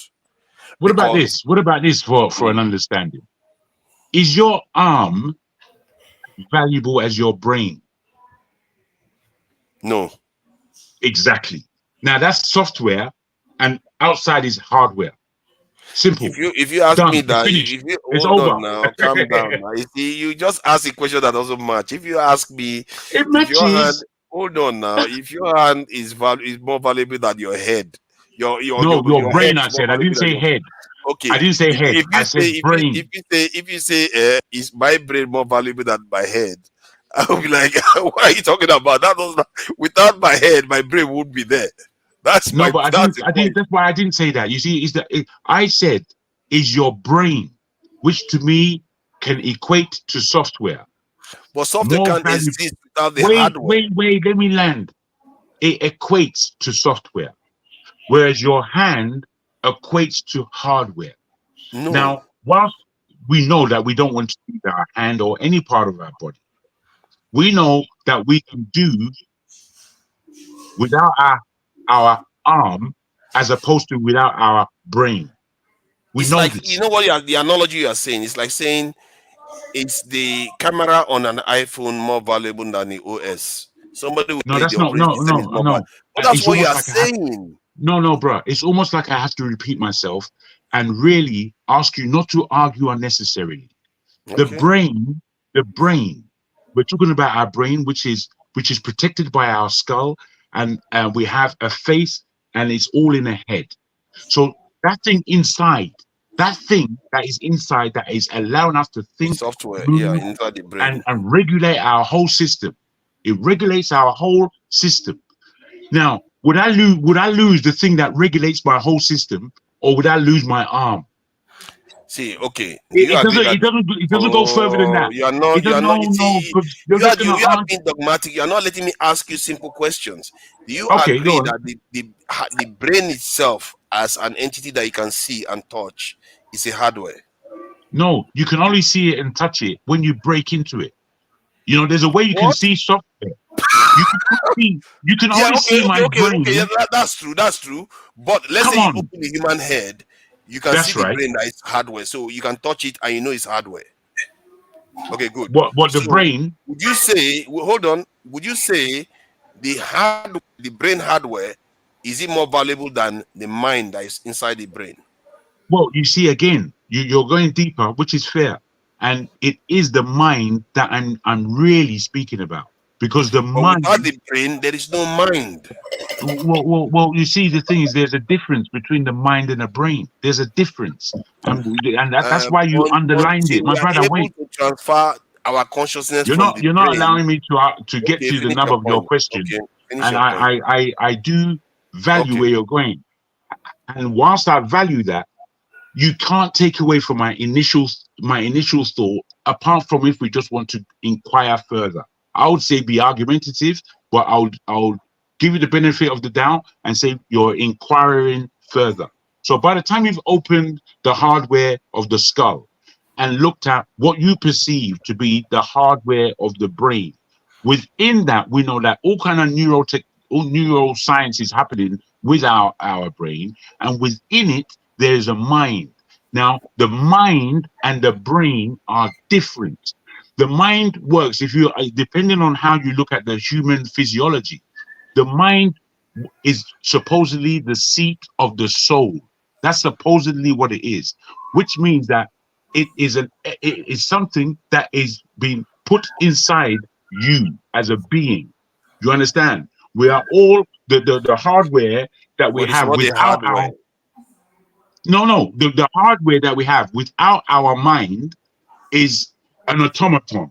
You're just like, by the time you put your mind into it, then you start that engine as a human being. True. Yeah. So But- this mind now, without the hardware of the brain, the mind have a home, does it? no. We have to. This is where we get now into different levels, whereby we have to understand what the human being is, and the human being with a brain, mind, body, and soul, heart, and all the rest of it, because all these things have different attributes. Now, there are many people on this platform, or many people in this world, that are not spiritual. So how they look at their mind and how the mind works is divorce in human polity. But I would say this, that the mind is the seat of the soul, and the seat of this soul thing, this spirit thing, can operate without the physiology of the body. So it can operate without the brain. No. Yes, it can operate without anything physical. The physiology of the body. Mind. You know, that means now we are into metaphysical Spirit world. stuff, esoteric stuff. Yes, so we that are. is not Because my brother, I tell you for why we're here. I tell you why we're here, because you inquired deeper. No, and it because was a good you are refusing to concede the fact that the mind requires a brain. No, I'm not refusing. I'm saying to you what my true belief and thinking is and understanding is, which is the mind is different from the brain, and the mind, body, mind, spirit, and soul can work without the physicality of our human body. That's what I'm saying to you. Okay, let's allow Flagship wanted to say something, please. Flagship, go ahead. I'm saying I think we've gone far away from where we needed to be. Yeah, we ended up in esoteric. That's because of your inquiry now. That's because you know what? He's running away from considering that the mind requires a physical form. No. You can stop there. No, not at all. You can stop there if you want to stop there, but it continues, I'm afraid. And you know it continues because wait. Let me tell you Forefather, you put something to me. You put something to me, which was to say that I am conceding not to appreciate that the mind cannot operate without the brain, and I'm not conceding. I'm saying that the mind can operate without the brain because of what the mind is. We have to understand that our mind is quite different from our thoughts. It's quite different from the way our brain works. Our mind is us. The forefather that is very forefather to the last forefather. I don't know what your real name is, and I don't know what part of Nigeria you're from, but whatever it is, that mind is you.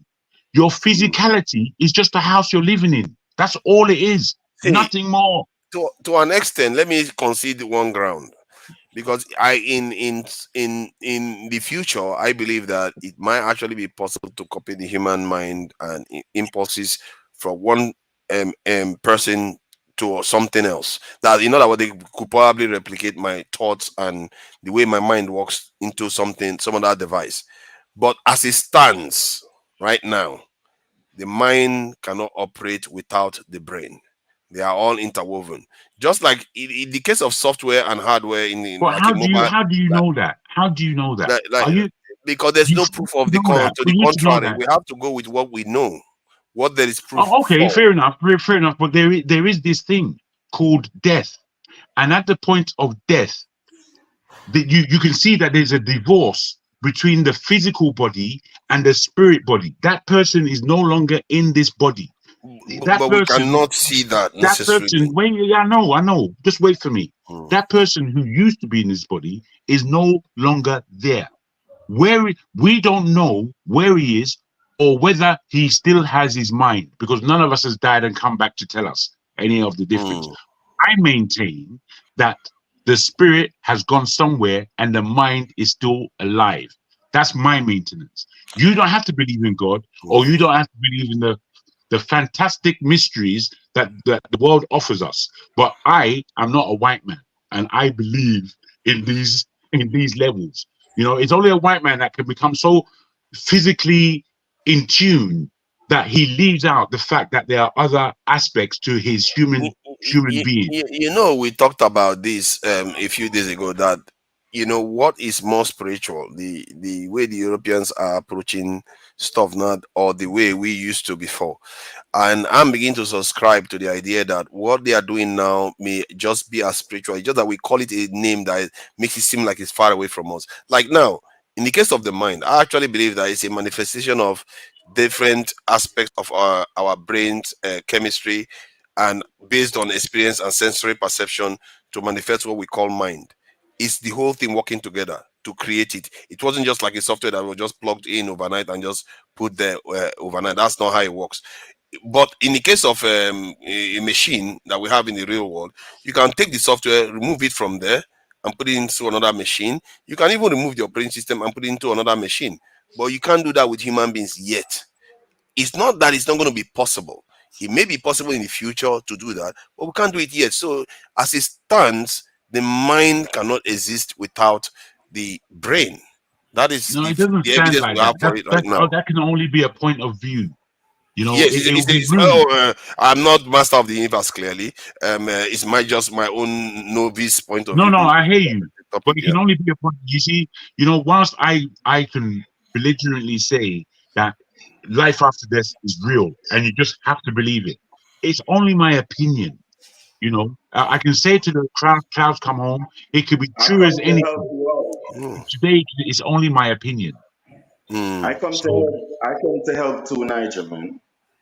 Thank you for coming to save. No, help me. I don't know. Okay, go ahead. I can fire. Welcome. Been a while. Welcome. Been a while. How you doing, brother? Everything blessed, brother. Yeah, man. Respect. So I want to clarify some misunderstanding that I'm hearing. You feel me, around what's tech or what's software and hardware. So I was explaining in the comments that software is actually an outside thing. You know, it's like and hardware is inside. So it's like, are you sure you haven't got that the wrong way round? Yeah, so it's like software cannot exist without hardware. And the only reason why you underestimate hardware is because you cannot see it. You have to understand. You got it back to front. I think he's got it back to front. No forefather. Yeah, I think you got it backwards. Software is the one, like the program, while hardware is the hardware, the computer itself. Hold on. Please. I will explain. Just don't interrupt me. Let me go ahead and be stupid. Okay. All right. Anyway, so what I'm saying to you is hardware is inside. It's like a car. You never see the engine. The engine is the hardware of the car.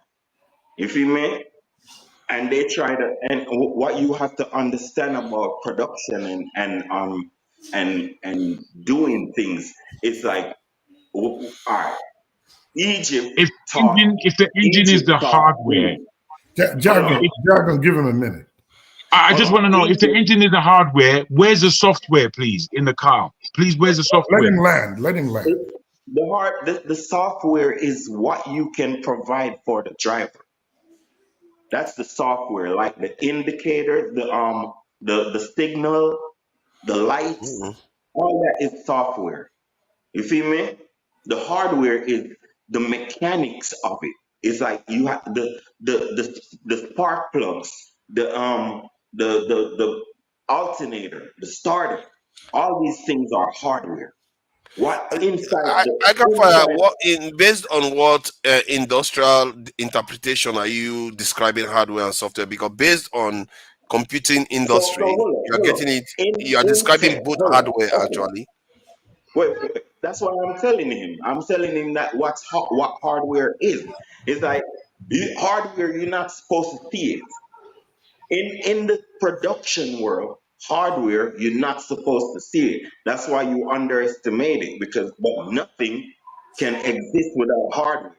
So the chip that T Niger was explaining it, the chip is the hardware. The board, the panel board is hardware. The lead, the thing, all the glue, the whatever it takes to and then the covering is like you cannot see the hardware. So even I was explaining that even the 90s phone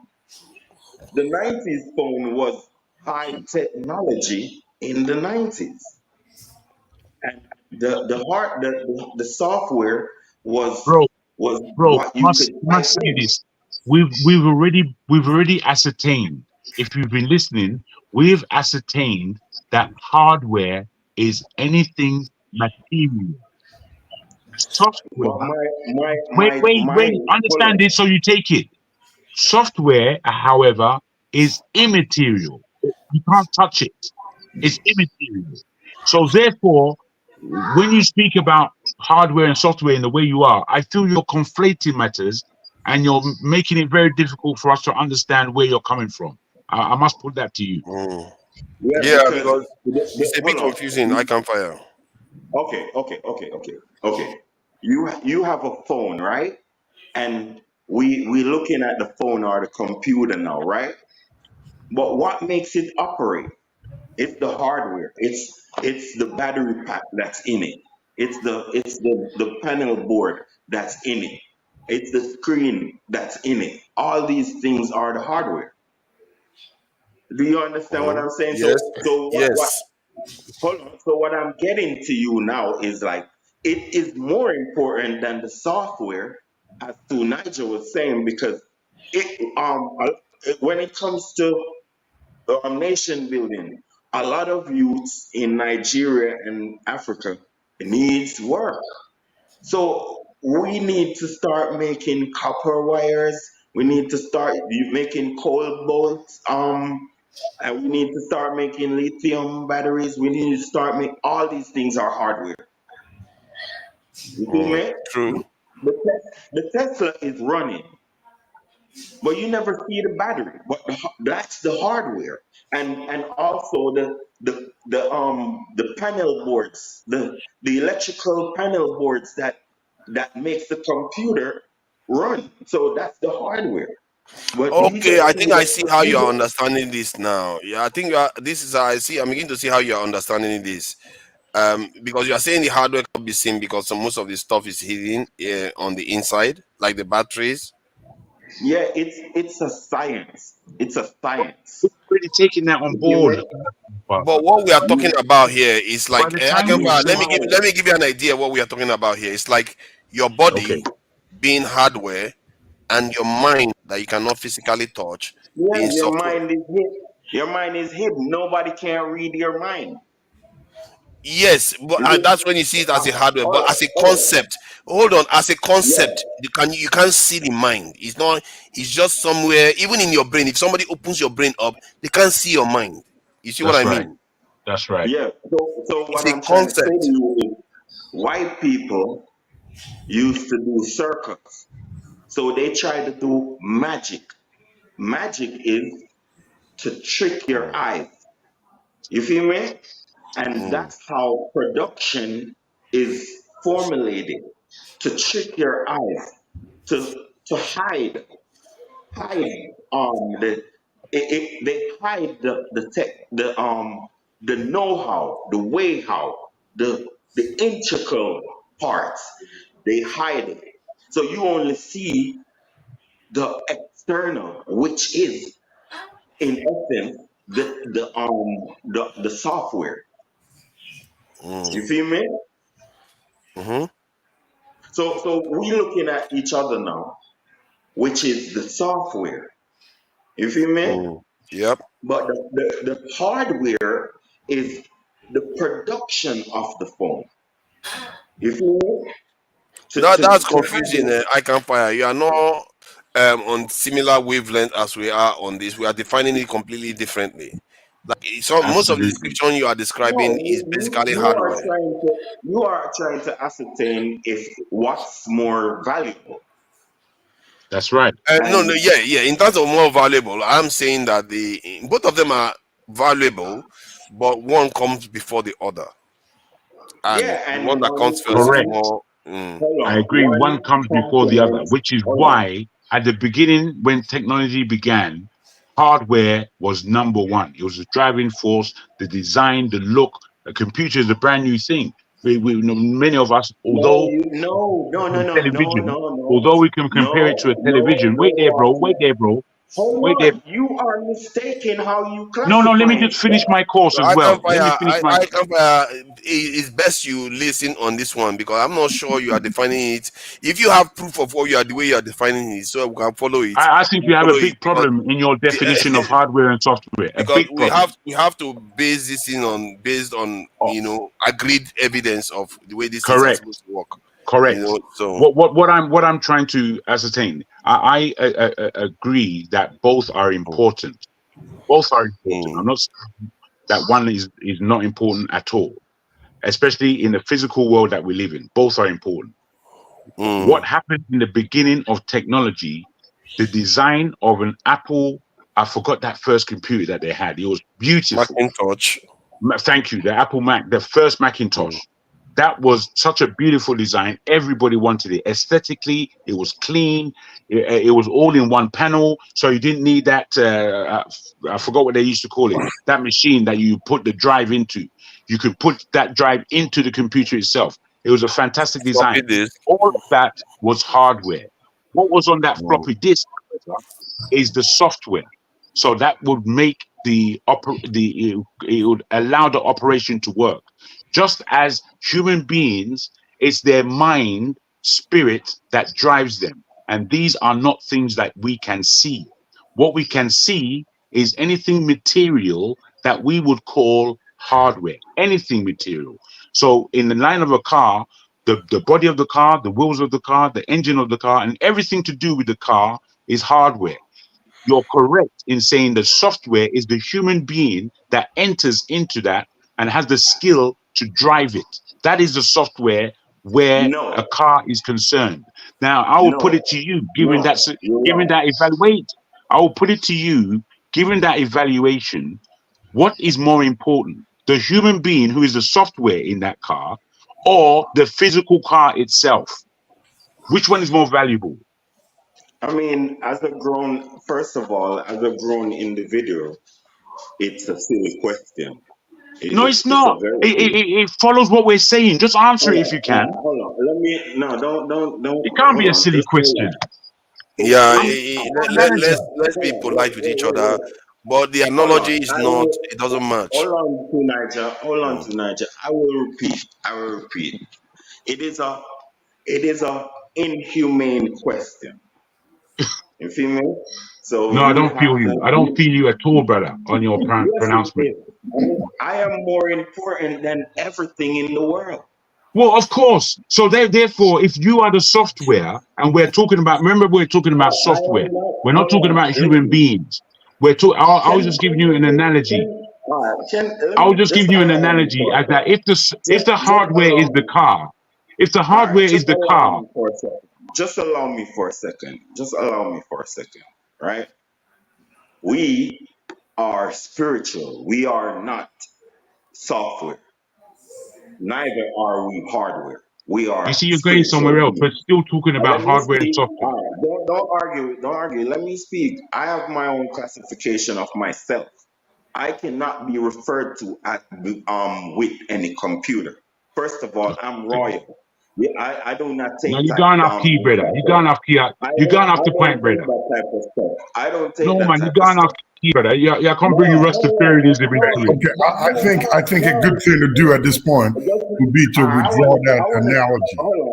Withdraw Really? the analogy and use something else. Did Yeah, you understand? I want to No, refer. flagship. I hear what you're saying, but did you understand the analogy? Yes, I understand what you're saying. I mean, I understand what you're Is the saying, analogy accurate? my Given the fact understanding. that we're speaking about the computer and not human being or a car. Hold on, Yeah, hold on, it's just an Hold analogy. on, Jagan. Thank Hold you, on, brother. Jagan. That's what I need. This is what I'm saying, right? This is what I'm saying. Technology is outside of humanity, outside of humans. Software is outside of humans. We have soft power and we have hard power. That's us as people. But we invent software. We use software and we kick it away if we want to or not. You feel me? So this is my explanation again. You feel me? This is my explanation again. Software is you'd call it's like you want luxury. It's like you want luxury and you gonna do things to make your stuff feel luxurious. So you have strings to take I your think toothpaste to. I can fire Hold this on, concept. The concept. You see, I can fire. You see, you have to sometimes understand that maybe you understand this stuff. But Maybe what's based your on concept? What's your the concept? concept is that a software is intangible. You can't touch it physically, while a hardware is something you can touch physically. So That's why it's what called am I hard trying to and say? soft. But Hold most on. of it, the way you So are describing it, I'm not sure. It's almost like you're describing two hardware as similar things okay. as software and All hardware. I right. mean, This is what I'm describing, right? After you install after you make the what you call the hardware, right? hmm Then you have a mathematician or two come and do numbers and make apps. You feel hmm me? hmm In which the app is the software. yes, yes, that's Yes. You correct. understand what I'm saying? Yes, yeah. But what I'm trying to say to you is Mm. like the phone screen and the all of the internal parts of the phone is the hardware. And We agree, finally. Yeah, we agree with so, that. but what are you all misunderstanding? I'm trying to. What I came with is just to say that it's more valuable when you do hardware, as especially as Yes. the African So, country okay, this and example continent. makes sense now. Now, this example, you should stick to this example. That car signal stuff, it's a bit Yo, confusing. whatever, Uh, man. Y'all, now you y'all. smile. Now you smile. So the idea is that you see, I think Jago, we've come to a kind of point now where we now concede that hardware comes The first, reason why I and came on, right, is because Mr. Flack, right, he was saying that he was talking as if the 90s phones in completion, that's the hardware. And you talk as if the big computer that they used to use is the hardware. That's not actually what is happening. It's like the hardware is there. You see the big old box. You see the light bulbs in the back and all that stuff. But you see that screen and you see the typing that you can do on that screen and all that stuff. That's the software. You mm, feel me? But it's the hardware. You have to. It's the hardware. They refine the hardware until we can do video calls like this. You feel me? Now that I Can Fire are now on the same page with hardware and software like the rest of us, and we can appreciate that from what you just said. The question is now, which is more valuable, and which, if any, do you expect the way technology is going? Which of these software will become Hardware. obsolete first? None of them will become obsolete, and hardware is the most important. For why? The reason why it's most important is because you have a continent of 1 billion people, 1 point something billion people, soon to become 2 billion people. They need jobs. Yeah, in terms of manufacturing, if we have to make something, yeah, from that point of view, definitely hardware is more important for us. You can't build on software. No. That's not sufficient. I'm sorry. No, I want to explain the reason. My Because reasoning. you can you don't have to. It's a very No, quick because one. honestly, we can go somewhere where we don't need to go. 15 seconds. Let me just say this. 15 seconds is not going to kill you. 15 seconds No, is. let me do the 15 data seconds. centers we have. You want to do 15 seconds? If you want to do 15 seconds, I'll give it to you. Thank you, sir. With what my man has just said, we need jobs, and hardware will take us there. There's also software that has jobs. That's my 15 seconds. So that is software will give you jobs, but you see, let me 15 seconds. You're gonna go. You see, software will give you jobs, but if they pull hardware away from you, you can't do software anymore. And the people that have we don't know that. We don't know that because let me finish my point now. You can't say you don't know that. People are over the pond own the hardware we are putting our software onto. Hence why we have to be able to make hardware too. I agree, but only because we are entering into a future that seems extremely dynamic where technology is concerned. We have to now, what we're discussing here is what would outlast what and for what reason. And I put to the table software. Wait, let me land. You're gonna go, bro. You're gonna go. Don't worry. I put to the Jagan, I'm sorry. I think I need to exit at this point. Man, that's very polite of you. You want to say something before you go? I appreciate it. Thank you for coming in the flagship. It's always great. I think flagship is getting down and dirty now. Today flagship. I can fire. Hold on, he was about to leave. Let me. I can fire. You don't start with the I can fire. We are going to start our fight here. He's about to leave. No, he wants to leave. I have tolerance. Let me hear him. Let me hear him. Okay, I can fire. Go ahead then. I can fire. I'll hear him. Have some tolerance, man. You know that. You know tonight. Sometimes I think that if you see me in Nigeria, you're not gonna give me no special treatment. Oh, don't be silly, man. Don't be silly. You are my guy now. You are my guy. Come on, I can fire. Don't get me started. Yes, you will get special treatment. Come on. Calm down. Listen. Flagship. Respect, maximum respect. You feel me? Now, you can leave now. You feel me? But make sure you know that it's respect maximum. For real. Thank you for real. That's I second what I Can Fire just said. It was great chatting with you, Jagrum, forefathers. Thank you so much. Thank you. I appreciate it. I'm glad you gotten down and dirty today. Before you know it, he will come fighting someone. That's how Steph used to be, because Steph used to be all gentlemanly. He comes here ready for the fight. So I'm glad you got down and dirty today. We got into some serious debate, about all this stuff. My God, I don't even know where it went. I was also saying that. Thank you, brother. Thank you for coming in.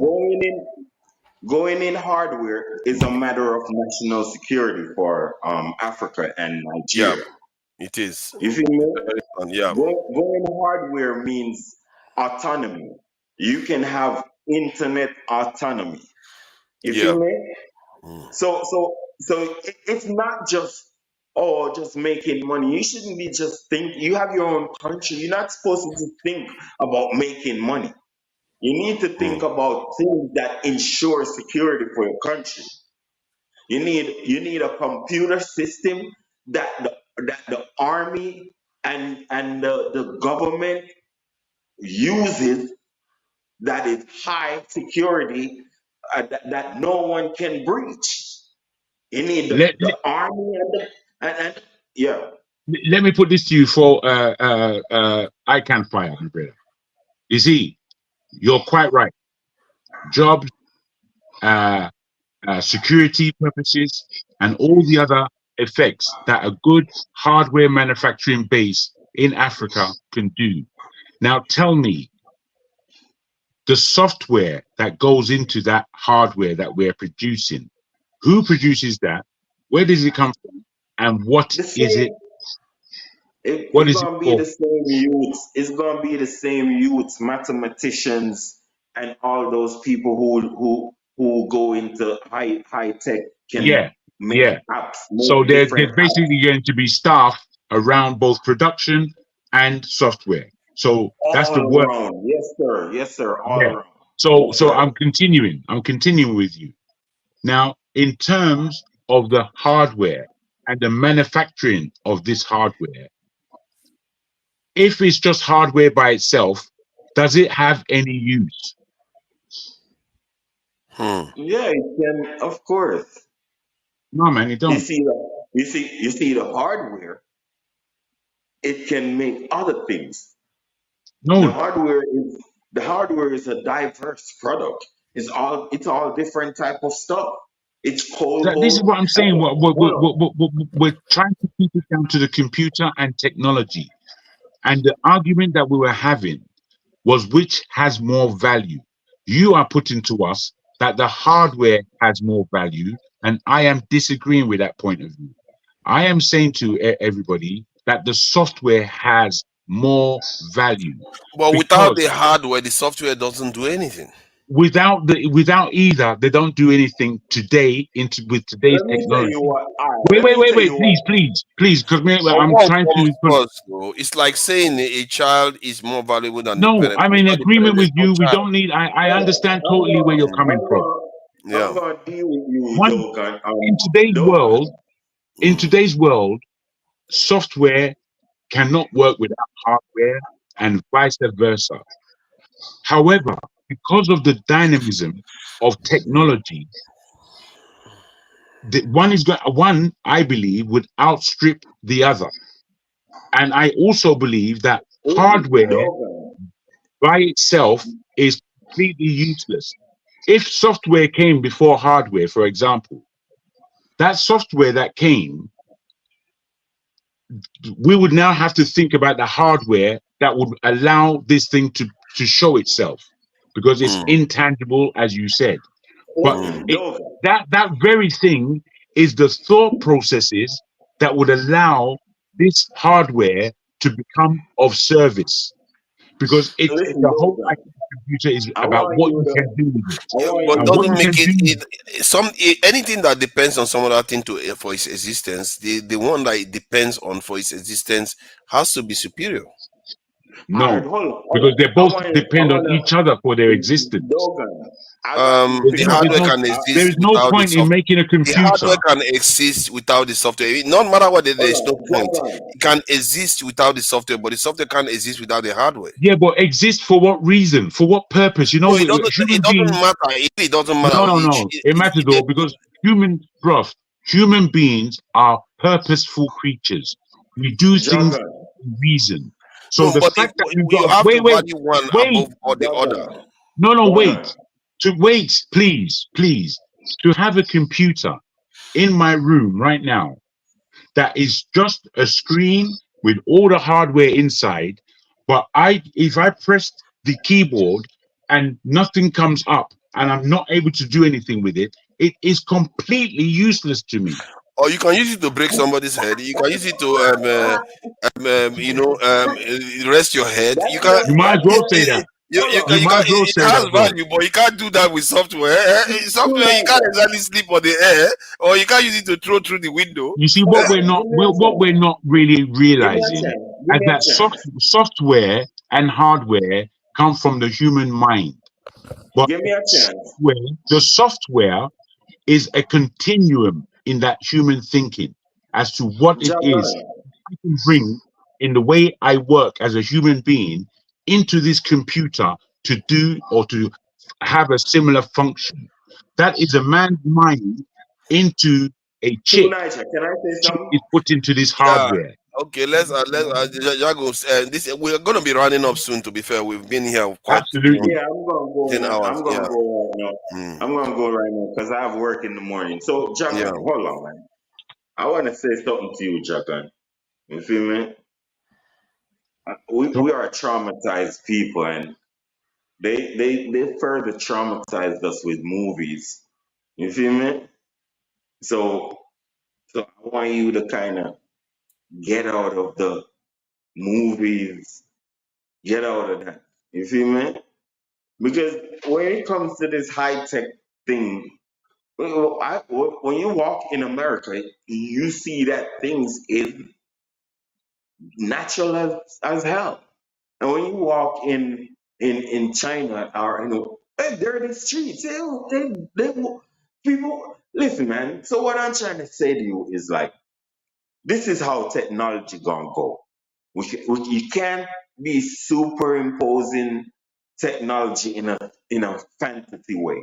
This is how technology gonna go. Africa needs a drone city. You feel me? Like Africa, what Africa needs is like a city where they don't have to make roads. You feel me? So you have places in Africa they don't have roads. So all you do is we have a drone city where those people can fly to the grocery and fly to the supermarket and to the wherever. You feel me? Fly to the other major city or whatever and land on top of their house like Jetsons. That's how it gonna go. No, not no people's brain gonna be replaced by chips or people gonna pre-think things or translate things out of the mind. None of those things gonna happen, bro. And personally, I don't think that nobody should try and invade our space like that. You feel me? We need to make technology satisfy us. We need to make technology make us better. All these things you need to think about when you actually going into trying to make technology. You make a couch because you want it to be comfortable and soft for you. You make a mattress because you want it to make. So that's what technology really is. You feel me? It's just to make things more comfortable.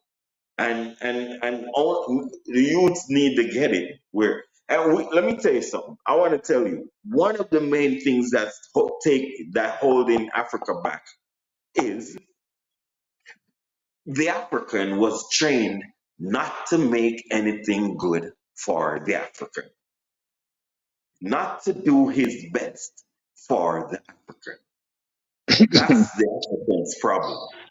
And when you go into the Europe and you will see the African, the same one that will give you shabby stuff, shabby behavior, and shabby work in Africa, he goes and he find that he has to be there on time. He has to work in accordance, and he has to make that pretty, and he has to make that nice and sweet. You feel me? All we need to do is think about that for black people, and we will be the greatest people in the world. You feel me? All right, Thank you. You feel me, my people? Thank you. Nice, brother. Yeah. Like, I know I'm just talking. I know y'all don't like what I'm talking, but listen, that's the reality. no, man. Every say, man, I can fire your brother to me, man. Don't even go there. Everybody True, has their boss. own opinion and how they put things. And me, I'm a man that disagree with everybody. You see me? However, True. everybody, No, as telling much a as my lie. patience around me, I would listen to anybody's point of view. You see me? Not telling a lie, bossy. You and two Niger are the coolest Nigerian them. You feel me? When I coolest Nigerian. Two Niger kind of fucked up sometimes. Cause I'm going like say him act like say him want stranger me up. Like sometimes he want act like he want stranger me up. You feel me? Yeah, you're on mute. You're on mute two Niger, but I Oh want my to tell God, I you thought this. you can hear me. Oh my God, all this while you haven't been hearing me at all. I mean, enough time you're going like you want stranger me up. Like, oh, I He can said he tell. was stranger me up my bumble ass. Yeah, man, the bomber class stranger me up, Umbre. I can't hear what you are saying. You guys are being awful now. What are you saying? I can't catch everything. Yeah, don't be acting like I'm a stranger, bro, and don't be treating me like a stranger. You see, You but my feel me? brother, I tell you this. No, I I never tell you do. this as somebody that understand where I come from. You see, the Nigerian, hardcore Nigerian and hardcore Jamaican, them now go understand each other. The Nigerian and Jamaican, they have to go through a real number of years of Yeah. understanding to communicate properly. Because we communicate No. Hold up. from a You know different what? aspect. Some understand a lot of pidgin. Yeah, Seriously, you should, because Pidgin is patois. I just on a different island. bro. We different island of Africa. You different the island of Yard. When they say uno, Jamaican Africans, Nigeria know what uno mean. Of course. Uno just Now means we give Uno you. is a Igbo. Now that's like it's a direct Igbo word. Una, they say Yeah, una. Like that, una. You know what I mean? una. You man Yeah, change it to una. Uno. Are the same thing. Yeah, I see everything. It means you and you and you and you. Aye. You Yeah. guys say picnic. We say Pekin. Yeah, You over? that's We say, true actually. hold on. No. We say picking it. What? Pickinini. Jamaican Where the word is a Spanish word. Spanish Italian. Or at least Latin. And the word is pickinini. You see, and so we Wow. call it, how we use it, we say picnic. Sorry, Pekin. Where you say pickinini or something variation like that. We say picnic and picking it. Yeah. But you want to say picking in it. Oh, but it No, means Wow. that's the children. original. Pickinini are the original European. Because broken English is between African language and European languages. Or Yeah. yeah, basically.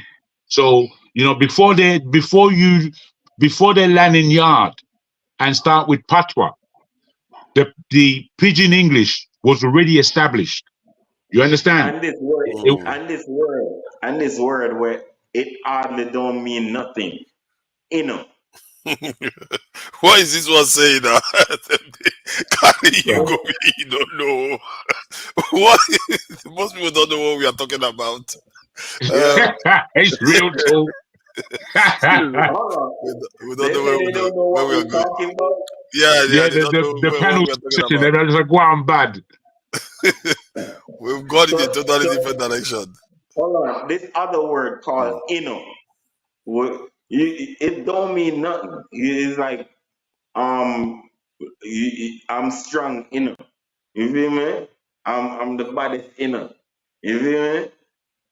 You don't, or maybe Interesting. it's the It's funny how Liberian. Jago, you know how to. It's like your earlier years in London, you picked up the Jamaican, this in Of patois and course, stuff like Bros, that. of when I course. came to this country, I was 4 years old. And I went back to Nigeria when I was 6. And then I came back when I was 8. And I had an older brother who was with me, and then a younger brother who was born after. Every day, me and my older brother, not to fight or I want Jamu, we had to fight them hard. because firstly, it was only me and my brother who was Nigerians in the whole entire area. Wow. And me and my brother, we are people that come from a point where we need our own respect. So by the time I want Jamu was as they're tough, when we got into fight with Jamu, this was real fighting. This was you had to know how to gird, or else they were just. I saw how they were beating everybody up, but when it came to me and my brother, that thing stopped right there, mate. I'm not joking. I go deep. But and you know, it was that difference of you know how black people behave. But by the time I left my primary school, I was already pronounced within everything black in this world. So that's how I worked life. I so value the Jamaican in this country, because without the Jamaican attitude in this country, black people, both from the Caribbean and Africa, would have been railroaded. Railroaded. It was the Jamaicans that stood up to the whole any rubbish that was going on. They take most of the brunt. Yeah, they did. Not did they take it. They made sure that as black people, we're not going to be afraid to walk in these streets. The time that black people were afraid to walk in the streets, it was insulted. You get shit thrown at you. You get called all sorts of names. All these things. It was. This is the small history of it. West London, in what they call Notting Hill, this area was a black area, but it was largely for what they call smallies, the people from the other islands, but not Jamaica. But in South London, it was mainly Jamaicans. So when they had riots up there, they killed a black guy.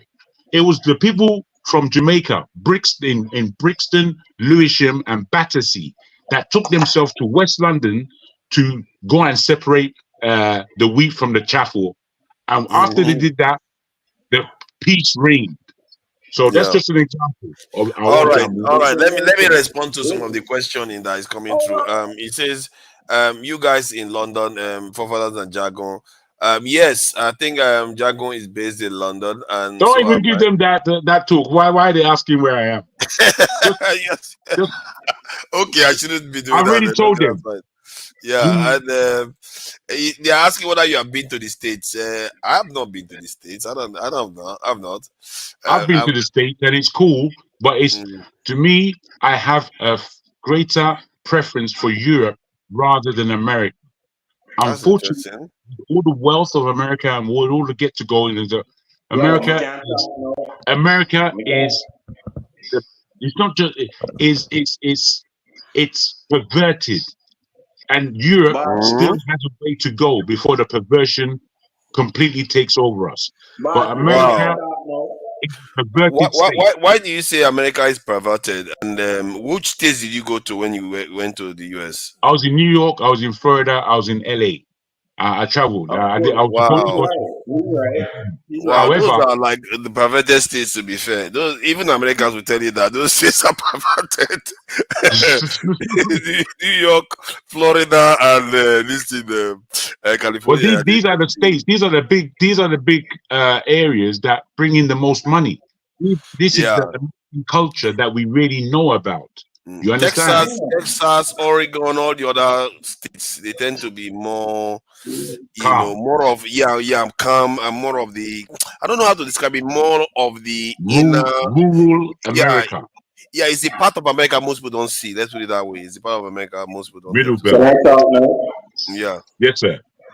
Yeah. Oh, my mic was very low. Damn. Go on. We can hear you. We can hear you loud and clear. Let me tell you, in England, Jamaicans will force you to talk to them. You feel me? And most of all, it's the Africans who was acting all scary. Your mic is too loud now. Where it was good. Yeah, but that's because you could have manipulated my voice. What is wrong with you? Why would I want to do that? But you can turn it down so we can hear you without it being too loud. Yeah, but it's just because you're loud too. But I don't complain about your loud. No, you should complain. No, if I'm too loud, you should complain, please. Bro, have your conversation, bro. Don't leave your point. Don't leave your both point. of you, both of you was over talking me. You see me? Mm. But anyway, yeah, Jamaicans are kind of fucked up. But let me tell you this: Jamaicans will defend Africans in Europe against those Europeans, and a lot of times Yeah. we, of course, we are aggressive, and they have to know that we're aggressive. But it's because of it's a framework. It's a framework, and we kind of not so smart with it too. You feel me? But it's a framework of defense. You said something very interesting that Jamaicans will protect Africans against Europeans, and I don't know whether this is true universally, but African Americans tend to do that too. Because the other day, I can this in Nakmizi was Oh, always yeah. Hold on, African Americans hold do on. that too. They protect Of course. Africans against Europeans. Yeah, they do that because I saw like Nakmizi came on a panel where there was a European, talking about marrying an African and everything, and he felt like the Africans were taking it too easy on the European, and he came and he gave the European a hard time. So you tend to get that, and on that panel that day, everybody was praising Nakmizi, like he did. Nakmizi was just having a laugh.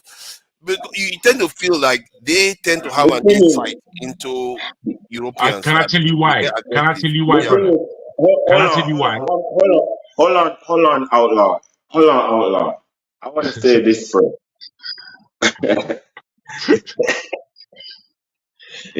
The thing is, right? The thing is, let me tell you what the thing is.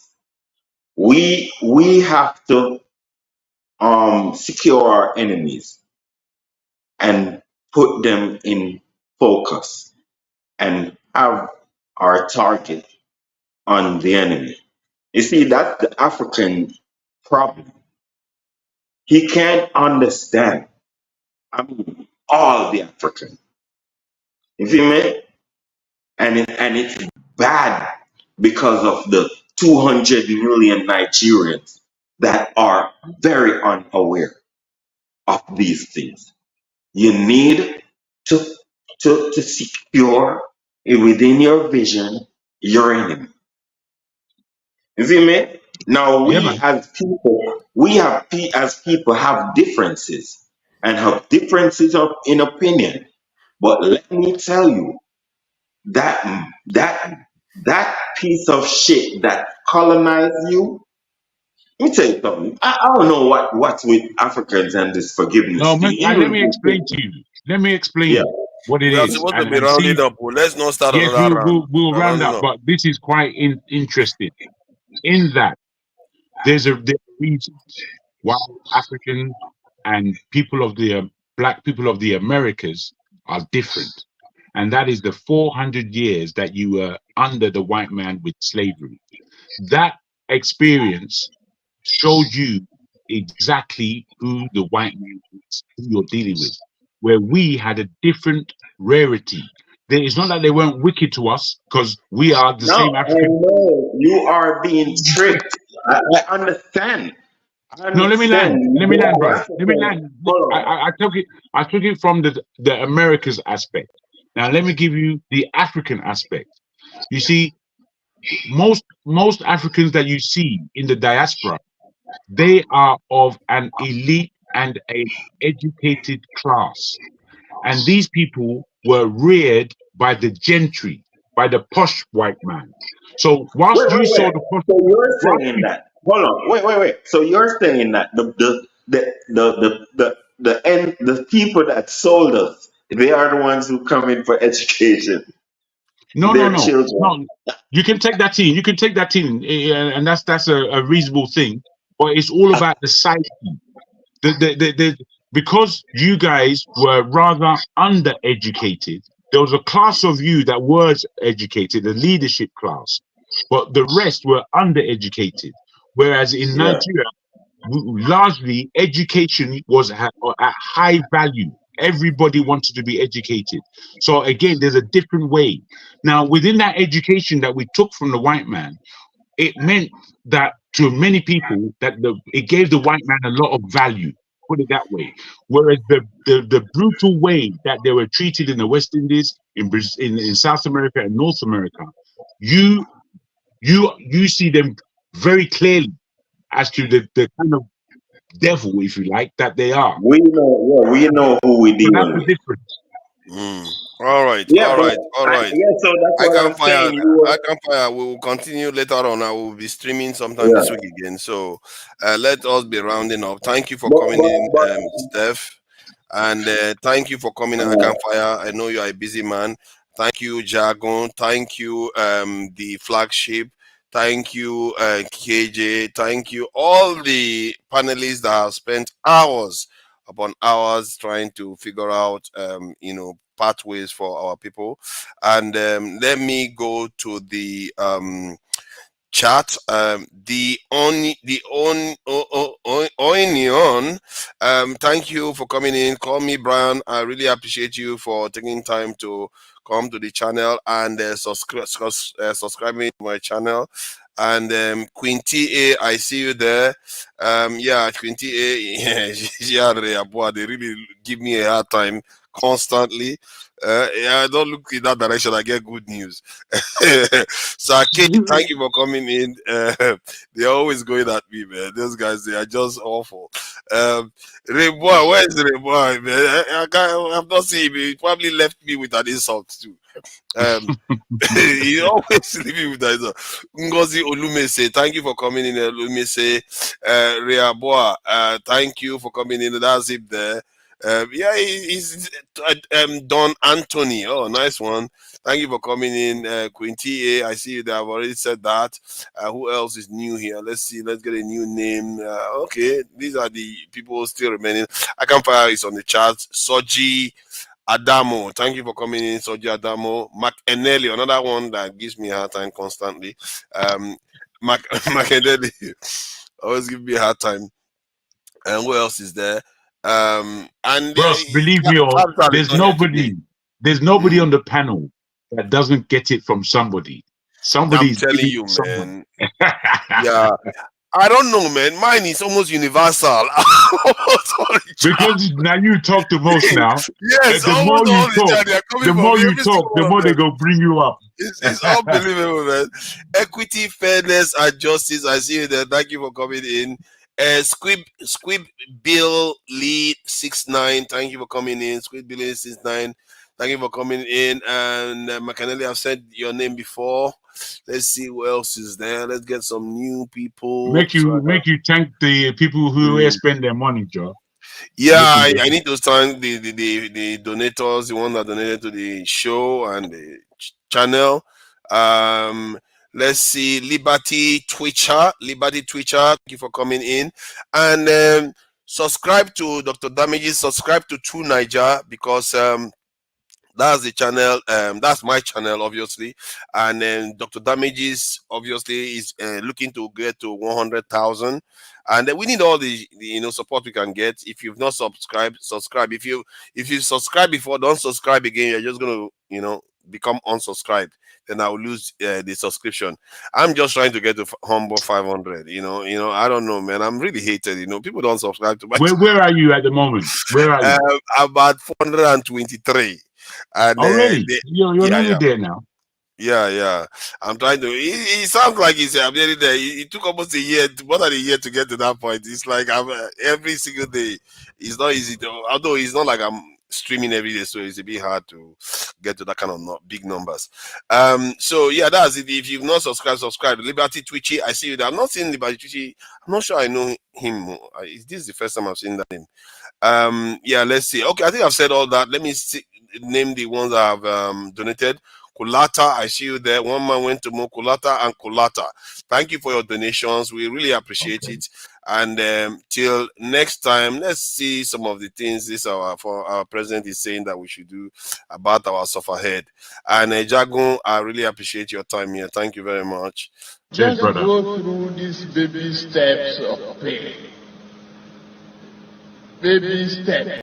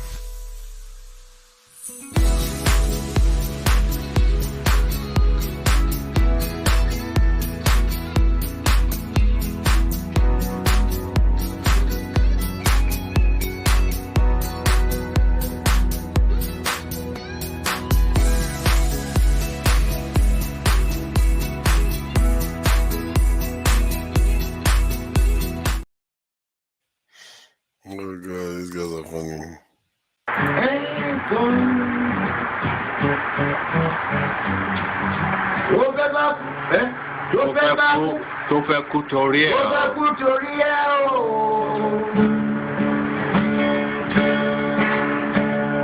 Ọwọ́ ẹni ló ti ṣàánú kọ́.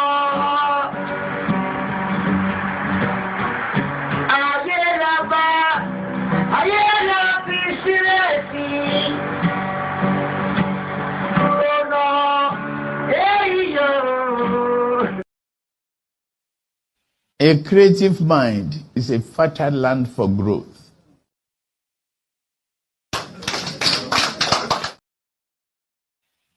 People who feels the pulse. Now you know everything is increasing like mad. Things places you could go with 100 naira before, you are not talking about quadruple, triple the price. I tell you, we are seeing what happening in France. It's not a threat to anybody, but it's when you hold the populace down for a while and for a long time, even goats can bite when they see no other ways that they can escape.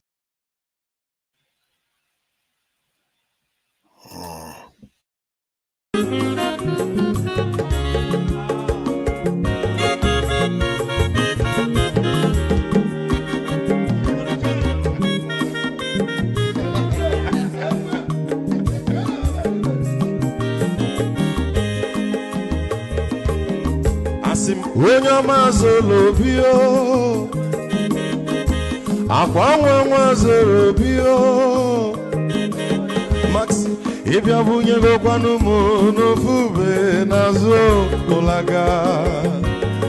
ụlaga n'ịbịa zigo, mmanwụ ụlaga do n'ịbịa zigo, akwa nwa ilochi o, biko rapụ zoro ka ọ nabazi ya. Onye ọma zoro biko, abọmma wazoro ndosari, ịbịa onye nịgwana m ụlagado n'ịbịa zigo, mma ụlagado n'ịbịa zigo, abọmma ilochilo, biko rapụ zoro ọ na-abazi ya. Mazi welcome up. Odogu no kwere zinenka. Onyomo niga dele mo. Mazi ni mazi ngame. Ibu go with melody.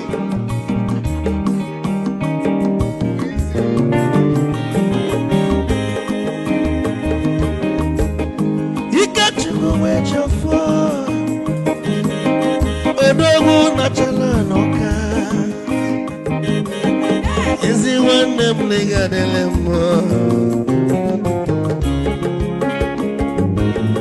Ụlagado n'ibia zigo noe, mma ụlagado n'ibia zigo, amama m ilochilo, biko rapụ zoro ọ nabazi. Onye ọma zoro do, abọmma wazoro ndosari, ịbịa bunye nịgwana m ofu ube n'arụ ụlagado n'ịbịa zigo, nazaboy mma ụlagado n'ịbịa zigo, abọmma ilochilo, biko rapụ zoro ọ nabazi. Odogu kenenu mikechofo, amakwa mnika gogogi, oligwe kwelu ikejobo bele bege. Hey, you want?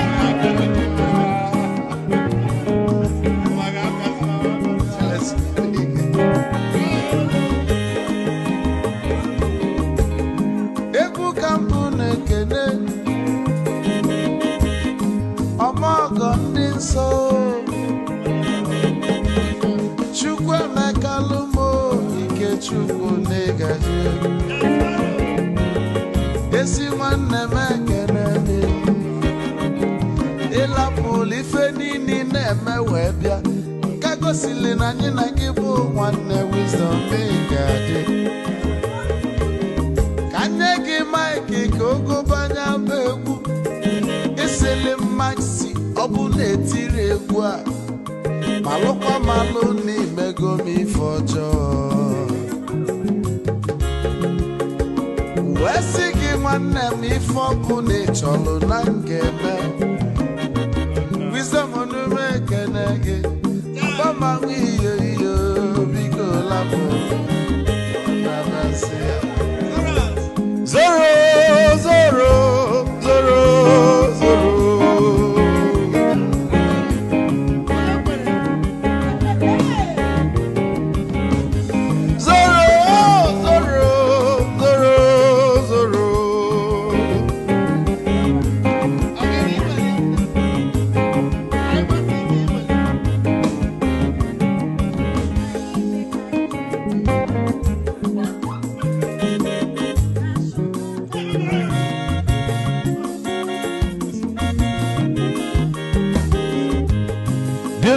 Joy na bugwa Hausa Sokoto Ujembe nwilo anụ solo nwe ma n'ọfịa n'ara onye nwụrụ zuru ike